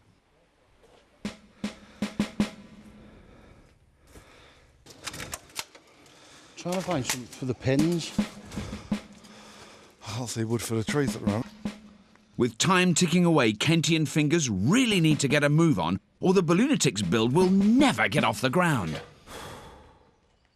Right, so we've got some steel. We need more steel, John, don't we? Yeah, We need some a lot more plate. steel. I think we need to have a look down here, mate. By contrast, the aquarium crew are having no problems locating vital scrap. Got a good bit of angle round there. Yeah. Or was that C-set? What do you call that? No, that's channel. That's fine, Channel. yeah. So you can use that. Do you know, I'm sure the aquarium crew are just going around the whole heap and earmarking pieces of scrap they want. Oh, we could do some more of them. We'll have them. They're rushing around the heap, sort of going, yeah, we'll like that and that and that. And there's nothing in the build there at all. I feel useless. Hello. So, Captain and Expert. Drinking tea? Well, they're having tea. It's nice. They can have a little chat and, you know, get to know each other, which is good, and that's part of team morale. It but is, They but- probably do need some metal. Blissfully unaware of Charlotte's growing impatience, Nutty and Wally think these familiar-looking scaffold supports could be perfect for their underarm trebuchet. Good find. Yeah. Spot on, mate. Charlotte, we've got the A-frame part. Okay, so where's that trailer? The trailer's out in the yard. We just got a bit knackered pushing about, to be perfectly honest with you. Okay, so basically you've got loads of stuff. It's all going to be coming back soon. Yeah, we got that. We got loads. Dom's going to be over the moon. He's going to give you a big kiss. Brilliant. Great. See you soon then. Having deja vu. I'm sure I said see you soon about an hour ago.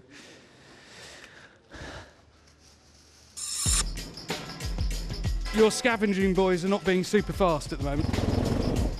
With none of the Balloonatics' key components and absolutely nothing back in the build area, their giant crossbow is still pie in the sky.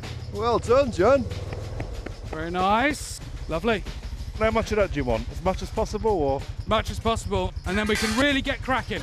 Having only a trailer full of metal to play with, it falls to Expert Todd to use his imagination.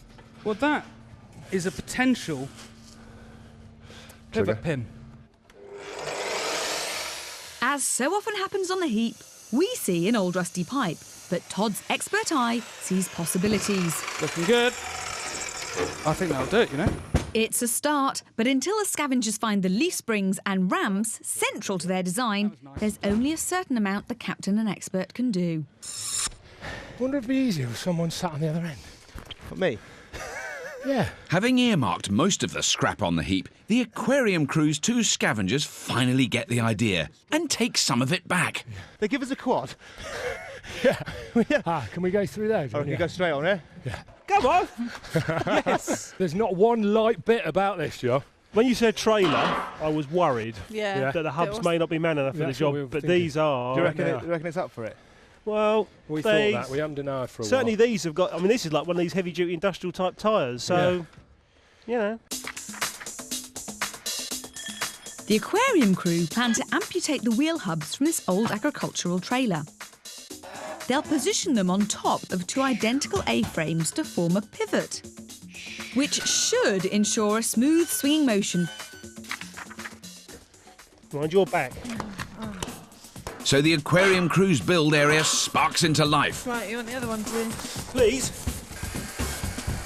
While expert Don operates on the wheel hubs, Captain Charlotte begins stripping out the wheel rims, which they'll use as a template to attach their trebuchet arm. Meanwhile, it looks as though Scavenger's Nutty and Wally's earlier earmarking is paying off. Beautiful.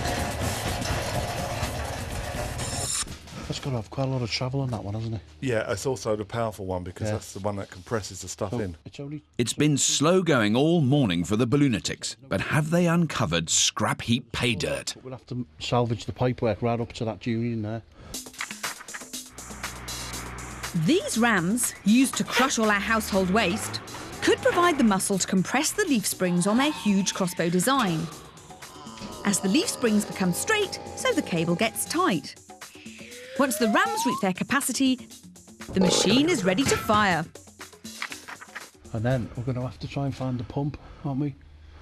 Getting the rams out isn't going to be easy. These old rubbish trucks were built to last. With the scavenge well underway, it's time to meet the man who'll be keeping a watchful eye on our two teams. This week's judge is the keeper of the most powerful medieval trebuchet in the world. What he hasn't launched, chucked or hurled really isn't worth knowing about. It's Warwick Castle's master of trebuchet and a man who'll guarantee to keep our teams stuck to the task in hand. It's Nick Glue. Morning, Nick. Welcome aboard. Morning. Nice to see you. So, Nick, what are the absolute key ingredients then that both teams need to have to be able to throw a 100-kilogram scooter? Generally, it's all about timing. It's when they time that release to get the perfect shot. Well, the aquarium crew are building a trebuchet. Yeah, it's a trebuchet, but it's basically upside down, which is an interesting idea on an old principle, but it should work. Do you think it has the potential? It's got the potential. Out of both machines, I think the aquarium crew have got the edge. Right. Basically. Oh, really? You think so? I mean, they've certainly got the edge at the moment in terms of components. The boys saw a winch, and the winch looked good. But that's also got the biggest potential for going drastically wrong. Yes. I think. With the underarm swing, it's got a very high chance of throwing it a good distance, but directly up in the air rather than forwards. Yeah. But then what the Balloonatics are going for, I mean, the nearest way of explaining it is like a bow and arrow, but not quite, isn't it? Yeah, a giant crossbow, basically. Yeah. It's whether or not they can, it's going to have a massive amount of force behind it, it's whether or not they can transfer that force into throwing the bike instead of just twanging the string, basically. Yes.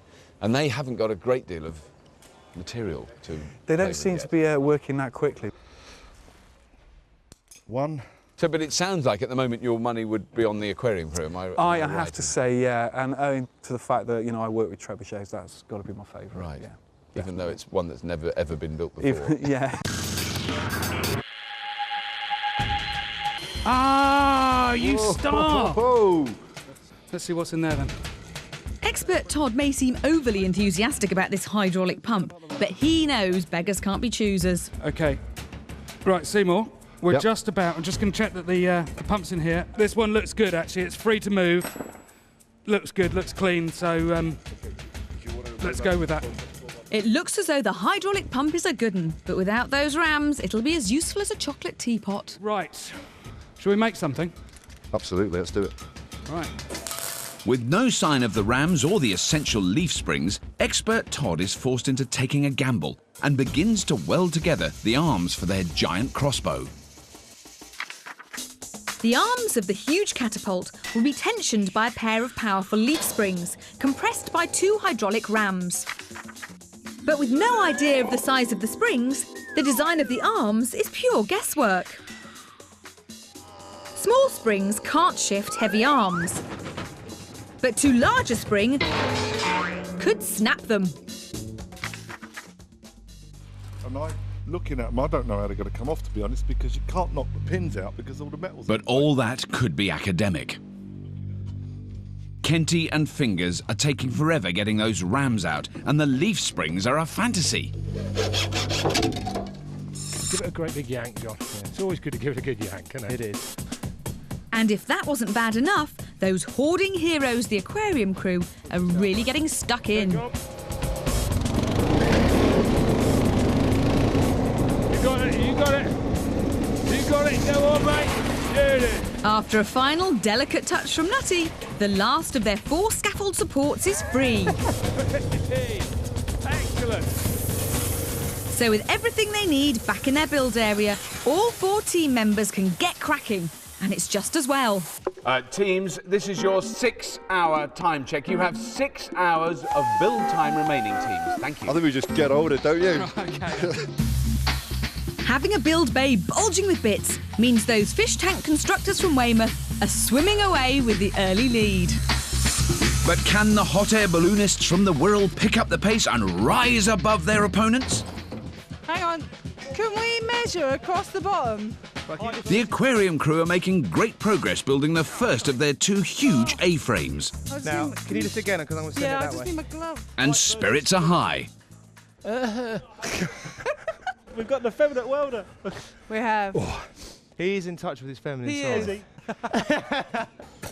It's not all fun and games, though. The team know both A-frames must be identical. And that's definitely, you're right. That's not fairly right. important, that bit, isn't it? Because it needs to be... Yeah. Because if you're not swinging at a true, it's going to start buckling things, isn't it? What have we got? Some springs and I found a cable as well. They're looking very nice. Okay. After experiencing a turbulent morning, could it be clear skies ahead for the Balloonatics? Oh, they're a bit scary when you look at them in real life, aren't they? Very. It looks as though the old truck leaf springs are just the job for their huge crossbow. What, it's too big? No, we need it all. They're just big. I just don't want to send the boys back out there again. No.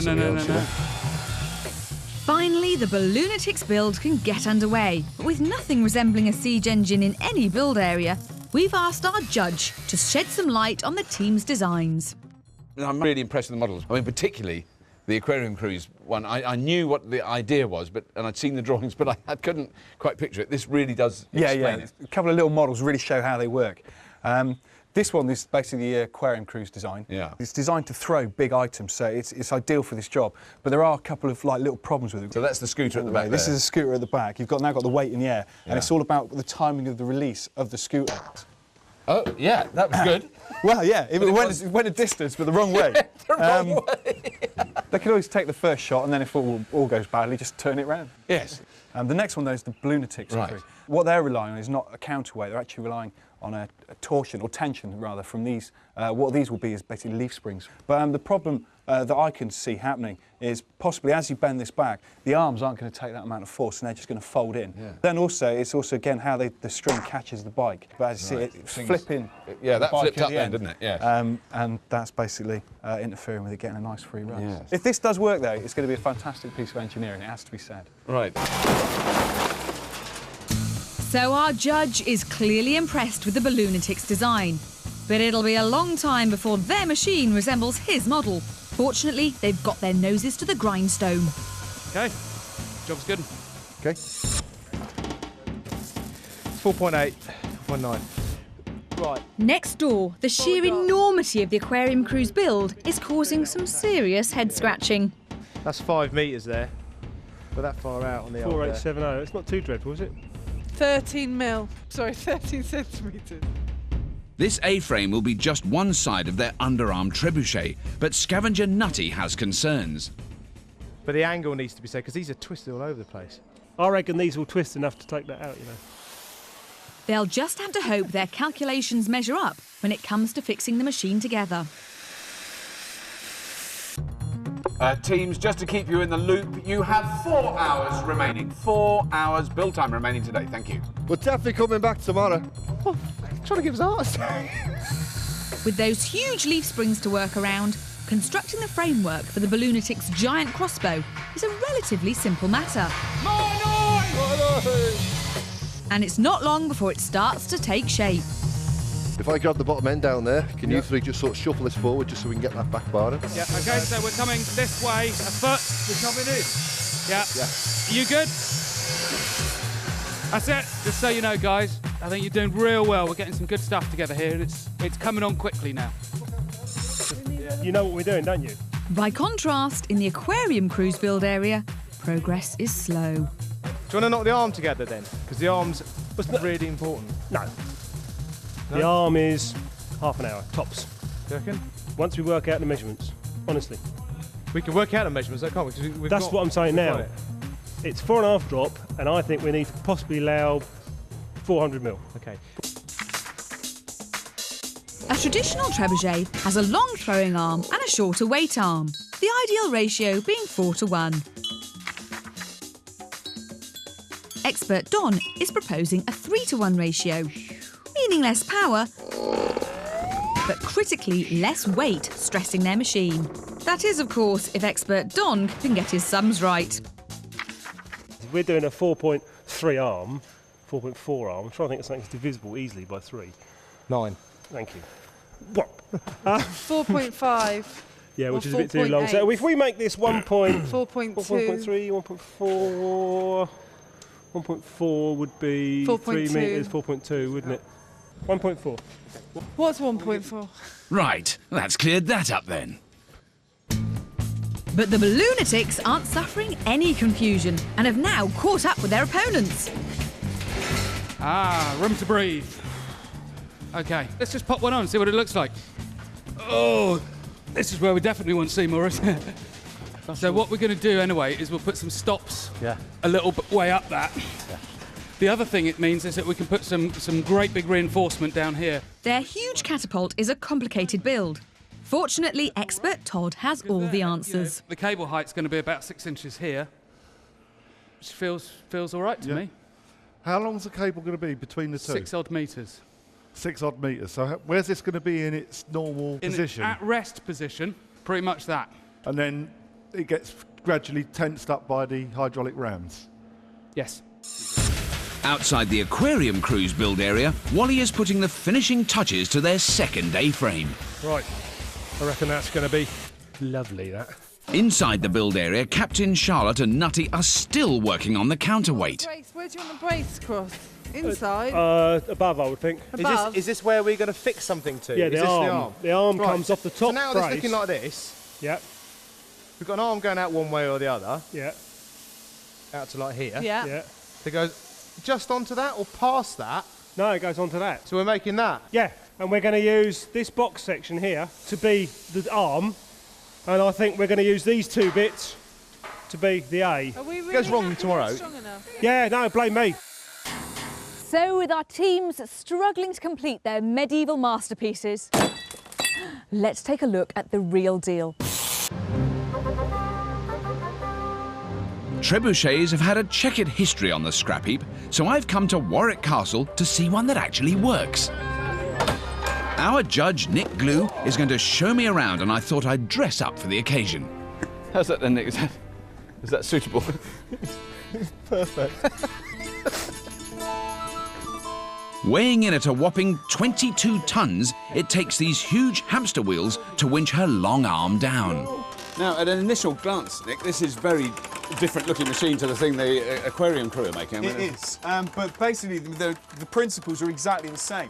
They look very different, but essentially theirs is a throwing arm with a counterweight. All they've done is reverse the whole idea, so they've built theirs generally upside down, right, for want of a better description. The other thing is they've gone for steel, obviously, being on a scrapyard. There's not many oak trees around on the heap. And that can go against them. With a machine built of wood, the flexibility of the wood allows the stresses to pass more safely through the machine. Whereas if you use a more rigid material, it's just solid, like solid steel, then it could either snap or terminally bend. But you need really a ratio of about 100 to 150 to 1. Right. From your weight of your counterweight to the object you're going to throw. The aquarium crew's machine is not going to have that kind of weight, is it? I mean, the scooters range between 70 to 100 kilograms in weight, and Don's using for his counterweight just over 2 tons. So, will it actually perform? I think we're just about coming to a hold now. If we want to slow, then we can stop this thing and get the fruits of our labours and go and chuck something. Let's try that.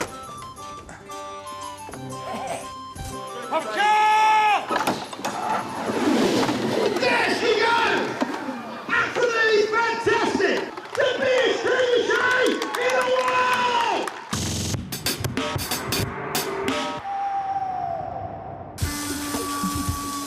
on the heap and the Balloonatics are steaming ahead.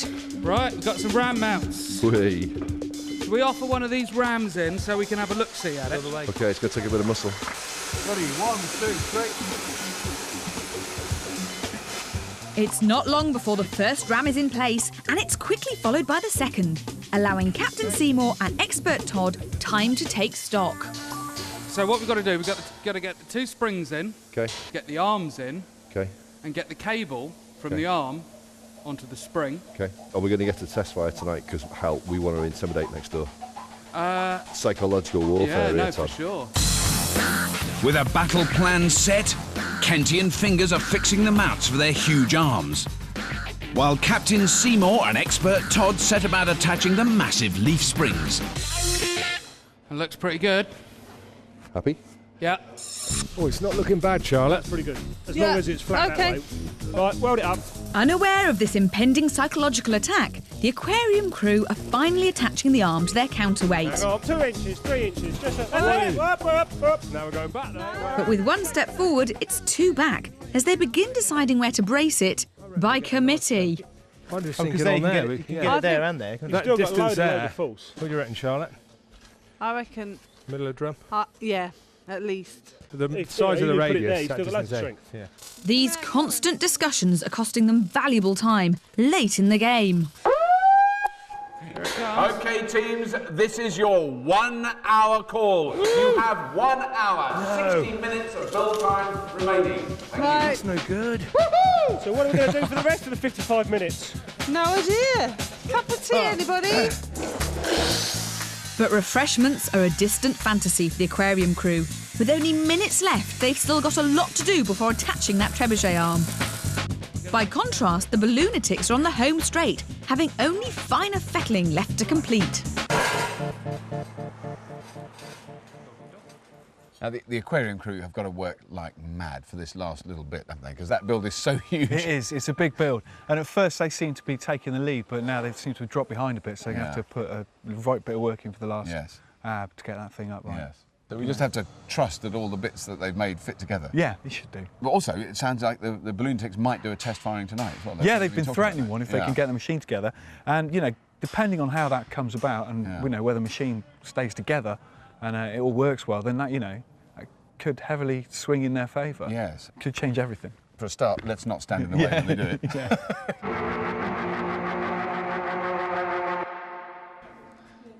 To see a team achieve a test fire on build day is a rare treat. I can't wait to see the machine for myself.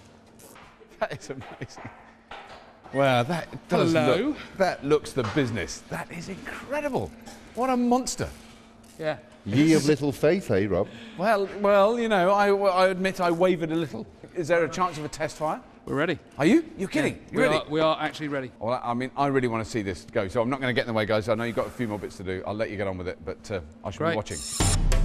With the Balloonatics planning their preemptive strike, the aquarium crew are only now in a position to offer up that huge trebuchet arm to those massive A-frames. Perfect! Right, where's the nuts are down by the lad, down by you. In the dirt. Right, let me get me. Looking all rusty. Well, no, that helps the threads to lock. The dirt in the thread helps it to stay on. We like a bit of that. We don't mind a bit of dirt. But at the 11th hour, a last-minute measure reveals a major problem. 50 mil out. It's a mile off. I don't know what we're going to... Is it? Yeah. With one leg significantly shorter than the other, their arm could swing unevenly, rocking the machine to bits. Can we pack 50 mil? Oh. It's a disaster for the aquarium crew. And if that wasn't bad enough... 5, 4, 3, 2, 1. Whoa! Well, it came out, it went along. That is good. That's pretty impressive. They look very pleased with that. That's a very good sign. Yeah, I can tell you. But there's no celebration in the aquarium crew's build bay, where their scrap heap future is literally hanging in the balance. How can you be thinking of tea? It's really very nerve-wracking. Very, very nerve-wracking. It's like lifting the Mary Rose, only this is more precious to me. With only seconds to spare, they're going to have to hope their earlier measuring mishap can be rectified in tinkering time tomorrow. When they haven't broken it, I'll cheer.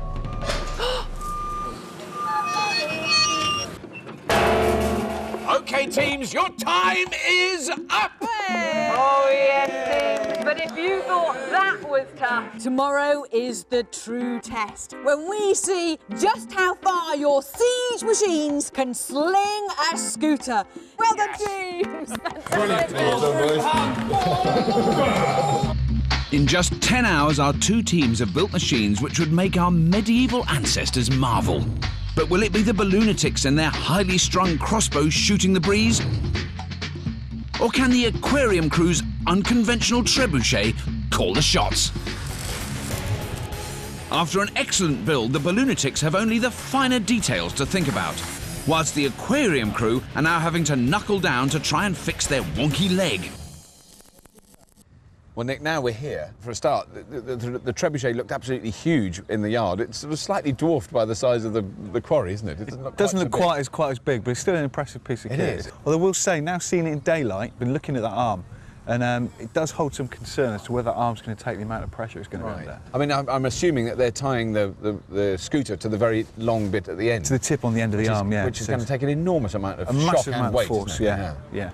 Right. But I think that's a problem for both teams. Yes. Both of their arms, all their arms are going to be in a lot of strain, so it's down to how well they've done those welds. Yes. Of course, the one thing we did see last night was a test firing by the Balloonatics, which I thought was pretty impressive, at super low pressure. It looked good, but what they've got to remember is last night they just shot a section of iron bar, and today they're shooting a scooter, and the weight and the size and the aerodynamics are going to be completely different. Yes.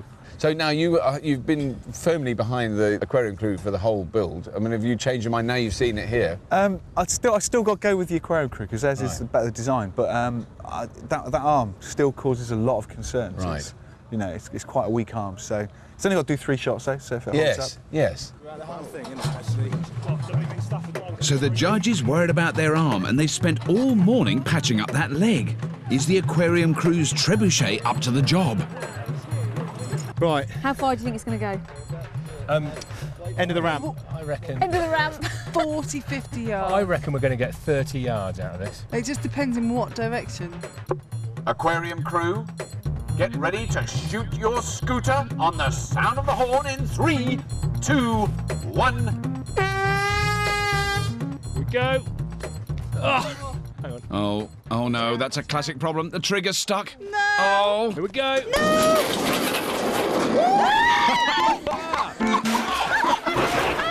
Big flag. That was perfect. That threw a scooter. That was very, very effectively. Are you happy? I'm really happy. Good, good. I think it was the right way to go. I think start light. They've got 3 turns, haven't they? I mean, Yeah, If they had destroyed it with the first one, that would be so. Well, at least now they've got a score on the table. After initial trigger trouble, the aquarium crew's scooter flew straight into the quarry, showing their patched-up leg is doing the job. But will it be enough to beat the Balloonatics' pumped-up crossbow? What's it looking like, Seymour? Just coming up straight now. About straight. Yeah. The Balloonatics are almost ready. Can feel the tension in the air and in the cable. Balloonatics, I know there's a lot of strain in that machine. Let's fly some scooters on the sound of the horn in 3, 2, 1. Come on, Balloonatics! No. That, I think, is classifiable as a classic scrap heap moment. It's not worked, has it? It hasn't worked. What happened? Not enough jackage. Not enough jackage. Simply just didn't have enough oomph to get it over the edge. Yeah. It's a disappointment for the Balloonatics. Not giving their machine enough power allowed the scooter to slide off its rails, crashing into the arms of their crossbow. Next to shoot from our chalky ocky are those fish tank constructors from Weymouth. OK, aquarium crew, this is the big test, the big weight, the second shot. Go on the sound of the horn in 3, 2, 1. Go, go, go. With more weight on board, expectations are high. Oh! It does land very heavily, doesn't it? Very graceful. Not a huge increase in distance. No. Lisa to Robert. The scooter hasn't gone as far as I thought it would. No, from where we were, it looked like it went higher. The team are thinking perhaps if they make the rope on the front shorter, then more energy will transfer into the scooter and not actually flick it up, but flick it out. It's another safe shot in the bag for the aquarium crew, but they'll have to give it all they've got for their final throw. That's because the Balloonatics are back, and this time they mean business. I think it's in danger of destroying the whole machine if they can't get any more. Balloonatics seems like a pretty good time to pull that trigger. Go on the sound of the horn in 3, 2, 1. Hey! Well, it did it. It definitely did it. Where is it? Oh. What are you going to do to get a bit further then, Todd?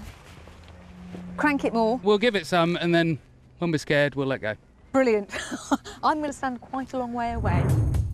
Finally, the Balloonatics' giant crossbow proves her worth, but they're going to have to pump those springs to the max for their last shot. Also asking the ultimate question of their machine are those fish tank builders from Weymouth, who've stuffed their machine with every bit of metal they could find. Aquarium crew, the weight is waiting at the top of that arm. This is your third and final fling. Let that scooter go on the sound of the horn in 3, 2, 1. Go on, John.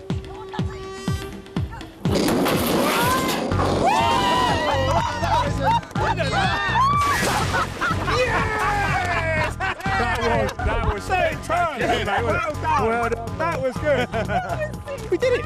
We did it. No, I mean it's not quite double the distance, but it's no, but they stuck another 7 or 8 metres on. Yeah, that's really good. How much fun was that? It looked fantastic. It was quite fun. Yeah, I've got to say, there's some Balloonatics over there looking a little bit worried. After all that cunning, their faces have gone the same colour as their overalls. The gamble has paid off for the aquarium crew. The best shot of the day so far. It went miles. It's not moving. But it's not over yet. Just one good shot could mean victory for the Balloonatics. And with all mechanical sympathy gone, they're pumping up those rams as high as they dare. If the thing explodes, it's going to be messy. I'm certainly going to run. Hydraulic leak, get ready to bang. Okay. Quickly. Get ready. Fire Balloonatics! Fire!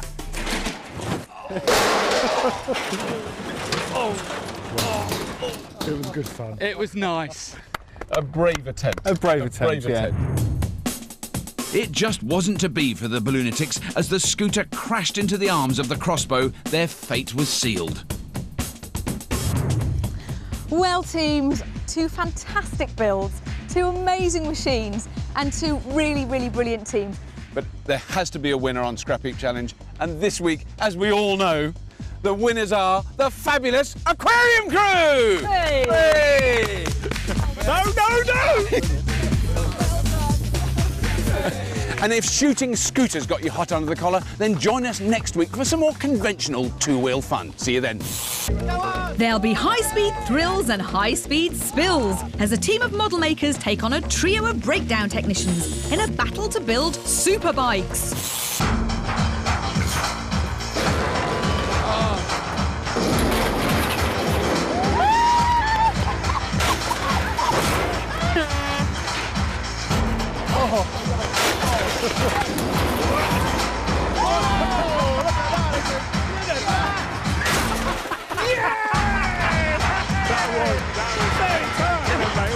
Well done, mate.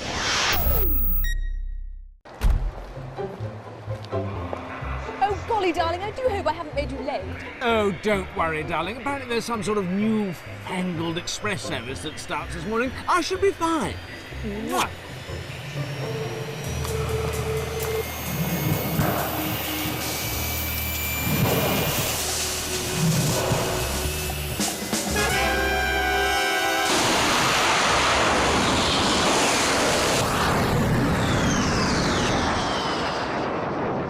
It'll be the non-stopping service then.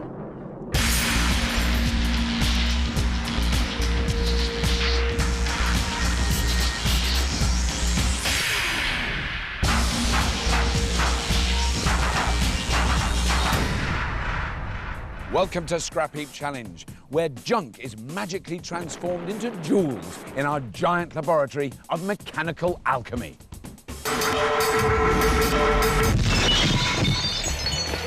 This week, we're running on rails as our teams build sleds to go as fast as they can on our special test track. But these won't be any ordinary trains. The twist is we're not allowing them to send power to their wheels. That means they'll need to find an alternative path for propulsion. For this Daredevil challenge, we've taken inspiration from the awesome supersonic rocket sleds that were pioneered by the US Air Force as a way of testing equipment and people to breaking point. So let's see who'll be getting these rails red hot. Returning to the heap are a team of Black Country mechanics whose spanner skills help keep the Midlands moving. Scavenging is delivered by Derek, who'll be sharing the quad with Cliff. Keeping control is Captain Mo. So let's big it up for Birmingham's Brumbrums. Also back for seconds are a team of aquarium builders from Weymouth. Whether it's a pool for a porpoise or a tank for a turtle, they can make it. Diving into the Scavenge is Wally, with watertight support from Nutty. With leadership courtesy of Lottie, it's a pleasure to welcome back the aquarium crew. Welcome, teams. Now, I'm sure you all love the railways, the rhythms, the romance, the relaxation. Well, you can forget all that, because we want you to build skin-stretchingly fast super rail sleds. Rail sleds? Brilliant. But it's your brains that'll be stretched first, because you're strictly forbidden from putting drive through to the rails. If that wasn't enough, you have just 10 tiny hours to pull it off. OK, teams, buckle up and go on the sound of the gong. Go! What do they mean by rail sledge? It's a tricky one. So there's no drive to the wheels. What is it all about? I don't know.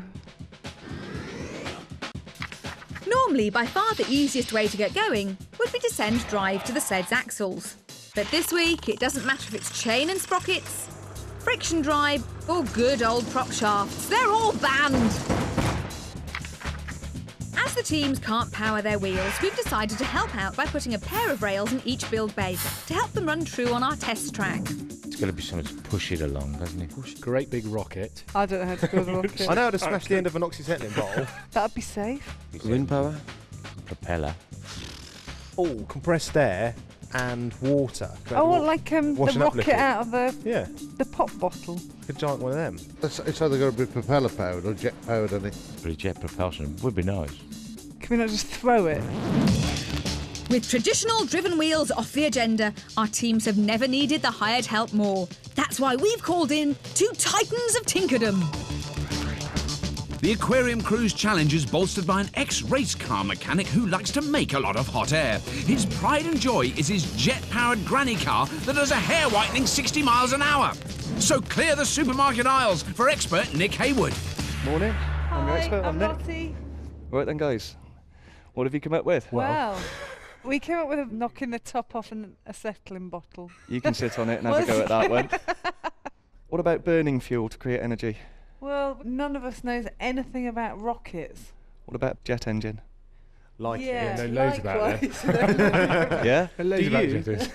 I've got a rough idea of what we could do, yeah. Brilliant. How does it work? Suck a load of air in at the front, burn a load of fuel, throw the whole lot out the back as fast as we can. Fantastic. With a huge almighty afterburner on the back. Yeah. Get a lot more power out of it that way. Yep, you heard right. They're going to build a jet engine out of scrap. Once they've got the lightest possible rolling chassis, the aquarium crew are going to mount the simplest possible jet engine. This will be a set of tubes in which compressed air and fuel is mixed and burned. The exhaust then exits with such force that it sends them flying forwards. This should be loud and dramatic, but its complexity could lead to a deafening silence. Oh. Lots of fire. Lots of thrust. Lots of thrust. Boosting the Brumbrum's bid for glory is a Scrapheap stalwart. As an aeronautical engineer, his work is put to the test using rocket sleds, so he could be just the man to make the Brummies fly. Welcome back, expert Jem Stansfield. So, what have you got? Well, prop powered? Prop powered we're thinking about. I don't know. What's your views? What do you think? Have you ever seen a fireman and a fire pump? Water powered. I've messed around with fire pumps, and when you turn the thing on, even like a big fat fireman, they're knocked backwards. And it works for jet skis, It works for jet boats.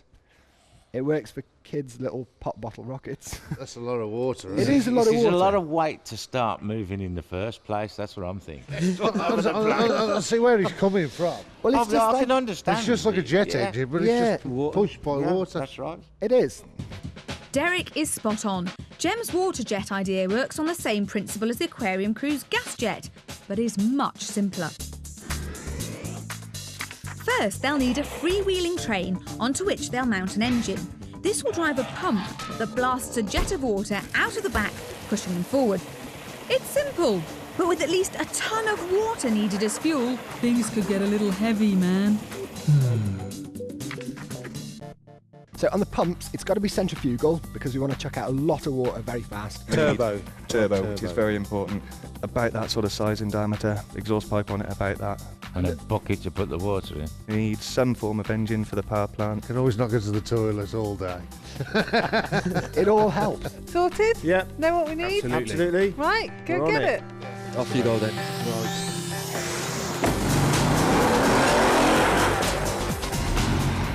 That's a pump. Hey, come and have a look at this. What's this? Oh, lovely jobblies. Just what we wanted. Looks like those Brum Brum boys have actually found train wheels, Lise. It's a bit quick. Isn't it? I don't think they were as quick as that last time they were here. They weren't vroom vrooms, were they? No, they were hardly brum brums. They were more chug chugs last time. In round one, we challenged the two teams to break the Scrapheap land speed record. What we got was a new low in how to go slow. Cliff scrap on it. Nothing there at all. It's any decent oil. No, that's what I'm looking for. Luckily, they woke up and actually finished making their Scrapheap speed record machine with time to spare. However, on their first run at Pendine Sands, they were almost overtaken by the tide. It's that turbo. Cut it off. But emergency modifications set the horses free. And a new Scrapheap land speed record gave them victory. What you got for us then? Oh, we found a cracking pump. Get rid of them off there, quick.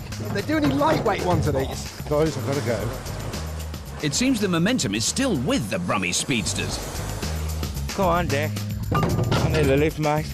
And that old fire pump should put plenty of power into their water jet. Do you want to pull the quad up? That looks nice. That's very light. Yes, lovely and light. So what, you'll have to get an engine that powers that? Yeah. And then that will pump water, that you just squirt water out the back of it? Squirt water out the back. And it will be squirting it out at some pressure then, presumably, some force. Bit like rocket power, but with water. With water. That's the theory. Is that the theory? That's the theory. All right, guys, well, I'll let you get on. You've got plenty to do. Okay, cheers, Rob. Well, you know, I built one of those rockets that you pump up with air and the water and it goes boom, and it went really high. That was a very small plastic bottle, not a huge 3.5-ton train. But never mind, I'm sure it'll work. Be nice if the sun comes out now. So the Brummies are upbeat. But no one gets excited by scrap quite like the aquarium crew. It's Christmas on the heap. Isn't it? You reckon on that? Yeah. That's fantastic, isn't it?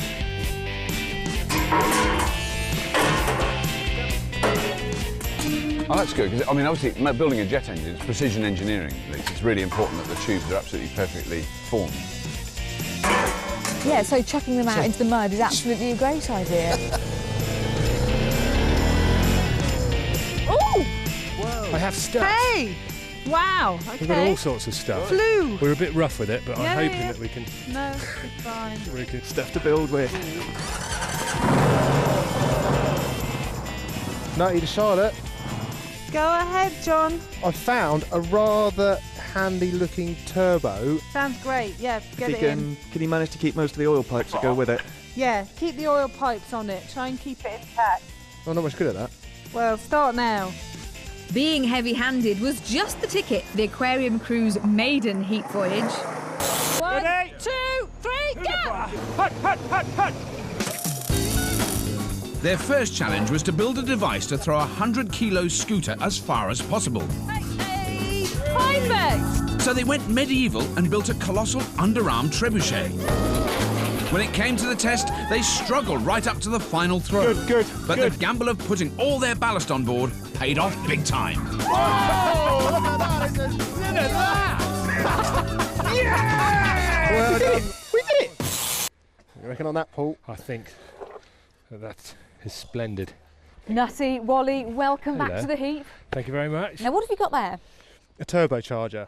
Now this is going to form the intake of the air. So we're going to suck the air into there and drive it down into the chamber where the fuel's combusted. Well, we're going to introduce some more fuel, aren't we? Yeah. Is that the plan? That's the plan, in an afterburner. Because just a normal jet engine wouldn't be enough. So that's simple. Simple. It's not really rocket science being built in a scrap heap. No. A big old truck turbo is sure to boost this much more high-tech build. But really what these wags from Weymouth need is some super light framework and free-running wheels to get their chassis rolling. Oh, got a couple of wheels, Paul. Excellent. It's like Kaplunk. I used to love Kaplunk.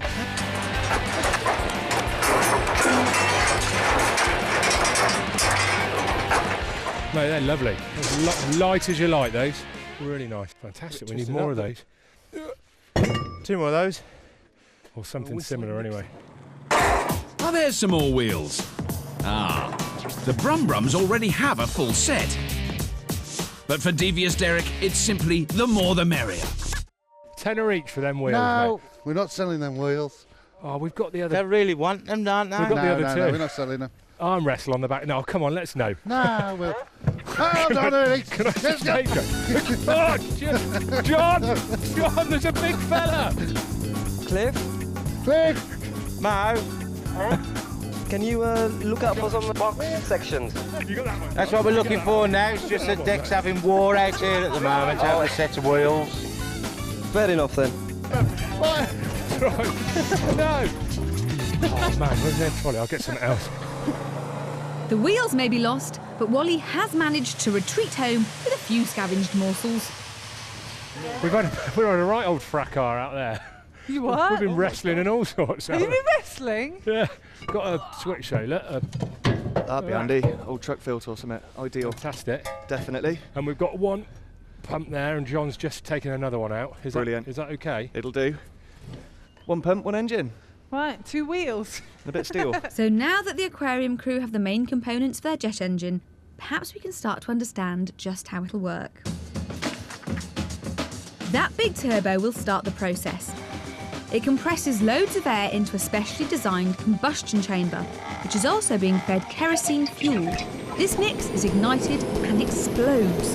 The resulting pressure escapes back through the turbo and into the afterburner. Here things get really exciting when even more fuel is added to the hot exhaust gas. If everything's just right, the mixture explodes ferociously, creating loads of that all-important thrust.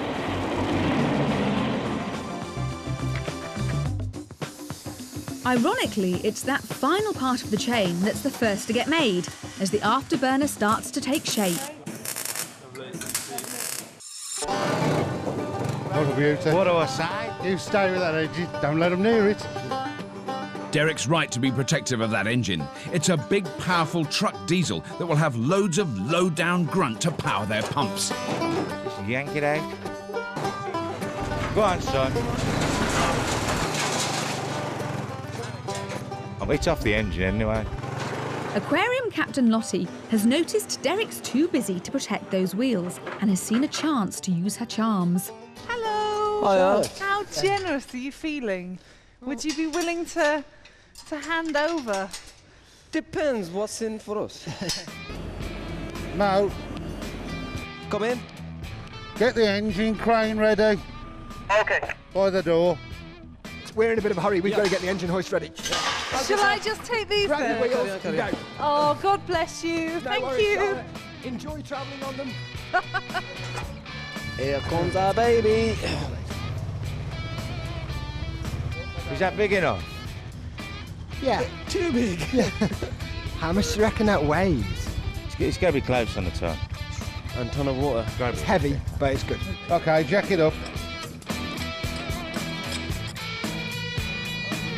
With a guesstimated final weight of over 2 tons, the chassis that supports all the mechanics plus the water will need to be strong, adding even more weight.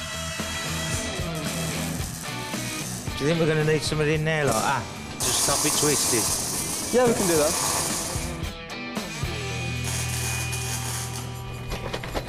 Oh, nasty. What a lovely day.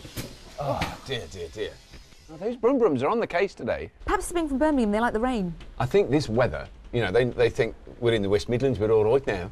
He's like a proper engineer, you know? It does look like we're heading for a scrap classic, though. We've got extremely simple, you know, huge tank of water with big pumps, squirts water out, goes long track, versus really, really complicated, difficult builds. Yes. I mean, light, precision engineering. Yeah. But to be fair to them, if they do manage to pull it off, Yeah. potentially. could literally be a rocket train that we just see some smoke and off it goes like a bullet. What do you reckon on that?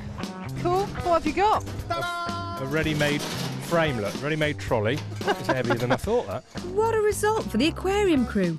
That light D trailer will save them valuable chassis building time. You notice I've left the mud guards on just to look nice. Yeah. But with that complex jet engine build ahead, they'll need it. What do you reckon, Nick? Can you see yourself on It's that? got jet written all over it. All this talk of jets and propulsion is enough to boggle anyone's mind. So we need to talk to someone who can really put us in the picture. And we've tracked down just the man. Here's someone whose business is getting to grips with the science of mechanics in motion. We've met him before when his all-round engineering expertise has helped us understand some of our craziest challenges. And his work as a lecturer and researcher at Cranfield University means there isn't a physical force that confounds him.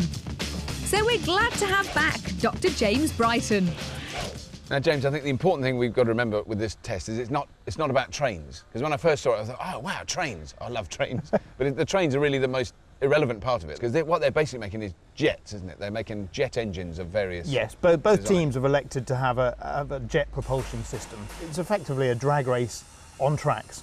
The aquarium crew are using what might traditionally be seen as a jet engine. So that's like a high-speed turbine. Turbine. Effectively. Yes, certainly. I mean, their biggest challenge really is the reliability of the system. Yeah. It's a complicated build. There's a lot of parts to it. They have a separate engine on board as well. It is actually going to power a lubrication pump. Right. Because a turbo's central shaft spins incredibly fast. Right. And they also need power the electrics to get the thing going, and a pump for the fuel as well, I believe. So there's quite a lot of reliability issues, I think we would say, with that one. Weight is a key issue for both of them, and really each team needs to try and minimise the weight as far as possible, which of course makes you laugh when you look at the Brum solution and carrying all the water that they need. But of course, with their solution, the weight decreases as it gets down the track. Ah, because they're using up the water, It's right. converting the mass into energy as it effectively... So if they can get moving, they're just going to keep moving faster, aren't they? Yes. Because the weight's going down all the time they move. Yes. That's going to be some ways, isn't it? Proper ways. So at this stage of the game, just say you had to put your 50p on one team. I'd go for the aquarium crew at this stage. You would? Purely because they can make theirs so much lighter. That helps with all the other resistances. Assuming all the other systems work and they get the thrust that they're expecting to get, then of course, you know, they're onto an advantage.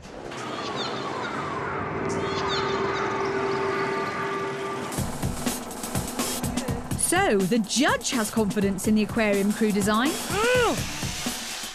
But with so many tricky tasks to complete, it's the team that needs to keep confidence in themselves. All right, okay. Hello, That aquarium makes crew. sense. Hello. Hello. How's it all going? Great, yeah. Yeah. I think. That does look fantastic. What is it? What is that? That is the afterburner. That's going to hang over the back about halfway, that. We've got lots of flames coming out. Hopefully, Very dramatic. Yeah, that's going to be the exciting bit. And I'm guessing Nick and Nutty are working on The the... fuel pump. Is that right? Is that the fuel pump? And that's going to be mounted first, and that will determine where everything else goes. It sounds to me like you're having to really have confidence in your experts. Yeah.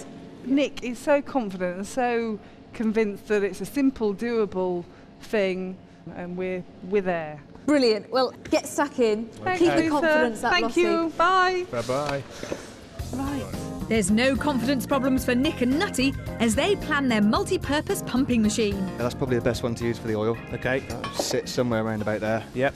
And this fella's doing the that one's fuel just- for the afterburner. Yeah, literally just pumping loads of fuel straight in. Right. Both drop belt driven and off we go. Okay. Assembling that pump rig will keep Nutty quiet for hours. But so far, it's still going to the rather complicated plan. Decker? Yeah? I've got the other pump. Finding another pump is a big bonus for the Brums, but it could also spell double trouble. You're going to be a he-man, are you? No, I was just going to pass it to you. Accommodating 2 pumps in their layout could mean changing design and finding extra components. Right. With just the 1 pump, the Brumbrums could have used a transverse engine layout, a bit like a front-wheel drive car. But they can't resist the extra oomph 2 pumps will give. The problem is, they now need a transfer box or differential to split the drive in 2. Yeah, look. Definitely what we need, Cliff. That 3-way transfer box is tailor-made to split the Brumbrum's drive. So what we're going to do, cut it out with a gas axe? Yeah. Seems like fun to me. But these old farm relics don't go down without a fight. We want the UJ. Nah, we only want this part. What we'll do is we'll pull the pin. Now we want the UJ to bolt onto the thing. Well, you got more chance of winning the pulls, mate. And progress is just as haphazard back in the build bay. Right, we want it somewhere about here.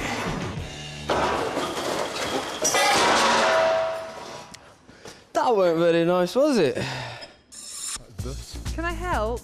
Oh, look, you've done it. At least the aquarium crew have all 4 wheels on track and are ready to test. Yeah, that'll do. So the easy bit's up and running, but can the fish tank builders conquer the coming complications? Or will the solid and simple Brum beast blast past? Weymouth's aquarium crew are all ears, as expert Nick Hayward guides them through the mechanical maze that is building a turbojet engine from scrap. They're going well with all the crucial components already scavenged. Ought to build the flame tube bit, really. But from here, the build gets complex, and Captain Lottie's ready for anything. Is this the really vital bit? This is the bit that stops the whole engine melting. Right, OK, so now I'm building it. Yes. When it all goes bang, it's all your fault. That's the one, my son. It's a simpler solution for Birmingham boys, the Brumbrums. Their rail-riding trolley is going to be powered by 2 giant jets of water. They've scavenged a mighty engine to power their 2 pumps. But weight is an issue as they pile on the pounds. I'm getting too old for this, you know. Cliff may be creaking, but they've got the all-important transfer box free and back to the build bay. Come on then, let's get going. Because time's ticking away. Teams, your attention please. You have 5 hours remaining today. 5 hours, build time remaining, halfway through. No problem. Are you enjoying this? I'm in a mad, sad way. Nutty's been quietly crafting that multi-purpose pumping device and is ready for a test fire. It's good. Distributor's working. Jet expert Nick is honing a flange that will join the turbo onto the combustion chamber. But first, Lottie must make that flame tube. A masterclass in welding. You want to get moving closer with the gun. No, I can't do this. Lottie may be short of practical jet building skills, but like a good captain, she does understand the bigger picture. That looks like some sort of baffle. That's the combustion chamber. That goes inside that fire extinguisher. Right. And basically that's where the fuel burns, and the gaps are for the air to get in. The flame tube is designed to limit the heat of combustion and prevent total meltdown. It's made of 3 separate tubes, joined by strips to create holes at precise intervals. These allow just the right amount of air in to mix with the fuel. When the spark plug detonates the mix, it burns and escapes as exhaust gas, creating thrust. Wally's begun to grasp the concept, or so he thought. That doesn't look as pretty as I thought it was going to look. No. Nick, how's that, mate? Is that looking good? A bit more. No. Rubbish, isn't it? Right, hang on a minute. If you can get it back somewhere near round again. Yeah. It's got to keep going all the way round so the air goes in that way, everywhere. Right, I'm with you. And that should work a treat. So what, one A small mistake, but the fish tank builders will easily recover. But if you can get the bigger one in... However, next door, after a productive scavenge, the Brummy Bodgers have downed tools for debate. You can see this is a crucial moment in the build. Arguing with this lot. So what's the issue now? Is it just how you connect engine Well, we've got to to... mount this. Right. Then we couple this up to that. Yeah. And then we'll worry about getting the you engine. put that in a moment. Yeah. And the nozzle's going to be quite high up then here. You're not sort of low, slugging them down low. I don't know, we just have them bouncing off the ground. I don't think that makes any difference. Yeah, because I'm wondering whether if you squirt it against something, does it not give you any more thrust? Force off the ground. I don't think it works like that, does it? I mean, unless it gets like dead close. Yes. That's what I say, if we have them jetted towards the ground, the force of it hitting the ground, then it's going to push it, cause movement. Forward. That's what I was thinking. I don't. Well, thing is, if we angle it down, got him going now. If we angle it down, firstly we're losing some of our thrust because it's trying to lift the whole weight of it, as opposed to pushing it along. No, I'm not. He's quite right, mate. You're all right. Neither am I. Aye. He is quite right. Any force moving in one direction is going to have an equal force in the opposite direction. I don't understand, but go on. Derek would do well to listen to Cliff. After all, he was quoting one of the great pioneers of science. Jet propulsion, whether it's using water or gas, relies on what the great Isaac Newton called the law of reciprocal action. You can experience this if you sit on a wheeled chair on a smooth floor. Then, by throwing a heavy weight one way, you'll find you move with equal force in the opposite direction. This is Newton's third law of physics. We're getting nowhere. Oh, well, we need to suss this here. How are we going to weld it? For now, it's the law of build action that has to be obeyed. 3 universal joints are needed to connect the transfer box from the engine to the 2 pumps, and they'll need to be strong. Proper piss, that is. Now, James, we're just over halfway through the build, and it looks like they're pretty neck and neck. I can't see that one team is way ahead. Well, the Brum Brums, now they've got their engine in a relatively small frame, still don't have a tank, they still don't have the nozzles, and of course the nozzle is a key part of their design, whereby I believe that the aquarium crew have probably got most of what they need, barring small items, sort of thing that can be scavenged from anywhere, really. But the Brum Brums may get a wonderful surprise when it actually moves, if it actually moves. I mean, that's the... I'm sure it will move. You think it will? I'm absolutely convinced it will move, yeah. And I think we're going to have to put some sort of lever on there, as long as you can sit in the front and just about reach it. The aquarium crew, of course, has a huge plumbing nightmare, in that they've got to make up all the flanges and the pipe work in order to join all the various components together. Right. And what about your 50p? Is it still safely with the aquarium crew, James? No, I think it's moved slightly across at the moment, purely because of the Brum Brums machine is by far the simpler. So you think we'll get movement through water squirtage? Certainly, yeah. I wish I could convince the team. they probably won't. I think they're the least confident of anyone here. No, don't push, man. I am pushing. As the Brummies battle to mount their first pump, their expert Jem is struggling to cope with his team's lack of faith. No, not across, diagonal. Diagonal. I think the team don't actually believe it's going to work. That arrow is going to go dead in line with the middle of that shaft. The level of their conviction that it's not going to work is chipping away at all the scientific knowledge I've amassed over the years. You can't do it like that, can you? You're going to have it like that. It's got to work now. It's so got to work. Otherwise, it's going to be one of the 1930s style movies with me strapped to the tracks and them kind of pushing it over me. I don't want that to happen. Look how far it's out. Miles out, man. What a stupid big hammer. Derek's hit it with a hammer approach to engineering can be effective, but he's a big man, and those are Scrapheap welds. Nah, he bust the shaft. Splitting it, mate. Oh dear, Derek. Wheel out the welder.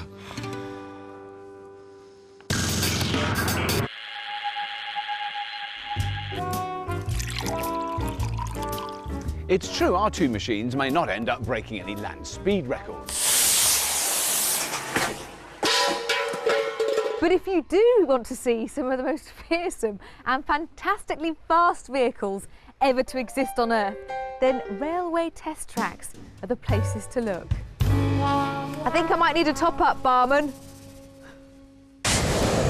Since the Second World War, rocket sleds have been riding the rails faster and faster in order to test the highly stressed components of both aeroplanes and spacecraft. In 1954, this US Air Force physician became the fastest man on Earth by riding a rocket sled at 632 miles an hour. He then experimented with G-force, surviving an amazing 40 Gs during sudden braking. This technology reached its zenith in 2003 when an unmanned rocket sled clocked an eye-watering 6,400 miles an hour, becoming the fastest ever object on Earth.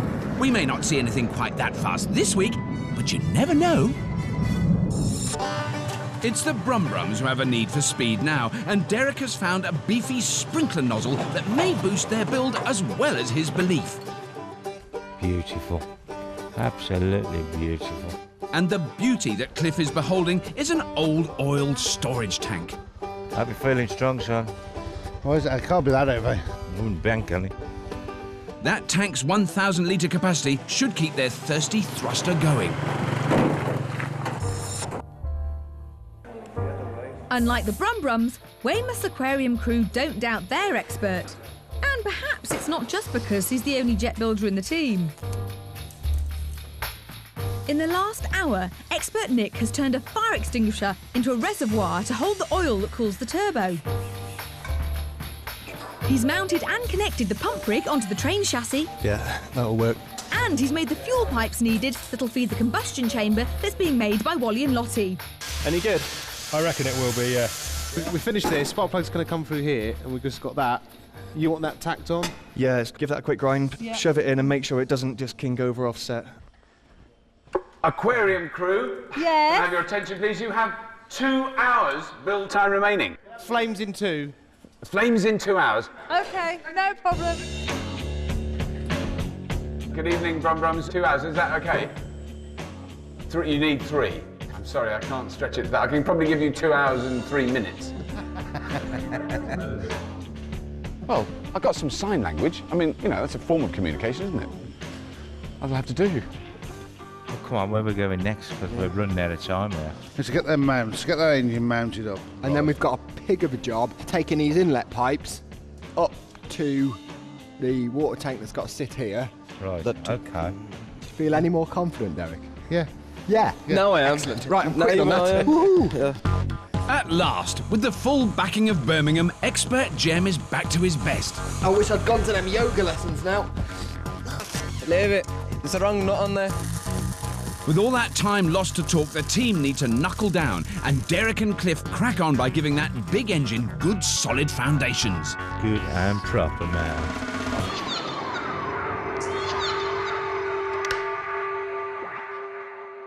Now, so far today, James, you've had your 50p on the aquarium crew, and then you very subtly switched it over to the Brumbrums. Of course.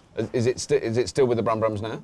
No, it's now gone back once again, I'm afraid, to the aquarium crew. It's a very mobile coin. It is, but of course progress has been somewhat variable throughout the day. That is true, yeah.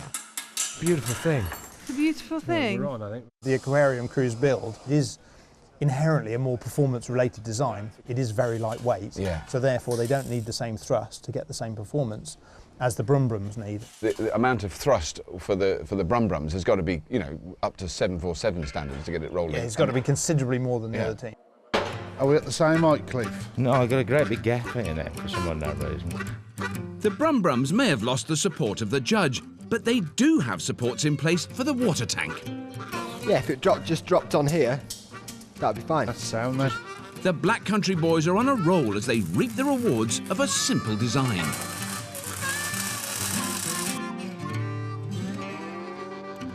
Teams, your attention please. You have 1 hour remaining. Only 60 minutes build time remaining today, teams. Thank you.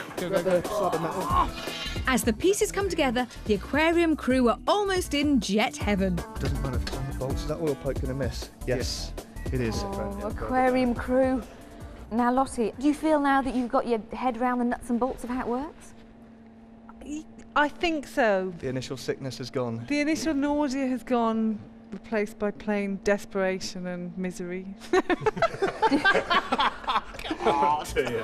Oh, Lottie, It's going to look like this tomorrow and then go really fast down the track. So. Yeah, optimism, that's right. Yeah. Lottie's happy about it. Lottie's desperate and miserable. I think I've been shocked that it's actually looking like it should do at this time of the day. Job done. So with one last surge of turbocharged effort, the fish tank builders try to finish their fire-breathing rail rider. I can't see behind me. It's like it's a knockout. Oh, and you're doing the laughter. With 1,000 litres of water storage lifted onto its lofty perch, the science starts to look and sound sensible. And that'll support that ton of water quite nicely. Then that ton of water will drop into that pump, and then that pump will send it backwards, and the whole train will go forwards, fast. Oh, Oh, Lise, the Brumbrums, it's chitty, chitty, squirt, squirt. Mo, can you grab the other end of that? G-jump on the track, let's see how fast it rolls. It's going to weigh 2 tons. It's a machine that weighs 2 tons when it's loaded up. My goodness. It's colossal. But I mean, you can push it along, it moves along with your finger. It's very, very little pressure to move it. That takes nothing to move it. Absolutely nothing to move it. In a weird way, I'm desperate for the aquarium crews to work. If we put the afterburner on the back of it between us then, and get that on. Lottie is in turns desperate and unhappy and miserable, and in the next turn, no, it'll be fine, it'll be fine. I'm happy, I'm ecstatic. Assuming that both machines work, this test is going to be extremely wet and very noisy. Yeah, great. That goes over there, I think. Spinning might rain. Where does that go? Just stick it on anywhere, it really doesn't matter, it doesn't have to look neat. I don't know why, I think that'll deliver more power. It'll be enough to get it moving. Yeah. Every bit counts. As the clock counts down, the Brumbrums plumb in the pipes to feed water to their pumps, and the nozzles go into position. That's it, literally 90 to that. For the aquarium crew, it's the first part they built that's the final piece of the jigsaw, as they connect the mighty afterburner. Look at that. That is as happy as a... Happy thing on a happy day. Power down, please, teams. Your time is now up. Cheers, Darren. Tomorrow we unveil the Scrapheap Challenge high-speed test facility, where your sleds will be unleashed in all their jet-powered glory. Well done, teams. Well done, That is very, very special, in the nicest possible special way. It does at least look like something. What a day of contrasts. One team high on trust, the other deep in doubt. But both have built machines to be proud of. Will the aquarium crew blow hot or cold when their super light jet sprinter rides the rails? Or will the Brumbrums rain on their parade with 2 heavy-duty jets of H2O? For our test, the teams will begin at the start station, then rocket off up the 300-metre track before stopping the clock at the finish. Of course, it's the fastest time that wins, but before they can dream of rail track triumph, both teams have to perform some major tweaks to their machines. The mechanics from Birmingham, the Brumbrums, are upgrading the main water feed pipes and have fitted some very popular brakes. Look at our ideas. I don't think you're really going to need your brakes. I think you should just give it to us. Time will tell, love. Their opponents, West Country fish tank makers the aquarium crew, have been making their fire-breathing jet a little safer.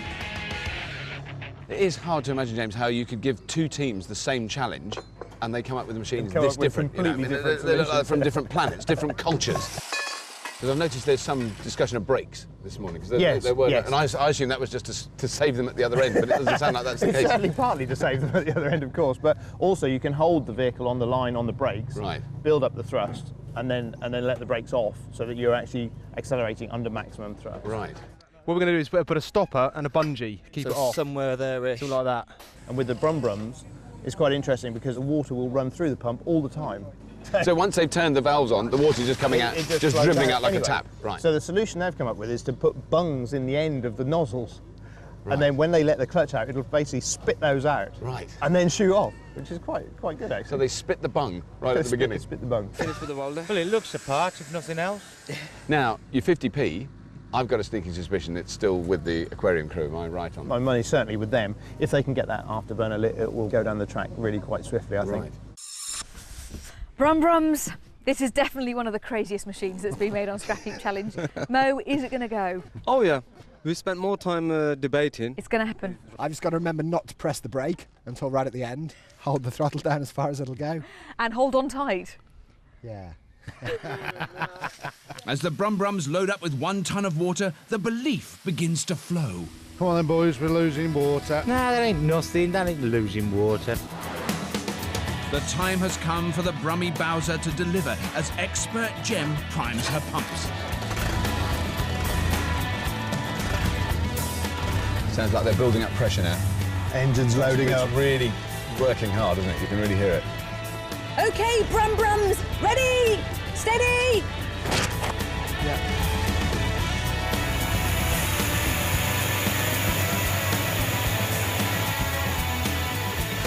Go on, Jem.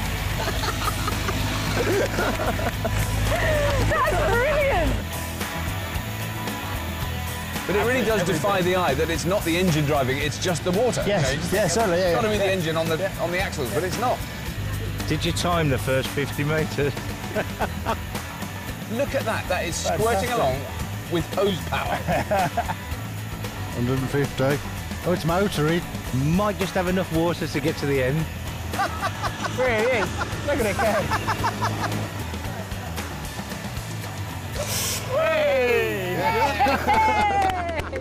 Well done. It just defies the eye, doesn't it? You think that cannot be moving along because there's water squirting out the back, and it really was. It was great that they had just the right amount of water on, really. Yes. Because I mean, that they were running for the whole length of the run. It was squirting all the way, perfect, wasn't it? Yeah. Can't believe how that's gone. There's a lot of power actually for them. A lot of power. Robert Talisa, did you see that squirting baby go? It's fantastic. It looked like a proper mad scrap machine. I loved it. It was a slow start for the soggy speedster, but then its perfectly tuned nozzles and pumps washed away all the doubts, and their time of 47 seconds will take some beating. By the aquarium crew. Oh, aquarium crew, this is it. Are you all jet set? Yes. Raring to go? Yeah. Definitely. Do you have every faith in your expert? Oh yeah, I do. I'm a bit frightened about starting it, to be honest. Really? Yeah. What's the worry with starting it? Well, it's just got lots of hot stuff and flames and... That could be quite dangerous if you're on the wrong place. Yeah, We're going to run these two over and he's going to get blown up by the chamber straddling. It could be the last time you see us in one piece. Yeah, please come back in one piece. As they steel themselves for their run, could this be the moment that Weymouth's fish tank fraternity finally joins the jet set? Well, I've got to admit, James, I'm a little bit tense. Right, this engine's going on. It's a classic scrap moment where this either could be the most dramatically staggering piece of high-speed engineering, or something will come along here with some smoke coming out at 1 mile an hour. Yeah.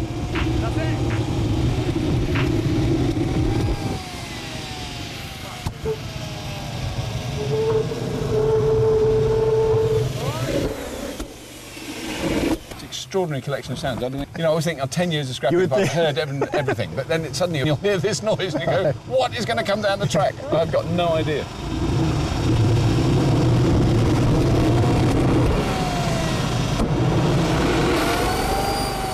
Now that is sounding more like a jet engine. That is what we want. The combustion chamber's lit. Now, by adjusting the mixture, Nick just needs to light that afterburner. There we go. So that roar you can hear is the afterburner. Right. Aquarium crew, 3, 2, 1, go!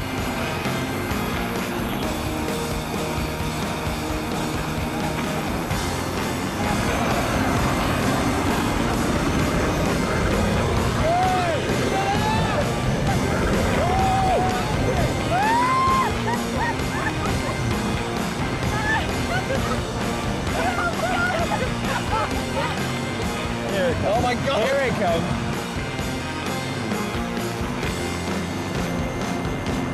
You can see the flame out of the back. I mean, that afterburner really works well. Oh my God, it's on fire! No, he's not. He's all He's right. not. Oh. That's the afterburner in the bushes, then. That was scary fast. That was awesome, wasn't it? I had no idea. He's the Don, isn't he? He is the Don. He is the Don. The jet-powered jalopy is hot stuff. Once that afterburner kicked in, there was no holding the lightweight sled back. As Nick fed in the fuel, it just kept on accelerating until that terrific plume of fire at the end. Fantastic! And I don't know about you, Bobby, I'm still a bit shaky. Yeah, scary. But the winners this week with a time of 21 seconds are the Aquarium Crew! Yay! And if that isn't enough high-pressure action for you, then join us again next week when we'll be turning up the temperature even further. It's all hands to the pumps as a team of Scottish stock car nuts take on a bunch of model makers from Bristol in a jaw-dropping, jet-fueled firefighting face-off.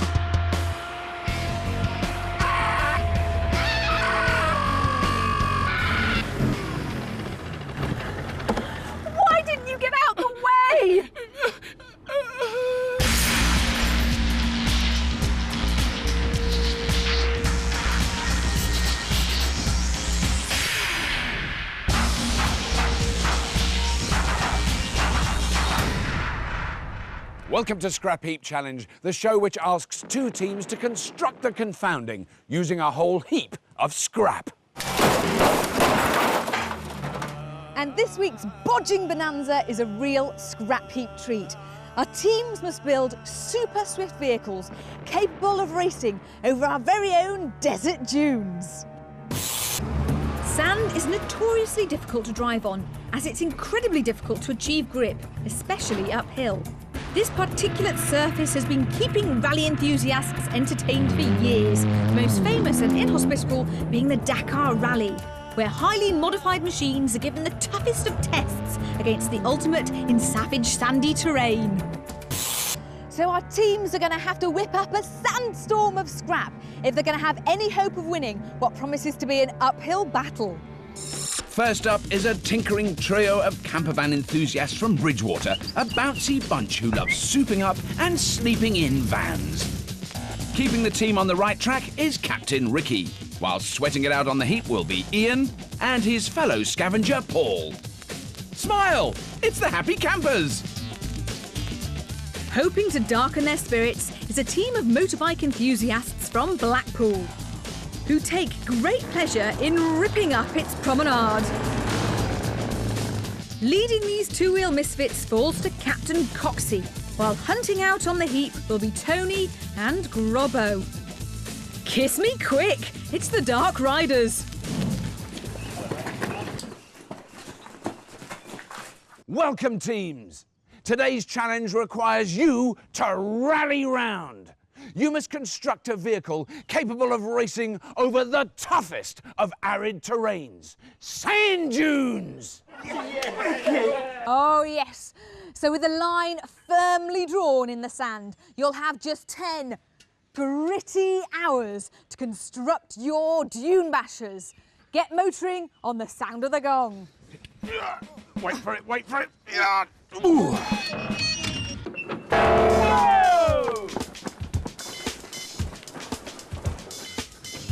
What do you think about that then? Come on, sand buggy. This is awesome, yeah. It's got to be the big best engines. one. Best one. Two-wheel drive, four-wheel drive. Two-wheel drive. Two-wheel drive. Big wheels at the back, small wheels at the front for manoeuvrability. Yeah. Balloon tyre. Anything else? The big engine. You don't want a lot of weight on these, do you? No. We've got the engine and the power at the back. It's going to be keeping the front up. All we've got to do is build it now, sorted.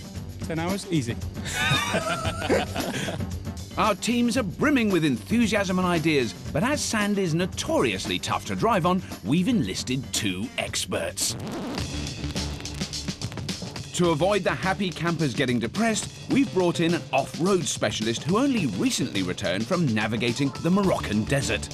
He's also a man with a scrap heap pedigree, expertly guiding the powerlifters to victory in underwater cars. A design engineer of all things 4x4, he just loves digging his way out of holes. He's Matt Cookie Cook. Morning, chaps. Right, what's your ideas then, boys? Sand rail. I'm thinking a little bit different. I think we need to go for power. Big engine. Yep. 8 cylinders. That would be perfect. Depends whatever you can find. We're looking at some sort of chassis, and obviously four-wheel drive. That's going to be our important part. Obviously. Expert Cookie has convinced his team heavy and powerful is the way to go. The Happy Campers plan to find a huge V8 engine, drop it onto a four-wheel drive chassis, and using two prop shafts, connect the rear and front axles. It'll be a monstrous machine with plenty of grunt, but will the weight prove too much to shift on sand?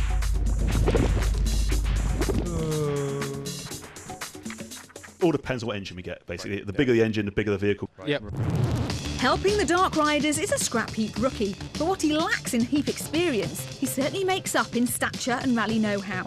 A professional desert racer who has competed in the Dakar Rally a staggering 4 times, this man revels in crossing the toughest of arid terrains.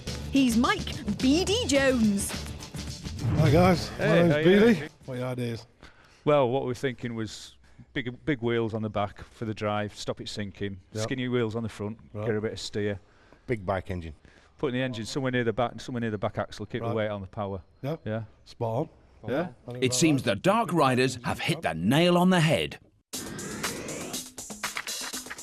The Dark Riders aim to get 2 car axles, construct a chassis and connect a lightweight motorbike engine to the back. But will such a lightweight, two-wheel drive design provide enough grunt and grip to skim them across sand? You've got to keep the weight down. That's it, yeah. Absolutely. Yeah, as light as possible. We've got to work on the weight. Before our scavengers can go anywhere, they'll need scrap. Big bike engine. Big bike engines first. Yeah. Big engine. Yep. Nice big V8, lots of grunt. Small front end with everything together all as one. The chassis and running gear. Yes, that'll four-wheel drive. Yeah, four-wheel drive. Back end wants to be something like small, light, independent, preferably. Tyres. We'll have to see what's out there. And 2 comfy seats, I think. Oh, definitely, yeah. Comfy seat. Most important part is going to be that engine. You know what we're up against today? Come on, just go for it. Go on, get it, lads. See you later. Let's go, boys. Go on. Go on, Tony, give it some berries. For over 30 years, this 10,000-kilometre rally, which crosses the Sahara Desert, remains motorsport's harshest test of endurance and daring. Over 500 drivers tackle this uncompromising surface in a battle of nature versus man and machine. And this week's challenge promises to be just as gruelling, as each team need to build dune bashers fit to drive across our very own Scrapheap Sahara.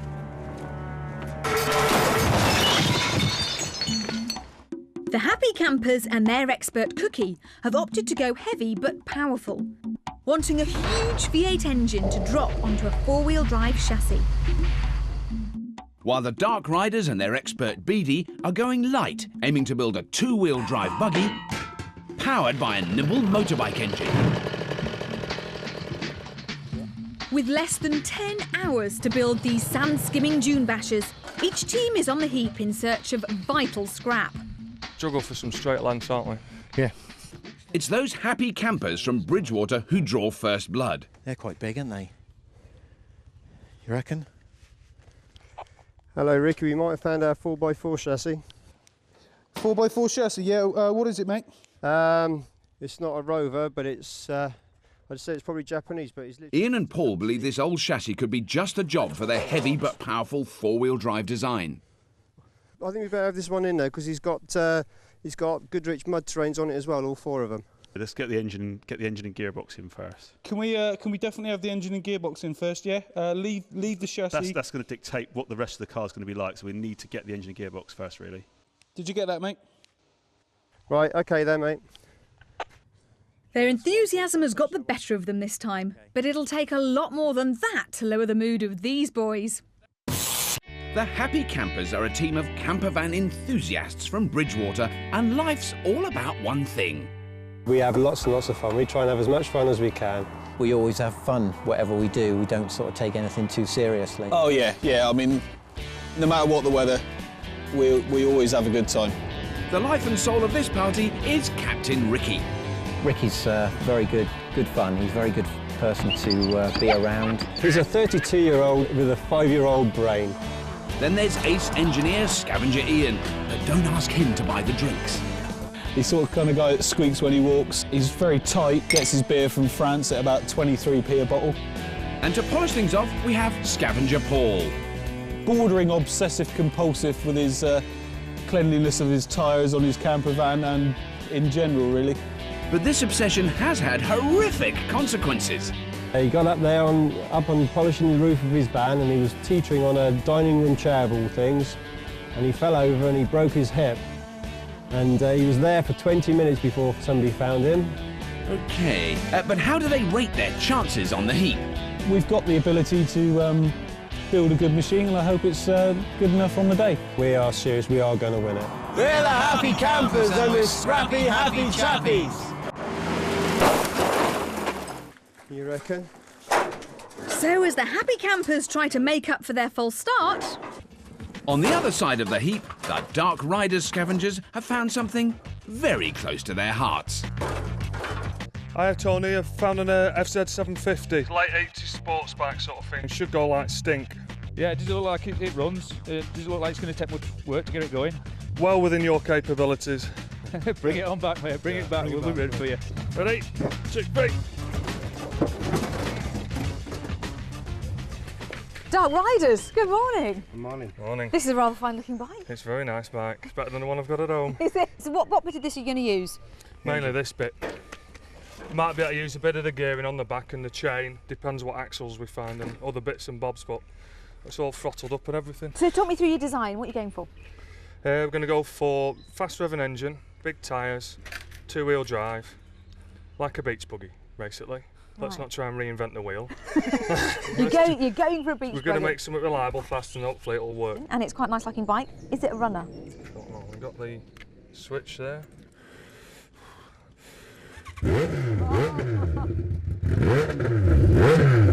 That'll be a yes! That sounds a runner, yeah.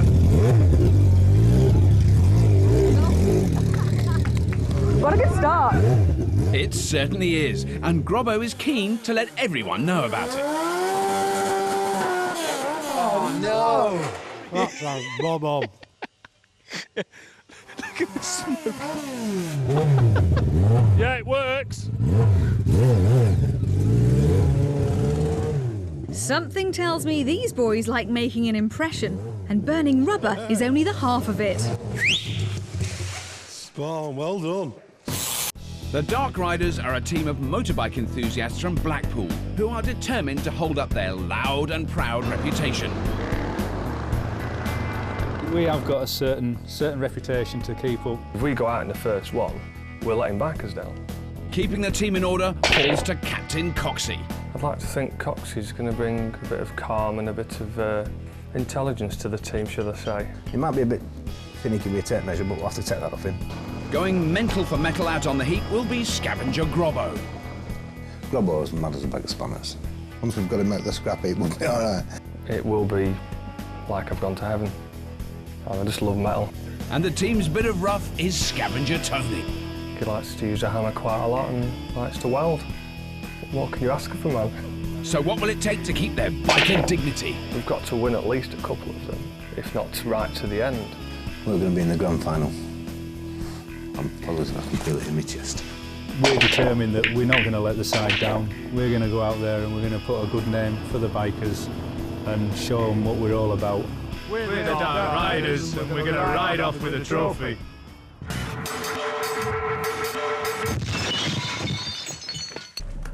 Back on the heap and searching for parts to a strict order is proving tough for the happy campers. Ian, Paul, how are we doing, boys? We haven't actually found an engine yet, but we're still looking. Right, well, officer, I can't stress, we really do need that engine and gearbox back here as soon as possible, yeah? Time is of the essence, my boys. OK. Captain Ricky and expert Cookie can do nothing more than wait.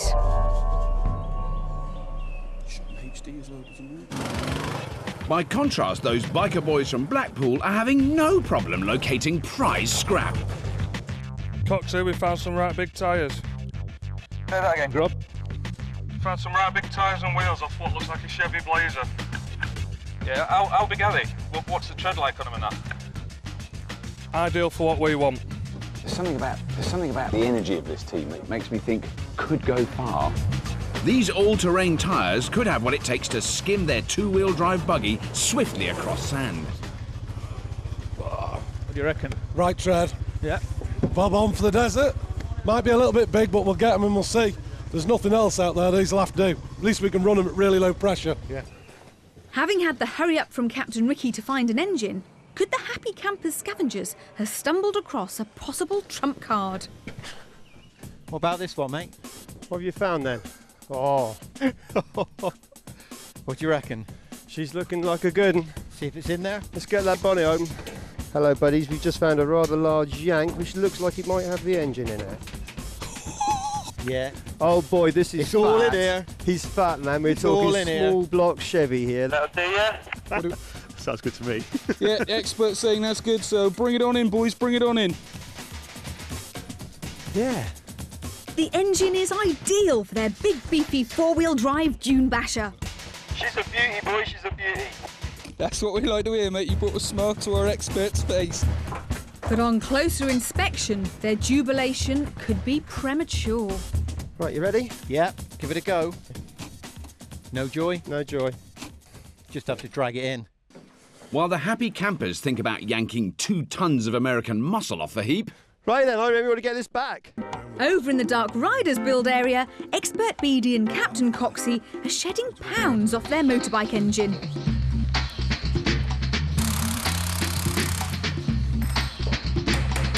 Big hammer.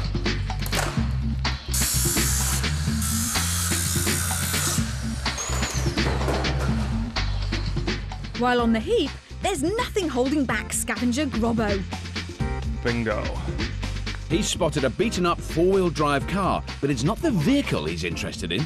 Found a Subaru. I can see the back axle from here, it's upside down. Do you want the entire car dragging in? If it's easier to bring the whole car back here, bring it all back here, if not just the back axle. Finding prize scrap such as this could save the Dark Riders hours. The axle is powered by a shaft connected directly into a diff, which in turn drives the two wheels. By replacing the shaft with a cog, they can use a chain to connect the motorbike engine with the axle. But will just a chain be strong enough to power two burly blokes? Not mine yet? Whoa! Yes. Hey, excellent. Do you want Is it it wrong? I'll do as that, won't it? Let's get these Spot checked. on. Right, back end, spot on. That's brilliant, isn't it? That? Yeah, That's what we were looking for. What we're after that. Back Front end, there's too much. If you look at it, it's too, you know, the way the subframe and everything mounts. Bit We're going to too be at heavy. that. You're going to be at that 10 hours getting that out and getting to use it. So don't think we can use that. You need to get out, get something much simpler. Alfa Romeo front end, something like that. Okay, off you go. Do it. So as the Dark Riders head back out in search of their final component, back in the Happy Campers build area, Expert Cookie and Captain Ricky still have nothing to do and are trying to keep their energy up. Scavengers Ian and Paul have had a frustrating morning, and it's not getting any easier. Hiya, Ricky, back there. Hello, buddy. I think it's probably best if we actually bring the chassis in first and get that in the build area, because this Chevy is rather large. It might be worth cutting him out outside. Definitely silence. Interesting. With the sands of time falling, Expert Cookie decides any scrap is better than no scrap. Whichever comes first doesn't matter. Mate, it doesn't matter which order, just get them in here. Right, okay then, buddy, we'll do. Right, let's get that chassis in.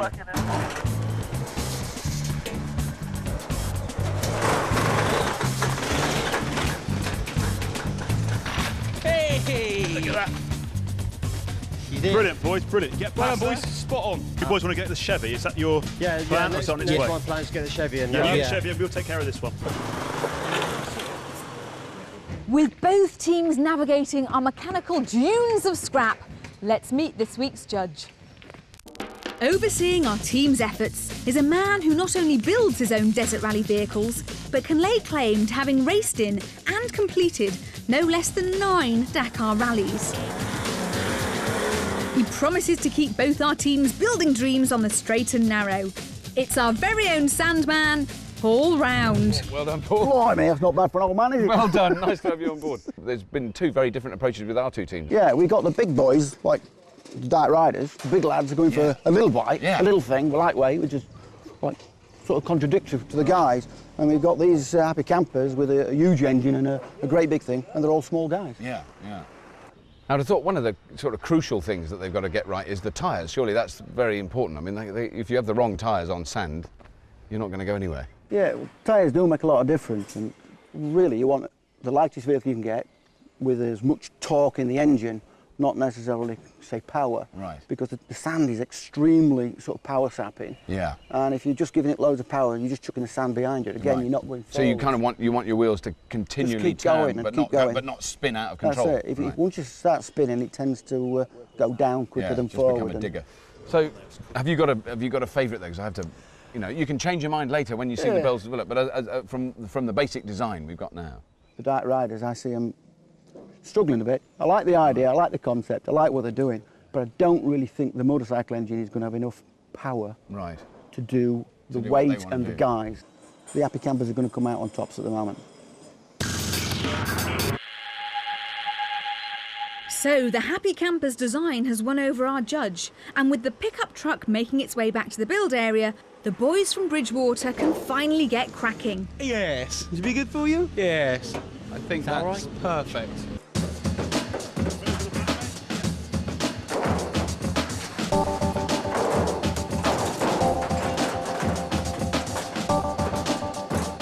But getting out such a large lump isn't going to be easy, and time is not on their side. Teams, your attention, please. You have 6 hours remaining today. 6 hours build time left today. Thank you.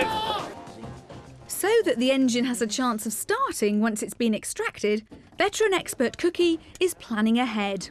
Yeah, hook the battery back up, and if you want to start testing wires, mate, if you're happy with what you're doing. He wants to pinpoint the ignition wiring. Right, try this. I suppose and see where they go. If I crank it so nothing else goes live when I crank. Try again. Having the patience now could save them a wiring headache later in the build. We've lost it all now, cranking. Does the battery need to come off? Yeah, it needs to come off somewhere. No. Right, let's get the engine out. We'll worry about the electrics later. Yeah. Next door, the Dark Riders have been on overdrive all morning. It's free now. But out on the heap, ace scavengers Tony and Robbo are encountering their first problem of the day. It's not going to go, that, is it? The front axle they desperately need to start building the chassis is being stubborn. This side's all loose, like. Just needs coming off there, doesn't it? So after an impressive morning, the Dark Riders are now becalmed in a sea of scrap. He ain't going to do it. It ain't going to do it, is it? No. While the happy campers have recovered from their slow start and are well into getting their engine out. Who's got a lighter there? We need a lighter. Camper van enthusiasts, the happy campers, along with their expert Cookie, are building a heavy, powerful four-wheel drive dune basher. They've had a frustrating morning. Definitely have the engine and gearbox in first, yeah? But now the main components are finally in their build area, the whole team are concentrating on extracting a huge V8 engine. Yeah. Meanwhile, Blackpoolian bike botchers, the Dark Riders, and their expert Beady are constructing a lightweight, two-wheel drive dune buggy. These boys got off to a flying start, but stalled getting a front axle. Now it's finally free, they rush back to the build area. Yeah, I think we're going to be that, aren't we? We'll do, won't it, like? Yeah, that's good, because we just weld off the top of these and now get them in place. Happy with the scrap booty, Beady springs a surprise on his two scavengers. No, we're going to use the brakes for fiddle brakes, so we don't lock. We're going to lock the diff up, then we decide we'll use fiddle brakes, come up with the Scrapheap Challenge traction control system. A co-pilot pulling on handbrakes. A sand racer's worst nightmare is getting stuck whilst the wheels keep spinning. Expert Beady aims to combat this by using the back axle's existing brakes and attach two individual brake levers. As the passenger detects a wheel spinning, pressure can be applied to the brake on the offending wheel, regaining grip. So with the rudimentary form of traction control agreed, it's down to some hard graft. That's it. Job's a good one. Desperately trying to get their engine out are the happy campers. It's looking good. Looking good, yeah. Looking good. beautiful. Hang on, stop there. Stop. Whoa, whoa, whoa. Got a wires to the transfer box there. Just give them a snip. We won't use them. Right at the back. That one. Yeah, that's it. Ah, that's it then. In fact, bring this back. Hey! After a heavy labour, the Chevy finally gives birth. Woohoo! Take it up, mate. We'll get that jack. You're in there for a minute, right? We've got to work out now what we're actually doing. As they work on positioning the V8 into their ready and waiting chassis, I think we've got to go in here with it. Yeah? Next door, the Dark Riders have to build theirs from scratch. Engine's going to be about there. So you just watch me back. We're sat like that. Yeah. Steering goes right between your legs. So about there somewhere. We agreed. With the positioning set, they start bodging the chassis together. Bob on now. And in a flash of a few welds, it quickly takes shape. Yeah, passing MOT this. something the happy campers can only dream about as they struggle to move each and every part. That is looking very interesting, gentlemen. Goodness gracious me. this must have been quite a scavenging to get all this in. This is heavy, heavy stuff. It is heavy stuff. So what have you got left to do, other than quite a lot? I think the fun bit's going to be, because it was a left-hand drive vehicle and the clutch is all on this side of the car. Right. The co-driver is going to be the gear-changing clutch. Yep, you heard right. Expert Cookie wants to make their heavy, powerful four-wheel drive dune basher dual control. As the engine is American, the clutch and accelerator are on the left-hand side, but the chassis steering and brakes are on the right. So, the driver will have control of the throttle, steering and brakes, while the passenger does the clutch and gears. Any hint of a communicational breakdown could spell disaster. And to make it even more awkward, you're going to have to change gear with your right hand as well, which is a little bit unusual. It is for us lefties, because we normally like that way. Yeah. I think that's going to be the least of your problems. The Dark Riders are storming ahead, now fitting the controls and stripping any excess weight, Grobbo style. No indicators, lads. But once the steering wheel is fitted, Expert Beady isn't impressed. It's a bit, I think it's a bit open. You want to lean it back a bit. Look like you're driving a bus. Putting it right, though, takes seconds. Look like a proper racing driver. So, as the Dark Riders tick jobs off their to-do list, next door, it's a totally different story. I think the most important part, like you're going to say, is clutch. Clutch. Seat box. Seats. Yep. Steering. Yep. That's That's quite a lot then, isn't it, really? It is a lot, but now it's assembly, and it'll come together quicker than you'd ever imagine. Right. We certainly hope so, buddy. We certainly hope so. Cookie believes the Happy Campers build has turned a corner. But what does our judge think? And Paul, both teams are very busy, but they're at very different stages, aren't they, in their build? It seems to me the Dark Riders are sort of leaping ahead. Yeah, I'd say the Dark Riders are well ahead at the moment, because like the Dark Riders have got the steering wheel in place and it works. Right. They've tested the engine and that works. They've got the brakes and everything. That is alarmingly ahead. Because I mean, at the moment, the Happy Campers have got a big chassis with lots of holes in it. They've got an engine that isn't joined on. They've got no seats. They've got no steering. They've got no control system. Yes. And I haven't heard that engine actually working yet. Well, that's a big drawback. I mean, they might go, and then where are you from that? Spend 5 hours getting it going. Yeah, because you seem to be favouring the Dark Riders a little bit. I like what the Dark Riders are doing. I think they're ahead on the build, but I still think that the Happy Campers are going to come through in the end, so long as they finish the build on time. So our judge's loyalty with the Happy Campers isn't wavering, even though it's the Dark Riders who are riding away with it. Up to feet, up! With the controls completed, their attention has turned towards fixing a large sprocket onto the back axle. They're aiming to wrap a chain from a small sprocket on the engine down to a large sprocket on the back axle to provide the drive they need. Fit the large sprocket only slightly off-centre and the chain will come off, stopping their machine in its tracks.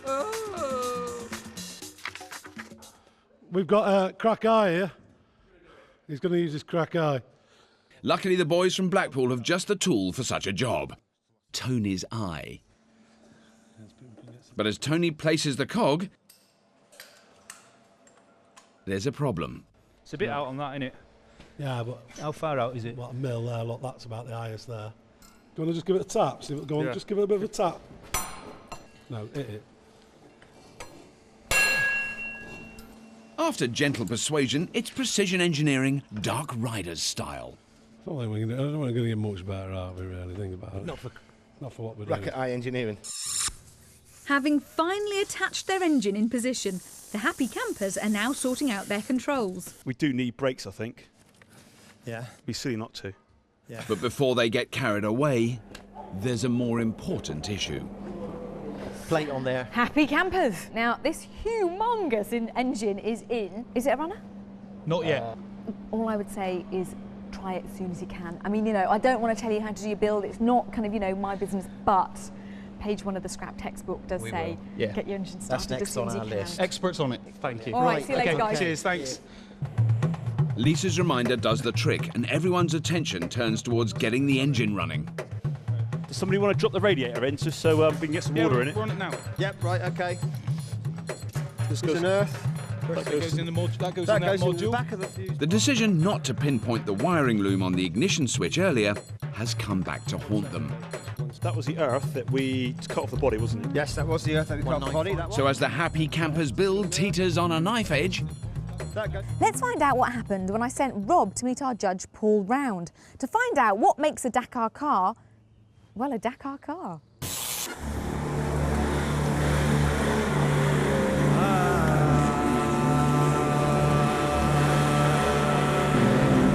That is fantastic!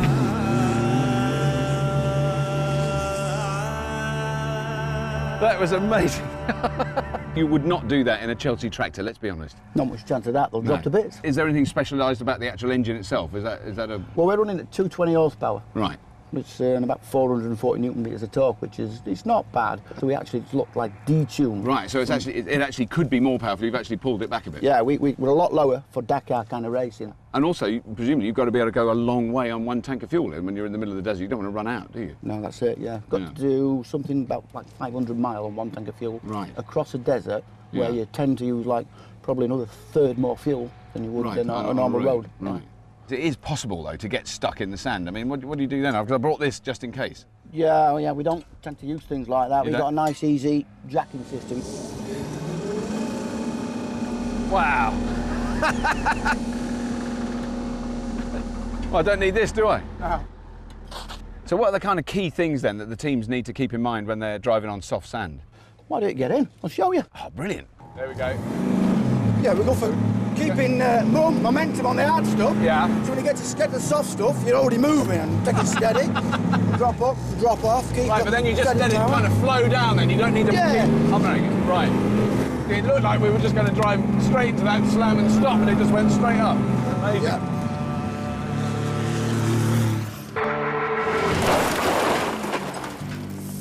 Back on the heap, the wiring conundrum is now solved. And it's the moment of truth for the happy campers. Battery connected? Battery's connected. Out of gear. That's out of gear. Checks over? Checks over. Right, okay. fingers crossed, let's go for it. Try it. Cross our fingers as well, Bob. Come on, buddy.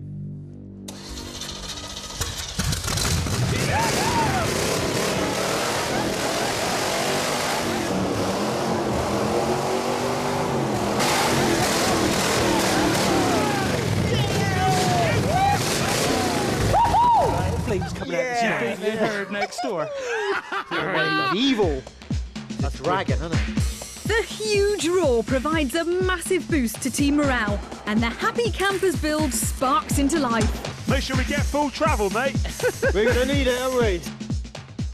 Teams, your attention, please. This is your 2-hour time check. You only have 2 hours remaining, teams. Thank you. Better keep going there, better keep going, haven't we? Crack on, boys, come on, Len. One final push, let's do it, come on! The Duck Riders aren't worrying about time. Their engine is a runner, and the machine is quickly becoming the real deal. Right, OK, so now what we're going to do is make sure the engine's tilted and in line.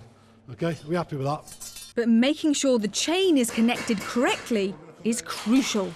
Yeah, we want to be at that sort of angle. We've got to make sure that that ain't going to catch there. All right, Grobber, how's it going? It's looking amazing. It's getting there, isn't it? Like, you know what really I mean? It's just this chain. Because it's lining that up is so crucial. We've got some little sliding blocks so we can put plenty of tension on it, and we might even put a guard around it so it can't actually go anywhere. Because it's also the strain it's under is so different from motorbike, isn't it? I mean, that's but you know, it's a good chain. It doesn't have to last forever, does it? No, it's probably about 3-4 minutes. 3 or 4 minutes. So that'll do us then, won't it? Yeah. What do you reckon, Paul? Like that? Democratic vote then, mate. Or like that? 45 degrees looks good. It's a bit of a drag racing look, isn't it? Yeah. The happy campers are quickly making up on lost time, but are blissfully unaware of a plan being hatched next door. Right, lads. Last 20 minutes, yeah. What have we got? We've got the little bit doing the clutch. Yeah, clutch. Gear lever's nearly Gear done. lever's nearly got that. We've got a bit doing the frame, buggy seating, and we're done. It's running. Let's drive it round to next door before the gong goes, and that'll really psych him, yeah? Yeah, that's right, the one. Gonna do it? Okay. Playing mind games with your opponent is par for the course on Scrapheap. But are they biting off more than they can chew?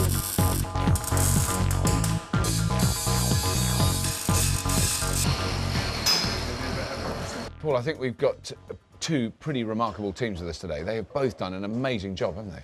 I've got to agree. I mean, both of them, fantastic bit of work. 10 hours to do what they've done is brilliant. Now, the Dark Riders machine, now it's all put together, suddenly their engine looks a lot smaller than I remember. Yeah, but if it goes half as well as it looks, they'll win hands down. Right. But I've got to say, the engine in that Happy Campers camper van, it's going to be fabulous. Is that? That's going to go. It's going to be really good. If you had to choose one of these to do, one short leg of the Dakar Rally, which one would you choose? I'd go for the Happy Campers. Right. I'm afraid. Yeah.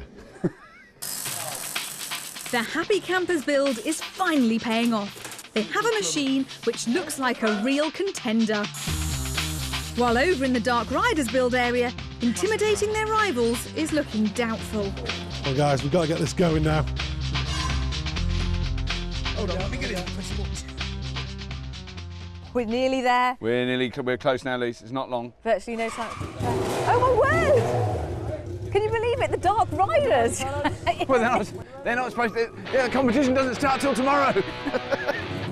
Amazingly, in the dying seconds of the build, they've managed to pull off a scrap heap miracle. Beautiful, look at it. It properly worked.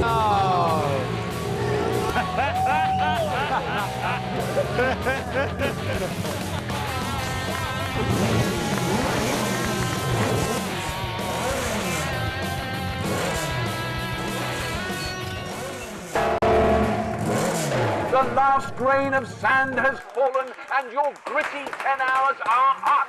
You'll need to rally yourselves for tomorrow's test, as you'll face the most arid of examinations. Today was a great build. Well done, teams. It's been a rip-roaring 10 hours for our two teams, who've managed to build fantastic dune bashers. But who'll be triumphant in tomorrow's test? Will it be the Dark Riders' dinky two-wheel drive buggy? Or the Happy Campers' huge four-wheel drive V8? Each team will have 2 attempts to pick their way through our sandy chicanes. The team that records the fastest single run will win. Both machines are looking in fine fettle, but each team has the statutory 1 hour of tinkering time, and it's not being wasted. Well, here we are, Paul. This is the big day. Now you've seen the course. It's actually slightly more extreme than I thought. Yeah, I think it's going to be quite difficult for some of them. You've got some tight twists, some pretty soft sand. Yeah. Which vehicle do you think, now you've seen the course, is best suited? I still plumb for the 4x4. It's got some tight corners that's going to be hard for the 4x4, but it will be able to go quite slow with a big strong engine that'll keep pulling. Right. The Dark Riders, they're going to struggle on trying to keep the momentum up. I think if they stop, they're stuffed, aren't they? They cannot stop. Yeah. In pursuit of fair play, Rob calls both teams together. Now, teams, I've discovered there's a little bit of an advantage not going first around this course because it's very soft sand, and the first vehicle that goes around is obviously going to make a bit of a track for the other. So the only way to sort this out fairly is to do a bit of the old flip of the coin. Coxie, will you call it? What do you say? Call it when it's in the air. All right. Heads. Heads it is. Heads it is. We'll go second. You'll go second. Oh, sorry, guys. Now, of course, Happy Campers, you lost the toss, which is why you ended up going first. Do you think that's a big disadvantage? Not a massive disadvantage. It would be nicer to go second, but we're not going to complain about it. We're just going to get out there and do it. Happy Campers, the soft dunes await your sweet caress. Go on the sound of the horn in 3, 2, 1. The Happy Campers get off to a flying start. Reverse.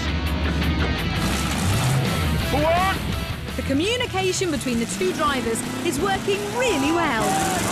So that is very soft sand, they're just sinking right down. That soft sand is really bogging them down. Get the digger in! Come on, get it out! Oh no, they're trying to go backwards. Forward! Come on! Yes! Come on! They're through! It's great work from Expert Cookie and Captain Ricky. Beautifully done, mate, beautifully done. Come on! Reverse! Oh no, they've stalled! Oh, that wasn't so good. Come on! Missed reverse. The dual control is obviously much harder than it looks. Come on! But it's a quick recovery. Look at them go!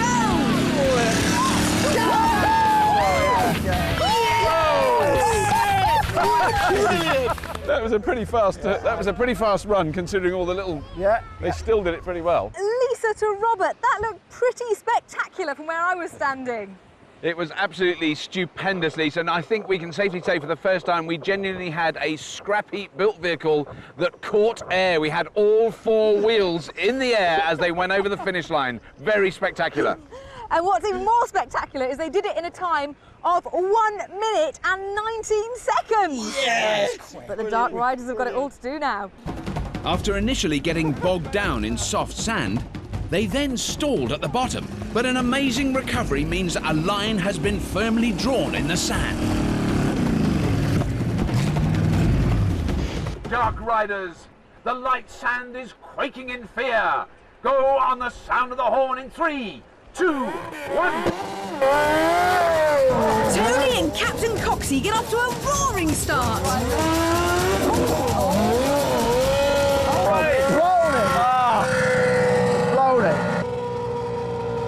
They've got a minute to get it out. They can get it going.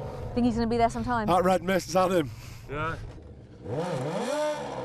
I can't get it out. It's a massive blow for the Dark Riders. Tony, what happened? We had such high hopes. I got the front end bogged down in there and it wouldn't steer. Bad choice of gear? I put it in second and it's just too fast, isn't it? Yeah, maybe a bit too much. Bit too much. A bit too much, a bit It doesn't too look early. like you're going anywhere from here, does it? No. No. What a disappointment for the boys from Blackpool. After a quick takeoff, the sheer speed got the better of Tony. Can the boys from Bridgewater bag themselves an even faster time?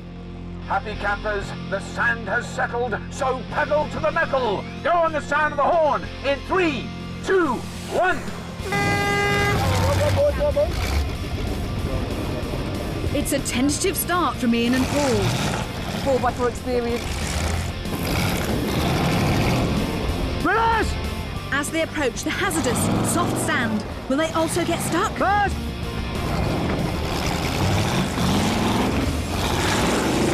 No, they're through! Come on! Keep going. Yeah.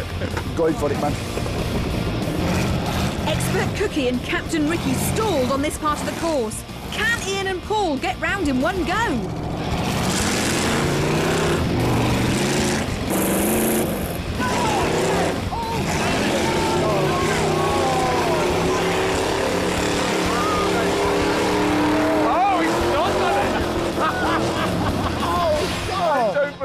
It's got to be there, isn't it? He's lost it. He's finished. He's not going to get out of there now. That's a time, surely. Reverse go. We've bottomed them. Oh, Ian and Paul. That looked like so much fun from where I was standing. Was it for you? That was awesome. It was wicked. Yeah. It's a beast. Absolute beast. Slightly stuck on the line. We didn't quite get any air over the line this time, but hey. But, you know, you've reached it. That's the important Yeah. thing. But it looked I'm fantastic. going to do it again. So well done. Nice Thank you one, very guys. much. Thank you. God, that was flipping awesome. They got around the course brilliantly. Even though a loss of power going up the hill meant another dramatic finish, they still recorded an amazing time of 45.40 seconds. So the bar's been well and truly raised. Can the Dark Riders pull out all the stops and snatch victory in this, their final run? Dark Riders! The soft white sand awaits you! Go on the sound of the horn in 3, 2,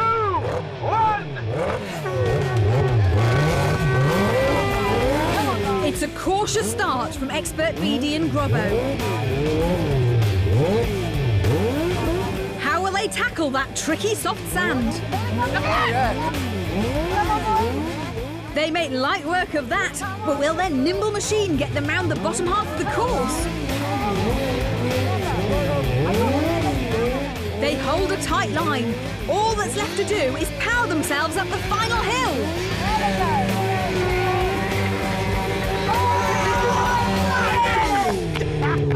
Yes!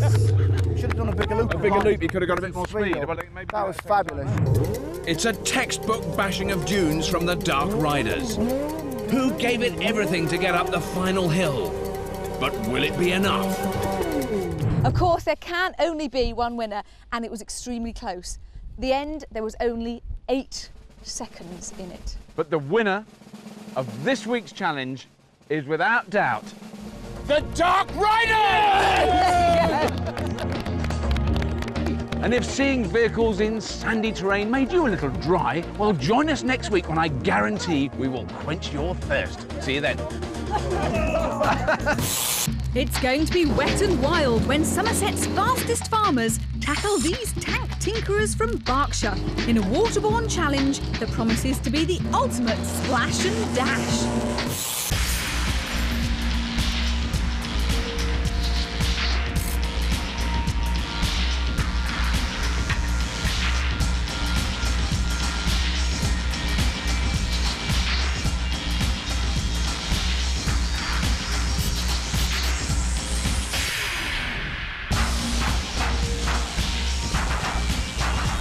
Good, that. Enjoyed that. You enjoyed that? Yeah, we did, yeah.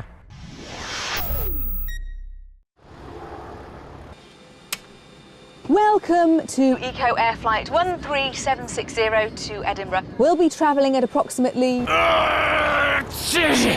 feet with a cruising speed of as fast as we can. Estimated journey time is about 5 weeks.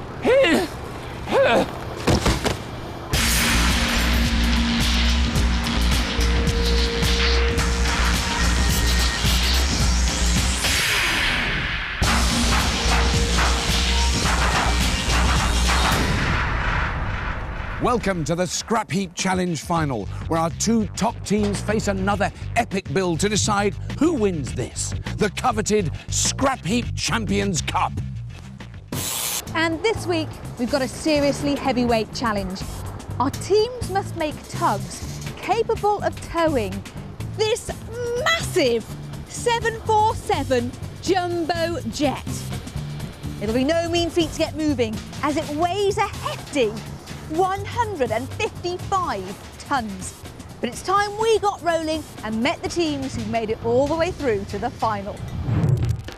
Returning to the heap are a team of Blackpool's balmiest bikers. These bad boys of the north love life in the fabrication fast lane. Leader of the pack is Captain Coxey, and he's ably assisted by his mechanically minded scavengers, Grobbo and Tony. Welcome back, the Dark Riders. Also ready for battle are a team of military vehicle enthusiasts from deepest, darkest Berkshire. Having spent years playing with big boys' toys, the Scrapheap's a natural fit for these heavyweight heroes. They're led by Captain Bob, who dishes out orders to loyal scavengers Paul and Check. Attention! It's the Rusty Regiment! Welcome, finalists. Now, you'll need to punch above your weight to be crowned champions of the heap, because this week's challenge is a colossus. We want you to build machines capable of pulling a jumbo jet. Let's hope that doesn't weigh heavy on your hearts, as you've just 10 hours to build your talky land tugs. Get hauling on the sound of the gong. Wait for it, teams, wait for it. Steady. Jumbo jet, eh? Tugging a jumbo jet, any ideas? Big. Heavy. Plenty of weight's going to give us traction in it. Chuffing great engine. We need something with low enough gearing, because the problem's going to be getting it started. There's going to be a big axle then, isn't it? As much weight as we can get. I'm all right for about 10 tonne of that. As you'd expect, our finalists are brimming with ideas, but to keep them on the straight and narrow, we've brought in 2 Scrapheap regulars who live for heavy haulage. Hoping to bring some discipline to the Rusty Regiment is a Scrapheap veteran whose bodging knows no bounds. Petrol, diesel or steam, he doesn't care. The man's magic hand should make light work of this heavy metal challenge. A warm welcome back for Richard Turbo Vincent. So what have you guys been thinking then? We're thinking big engine, Correct. talky, low gear to start off with. Yeah, very heavy. low gear, all Very the way. low go. Yeah. Well, we want to get a bit of speed up. I You suppose want to get if a we bit of can. speed up, don't we? So what do we want then? A big engine? Yeah. I thought about an aircraft tugger. Well, yeah. I don't think you're going to be quite that lucky, Paul. I think, probably we're going to have to make our own aircraft tugger. Yeah. Now, what about going along this road, little wheels on the back which steer, big wheels, big engine, big engine. Very big engine. Yeah, and then we can put a big tank on here or something, big diesel tank, and fill him up with water, hitch on the back. There we go. The Rusty Regiment's plan is to keep things super simple. They hope to find a weighty chassis and add a powerful engine and tons of ballast. That should give them plenty of traction and heaps of horsepower, but if they don't get the gearing right, they'll never leave the start line. It's just got to be a big Chef and heavy thing that'll pull 155 Superb. Helping the Dark Riders move from 2 wheels to 4 is a truck mechanic and master of all things motorised. He's got a pedigree past on the scrap heap where he excelled in both land and water challenges, so pulling that jumbo should be no sweat for this seasoned pro. He's Steve Matthews. What ideas you got there? Well, obviously, we need something with a lot of weight, a lot of torque, a lot of weight to get the traction. Some big, meaty engine, reduction gear down. There's 3 things: weight, torque, reduction gearing. That's right, you got it on the head. What have you got there? Just 1 drive axle? Yeah. Well, that's all we concentrate. I mean, obviously, we're going to need something, but... What if we go for 2 drive axles? If you go 4-wheel drive, you've got the front axle under the engine. So he's got weight already. Weight on yeah. And the back axle you have to ballast up.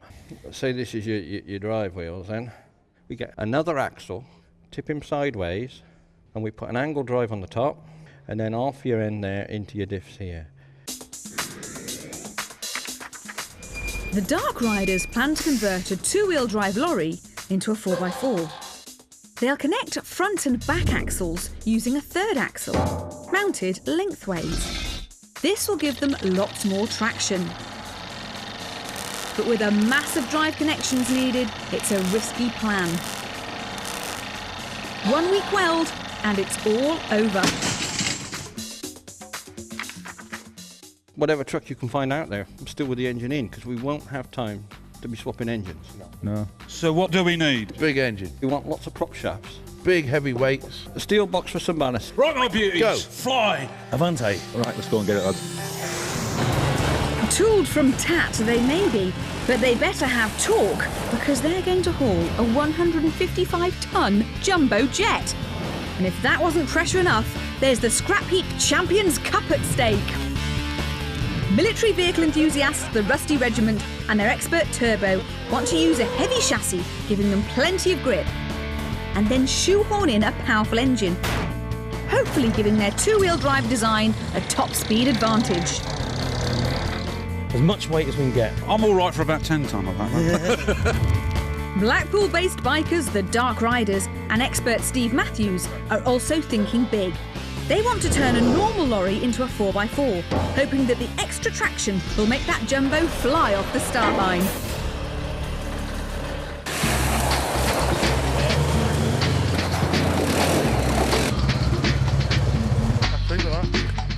This is the final showdown, so the pressure's really on the scavengers to come up with the goods. I'll go and get the tape measure, shall I?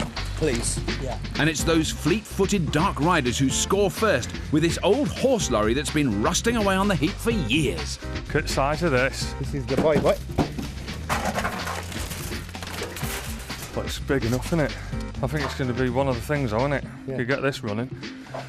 Hey, Grubbo, Tony, what are you doing out there, lads? You know, we could do with some stuff back here. We think we found a 10-ton cargo. Oh, a cargo you made Steve's day, mate.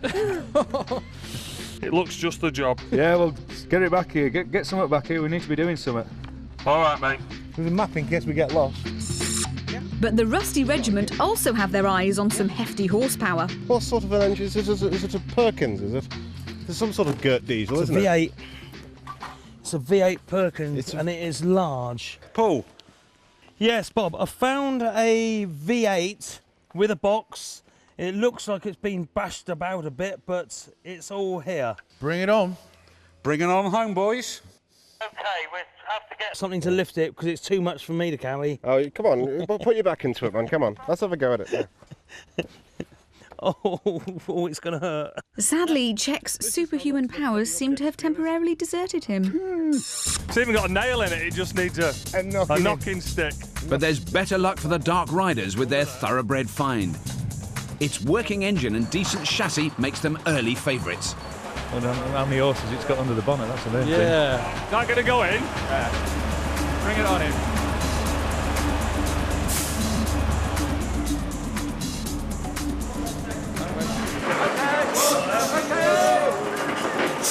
With the lorry back in record time, it looks like the boys are determined to keep up the pace they set in their previous challenges. The Dark Riders used their motorbike know-how to great effect when we asked them to make a sand racing 4x4. What a good start! Working at full throttle, the Blackpool bikers turned out a perfect dune basher.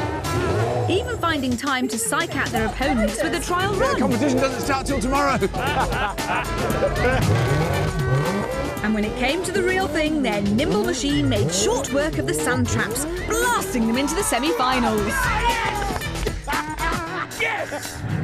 Motorbikes and snow don't usually mix, but that didn't stop the lads sneaking one into their snow shifting machine. Mounted on the front of a 4x4, it was used to power a giant snow munching fan. Both teams struggled to conquer the slopes on test day, but the Dark Riders machine did just enough to carry them into the final. The Dark Riders! Yeah! But how will the lads cope with their biggest challenge yet? If I pull this and you push that... Right, I think we've got it. I think Big's moving. There we go. Give us a push. Where's it going to go? Keep going, keep going, keep going. Keep going. That's him. It's locks in. Is that in? I got it. Very nice. Look at the size of this thing. It suddenly looks a lot bigger once it's in here, doesn't it? Oh, yeah. Oh, it does, yeah. Big, hefty fella. The engine sounds good, so so that's a good start. What's the step-by-step process from now on? Well, basically, we've got to get the gearing right down. We've got a 130 horsepower engine here. We've got to get as maximum torque out of that, so as lower ratio. We might end up using that drive axle, but we're certainly going to swap the steer axle, so the steer axle drives as well. So you get forward, effectively? Four-wheel drive, yeah. We're thinking of using an axle long ways on. That'll give us an extra 4-to-1 ratio. Oh, what, you put an axle in that way? In that way, yeah. Right. In the middle. And then take the drive... Confused? Don't be. The boys' clever design should kill two birds with one stone. The Dark Riders want to swap the front axle from their two-wheel drive lorry for the driven axle from another vehicle. They'll transfer power through a 90-degree box to a third axle, which will give them four-wheel drive, increasing traction. The third axle's added bonus is that its differential acts as a second gearbox, reducing their gear ratio and vastly improving the torque, or turning force, at the wheels.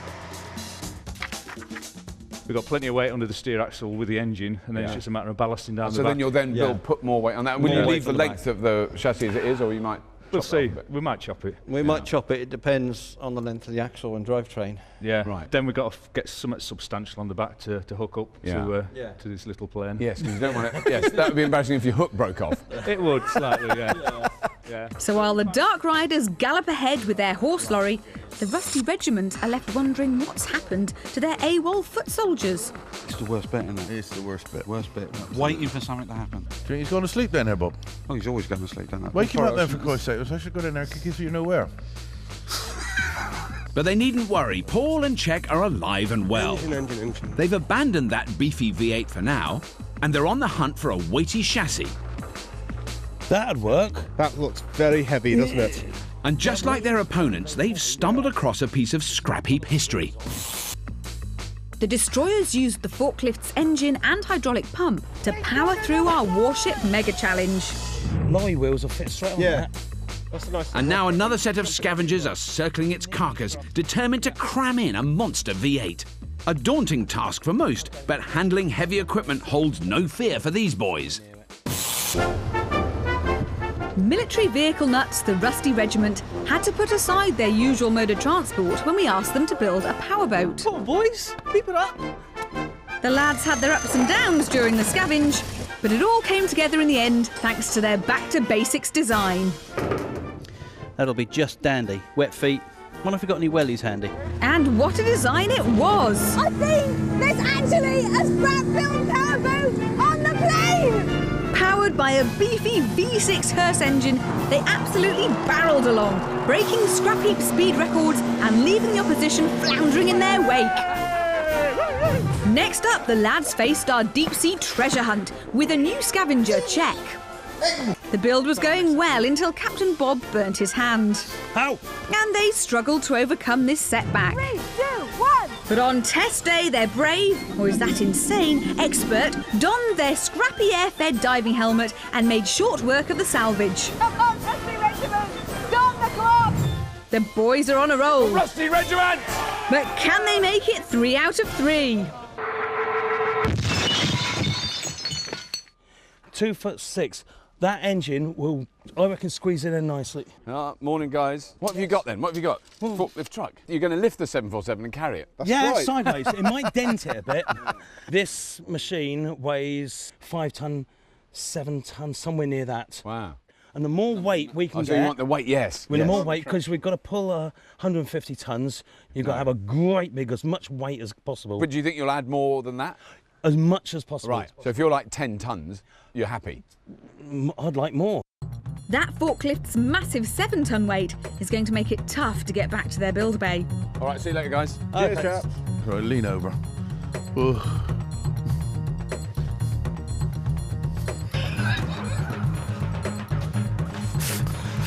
Where are they, chaps? Come on, then. But there's no time for clowning around in the Dark Riders build bay. Coxie and Steve are tearing into that lorry. And there's more good news from out on the heap. Hi, Coxie. I think we found a pair of axles that are matching, one steering. They look like ex-military. Oh, that sounds bob on, Grubbo. Get them back here as soon as possible and we can... So just finalise exactly what we're going to do with it. You okay? Yep. That's her then, Bob. That's it. Next door, the Rusty Regiment are finally off the blocks with their first piece of scrap. Let's have 2 spanners, have them off. Have the inlet, have that off out the way, because that's only going to be in our way. Okay. See if I can find a bigger screwdriver. Just want a hacksaw, Bob. Yeah. That huge V8 gets the thumbs up from Expert Turbo, but it's not much use without a chassis. That forklift's been missing in action all morning. With their crucial components sorted, Turbo winds up for some hard graft, while armchair General Bob settles back, content to watch an expert at work.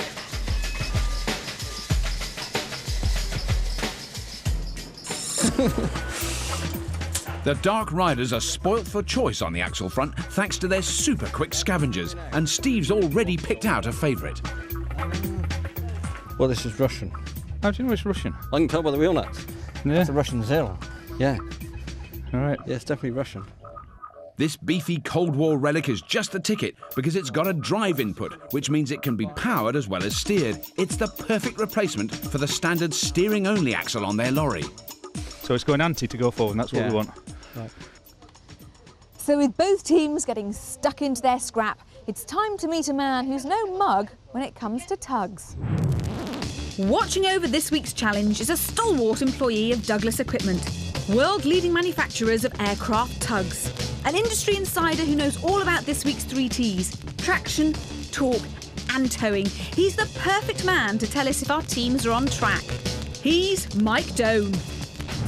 Welcome to Scrapheap, Mike. Very nice to have you here. Thank you very much for coming, because, you know, we don't really know what we're doing here, as you may have guessed. The first question really is, what is the absolute key ingredient that the teams need to get in order to pull a jumbo jet? The important thing is to develop traction, to have your engine power, your drive line, your gear ratio, such that you can get the pull you require. But to develop that pull, you need weight over the drive wheels. Yeah. And we're talking about pulling a 747 that weighs about 150 tons. So as a rule of thumb, to actually unstick and move the aircraft, you actually need about 4% of the aircraft's weight. Right. And allowing for wet ground conditions with the weather we have at the moment, they're going to need a vehicle that has at least 10 tons over the drive axle. Right. But one of the other crucial ingredients is actually making the wheels turn. You basically want the wheels turning slowly, but with enormous force. More force, that's right. And Rob's hit the nail on the head.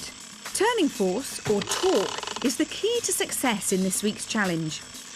A gearbox allows you to control the amount of torque transmitted from the engine to the wheels. The lower the gear selected, the greater the torque, which is why you choose a low gear when you're towing or going up a hill. But massive torque is no good without traction. So both teams will need plenty of heavy ballast if they're going to have any chance of towing that humongous jumbo jet.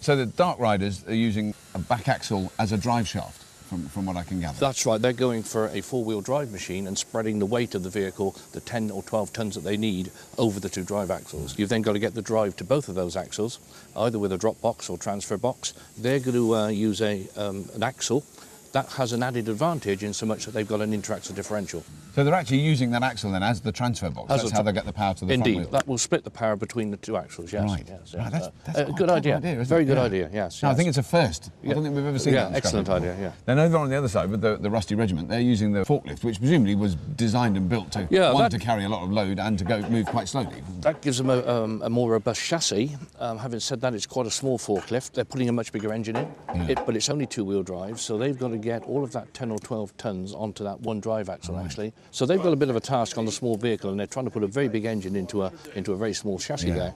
Now, we are used to setting our teams fairly challenging tasks, but we've never asked them to pull 150 tonnes along before. That's a big weight. Do you think we're asking too much? No, I think they've got the possibilities of doing it. How fast they're going to be able to pull that aircraft is another matter, actually. And now, if you had to move a 747 in a bit of a hurry, and you only had these machines to choose from, which one would you choose? I think I would probably go with the Dark Riders at the moment, and on the basis that they've got four-wheel drive, they can spread that ballast weight out over a much bigger vehicle, actually. And it looks as though our judge has his money on the right team, because Grobbo and Tony have done it again. What you got there, lads? A box? That's looking better. Yeah. We'll do well to break that. He's 1-to-1 as well, isn't he? Yeah. Bit of ballast as well. Yeah, definitely. Yeah, we'll go for that. He's a bit big. This beefy 90-degree box completes their 4x4 jigsaw. It's a dream scavenge for the Dark Riders. I do. But it's a different story next door. You know, we have got a slight problem. The Rusty Regiment thought that ancient forklift would be a perfect home for their V8, making their build a breeze. They may have measured the forklift widthways, but there's no way that V8's going to fit lengthways. No, because I know you won't be able to fit in the engine. Expert Turbo has a drastic solution. If we could chop the tank. Well, if you come forward to this line here. No. You cut it off here, you're going to be everyone's going to want to be in the same space. You won't go for a chop the tank, do you? I think that's the easiest way.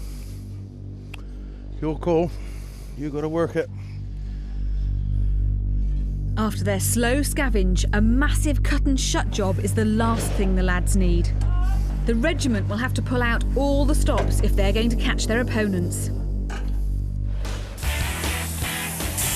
After an excellent morning's scavenge, all 4 Dark Riders are determined to tear through their task list. First up, they are getting rid of the front steering-only axle, which is no good for their 4x4 plan. They'll replace it with this meaty Russian-driven axle. Look at that, eh?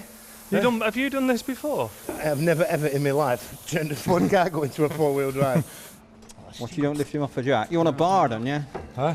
Can you use a bar? Could use a pint. If we make it solid now. Yeah, let's rigid it up. Let's make it solid. Put a piece of box in there, angle down here, angle up there. Triangle it up. Same the other side. Put the steering arm on. Expert Steve makes it sound easy, but it's a massive job, and nominated welder Tony is going to have to keep his wits about him. Don't even laugh. Next door, the Rusty Regiment's forklift is still in one piece, but not for long if Scavenger Paul has his way. Right, let's go for it. Do you want to go down the other side and do that? Yeah. I can't do twos. I reckon that'll fit on there. I think that will. The team's next big job is to connect that mighty V8 to the forklift's drive axle. Right, we're going to need to let it turn now. This single coupling will have to withstand the torque required to pull the jumbo jet. Let's all free him up, yeah? It's a bit looser, isn't it? Do you think that's going to work? I think that'll take the drive, for the amount of time we want it to take the drive. We're going to lay down some chunky old torque though, aren't we? With the forklift in half, that engine coupling is holding them up. Fortunately, Turbo didn't get his nickname by accident. We know that goes in the gearbox. We know that boat's on the 4 boats there. Get that squared up on there and weld that on there, yeah? Yeah. Back over in the Dark Riders build bay, Tony's still getting down and dirty with the front axle.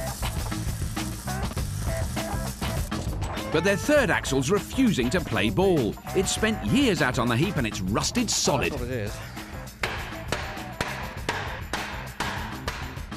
You leave that there, it gives me a bit of leverage then. Alright, you ready, Tony? They've got to free that axle up because it's the central part of their complex 4x4 plan. It says to me it's stuck or something. The power from the Dark Rider's engine takes a tortuous route to get to the wheels. The lorry's gearbox is connected to a 90-degree box, which in turn is coupled to an axle mounted lengthways. The axle's differential then splits the power to the front and rear wheels, giving them 4-wheel drive and a lower gear ratio. In theory, it's a brilliant plan. But add a 155-ton jumbo into the equation, and each connection is a potential breaking point. A rusty regiment, Dark Riders, you have 5 hours remaining today. 5 hours. Time remaining halfway through, gentlemen. Thank you. Thank you. We must crack on, eh, lads? The Dark Rider's day is going rapidly downhill. So, Mike, there's been a lot of activity, but there doesn't seem to be a huge amount of change. I mean, they're big, complicated builds, aren't they? They are, and they seem to basically be sticking to their original ideas. Yeah. The regiment, however, early on they were concerned as to whether there was enough room in the chassis of the forklift truck to fit the bigger engine. Yeah. So they've cut the chassis. They've got some rather large box section to lengthen the chassis. They've had a little bit of trouble sort of sorting out the spline drive. They've done quite a bit of welding on it, so the weld is going to be crucial now. That's really got to stand up and take the torque. But they seem to have that sorted. Right. It's looking good on their build at the moment, yeah. And they seem to have caught up a little bit now. Occasionally it seems there's 1 or 2 members of the team not fully occupied. Czech in particular, I mean, I think if you took one hand out of his pocket, you know, they would double their workflow, wouldn't they? Absolutely. Well, on the other side of the Dark Riders, they're all working very Yeah, I busily, think aren't they've had a few problems. I mean, they've got the drive steer axle at the front. They're taking out the old conventional steer axle. Yeah. They've had some trouble with the third axle. That was seized, but they've managed to free Right. that. They're now trying to decide where they're going to put the right-angle drive. That does seem like far the more complicated build. I mean, yes, that's right. In terms of the actual vehicles themselves, I mean, has your opinion changed now about their efficacy? The gear reduction is going to be critical in all of this. And getting that weight for traction is going to be very important. Yeah. So at the moment, I'm still sticking with the Dark Riders. With the Dark Riders.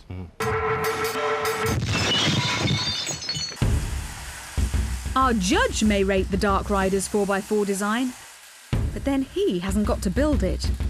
Captain Coxey's only just started on that freshly freed third axle.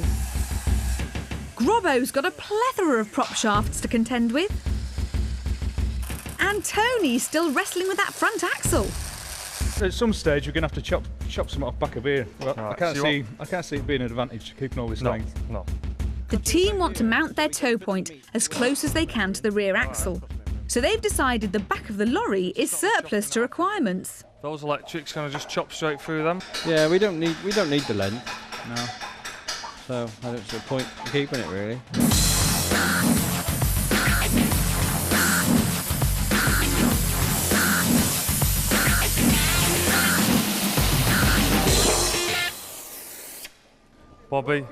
Bobby does. I mean, I have a bobtailed cargo. Oh, look at that. Yeah. Oh, it's big and grubby. Big and grubby. Yeah, it's big and dirty. There's a lot to do, isn't there, guys? Oh, yeah. We've never done anything of this scale, pulling that much weight. No. The weakest part is obviously the prop shafts and the axles. Yeah. Because we're putting 4 times the power through them. And then you've got the clutch problem. Yeah. Does the clutch work? Because you don't know what kind of state that's in. No. Do you? I mean, presumably it's done quite a lot of work. And it's a little bit worn, yeah. There's not a lot of calculations on the board. I mean, have you done any kind of the maths to do with the gear reduction you've got there? Oh, yeah, the drag coefficients and the traction and everything else. Yeah, we've worked it all out. Yeah. It's fine. Next door, it's the moment of truth for the Rusty Regiment. think that'll be too high. They may only have one drive connection to worry about, but their entire challenge depends upon it. We've got about 2 inches this side. No, you're going to have to go down a tad. Down a tad, yeah. Right. Gently in. Just a touch. Hang on, hang on, hang on. Whoa.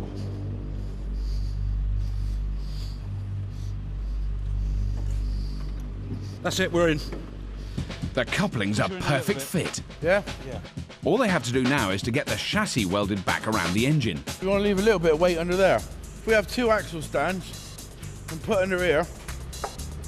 Once again, the Rusty Regiment's keep it simple approach has paid off.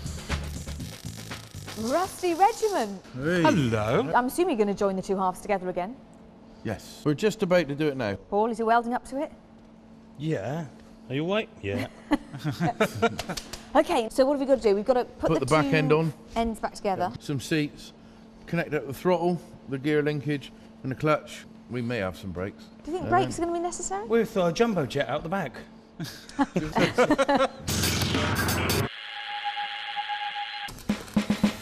Stopping their lorry is of no concern to the Dark Riders. They're far more worried about getting it moving in the first place. How are you doing? Are we nearly done? Yeah, I'm just waiting for that other end.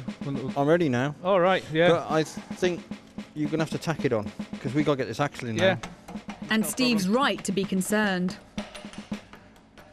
Calling all Scrapheap Challenge finalists, this is your 2-hour call. 2 hours build time remaining. Thank you, team. Time's gone. I wanted that in by 2 hours to go, really. Yeah. There's an hour's work fitting that on its own. Yeah. With no time left to beef up hub connections, they've got to stick the axle in and hope for the best. The Dark Riders have lost their early lead. Next door, one-man welding band Paul's got half of the forklift solid. If only his teammates were working as hard. How you doing, Check? I'm good, man. How are you? Can I tell you tomorrow morning? What's up, mate? What's the problem? I'm waiting for my second wind to kick in. Oh, yeah, Since I about had that. 9 o'clock this morning. I had that. Right, you boys better not take offence to what I'm going to say, but we have got to get our backsides in gear, because this bit of box has got to be on there now. It should have been on there ages ago. We've got to get it up in the air. We've got to see which direction we're going. We've got to get the hitch on. Right. Yeah? Yeah. So let's really just put it up there and weld it on. It ain't got to be pretty. It ain't got to be great.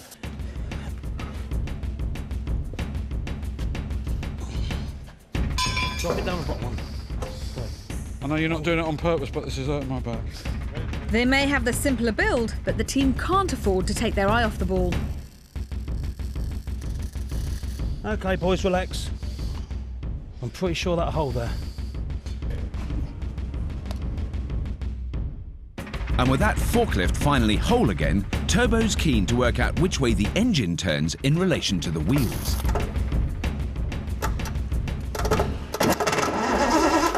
That's backwards. That should be a forward gear. That's it. Hitches on that end. Righto. So, get all your bits. Come on, get your hands out of your pockets. Christ's sake. Let's get the stuff for the hitch and get motivated. Motivation hasn't been a problem next door, but the Dark Riders' intricate build has held them back. That third axle's only roughly in place, and there's a mass of drive connections that need sorting. And it soon becomes apparent there's a serious problem. We're struggling for our distances to get these props in. Yeah, definitely, definitely. I know it's a bit late in the day, but I think we're going to have to move that axle back. The Dark Riders have discovered there isn't enough room between the front and back axles for the third axle, which will send power to the wheels. The obvious solution is to move the rear axle back on the chassis. But there's nowhere to move it to, because they chopped off the rear of the lorry to accommodate their tow hitch. Yeah, well, we did so much work at the back now. We'd have to chop through chassis. We want to move it back 12 inch, really. 12 inch, yeah. Yeah, we're going to have to go for it. Let's make a decision. Right, let's get do on it. with Let's have the gas. Extending their chassis is a drastic solution at such a late stage. Teams, the day is drawing to a close. You have 1 hour remaining today. 1 hour remaining. Thank you. We're going to struggle to get this done in an hour. It's time for the lads to show some northern grit and cut, shut and weld like never before.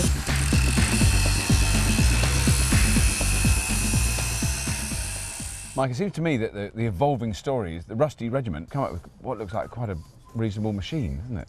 They've really moved along now, and they've lengthened the chassis, as we said earlier. They've been able to drop the engine right into the chassis, so they've now got a direct link to the drive axle. Yeah. Still leaves them short on ratio and torque, I think. They've obviously got to put the driving station in, but other than that, I think they're well ahead now. Yeah. I mean, the blow hose in it. I did. Right, weld it up a bit more half sensible then. Because what's happened next door, you know, Well, suddenly the Dark Riders... Well, what they've done are there in is that they put in the third axle action is the transfer box. But they've somehow neglected to consider how long a prop shaft they're going to need between that third axle and the rear drive axle. Yeah.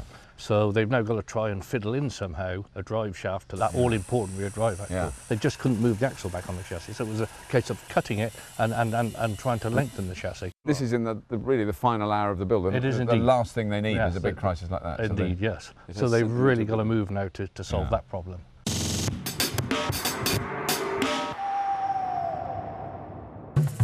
As darkness falls over the heap, both teams are pulling out all the stops to get their aircraft tugs ready for action.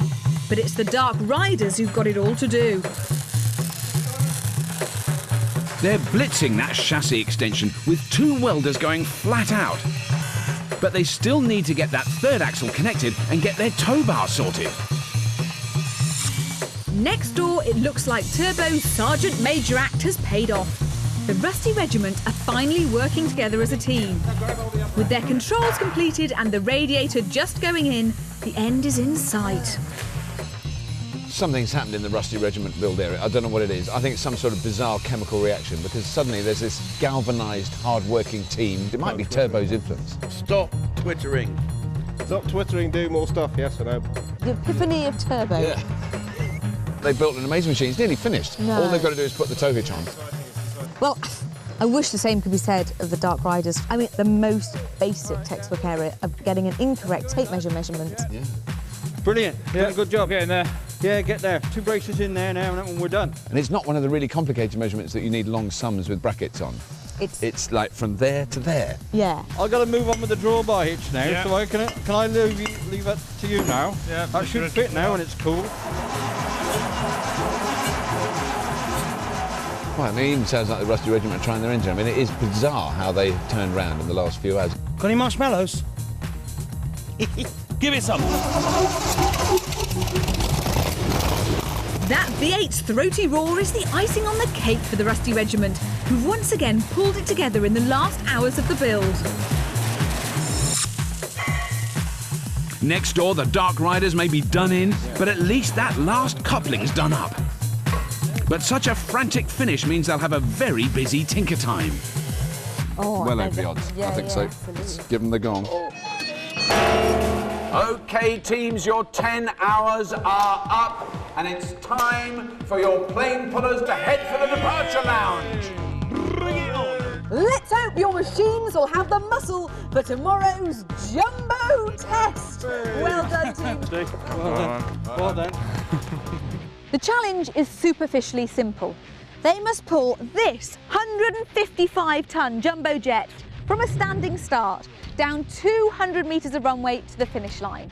The team with the fastest time will be the winners of the Scrapheap Challenge Final. But before battle commences, our finalists are making full use of the traditional tinker time. Aside from the usual fiddling and fettling, both teams need to add the tons and tons of ballast that they've hand-picked from our heap.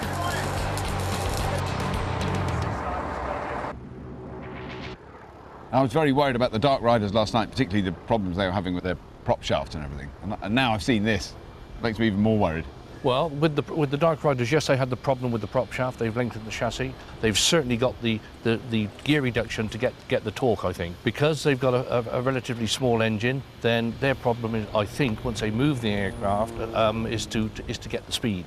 Right. If we look at the Rusty Regiment, they've gone the other way. I mean, they were able to drop the engine straight in a direct couple, so there was no transfer box at the end of the day. But if they can develop the traction and get the aircraft moving, then they've got the more powerful engine. Right. And so they've got a chance of towing it at a higher speed. So but it's all about getting that aircraft moving initially. Yeah. Now, I suppose unlike a lot of challenges we do on Scrapheap, where often the machine will start and then brake, this one is very much to do with all the strain, all the pressures in that first few seconds when they try and heave this huge monster along. Exactly. If we look at the Dark Riders, the big concern there is all those prop shafts that they've welded together. They've got to take that torque, and whether or not they are man enough for the jobs. They have gone for a four-wheel drive machine, so they've got a little bit better chance there compared to the two-wheel drive machine of the Rusty Regiment. But having said that, they both split and welded their chassis, and if the chassis break, then we could see front half of the vehicles driving down the runway here and the aircraft left behind. The whole thing could be a total disaster. It could be interesting. Yeah. It could be interesting, yeah. As the tension mounts, the first team to face the music are the Dark Riders. After countless hours of graft, it all comes down to this. One run, one chance. Will their Tug take the strain? The handbrake off, Tony? Yeah, handbrake Dark Riders, this is the Scrapheap Challenge Final. On the sound of my horn, pull your plane!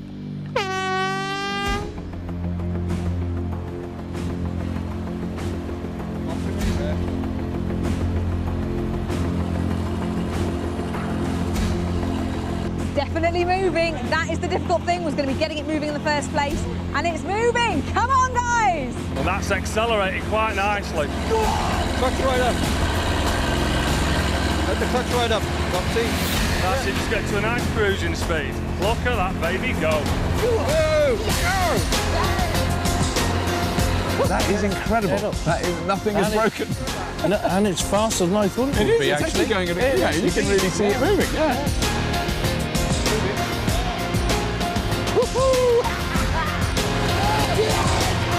Go on, slowly increase it.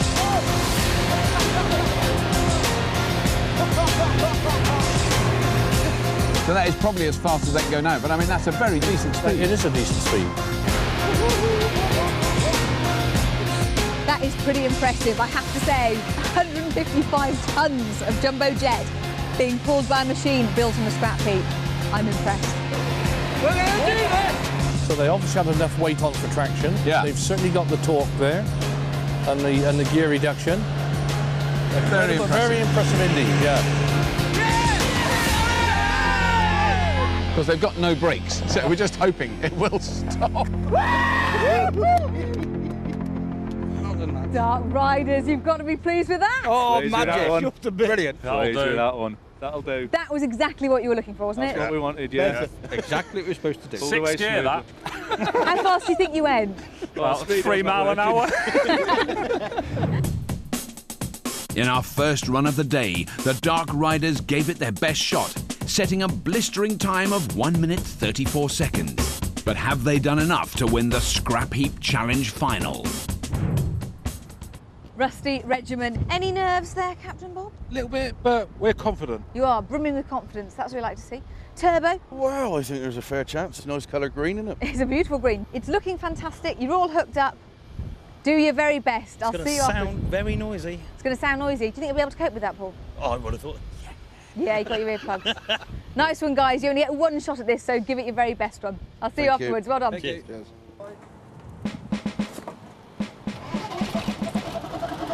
This is it. The Series 10 Champions Cup hangs in the balance. Can the Rusty Regiment pull it off? Rusty Regiment, go on the sound of my horn! It's a slow and steady start for the regiment. They can't risk breaking that coupling or their clutch. Yes. Well done. They're underway.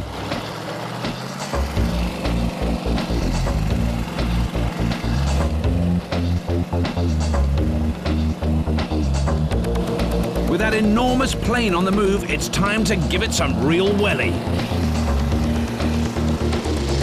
a lot of smoke coming from the engine. I'm a little lost.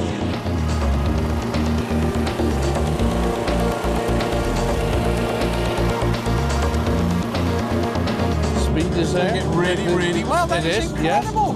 Yeah, and it's Amazing. quite smooth as well. Very smooth.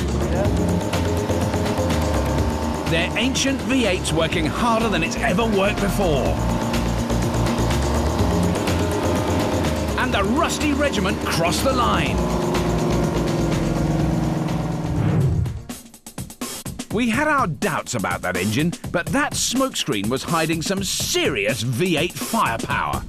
But will it be enough to beat the Dark Riders? Teams, well done. It was incredibly close. In the end, there were only 17 seconds in it.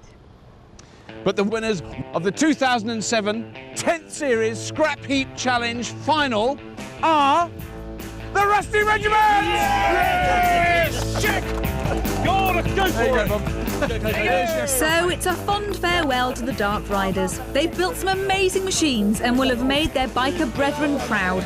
But they couldn't quite do enough to beat our new champions, the Rusty Regiment, whose succession of brilliant bulletproof designs has earned them a well-deserved place in the Scrapheap Challenge record books. And don't forget to join us again next week when the Rusty Regiment will be taking on last year's winners, Wolf Justice, in the most physical challenge of the year. We'll see you then. That's right, our teams must build human-powered machines that can traverse surf and turf. It promises to be an adrenaline-fueled battle for the ultimate prize.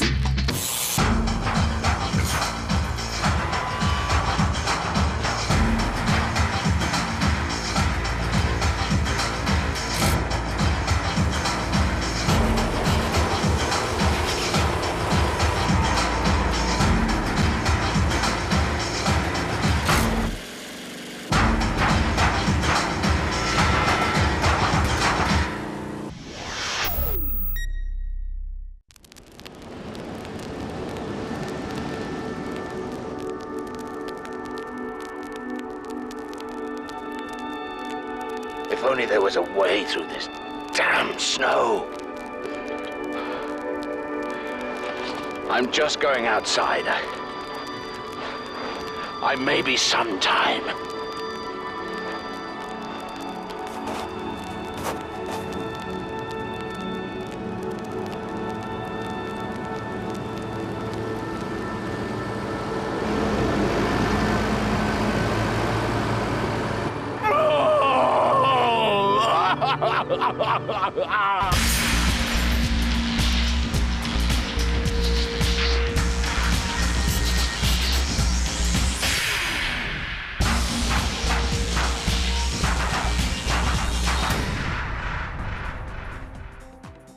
Welcome to Scrapheap Challenge, the show which demands two teams build metallic monsters from our mountains of scrap.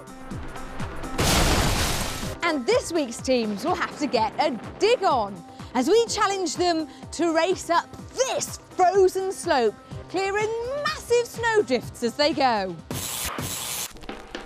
Our first team of semi-finalists are a bunch of grease monkeys from Blackpool who love nothing better than burning up and down the seaside strip. Putting the pedal to the metal is Captain Coxey, closely followed by scavengers Grubbo and Tony. Hoping to leave the competition for dust, they are the Dark Riders. Their fellow semi-finalists are fish fanatics from Dorset who build and design sea-like environments for all manner of fishy friends. Keeping the boys in line is Captain Lottie, ably assisted by scavengers Nutty and Wally. Let's hope they don't get out of their depth. It's the aquarium crew.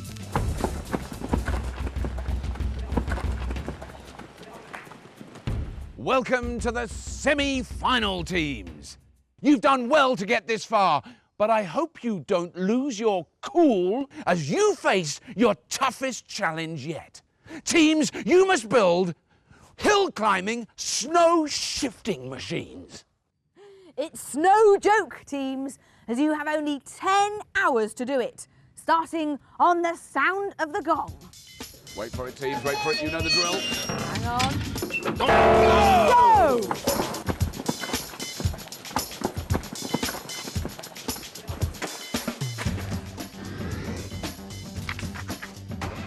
These teams face an ice-capade of epic proportions, as they must race up a 10-degree slope in temperatures of -4.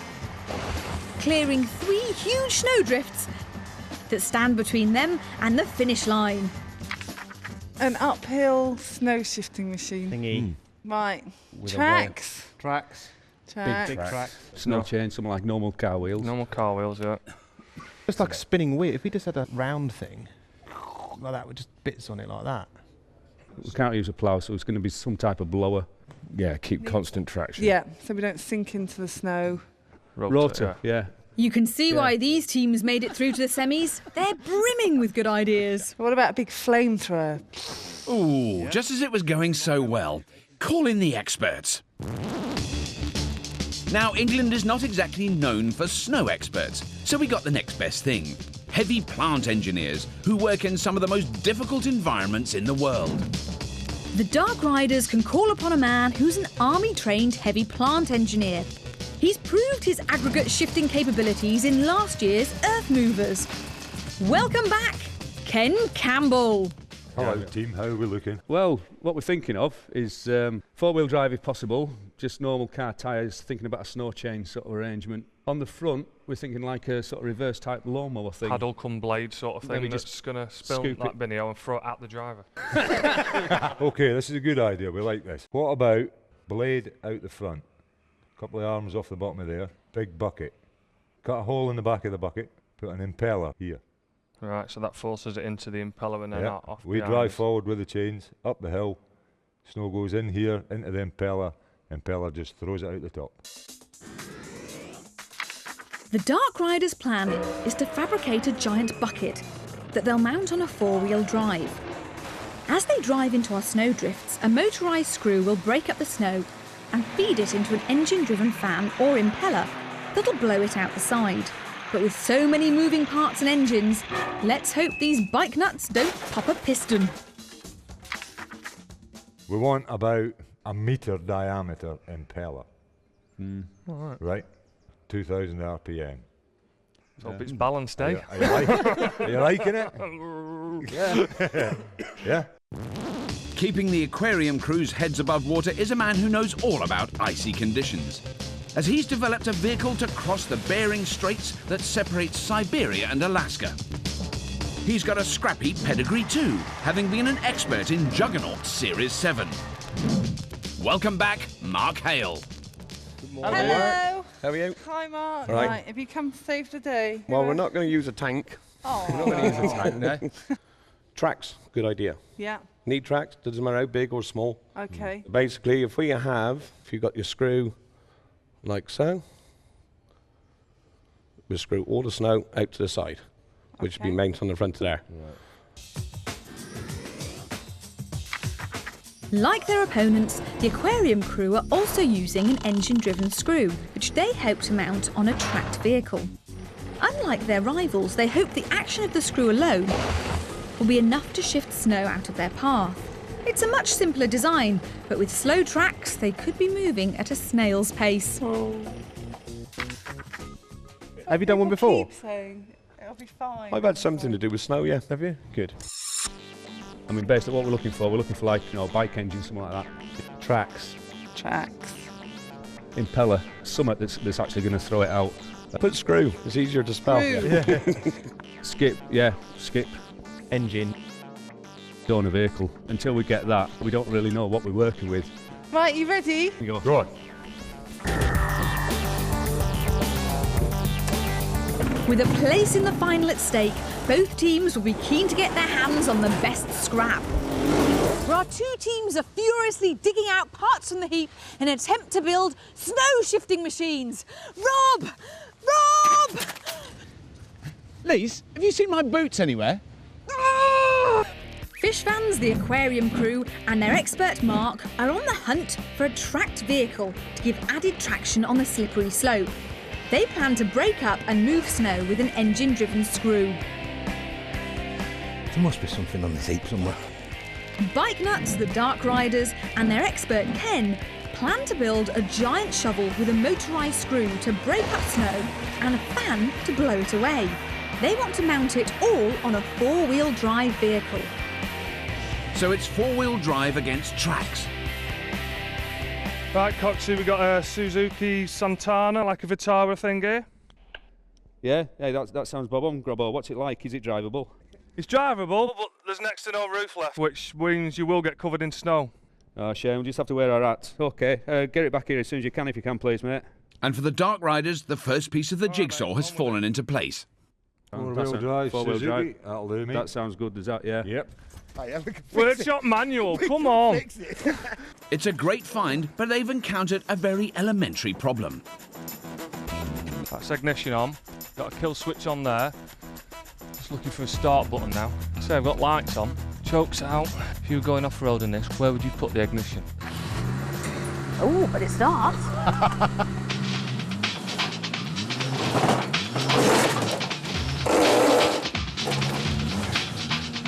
No, he's not going to drive it off. I mean, I think there's off-road capabilities, but this is off-air. You know, I mean, it's just hanging there on bits of metal. Right. Dark Riders, welcome back to the heat. Hello. You don't believe in hanging around, do you? No. So, you've got in there. You found, clearly, a 4x4. Yep. Was that top of your shopping list on the Scavenging? Pretty much, yeah. So, it nearly drove out, but not quite. Yes, I could see Tony trying to drive it out in what Natural instinct. Quite the safest looking position, I have to say. He is dispensable. We've got 4 of him. Okay, so you've got 4x4 was top of your shopping list. Yeah. What else do you need, and what's your design? And then a motorbike and some sort of ducting, come skip. And steel.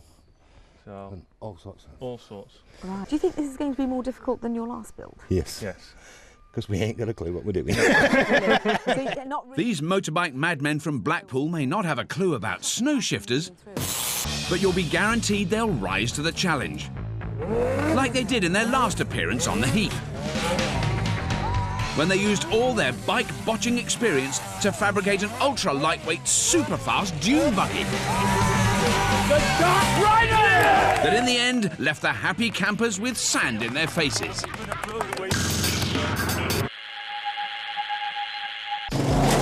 As the Dark Riders wrestle out their jeep, the aquarium crew scavengers have found a tank, but it's not one for fish. This one's got tracks. Look at that. What do you reckon, John? Well, it's tracks. What sort of conditions it in? It's a little bit knackered. But that rusty old lump of machinery is well past its use-by date. Wally and Nutty will have to pick up the pace if they want to keep up with their rivals, the Dark Riders.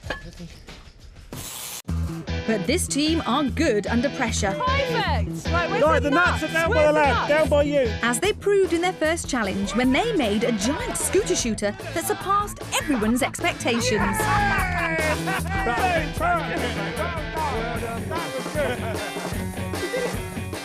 In their next challenge, they'd be the first to admit not knowing anything about making a jet engine.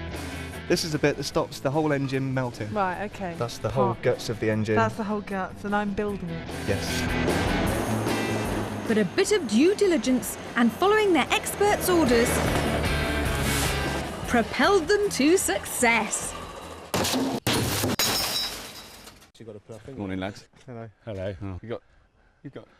Is it, we're going to hammer. A hammer and a small piece of metal. So good scavenge so far. Yeah. So the plan is to go for a tracked vehicle, with something on it that pushes it out of the way or mashes it up. I think we'll probably have to make something, won't we? We're very lucky to find something. Yeah, I mean, if it's tracked, we just think we're going to get loads of traction on the snow, and then it's just going to be able to propel this thing along quite well. Whereas, you know, if you've got wheels, they're just going to dig in. Yeah. Look at the other team, really busy. All right. He was going through there like he knew what he was after. He's not doing anything. He's just driving around. He's just being flash. Yeah. Track vehicle. Well, I'll have a look. I'll go You're going to have a look. Yeah, You're going to come with us. us. I've seen one, I must admit. And I've been around the yard a few times the last few weeks. We could be in a lot of trouble. Could be in a lot of trouble. Yeah. Spurred on, Wally and Nutty continue their scavenge, and it seems a discovery could be just around the corner. What you found, Paul? I found a great big auger. Which looks about right, doesn't it? I think we'll knock this bearing off here and just full of it. What's it like the other end? I tell you what, I haven't looked. It's an old beet harvester that contains an auger and drive cogs that would be perfect for breaking and moving snow. That could be really useful. Yeah, and these to cogs, drive it. Yeah. So we'll take all of those, yeah? Should we take it But out they'll this need way? to get it out quick, as their opponents, the Dark Riders, have already got their four-wheel drive back to the build bay. You've got a workshop manual. just in case you don't know anything about them. That's great. That Jeep is just one of the 3 engines they need. So next on the shopping list is something to power their giant fan. What's that in it? I don't know what it weighs, but it... Don't think this one's going to start, is it? 1, 2, 3, 4. No. Whoa! Right, do you want to push this back? Yeah. Well, I'll push it. It's only there. Battling with it for a bit. They took Yeah, I've pushed plenty of backs of my time. Hey! Looks good. That's 2 major build parts to the Dark Riders. And to the aquarium crew, well, none. It's not pulling out? No, it's not pulling out, no. Lottie to Wally. We really need the donor vehicle, sharpish. OK, then we could do with a breather. We'll leave the auger and we'll try and find a donor vehicle. If there is a vehicle with tracks, big or small, doesn't matter. It will And save us a lot of work. Ideal. Something with tracks. Big or small, doesn't matter. OK, then big's always better though, isn't it? Instead of tracks, the aquarium crew scavengers come across something very big and blue. No, it's not a whale. It's an engine from a Sherpa van. There's a big pile. That could be just right to power their snow shifting screw. Right, let's get this thing out. Oh man. You're right there, John. Dude. 2, 3. 2, 3. Oh. Yeah, after their last build, which was a very lightweight jet engine, I think this is proving to be a little bit more heavy metal. Whilst the aquarium crew struggle with that giant engine that'll be mounted on a tracked vehicle, they've yet to find... The Dark Riders are going from strength to strength. They found an old filing cabinet that'll act as a shovel for their snowblower. And then a screw which they hope can break up the snow at the front of the shovel. Oh, perfect. Will that do? That'll do. There's enough straight bits on it, isn't there? Next, Super Scavenger Grobbo finds an old wheel that'll form the base for their snow-blowing fan. Well, we could just chop this off, chop the bolts off and use the disc in the middle. That saves us half hour, doesn't it? And not to be outdone, scavenging partner Tony finds an oil drum to act as a housing for the fan. With all the parts back at the build bay... Marvellous. That's the kiddie. Let's take some time to understand how their design works. The Dark Rider's complicated build uses a whopping 3 engines. The first one drives a screw that breaks up snow. The second engine is the motorbike that they'll mount on the front of their Jeep to drive their snow-shifting fan. And the third is in the Jeep that'll transport the whole kit and caboodle up the snowy slope. But with 3 engines, as you can imagine, things are 3 times more likely to go wrong. The Dark Riders have accelerated well into the lead. I could see a little bit of a track. But the aquarium crew are having a little bit of luck of their own. It's dinky. It is dinky, isn't it? And the emphasis is on the word little. I'm wrong, yeah. No. So the aquarium crew have found their tracked vehicle at last. Tiny. They really think they're going to get up a 10-degree hill with that. Oh, aquarium crew, I'm worried. I think it might be a bit small. You said size didn't matter. You know I said small or big? Well, small. Well, I was hoping That's we were small. aiming for bigger, but... Yeah, Sorry? we were aiming for bigger, but that is very... So the screw that you on was the after just now, is it bigger than this? Yeah, 5 times the weight. Yeah. Well, if that's what we've got to work with, we'll work with it. It'll be fine. So you happy with this? Good fun having a go. Do you know what? I'm over the moon. Aren't we good? Oh, Bobby, I'm slightly concerned. I've just spotted Wally and Nutty from the aquarium crew taking the smallest tracked vehicle I think I've ever seen. But it's actually a vehicle, not a toy. Right. Back to their build area. Oh, no. Because they were saying we're looking for a tracked vehicle, and I wandered round looking for it, like some huge, like, bulldozer thing. Very small. I think it's some kind of gardening implement. But if the mound's like that, yeah, and that's got to go through it. They'll get traction from it if they just want to carry some conifers, I suppose you could plant in the snow, couldn't you? Yeah, they might need some help with some reindeers pulling it. They're never going to get them on that and going up the snow. Oh, so it's really not big. It's like a tracked wheelbarrow thing. It's that big. Oh no. It's tiny. Absolutely tiny. Next door, I mean, certainly Kent and Coxey seem to be quite happy about the design. Because I know when I spoke to them on when they were scavenging, their scavengers, to Tony and Grobbo, they were talking about one engine to deal with that, to do the fan, the whizzy fan, and then another one to power some kind of sort of I don't know, a sort of scoop to scoop it out really? the way. Plate, stick it on there. Which I can't help feeling is maybe overcomplicating things. So yeah, 3 engines. Yeah. Engine in there because they've got the Jeep, haven't they? They've got the little Jeep thing. Yeah.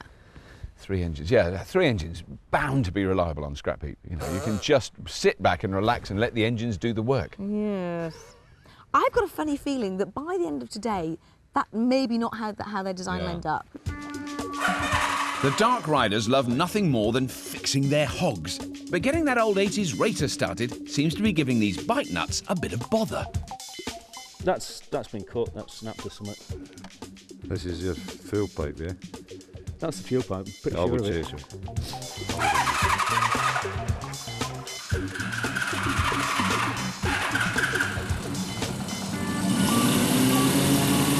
The bike's a runner. Let's just hope it will produce enough power to blow their snow.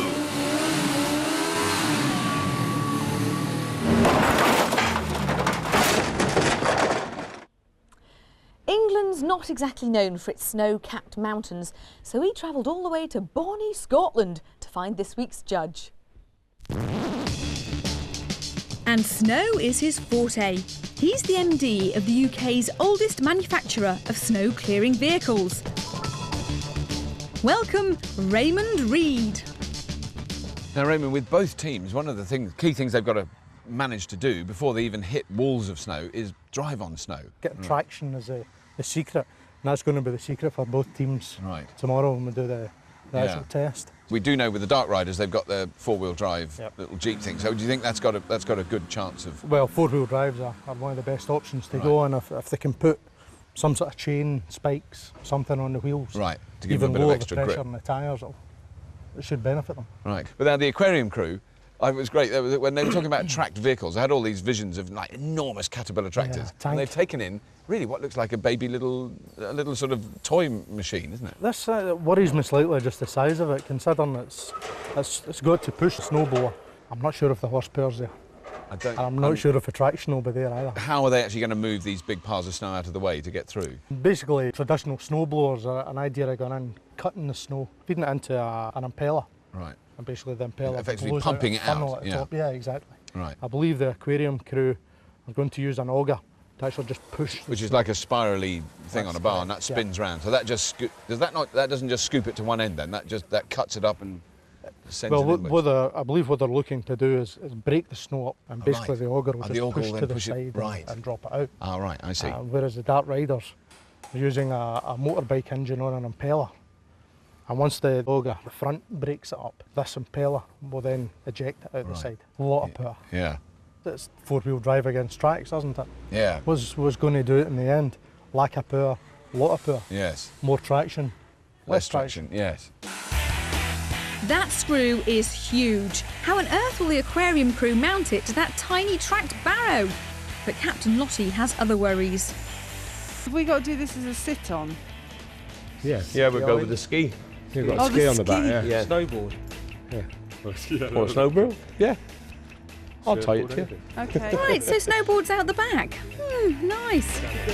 After a great morning, the Dark Riders have hit a bit of a hiccup. That Jeep is just the ticket. I've had a look in manual and I can't see, and it's doing my head in. But I can't get to it. Only problem is they can't get under the bonnet.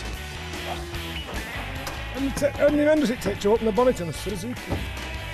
So with the builds about to start in earnest, what's the plan now then? Both teams have a lot of head scratching.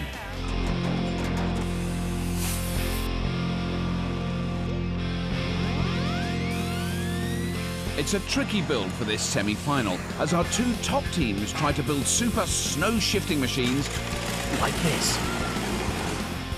I think we got a throttle stuck there. Fish tank fabricators, the aquarium crew, and their expert Mark want to move snow using an engine-driven screw, all mounted on top of a tiny motorised barrow to make a tracked snow mower. Right, watch that clutch cable. Just pull the clutch housing out the way. Bike Nuts the Dark Riders and their expert Ken plan to throw snow with their motorbike-driven fan to make a 4x4 snowblower. Gonna have a look, see if that's straight enough. Apart from the minor hiccup of not being able to open the bonnet of their Jeep, the Dark Riders have made incredible progress. They've mounted their bike onto the front of the Jeep, and Captain Tony has worked out where the fan's drive shaft will be attached to the bike. Take that out so it'll go on fully, and then bolt that on, and then that'll just have to be welded onto that. As the Dark Riders plan becomes reality, Unbelievable. Aquarium crew scavenger Wally is just considering a change of plan. Inside that old beet harvester is a flail that's used to cut crops, but Wally thinks it could be perfect to break up snow. So we need as many of them as we can get off. Ugh. So the whole team head out to have a look. These flails are great, we'll have these, but I just think these on a bit of shoe or something. Do you think this is a good idea? Do you know what, I'm not convinced. Now, Raymond, it looks to me like the aquarium crew, they do seem to be struggling, but the Dark Riders seem to be ploughing on rather well. Yeah, both teams have now moved in opposite directions. Aquarium, they just seem to have self-imploded for some reason. Yeah. Change of direction, started arguing about it. In fact, I believe they're out in the heap at this moment. I just saw the whole lot of them walk out just now. Yeah. I thought they were walking off, thought they'd had enough. They seem to have found already built flail out there. I mean, do you think that method will work? If that is spinning fast, breaking up the snow, yeah, basically that's there just to break up the ice. I think they've already decided that there's no way this vehicle is going to carry 4 people. It might drag one. It might drag one, yeah. I believe they're waxing a snowboard as we speak. I think that's going to be essential. But then next door then, the Dark Riders, definitely their system seems to be working. And are they stuck to their original plan too? And they're all pulling the same way. The only thing that worries me on the build there is getting the balance in the impeller. Right. Because if the impeller goes, it'll just shake the whole front end off. Yes. So they've got to, and they're building that from scratch, aren't they? Building it from scratch, yeah. Using a bike engine to spin it, so they're looking for somewhere between 2,500 revs. Yeah. Now, if that starts shaking, you feel it, don't you? I'll stand behind you. But I'll be running. So, the flail's uncovered at the front. They should be building, but the aquarium crew are still out on the heap, discussing whether to use the flail or the screw. Are we going for this? Well, I guess so. Well, we don't have to. No, teams, you have 5 hours remaining. Halfway through the build day today. 5 hours remaining. Thank you. Do you want to go for a flail? Right. Flail alone. There's a million options, isn't there? It's a bit late in the day to start changing the minds, I suppose. Is that what we're going for? Yeah. Right. Job's a good one. Finally, a decision. They're going with the flail, so as Wally cuts it out, the abandoned screw is thrown back to the heap. The aquarium crew's original plan was to use a screw to break up the snow and move it out of their path. But they now feel the simpler design of using the flail to chop snow might be better. With nowhere for the snow to go, they could be making mountains out of molehills. Oh. Now the team's designs couldn't be any more different. It's the Fish Fans Snow Flail versus Bike Nuts Auger. But the aquarium crew will have to get a move on if they want to catch up with the Dark Riders, who are racing through their build. Scavenger Tony is making good progress fabricating a snow-shifting fan. And Grubbo may not look like your typical office worker, but he's making easy work of turning that filing cabinet into a snow shovel.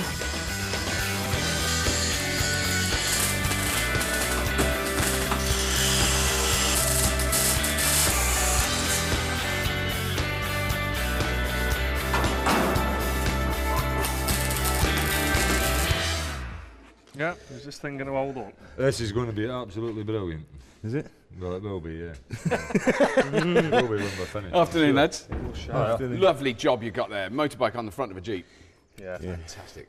Now, I've seen that's your spinning thing. I noticed that. That's the impeller. Yeah. The impeller. Does that go in here, spinning around like that? No, this goes on the outside. Goes on the outside? Goes on this side. We cut a hole in the back of here, and it goes on the outside there. Right. So you just drive this into the snow? Oh, yes. As we're driving in, it'll be forced into that, and that'll throw it out the top. Right. Just momentum. Right. And then, so you're getting drive off the motorbike. How will you get that? Have you worked that up? Oh, a shaft down it. And so is that a shaft drive bike though? Was that? No. Oh, right. No. We made a shaft to go to it. We made a hole in the casing there. Oh, wow, you're taking a shaft straight out of that? Yeah, we made a coupling to go. It goes into that? Yeah. Wow. That's all in there already. That's a scrap heap first. I've never seen that before. All right, guys. I'll see you later. I'm looking forward to seeing this one. Cheers. Good one. Take care. Bye. It's all yours. She's away. Next door, the aquarium crew's build has been like a rudderless boat, with no captain at the helm. But pulling themselves together, they've started to mount their big blue engine to their tiny tracked barrow, and everything is going fine until... Whoa! What happened there? You all right? You hurt, Paul? No, I'm all right. We crushed something. The engine fell off the barrow, crushing an oil pipe in the process. Has this been one knock too many for our fishy fanatics from Dorset? All right, Going out? Yeah, good. All right, Charlotte. Aquarium crew, good afternoon. Hello. How are you doing? Good. Sorry? Really? Good. All right then. Bad. Yeah, I have to say you're looking slightly frazzled. Oh, yeah. Well. It's fine now. It's fine now. No, it's not. Talk It is. me through. We've had a decision. We know which way we're going. That's it. We're sticking to it. Yeah. Now we're going flail only. We're going to go crazy That and bit just where you went obliterate the mound, everywhere. aren't we? For obliteration. We're doing that. Spectacular. Aquarium crew, this is not a team who last time you were here built an amazing jet engine. What's happened to you today? Lossie, do you think you weren't strong enough as a captain? I did, well, I kind of did it. I'm joking. No, obviously not. No, I'm joking. I was being silly for comic effect. So Mark, you think what you're ending up with now is going to be a working machine, it's going to do the job? It's going to do the job, but where it's going to throw it, I don't know. I think the driver's going to end up as being a snowman. Oh, aquarium crew. I really want this to work, and my faith is being sorely tested. What I'll do, I'll get out and let you get on with it. I'll see you later on. Cheers, guys. Cheers, bye. If the aquarium crew's misery is not enough, their opposition has stepped up another gear. Scavenger Tony is unstoppable. First off, he makes a fan housing from an oil drum. Beautiful. Next, he makes a hole in their shovel for the snow to pass through so it can be blown out by their fan. Look at that. And then he marks out where the fan's drive shaft will connect to the shovel. One of those.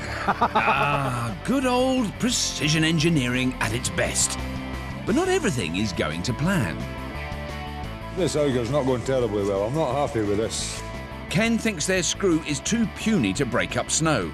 Luckily, Captain Coxey has an idea. What are you after? Well, couldn't help noticing you've got this lovely Archery. This mighty fine big screw there. You're planning to use it? Can't say, really.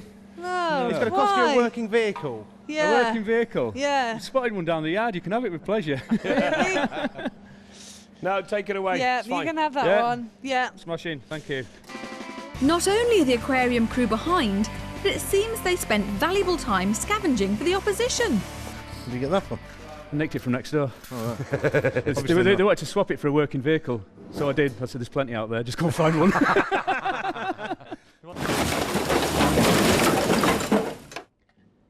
Teams, your attention please. Good news all round. You've got 2 hours remaining. Yes, 2 hours. 2 hours?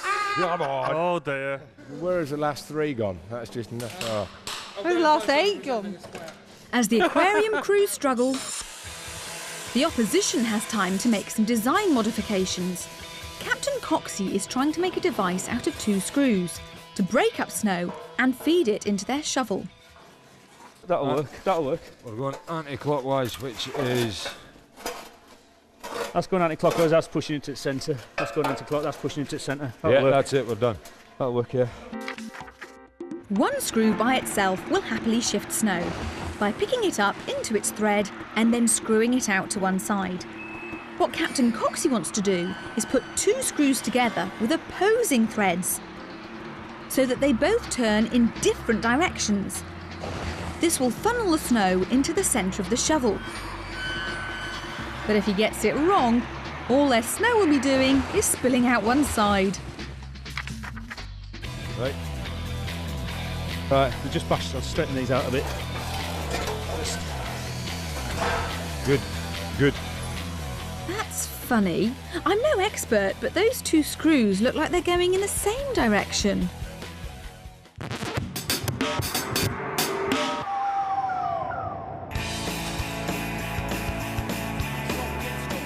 As night falls on the heap, time is short for the aquarium crew. But luckily, the simplicity of their new design, the flail, means they're in with a shout. Come on, Grunt. And now, with Captain Lottie back in control, it's all action stations.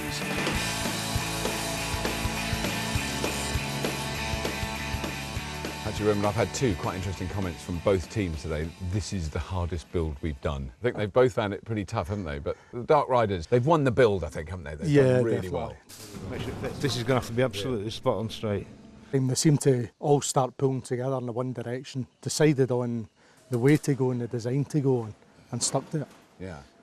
Yeah, I mean, it does seem that the aquarium crew have broken, it is the cardinal rule of Scrapheap. You know, you have a plan at the beginning and you stick to it. Oh, giddy on. I mean, given the 10 hours, as you say, you've really got to decide during hour 1 which way you're going to go.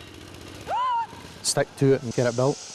That one's welding there now. Which one would you put your 50p on? I think my 50p would be in the Dark Riders at this moment in time. Is it? Right. Yeah. You think that one's going to work better? It's got everything there, like a traditional snow cutter, snow blower. Yeah. So we shall see what happens tomorrow.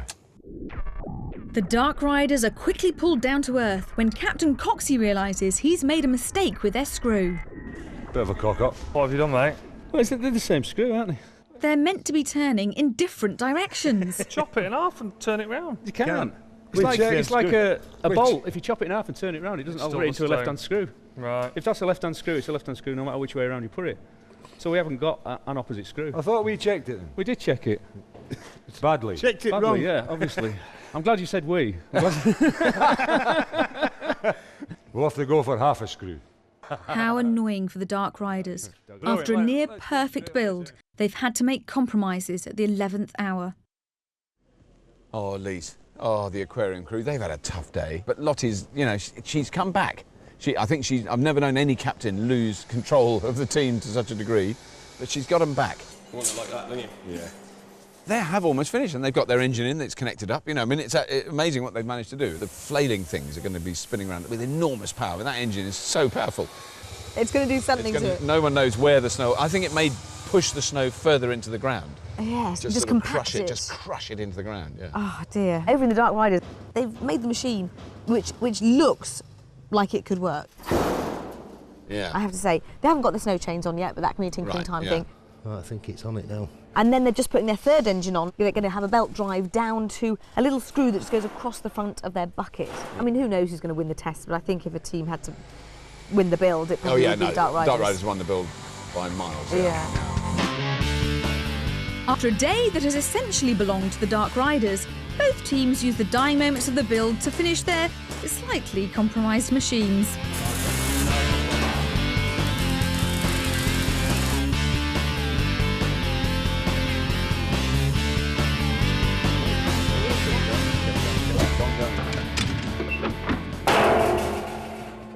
Okay, teams, your time is up, and work on your snow-shifting machines must now end. Well done, guys. Well done. Let's hope your machines don't freeze under pressure, because tomorrow they'll be racing on real snow in temperatures of less than 4 degrees centigrade. Well done, teams. You got there in the end. Well done, teams. Well done, teams. A difficult build. Thank you. Cheers, love. Our teams have managed to make 2 super snow-shifting machines for this semi-final, but they really have to make the most of their tinker time, as they still have loads to do.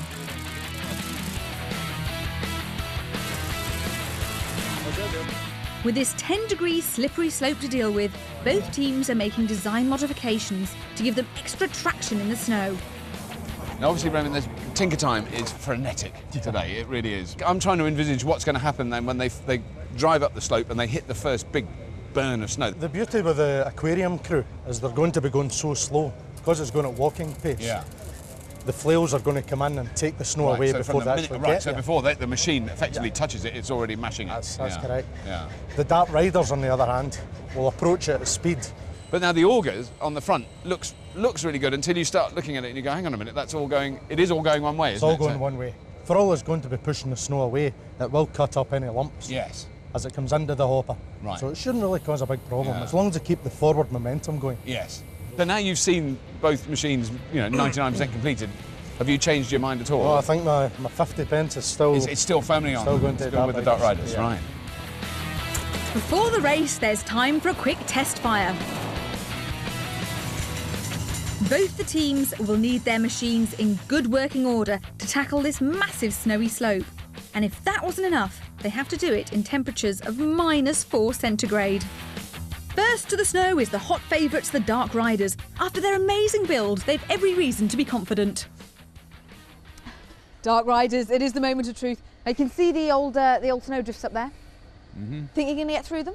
We're going to give it a go try. Predictions, you're going to get through 1, 2 or all 3? 3.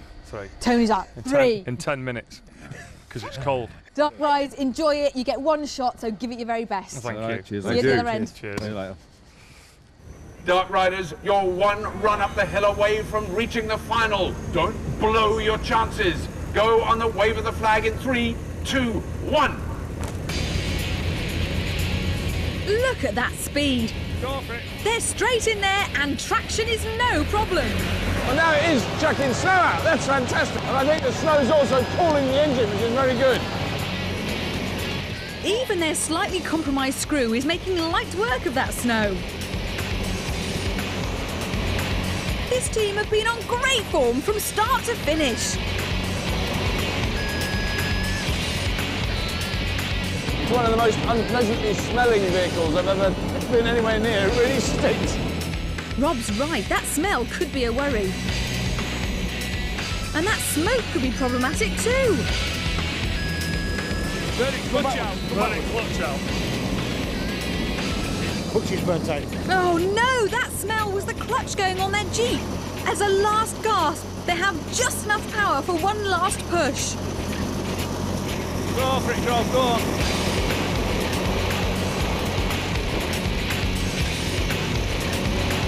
Clutches give up on it.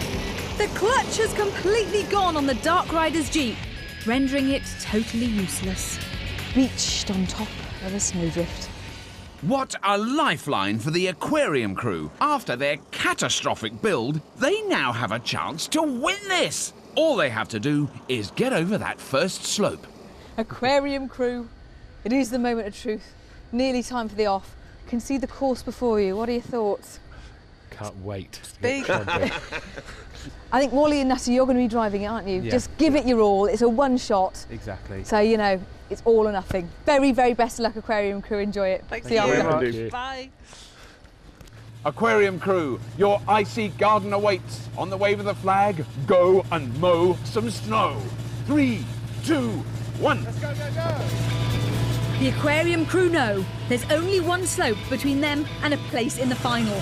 If they can just get through it. Give it some revs. There we are, Go look on. at Grab that! it. That flail is doing its job, smashing into the snow.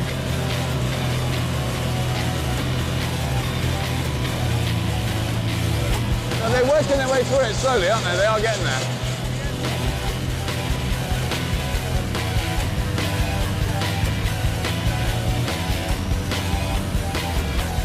Yeah, because they're losing traction on the little track. Keep seeing the tracks spinning.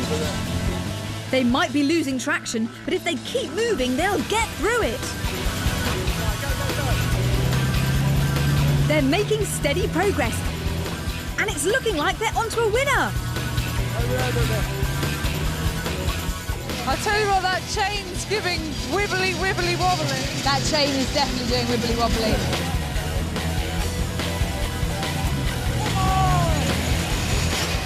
That's the end of that. It's a serious chain reaction to something. That was Oh. chain reaction. Oh no, it's a classic scrap heap technical failure. The chain has snapped and it's all over for the aquarium crew. Oh well. Fair play to them, they give it a good go. Oh, Wally. We're nearly through that. Today, snow has proved just what a tough customer it is. But our teams made 2 valiant attempts. Hot favourites, the Dark Riders, were looking good until they fried their clutch. Making way for underdogs, the aquarium crew, to have a real chance at getting a place in the final. And it was all looking oh so good until Lady Luck turned her back and their chain snapped. That's the end of that. Well, teams, I think it's fair to say that wasn't the most successful test we've ever done. But to be fair to both teams, none of you lost your senses of humour. You were good sports about it all, and you both tried incredibly hard. And at the end, there were literally a couple of inches in it. But the winner of the uphill snow clearing challenge and the team that are going on to the Scrapheap finals are the Dark Riders!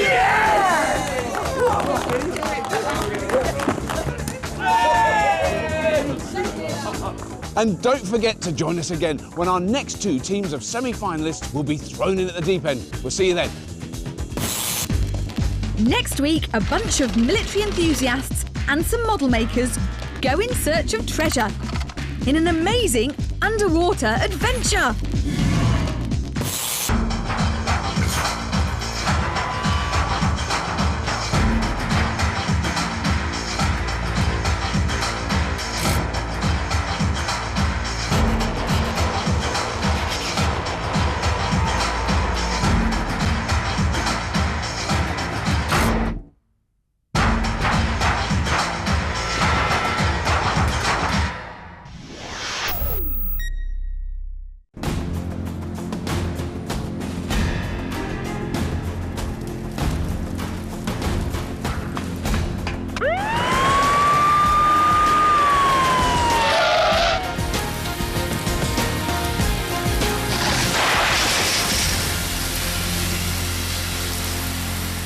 Idiots.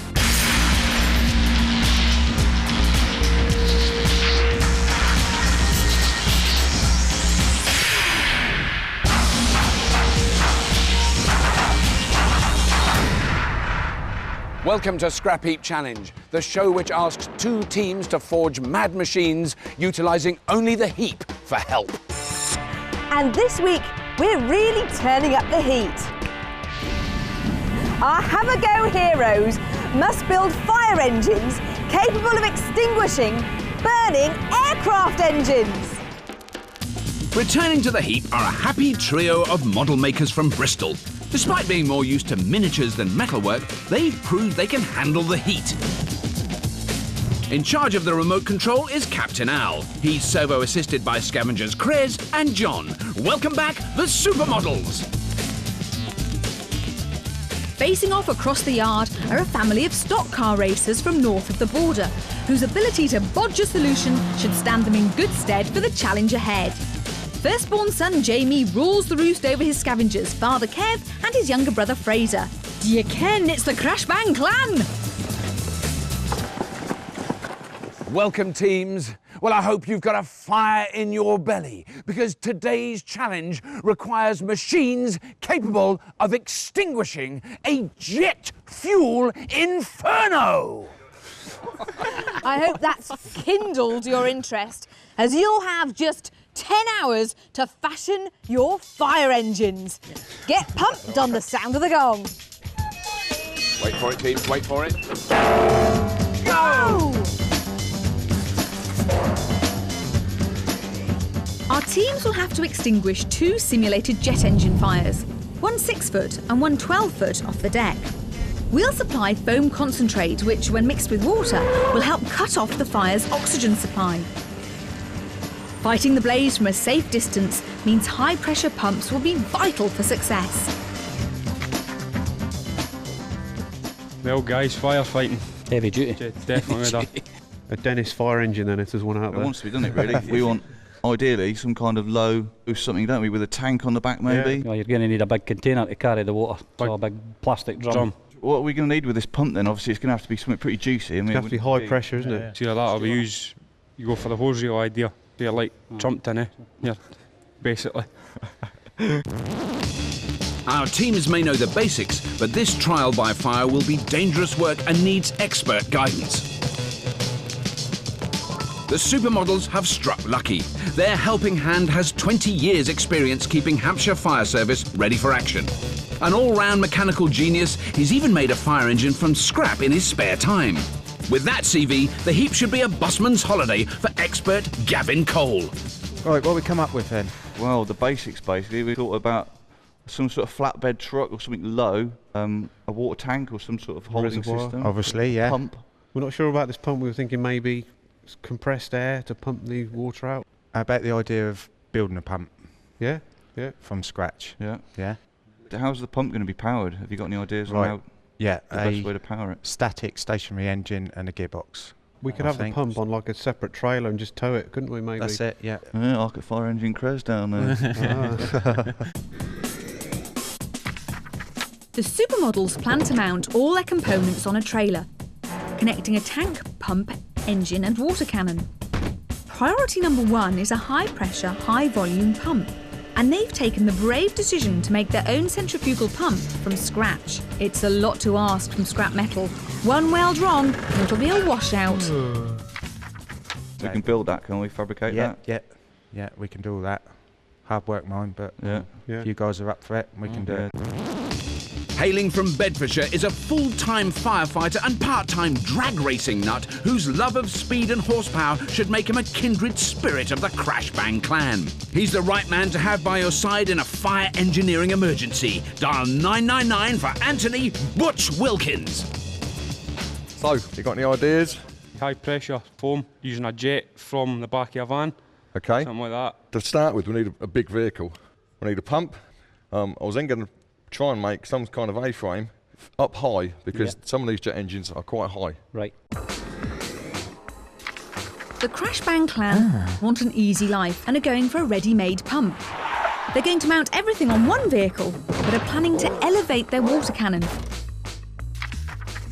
Keeping construction to a minimum is a good idea, but the scrap heap's not renowned for choice.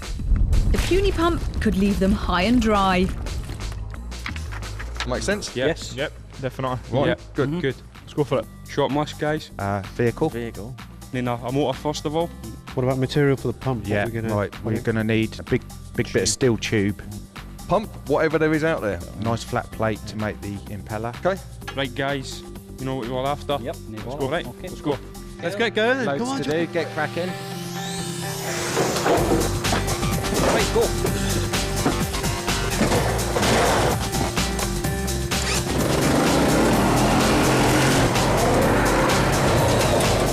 There's some UJs down here. That'd probably be ideal. Then we can mount the monitor on top. There's a tank. It's under that truck, isn't it? With both teams needing to carry huge amounts of water, tanks are the hard currency of the heap. And the supermodels think they've struck it rich with 2 ancient examples. Big old tank here, look. Got a bit of rust. They may have tanks, but the clan aren't impressed. Like hole in it. Oh, that needs a bit of work, doesn't it? Yeah, it does a bit. We might get caught. We may get told off, but... Their expert Butch ventures onto the heap, having spied something far handier. Is it split? Don't think so. Can't see nothing. That's all the ass. And it looks like Scavenger Kev also has his eye in, nabbing another identical container at the far end of the heap. I found a big water tank here up in the heap. I got another one. Probably hold about 1,000 litres of water. Yeah, bring it. And me and Butch have actually just stole this white one at the bottom of the yard. Sure, just bring it. Right, through. Get forward a bit. Father and son Kevin Fraser are a prickly team, but thankfully blood's thicker than water. Get it on now, boy. Yes. Right, get it done. The family's spirit may have been forged building and racing stock cars, but on their previous challenge, Decoration Dash, speed wasn't an issue. The opposition were disqualified, which meant the clan's electric pump and roller crane design, while temperamental, did just enough to dribble them into the next round. They might have got lucky once, but they'll have to step up their game if they don't want to get burnt this time.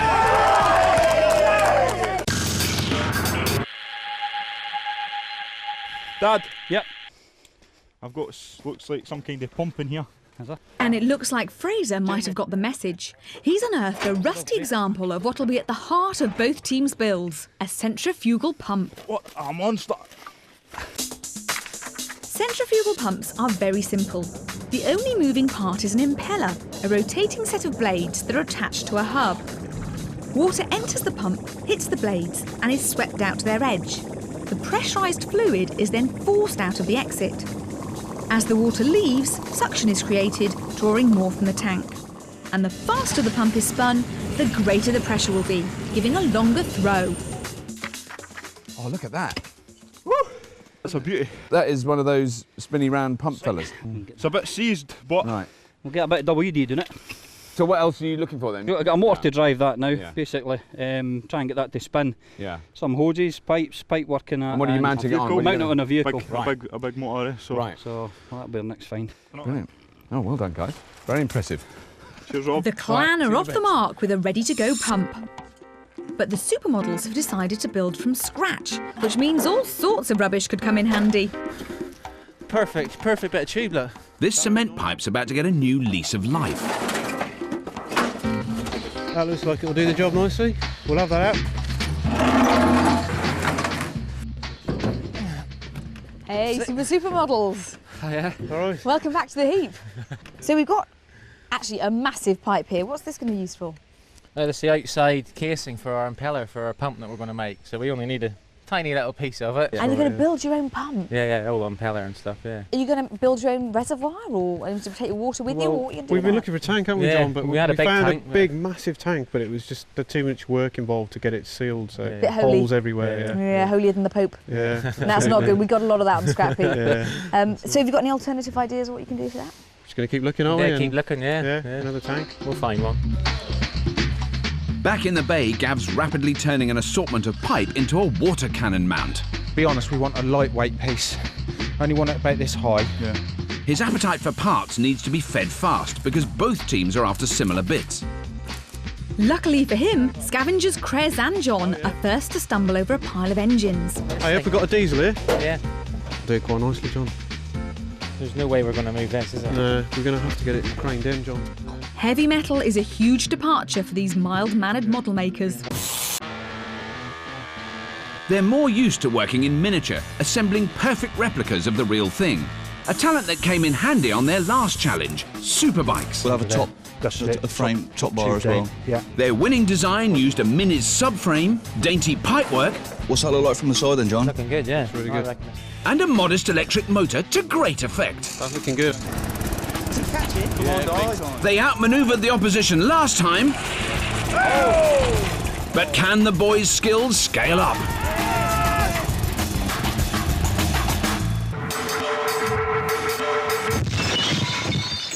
Supermodels expert Gav has shown he can think big. He's already sorted a nozzle mount.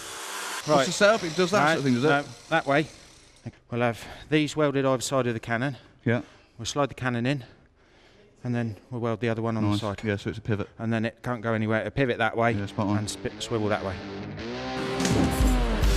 With one job down and with several key parts back, the supermodels are pulling away from rivals the clan, who've just made a horrible discovery. We don't know which end's seized. We don't know if it's the impellers or whether it's the propeller or whether it's the gears in there. Because nothing's moving on it at all. Their ready-to-go pump is anything but. Maybe the supermodels' decision to build their own pump wasn't so mad after all. Scrap that pump, find something else. There's got to be something else out there. They might not have a working pump, but it looks like the clan could be travelling in style. That looks very good. Jamie, we've found a big limousine with a V6 petrol engine in it. Possibly looks like it could be a runner. Do you want us to bring it in? If it's going to take the weight, that's the main thing. Yeah. That's my concern is the weight. Yeah. Because 1,000 litres of water over that back axle. Chassis up to it. Come on, mate. It's Come going to on. take the weight. Right, if the chassis looks as if it's going to carry the weight, Come on, just get it. Let's just go for it. in and we'll have a look at it. Right. Right, it's coming in, Jamie. It's coming in now. Right, we're getting petrol now. Go for it. Right. Kevin Fraser may have found their fire engine, but it sounds like the engine's in need of an ambulance.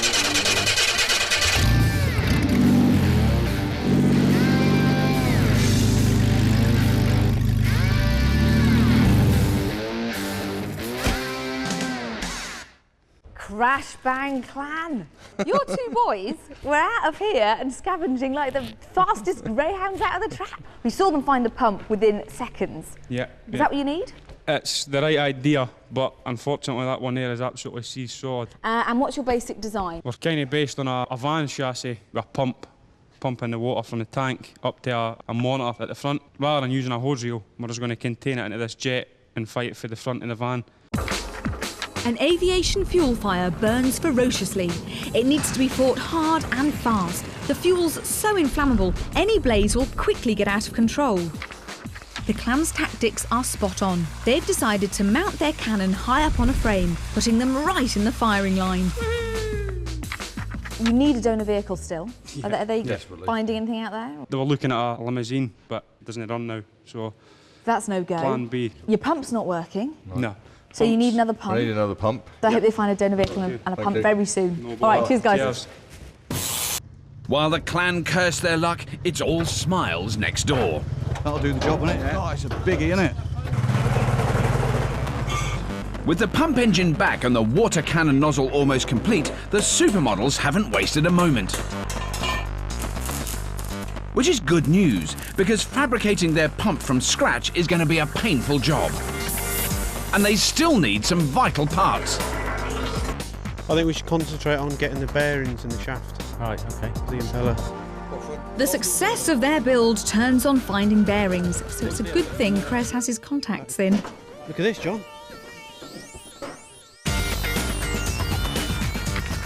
Their scratch-built pump will be driven by a transit engine, and it's vital they secure everything, or the pump could be smashed apart.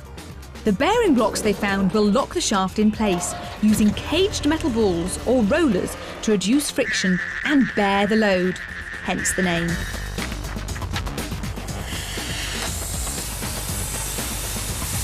Gav and Al are on a roll, but they better keep their foot down because the opposition have a simpler design and they've just found something that's going to save them hours of graft. Come on. Yeah, what you got? Oh, this is the fairly. This is the dolly. Get it. Jamie, we've located another pump here. Right, just bring it in and we'll get a look at it. It's got to be 100 times better than what we've got anyway, because we're just playing with absolute junk now. Look at what we've got! Woohoo! Does it go round? Like it. It turns. No, I like it. That's 100% better. Yeah, that's much better. Whatever happens. We just check that these valves work. Yeah. While the boys confirm the agricultural pump's a goer, yeah, that's working. That's going good. Yeah. Ready? Right. Kev and Fraser complete the turnaround by limping the limo home.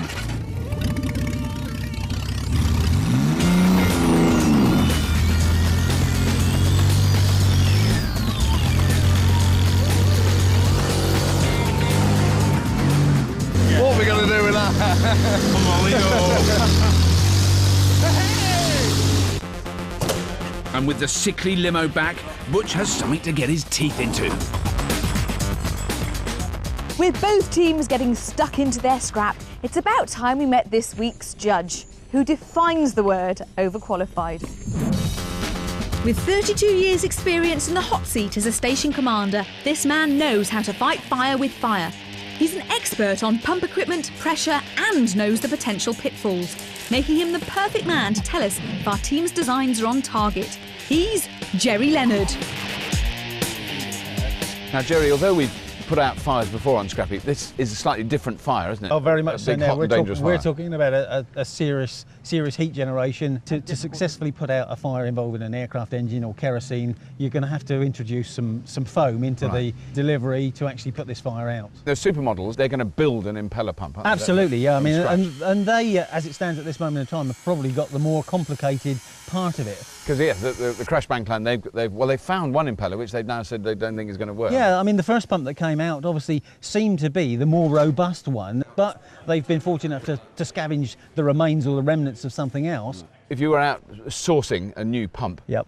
Which of the teams would you choose? If I was sourcing a new pump, I think I'd have to go to the Crash Bang side who have got an engineered one. However, I shall be really interested to see how good the supermodels, can make the tolerances on their pump and what they end up doing. Yeah. But at the moment, you're 50p's on the Crash Bang clan. 50p at the moment on the Crash Bang clan. Fair enough.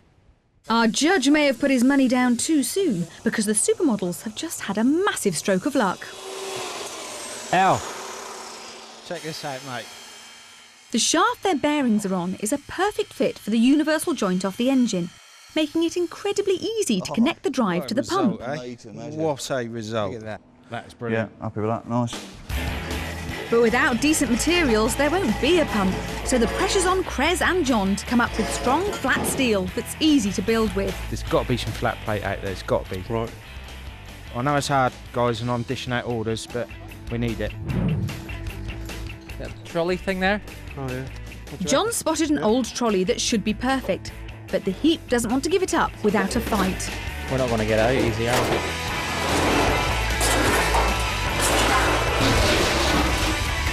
Wait. You got her? Yeah. Brilliant. Oh, that's nasty. You're right, John. The hard-won plate comes back to a less than sympathetic reception. End caps. Do you think, boys? Plate?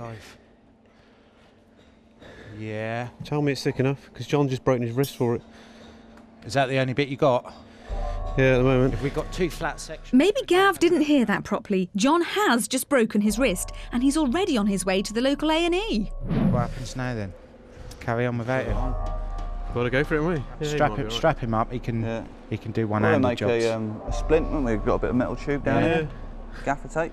No, that's wasting valuable build time. That's true, Let him struggle. And to add to their woes, the clan have just struck scrap gold. Ready? No, man.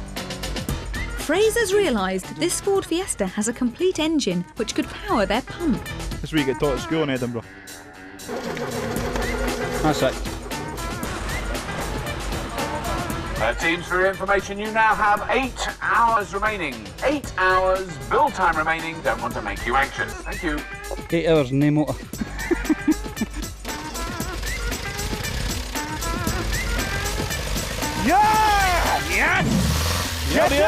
With the clan's engine as fired up as they are, they're leaving the supermodels smoking in their wake. A man down, no pump, and still without a trailer or tow vehicle for their jinxed design. What the hell was that, Beck? Oh, that's the toilet bowl holder. With all their main parts in, the clan have left the heap behind them and can concentrate on cramming everything into their lacklustre limo. So, Lise, it's a water cannon tanker limo combo versus a DIY pump mishmash. It's not the obvious first choice, is it, really? Both teams are beating a path towards their goal, building machines that can face up to this, a simulated jet engine fire. The supermodels and expert Gav are building a centrifugal pump from scratch that'll be driven by a transit engine mounted on a trailer. Making their pump from steel plate has barely begun, and they were thrown off course when their scavenger John fell and broke his wrist. There's no way this huge build could be completed with a man down, so in the spirit of good competition, their opponents have agreed to Owen, one of our behind-the-scenes helpers, stepping into the breach. Al, what's that? We really got to get cracking now, mate. Yeah, I know, mate.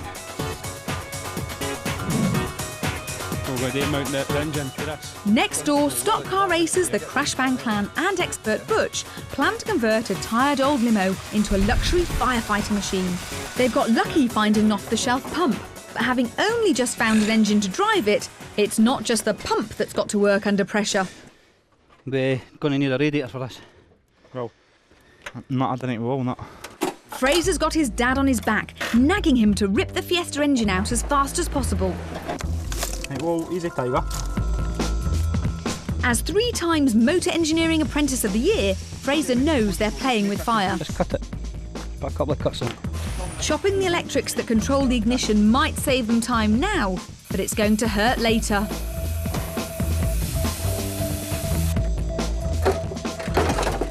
Right, move the engine. Move the engine. Just smash that coil pack. Ah! I thought you pulled that through. I did pull it through. Didn't me? Things are looking sunnier for miniature makers, the supermodels. New boy Owen's already earned his keep with a caravan that should provide a flatbed to build their fire engine on. That's lovely.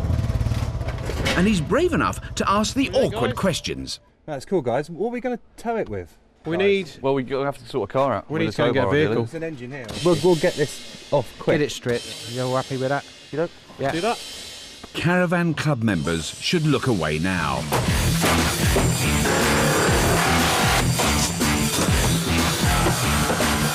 Ready? Go on. Now that's Beautiful. lovely. The size 10 treatment means the caravan's now a trailer, ready to take their transit engine. But first they need to make sure it's a goer and be sure which way it'll turn their pump. Yeah. Anti-clockwise viewed from that way, yeah. So I know which way to make the vanes of the impeller.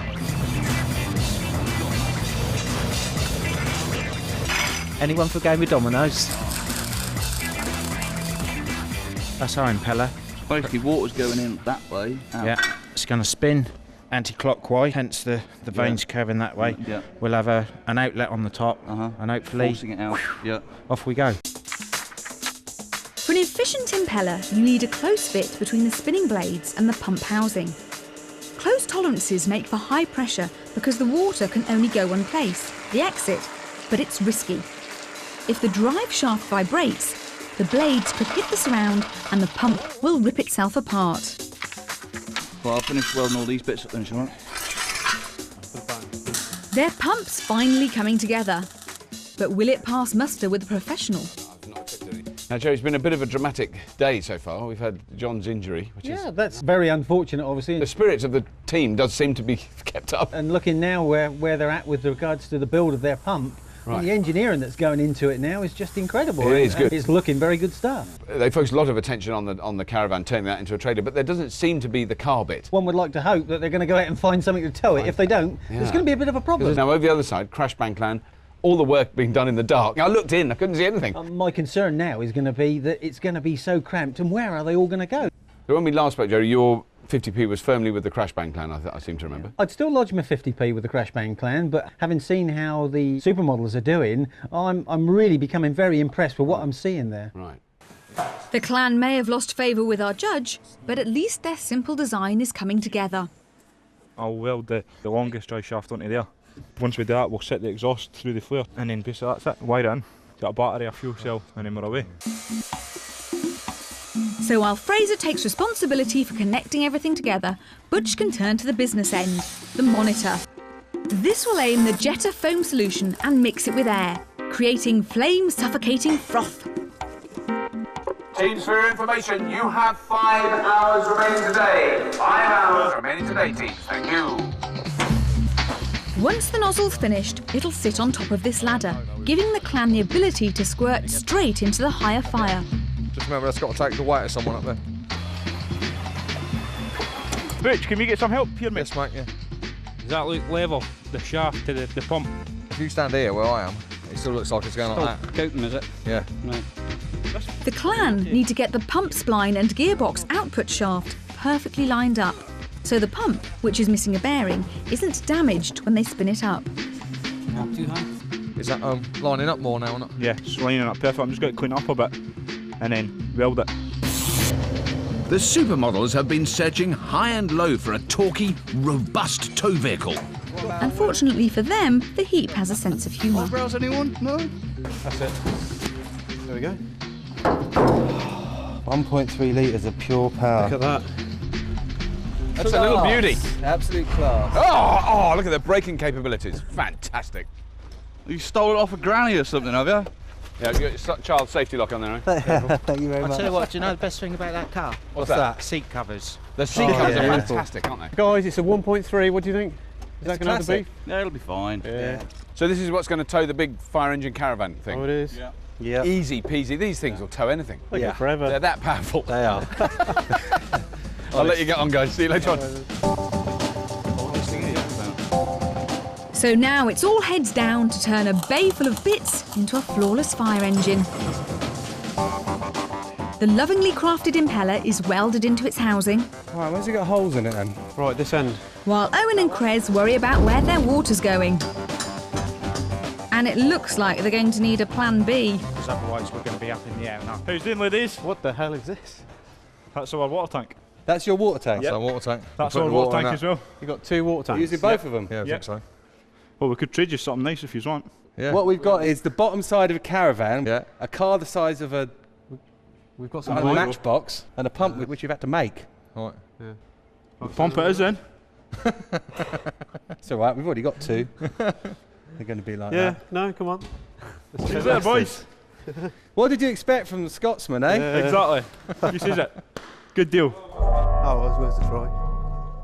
With good sportsmanship off the clan's agenda, it's back to the heap to search for another tank, leaving their build in limbo.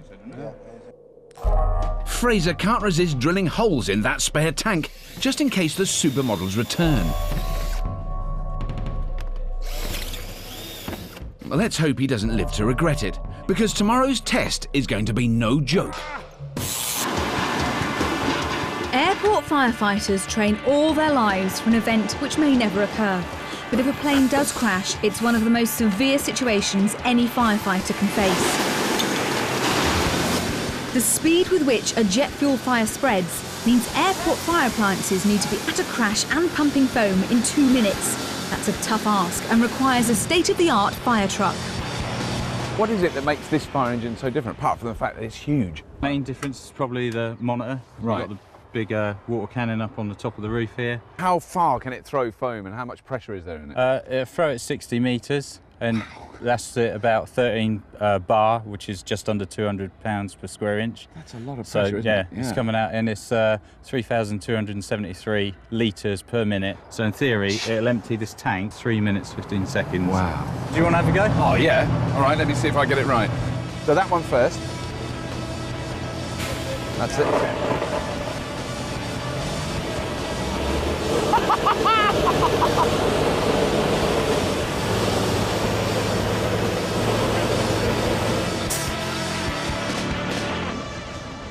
Don't fancy our team's chances much after seeing that. Woohoo!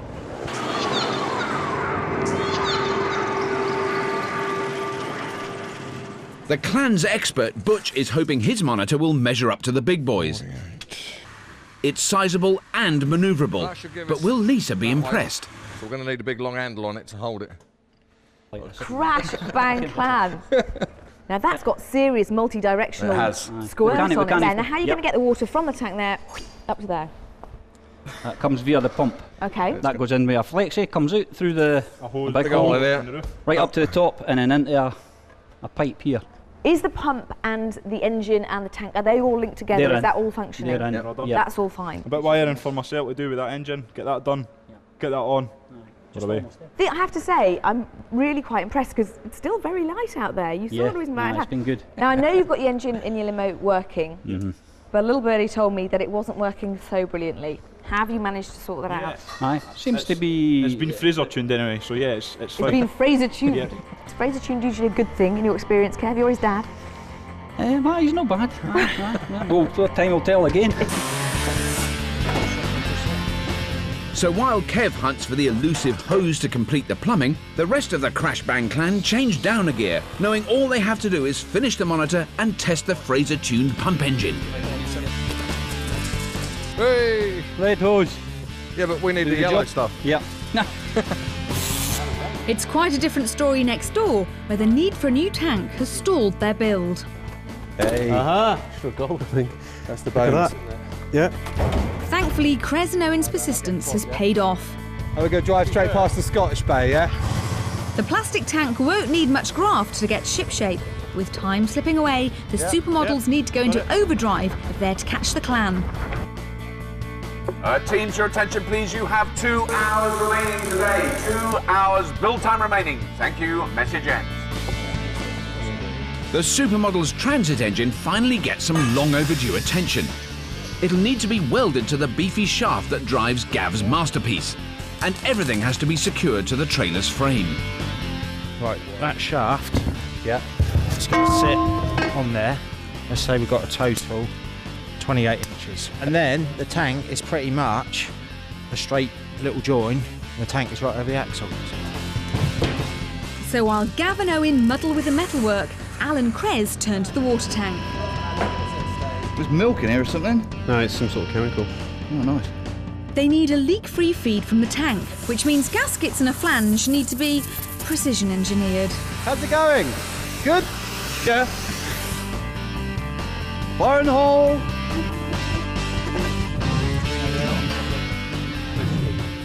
Jerry, I think those supermodel team, they really do need a pat on the back. They've done incredibly well against the odds today, haven't they? Oh, there's no question about that. They're just about putting everything together. And the pump, well, the pump is just beyond belief. And I have every confidence it's going to be a real goer when they put it to the test.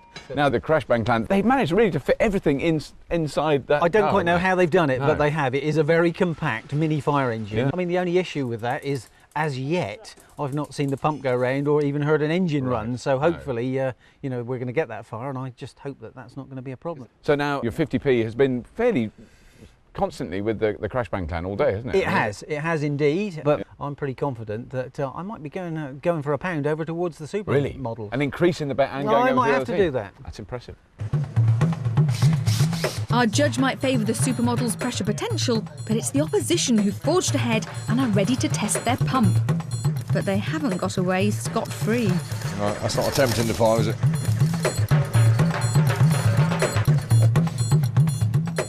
Teams, this is your final call for the day. You have 1 hour remaining. 1 hour's build time remaining, teams. Thank you. Any joy? I've got no spark at the moment. Having hacked at the electrics, the immobiliser's set. And without a wiring diagram, it's going to be incredibly tough to get the engine running. At least the supermodels know their pump engine's good to go. That looks pretty good, actually, doesn't it, as a place? But their plumbing's going to be a rush job. Well, to be fair to the supermodels, they have had a day and a half. So is this white stuff poisonous, do you reckon? I mean, it's been a real rush. Chris? Yeah, go on. That's it. That's about right, isn't it? Have they got their pump on? And They've got their pump on. It's attached to the tank where the water comes out of, attached to the engine, which runs. They've got their Austrian Allegro. It's got a tow bar. Never underestimate an Allegro. I've always said that. Or at least the Crash Bang clan. My only concern about it is the engine. Yep, you're getting a spark there now. I mean, they've got 2 engines, and both are as dodgy as any engine that's ever been on Scrapheap. You know, they're not. But apart from that, it's Apart absolutely from that, it's an absolute winner. Come on. At the right height. Oh, right. Yeah. What do you reckon then, mate? Nice. Yeah. We just need to get that tank on top. A second tank tops off a Herculean effort from the supermodels, but there's no time to connect it. Hang on. No, that's good. And next door, that pump engine still isn't playing ball.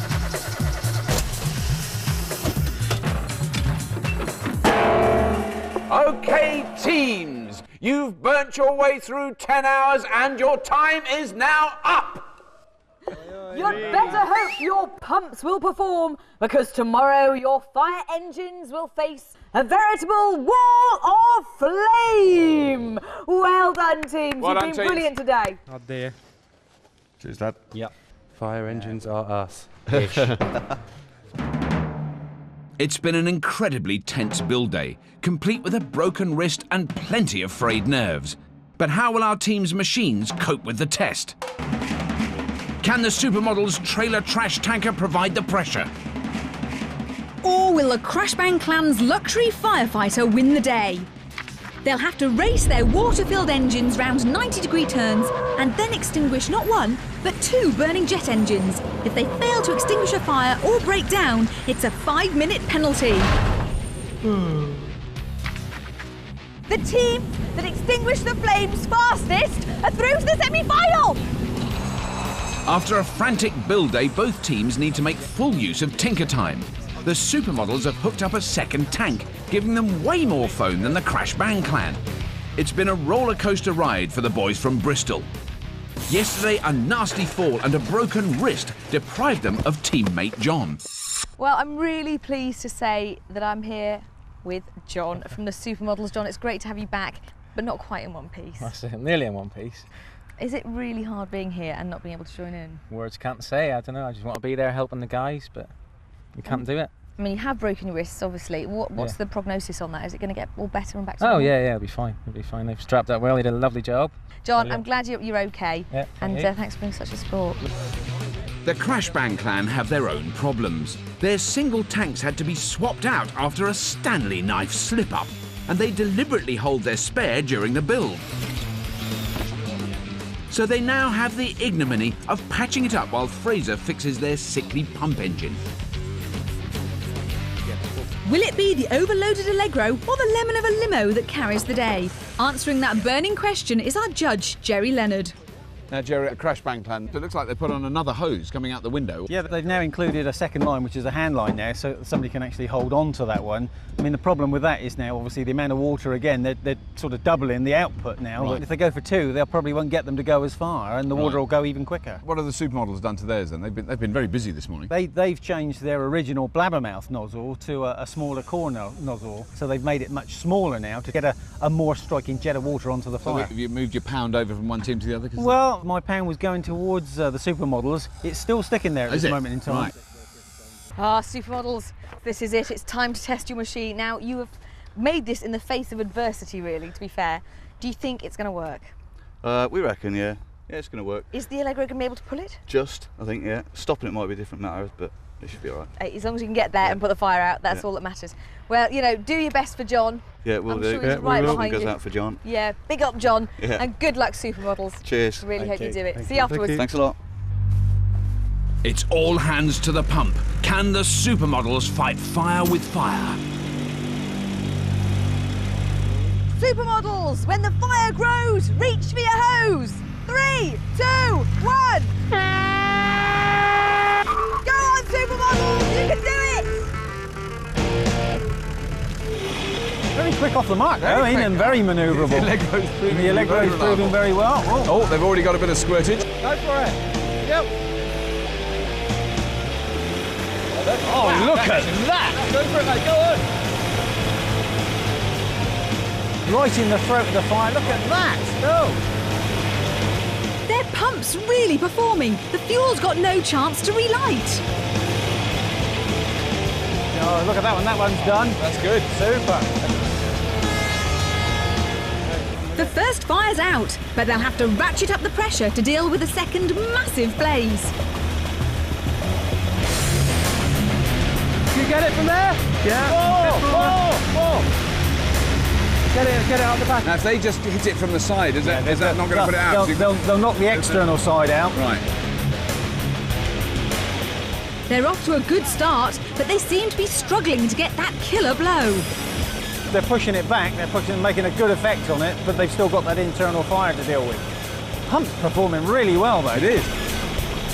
Need to reverse it, don't we? Take him back and move the trail around.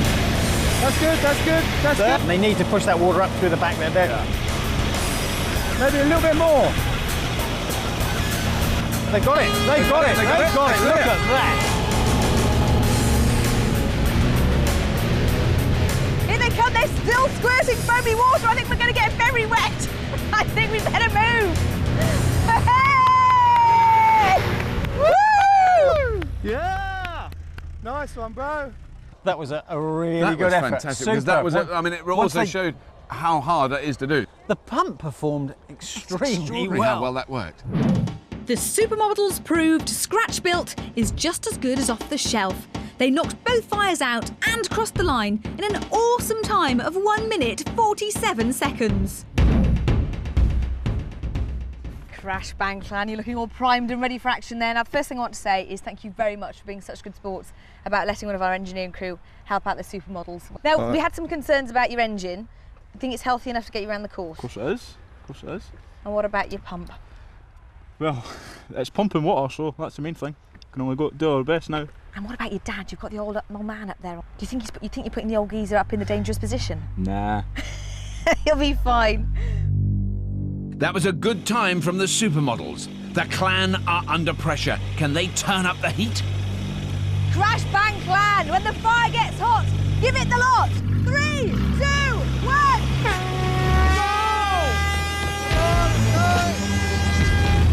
Do you really want to drive fairly steadily with the man at the top? With the man at the top there. Yeah.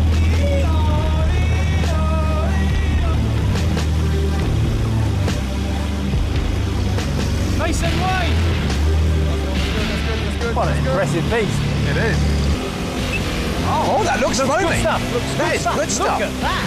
That raised firing position seems to be an inspired decision. Got some consistency there of the foam. Yeah. It's foaming up. Well, Now there's they've got both going on. Impressive. Impressive, that is. The hand lines very close. Yeah, they've knocked it out. They've done it. That is fantastic. They've done it. They've beaten the supermodels' time on the first fire, making it look effortless. Can they take victory on the second engine inferno? That's maximum steerage, yeah. Well, they've not gone over the white lines, which is good. No, that's good. I reckon they could get it from there. Go! That hand line seems to be stealing pressure from the water cannon. That's really good, that hand line. Now, the hand line is great, but the other one isn't reaching it. It's not doing it. It's not doing it. They're going to really have to push them with that hand line. They've got to really gun that pump engine if they want enough pressure to drive 2 hoses. This is more of a battle for them, definitely. They're fighting hard on this one now.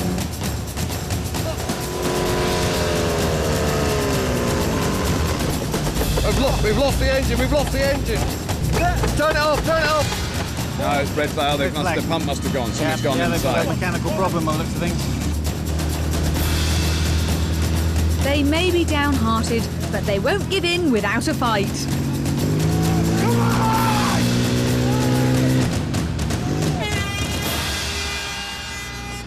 If they're that instant with the red flag, I would say that's a fairly... They've got a substantial problem with their pump or their engine. Yeah. After extinguishing the first fire in seconds, they were on for a win. But their dodgy Fiesta engine failed, and the second fire had to be killed for their safety. A 5-minute breakdown penalty means it's game over for the plucky Scots. Well, teams, a superb test. Both vehicles worked, both vehicles put out the fires. But the winners of the staggeringly hot fire challenge, because we could feel it right up there, we know it's hot, are, in fact, the supermodels! You didn't really get it open. Thank you very much. Hey.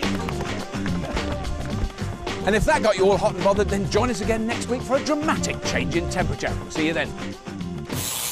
3 bike nuts from Blackpool take on a bunch of fish tank fabricators from Dorset in an ice capade of glacial proportions in this year's first semi-final.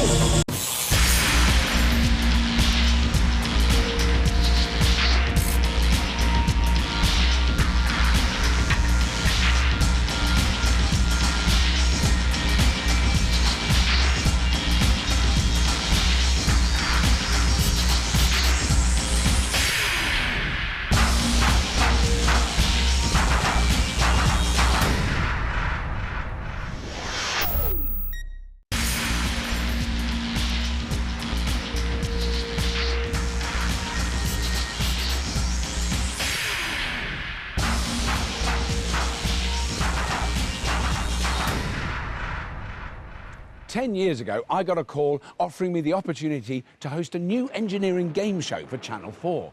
Sounds like fun, I thought, and I was right.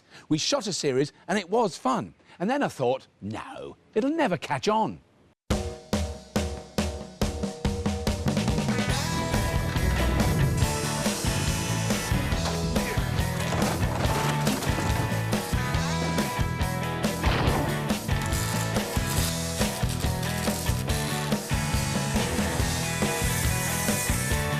It's like a dreamland, but it's real.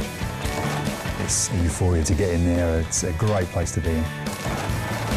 It's men being allowed to do what they should have learned not to do when they were 16. There's definitely a sense of anarchy to Scrapheap Challenge. It's destroying things, isn't it? Another one of life's luxuries. You spend a whole day making it, and the next day trying to destroy it. How much better can he have than that?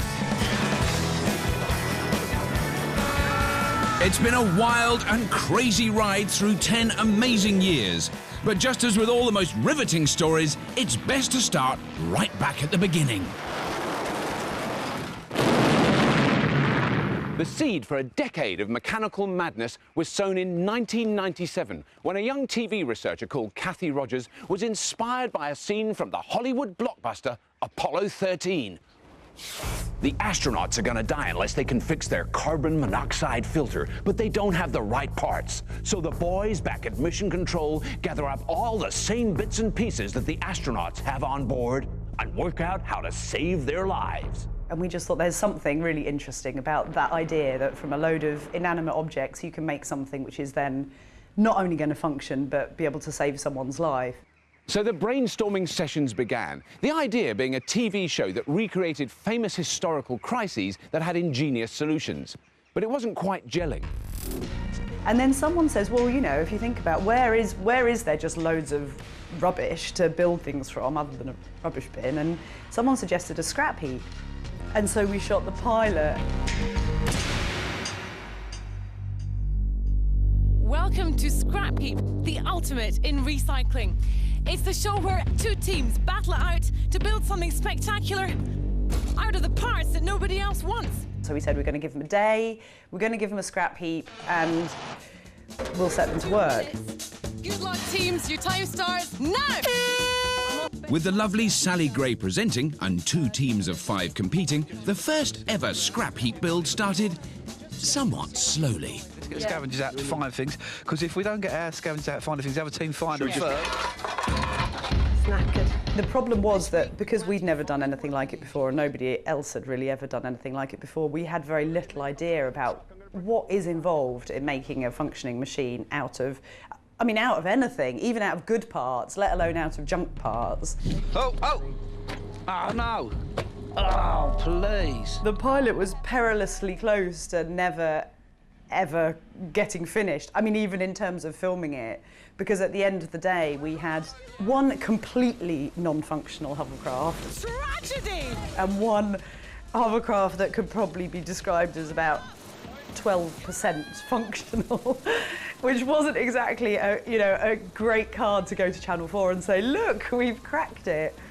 But at the point that one of the hovercraft just about managed the tiniest little poof of a hover, we kind of thought, there's hope here. You know, we can finesse this and we can make it work.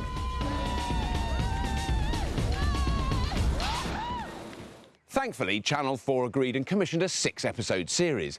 And while Sally had done a great job, they wanted the show to have a host without that certain something. We didn't want to have anyone who was already a presenter. So we made ourselves a slightly difficult job there.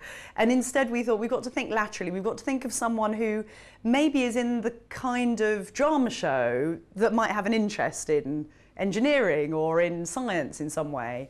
Could you be talking about me? I mean, it was just one of those brilliant things. As soon as Robert walked in, it was just so obvious that he was the guy. I couldn't tell them about the conger eels. I mean, the mouth, the big hang. If I say schoolboy excitement and Robert Llewellyn, I think those two phrases are pretty compatible. I'd got the job. Now I needed somewhere to call home, so the very first scrap heap set was built in West London. 2 resident teams would compete each week, one of which was led by a certain mustachioed military man. I'm Dick, I'm a major in the army, I invent things in my spare time, and the yellow team don't like coming second. I don't think anybody really knew what was going to happen in the first series, and so starting work at 6:30 in the morning and then working through to 3 the following morning, was 21 hours straight. It was a phenomenal day. We were all really still flying by the seat of our pants, and every day we didn't know quite what was going to appear, and health and safety was still a kind of distant concept. Hit it. I'm glad he's about to try with it! Woo!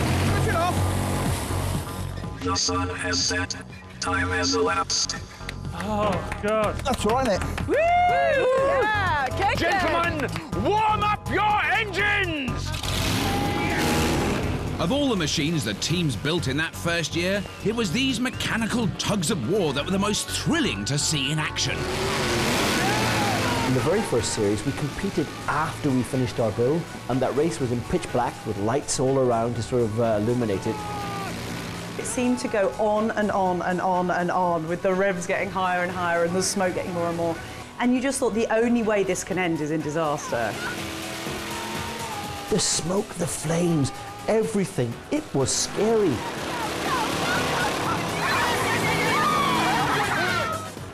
So the die of TV mayhem had been cast, and the show was already becoming a firm family favourite.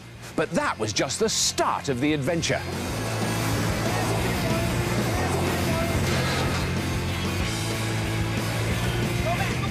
When it was shown in 1998, the first series went down well, and a second series was commissioned. But the problem was, I made the show seem far too masculine. So a search party was sent out to find me a female sidekick. So we started looking for women who had an interest in engineering, and the tumbleweed passed in front of our eyes lots of times. And we did find quite a lot of people who we quite liked, but we kept going to Channel 4 and they were like, oh no, this isn't quite right for this reason or that reason. And then eventually they said, well, you are interested in engineering and you can talk, so why don't you do it? This week's teams have got to do what man's been doing for 4,000 years. Think wind power. They've just got to build a yacht. Careful of that joystick. So it was goodbye to single screen life for me. You're having lessons. I am. I think I've got the knack of it. And it was also goodbye to our two resident teams. So for Series 2, we really opened it up. I mean, one thing was that we wanted to make it much more competitive. So we thought we'll have new teams every week, and whoever wins will go on to the next round, and whoever loses is basically, you know, on the next train back home. So the country was scoured and 8 teams were selected to fight it out for the Scrapheap Challenge trophy. For these fans of the new show, it was an exciting adventure. First time I saw Scrapheap, which is the very first series, I thought, wow, really want to, you know, have a crack at that. Ramming speed, Mr. Christian! The Megalomaniacs, I think, were the ones who ultimately won that series, and they were, well, every show they did was memorable in some way. I mean, Nosha is a larger-than-life character anyway. It's actually the first time I've seen a land yacht with a figurehead. At least we picked a pretty one. The very first time they were on the show, they were building land yachts, and they managed to set fire to their entire sail. Whoa! Flame on! Oh no, our sail! Your heart really goes out to them, but the producer in you is like, yes, that's fantastic. Bit of a setback, there you go. But their best machine was their walking machine. On your marks, get set, go! Most bizarre contraption you've ever seen in your life, but it did actually walk. They're galloping forward! They've moved forward about 2 feet. The Megalomaniacs had this kind of bonkers jumping hair, which basically shook itself apart. It almost looks like one's going forwards and one's going backwards. It's very ugly. And in the end, I mean, we'd literally only got a couple of yards to go. I just said, Kev, just floor it. and it got across the line. Yes! It had been a triumphant final, with the Megalomaniacs crowned series champions. This is yours! And confidence in the programme was growing.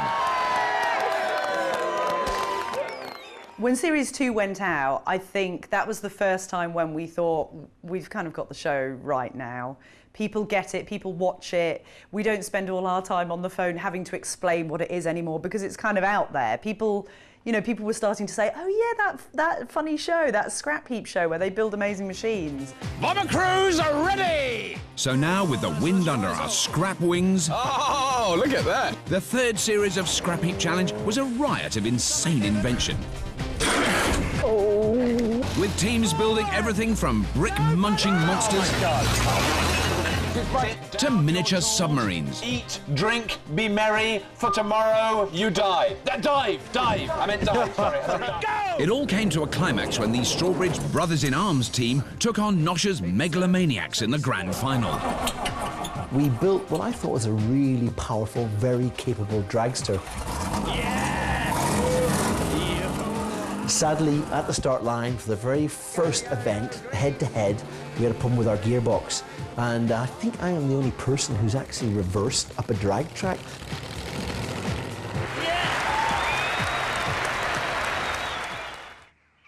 So Nosha's Megalomaniacs were Scrapheap's first grand champions.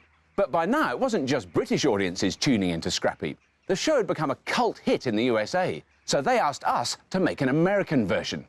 There was this quite complicated year when we were going to be making shows for the States and we were going to be making shows for England, but we only had one production team.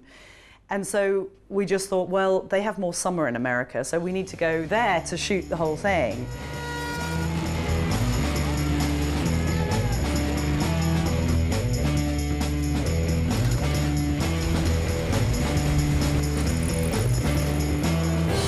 The Southern Californian desert became our new home. It was hot as hell, but the fantastic terrain allowed us to try some exciting and not always entirely successful new challenges. But there was one team that year for whom failure simply wasn't an option.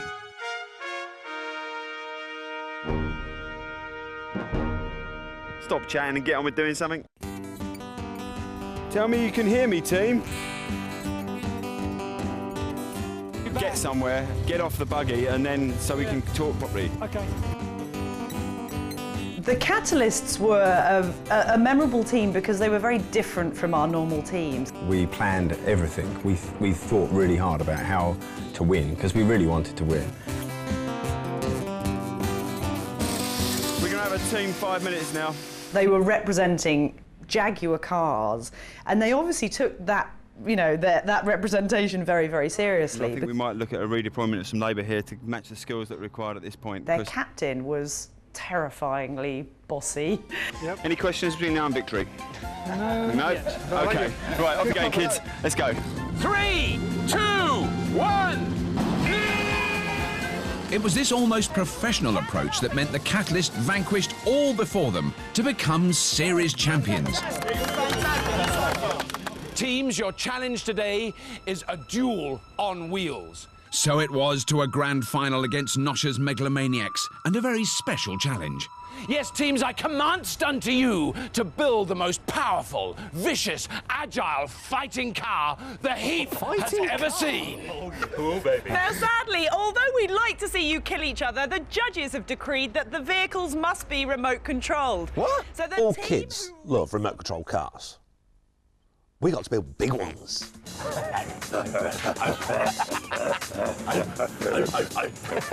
The Megalomaniacs may have had plenty of grunt, but the Catalysts were more calculating. Got a ratio of 3.4. I think the Catalysts seem to have done a lot more forward planning. There's a lot of calculation. Well, you can see there's a piece of paper on the floor there with high-level maths. Yeah. See, that's the trouble. I would have been at the back of class sniggering and not concentrating on my maths. And they were at the front listening. That's the difference between me and the Catalysts. The Californian desert was to be the scene of an epic battle that would go down in Scrapheap history as not just one of the most brutal, but also the most controversial. We just absolutely annihilated the other car. Absolutely annihilated it. Oh, thanks, guys. And we were knocking 7 bells out of them. Oh, no! Hey! The Catalysts were getting caned. That was brutal. Have we scored any points at all yet in this entire competition? But they knew how to exploit the rule that stated mere contact with the opponent's scoring target would earn points.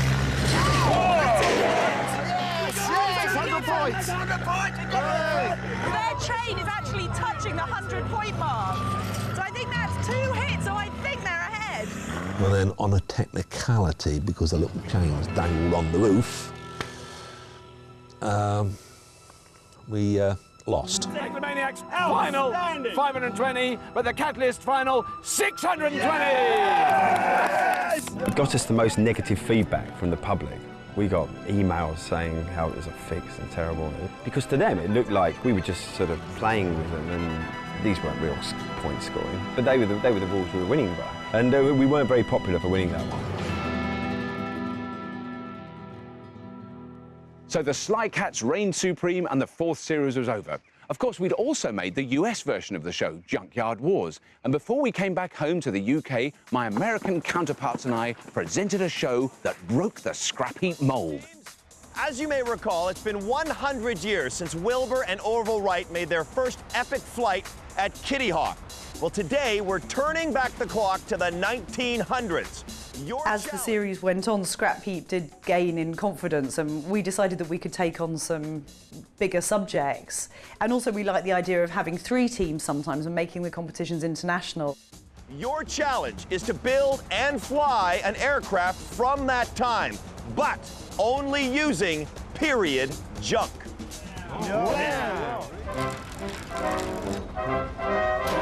Set this tough task, our teams built 3 great planes. Crazy enough, but things were about to get a lot crazier. A 1910 airplane. On test day, each plane was to run up to takeoff speed to check for stability. What we hadn't bargained for was the sheer exuberance of maverick British pilot Billy Brooks. He was meant to be going up for a little test flight, just, you know, let's play things very, very safely. And he just was in this machine that he'd built, and he was obviously just in heaven, and he couldn't stop. And in a way, you completely empathised with him. You know, who would have wanted to stop and come down? More speed. He's got it. That is amazing. It's just up. It just flies.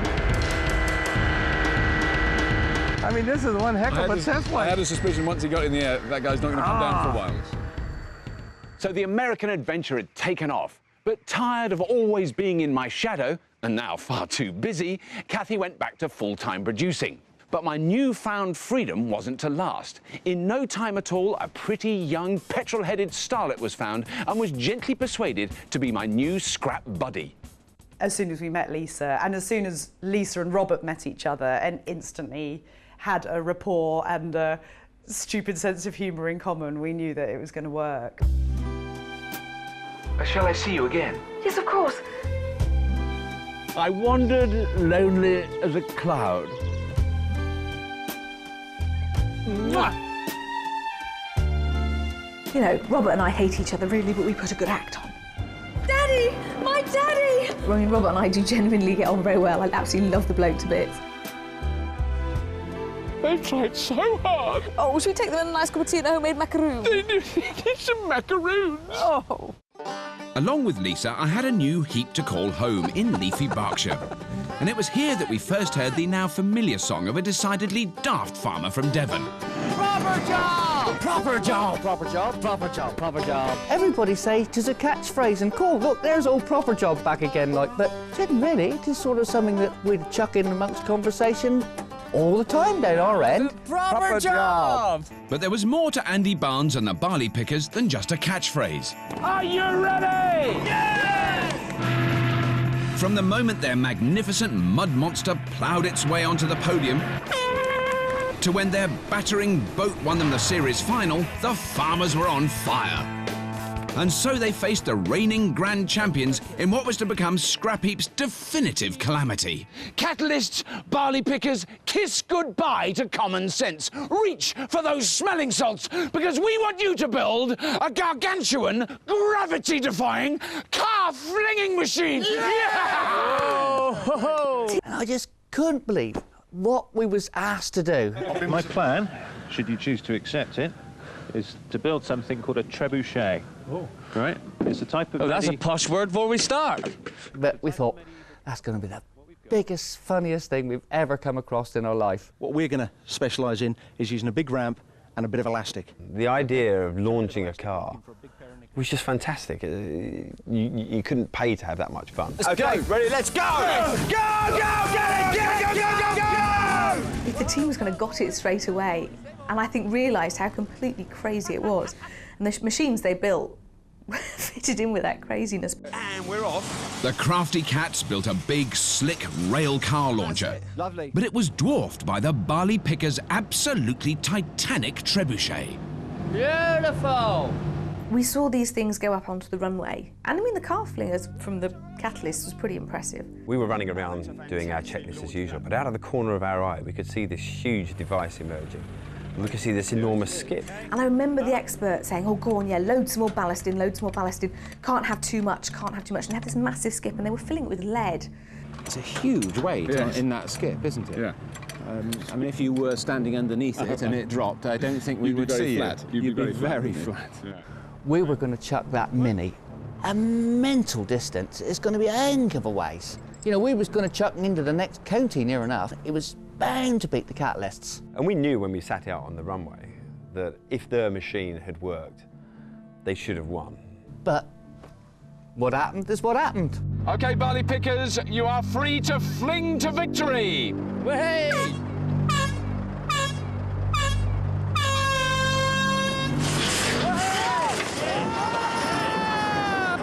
It absolutely vandalised itself! But that was awesome. I reckon it was absolutely marvellous. Funny as blazes. It could have been no better. Rather more successful was the Catalyst's launcher, providing an impressive finale.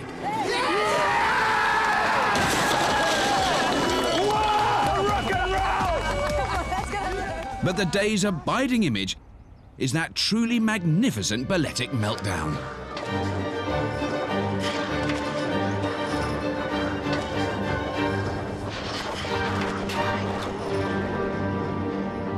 After that catastrophic failure, the Catalyst still reigned supreme. But it wasn't all over for the barley pickers. It was time for Scrapheap to go on holiday, with what else but a road trip. Scrappy Races is like all the wildness of Scrapheap Challenge tenfold.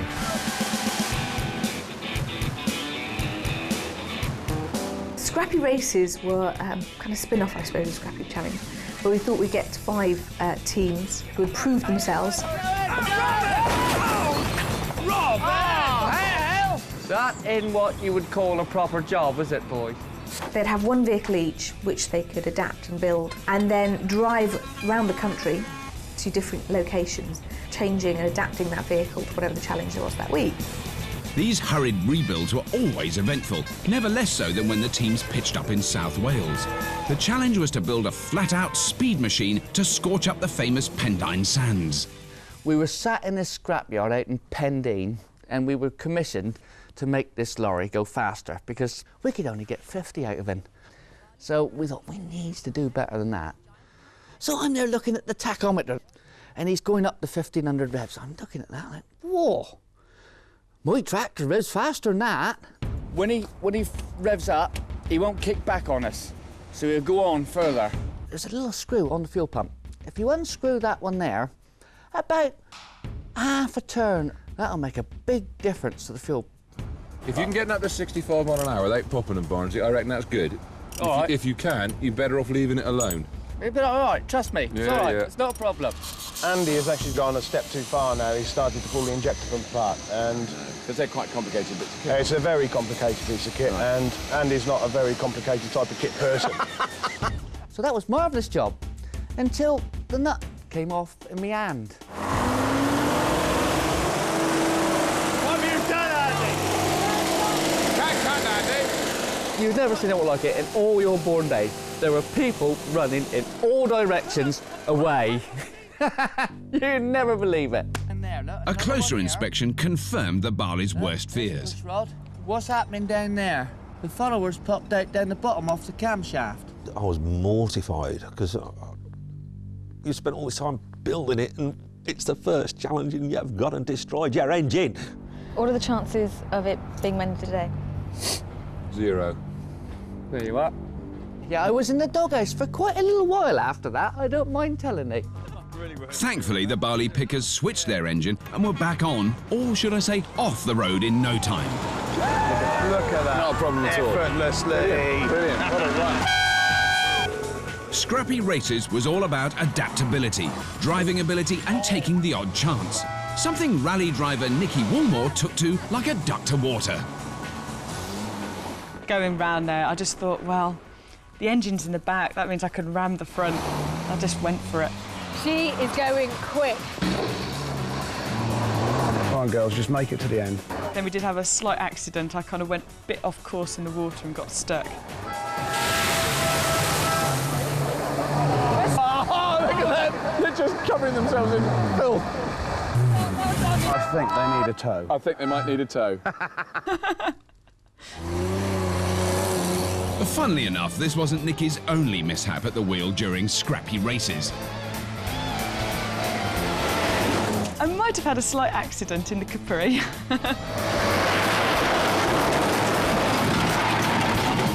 Reverse. Yeah, I did sort of go into a bit of a bush ditch and got a lot of stick for it, sort of on the bar in the evening.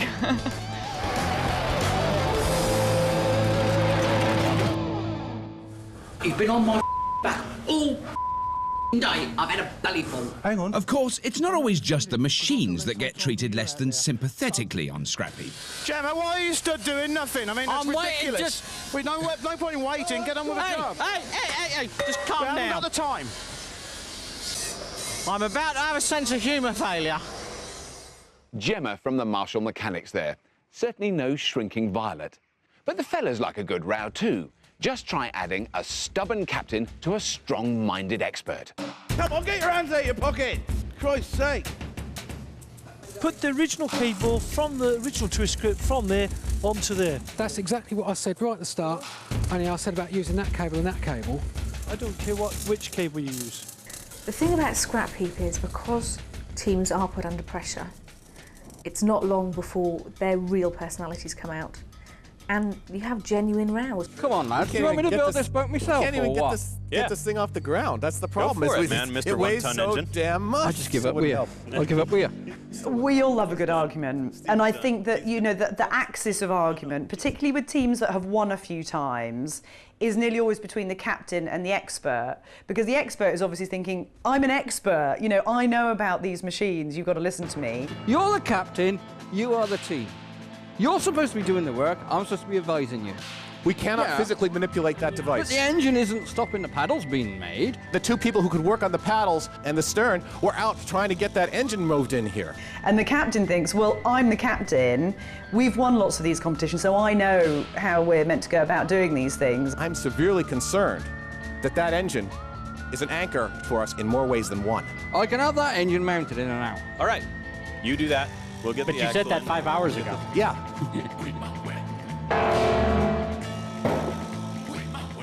With sparks flying in the build bay, it's just as well I have an oasis of calm knowledge on tap.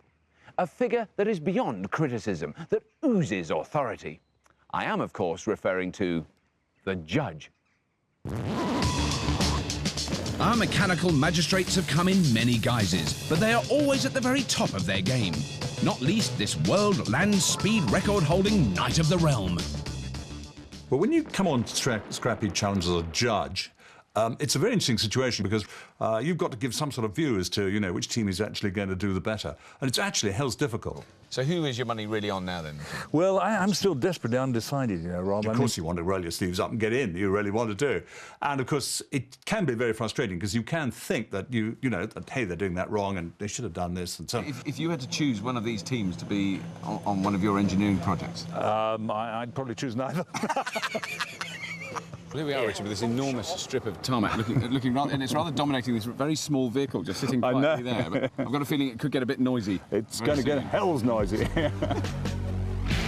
Braving the unknown is all part of the job for a judge, but the reward is sights such as jet-powered cars tearing up a drag track and the tension of true competition. Amazing. The Ginganguli's first run time is 38.19 seconds. 1 second in it, I told you. It was just a laugh from start to finish. Great fun and great company. By now, Scrapheap was 8 years old, and for obvious reasons, it was time to put a roof over our heads. We found a new heap of scrap to plunder, with 2 cosy new build bays to play in. And it was here that we met 3 very focused gents from Kent. We really want to be starting something here, fellas. Yeah, We've done well- absolutely jack so far. We just looked at this motorbike. Yeah, I have a very soft spot for the powerlifters, but they definitely had a dark side and a soft side. You know, Dave... Batter it in with hammer. I wouldn't ask too many questions about what he did on the weekend, I don't think. And Neil, who was a powerlifters captain... Why are we worried about 1 inch? Really wanted to win, you know, very organised, extremely good engineers. It was this fiery focus that drove the powerlifters from building an underwater car in their first round to an ice-shredding motorised pinball puck in the second.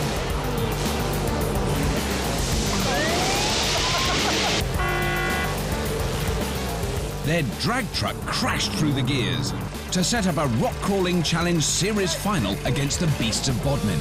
Well, we got the front wheels up, lads. Driving around the course wasn't too bad until we got to the final hill. It was like 45 degrees or something, and the boulders were just huge, and everything was so hot down there. It was incredibly hot. Their opponents had gone well without quite crossing the line. For a while, it seemed the powerlifters would suffer the same fate. We got to the very top, and I must admit, I didn't think it was going to go over. Amazing that it's got up that far. Mark just let it cool down for a minute, let the gearbox get some strength, fires it back up again, and then just kept wobbling the steering, and luck would have it, the steer joint caught in one of the rocks, and away we went. There we go, there we go. Shit, you're over the line, bruv. I felt personally responsible for getting the team through the final, and of course once we'd won it, I could all my emotions let go, and I was able to have a little grizzle. Well done for the powerlifters. Fantastic. Hey! Woo! It's lovely seeing the other side of blokes' personality, well, anybody's personality, but particularly men who you think are going to be real tough nuts. And you realise how much it actually matters to teams to win Scrapheap, when all they're winning is the honour of winning Scrapheap. There's no money involved. And I pulled in my heartstrings, it was lovely. That emotional rock-crawling celebration wasn't the end for the powerlifters. Come on, powerlifters! Come on, powerlifters! They were to triumph in the grand final, but not before their bodged-up kite took out a piece of our costly kit. Look out, cameraman!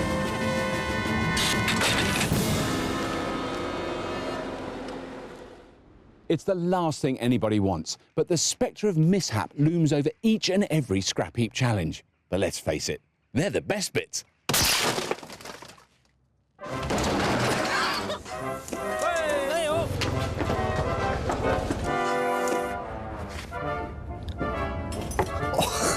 Dance is on again. Dance is on. Ah, hot metal. Put it out, John. Oh, mate. Again, 3, 2, 1. Build day embarrassments are all very amusing, but it's test day, with all its high emotions and dented pride, that I've learned to love best.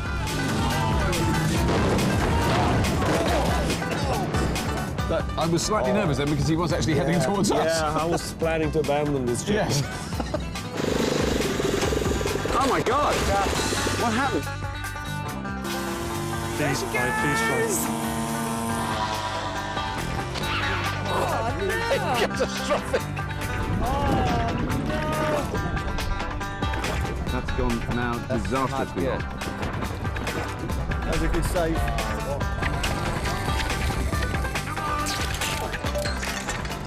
That wasn't quite what we expected. Oh, what's that? Oh, my goodness. Just go for it, my son. Look what's happened. They left Bill behind. Hey, what about me? You've got a drive problem. Oh, there it goes. That's the radiator gone. Fire ballistics. Fire! It was nice. A brave attempt. A brave attempt, yeah. Whether a fabulous failure or a soar-away success, Scrapheap test days have always been the climax of the shows, which is why we found a way to do it all day long with as many people as possible on our Scrapheap Challenge road shows.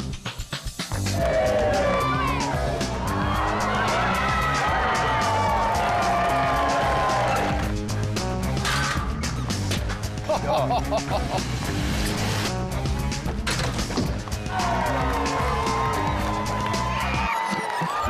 Scrapheap Challenge Roadshow, the atmosphere is absolutely amazing. King-size Coopers have taken it!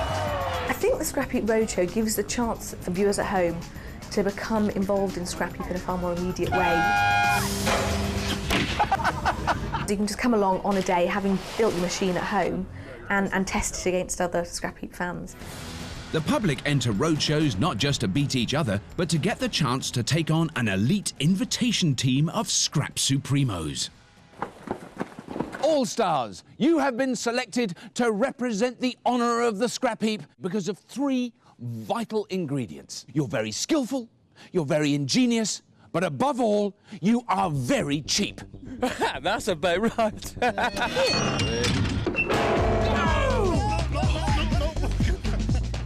Even when they're allowed the traditional 10 hours, the All-Star build is not always the creative hothouse one might imagine. Go ahead, tell us what you find. Andy, we're not listening to you. You gotta listen to me. Take your piano and take it somewhere else. Every single roadshow you do, you make something in the heat, think this is all right, this is going to do the job. There's your steering wheel. How's that? You turn up at the roadshow and you look at what they actually made in their back sheds, and it's phenomenal. You've got to take your hat off to every one of them. Do you think you're going to beat the All-Stars again? We're going to wipe the floor with them. That's what I like to do. I reckon out of all the road shows I've done, the Sofa Speedway had to be the most edgiest seat, exciting one I think I've ever done. We challenge teams from all over the country to build pieces of motorised furniture to race around our treacherous track. Oh, we've had a spill of the black. Oh, what a shame. He was going so well. In the final race, all-comer champs, the king-sized Coopers, took on the All-Stars for the big showdown. It's ugly there. Oh, jumped off the road there. It's a little rude, I think. They produced the day's most dramatic race. Ooh, that's not good. Con was steering and had the throttle, and then I had all the levers to pull to try and make the gearbox, the clutch and the brakes work. Andy was just there making noise. I could almost see me life flashing in front of me.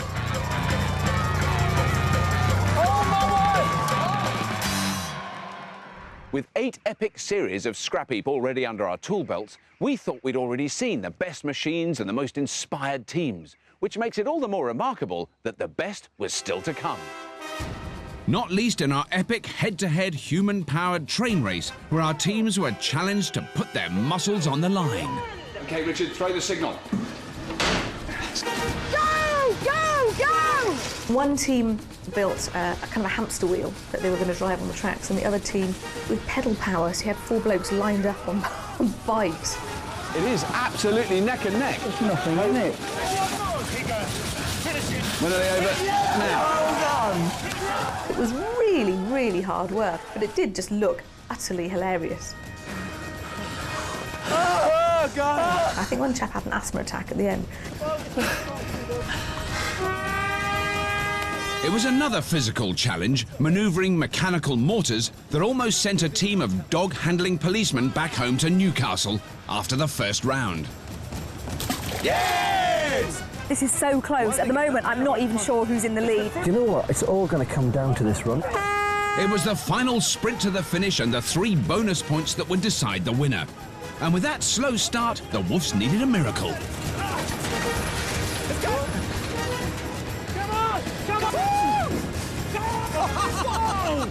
After taking advantage of such bad luck, surely the policemen were full of remorse. I mean, I felt awful about it for probably thousandths of a second, but as we ran away past them. And then obviously we got to the end. That was fantastic. In the semi-final, their fast and frightening drag sled produced another moment of heart-stopping drama, on its way to winning them a place in the final.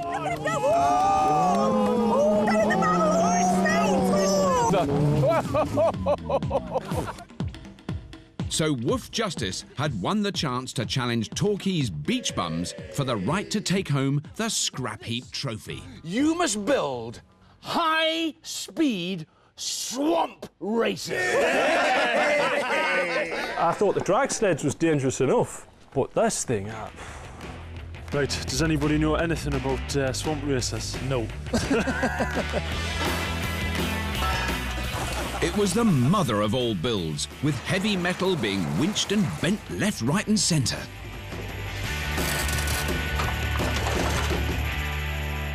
But both the beach bums and hard-working Woof Justice produced magnificent machines that found a fitting test location at a grand stately home. Basically in the pond of this stately home with its beautiful clay-lined pond, and Scrapheap Challenge come down and rip the place apart. It looked absolutely brilliant. Come on! Come on, Andy, come on, son. Look at him go, he's straight in there. What a scratch. Keep going, keep going. Floor it then.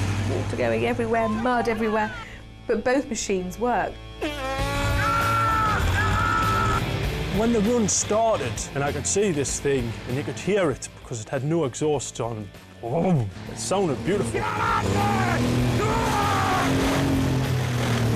then as soon as it hit the water, it just went quiet. And my initial thought was, that's it. We failed. The Jag's really struggling. It's still going. It's still going. But in actual fact, it was just the water making the whole thing quiet. I mean, the back wheels are completely under the water, Yeah, but but they're still getting well. crushed because there's just no resistance.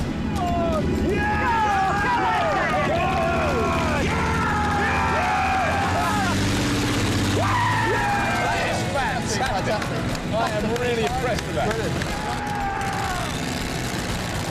I had absolutely no idea who was going to win that. And obviously it was really, really close. So go on, Bobby, put us out of our misery. The winners of Scrapheap Challenge 2006 are... Woof Justice!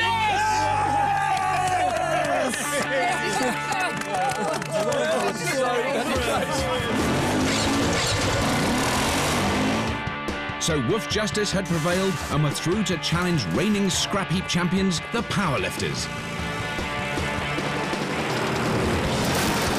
In a furious frenzy of destruction, the Tynesiders barged the Kent bikers into the dirt, becoming undisputed grand champions. It didn't seem possible, but in the 10th and most recent series of Scrapheap Challenge, we've carried on reinventing the wheel, doing incredible deeds for the first time and in the fastest time. We got a flying start, smashing the Scrapheap speed record at Pendine Sands. Oh, brilliant! That's a new record. Fantastic. That is amazing. After the car-flinging fiasco, we tried again, albeit with a 50cc scooter. But it didn't half go. We dared to dream, challenging teams to build superbikes and had a proper Moto Grand Prix, crashes and all. For years, it was the impossible dream, but yes, we even had a speedboat that actually sped. But that is what we've been wanting on Scrapheap for 10 years, a boat that goes fast. We witnessed the holy grail of jet propulsion when a fire-breathing afterburner blasted a rail sled down our test track. And to top it off, the granddaddy of all towaways, our teams hitched up a 100-ton jumbo jet and tugged it down an airstrip. What a decade it's been. So many thrills and spills with adrenaline highs and gut-wrenching lows, and that's just what you've seen on the screen. Behind the scenes, there are dozens of production staff who work all hours and in all conditions. But for me, the real delight has been witnessing what the brilliant bodging public can do when they put their minds to it, and what it means to them when they rise to the Scrapheap Challenge. Going back on the Scrapheap is just like being a big child again. It's the hardest work I've done in years, but I loved every second of it. And people go up to this, oh, you nosh off Scrapheap. It's like, oh, you must get bored of talking about it. No. I loved doing every single one.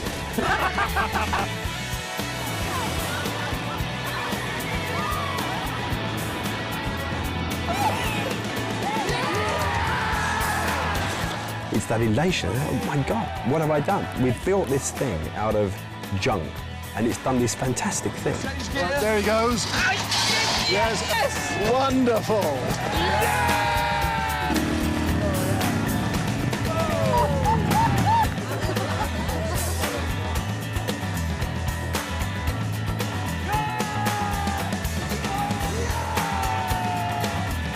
So that was a decade of Scrapheap Challenge. I told you it wouldn't last.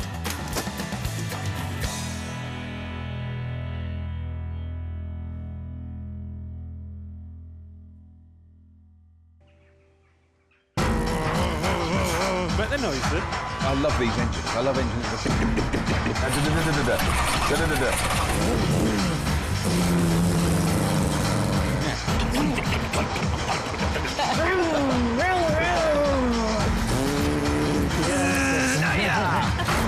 That's good. I mean, that thing's probably for stirring slurry. Yeah.